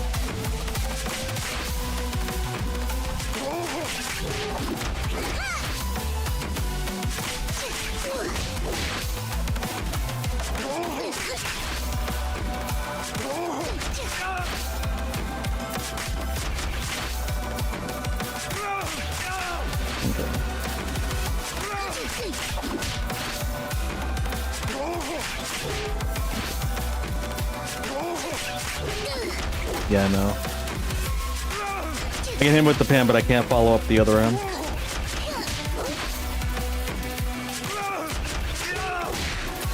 Oh, he does move in forward.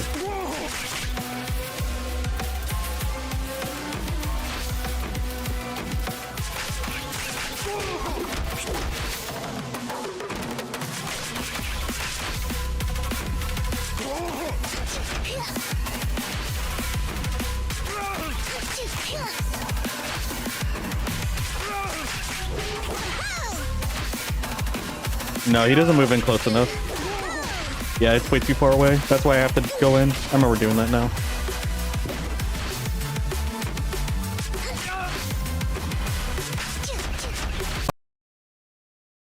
Okay.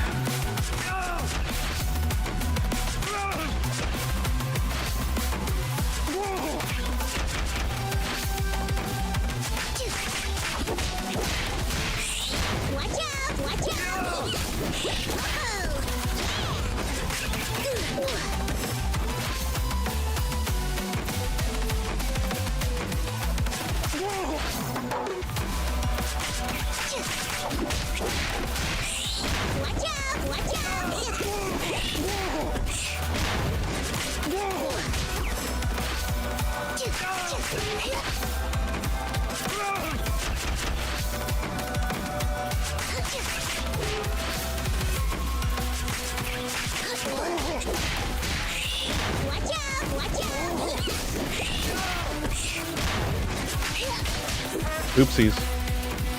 Wrong moves. Unfortunate.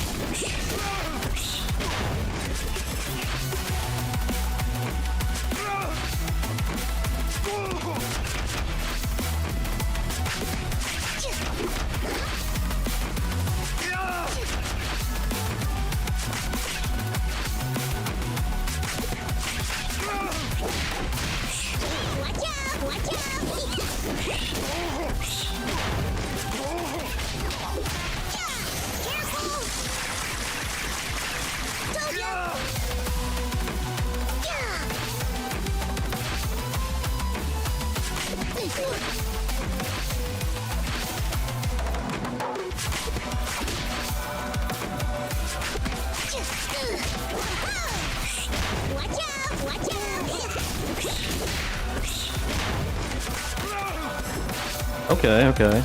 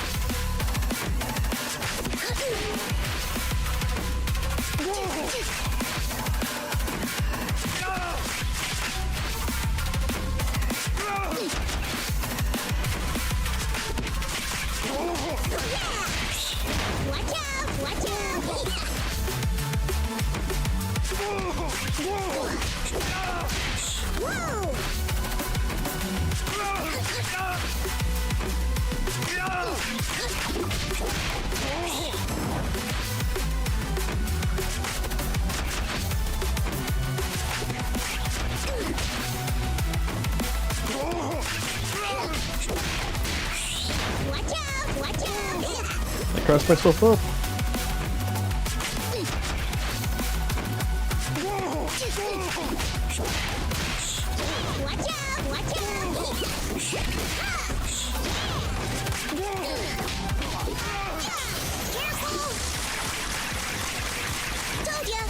Yay, that's it. Yes, that's a combo. But I think I can add one more hit. Not the darts. I mean, I think I could actually add 2 more, including the darts, but I don't want to try using the. I don't want to try adding the darts right now. Or the dart.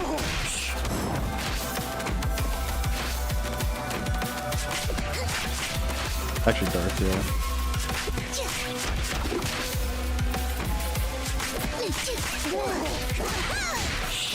Even though the purpose of this combo is to add as many darts as I possibly can.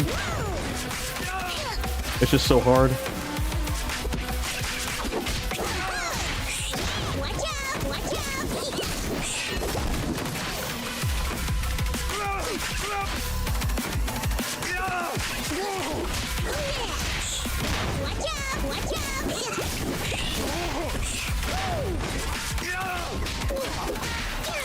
Wait a minute. I can do more? Oh.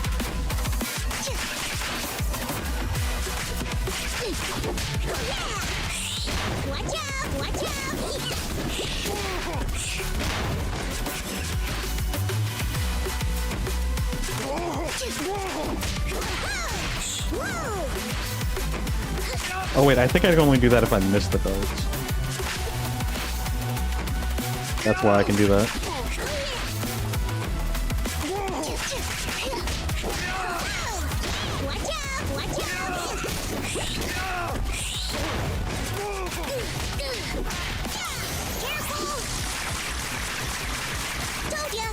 Did I hit her with all 3 darts?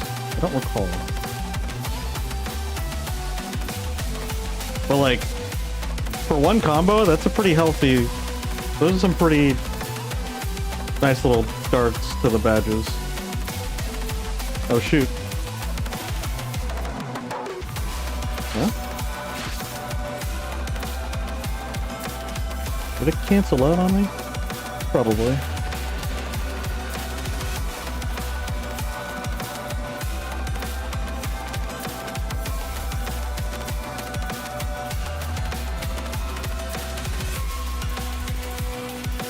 Alright, yeah, I'm gonna take off. I definitely should have taken off.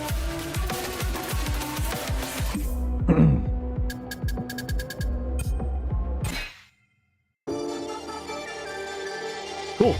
Thank you guys for making out. This was, I mean, yeah, it's really fun doing this, but probably focus on other things. I don't know. We'll see what else. We'll see. Alright. I'm gonna go to bed. Take it easy. I will see you guys next time.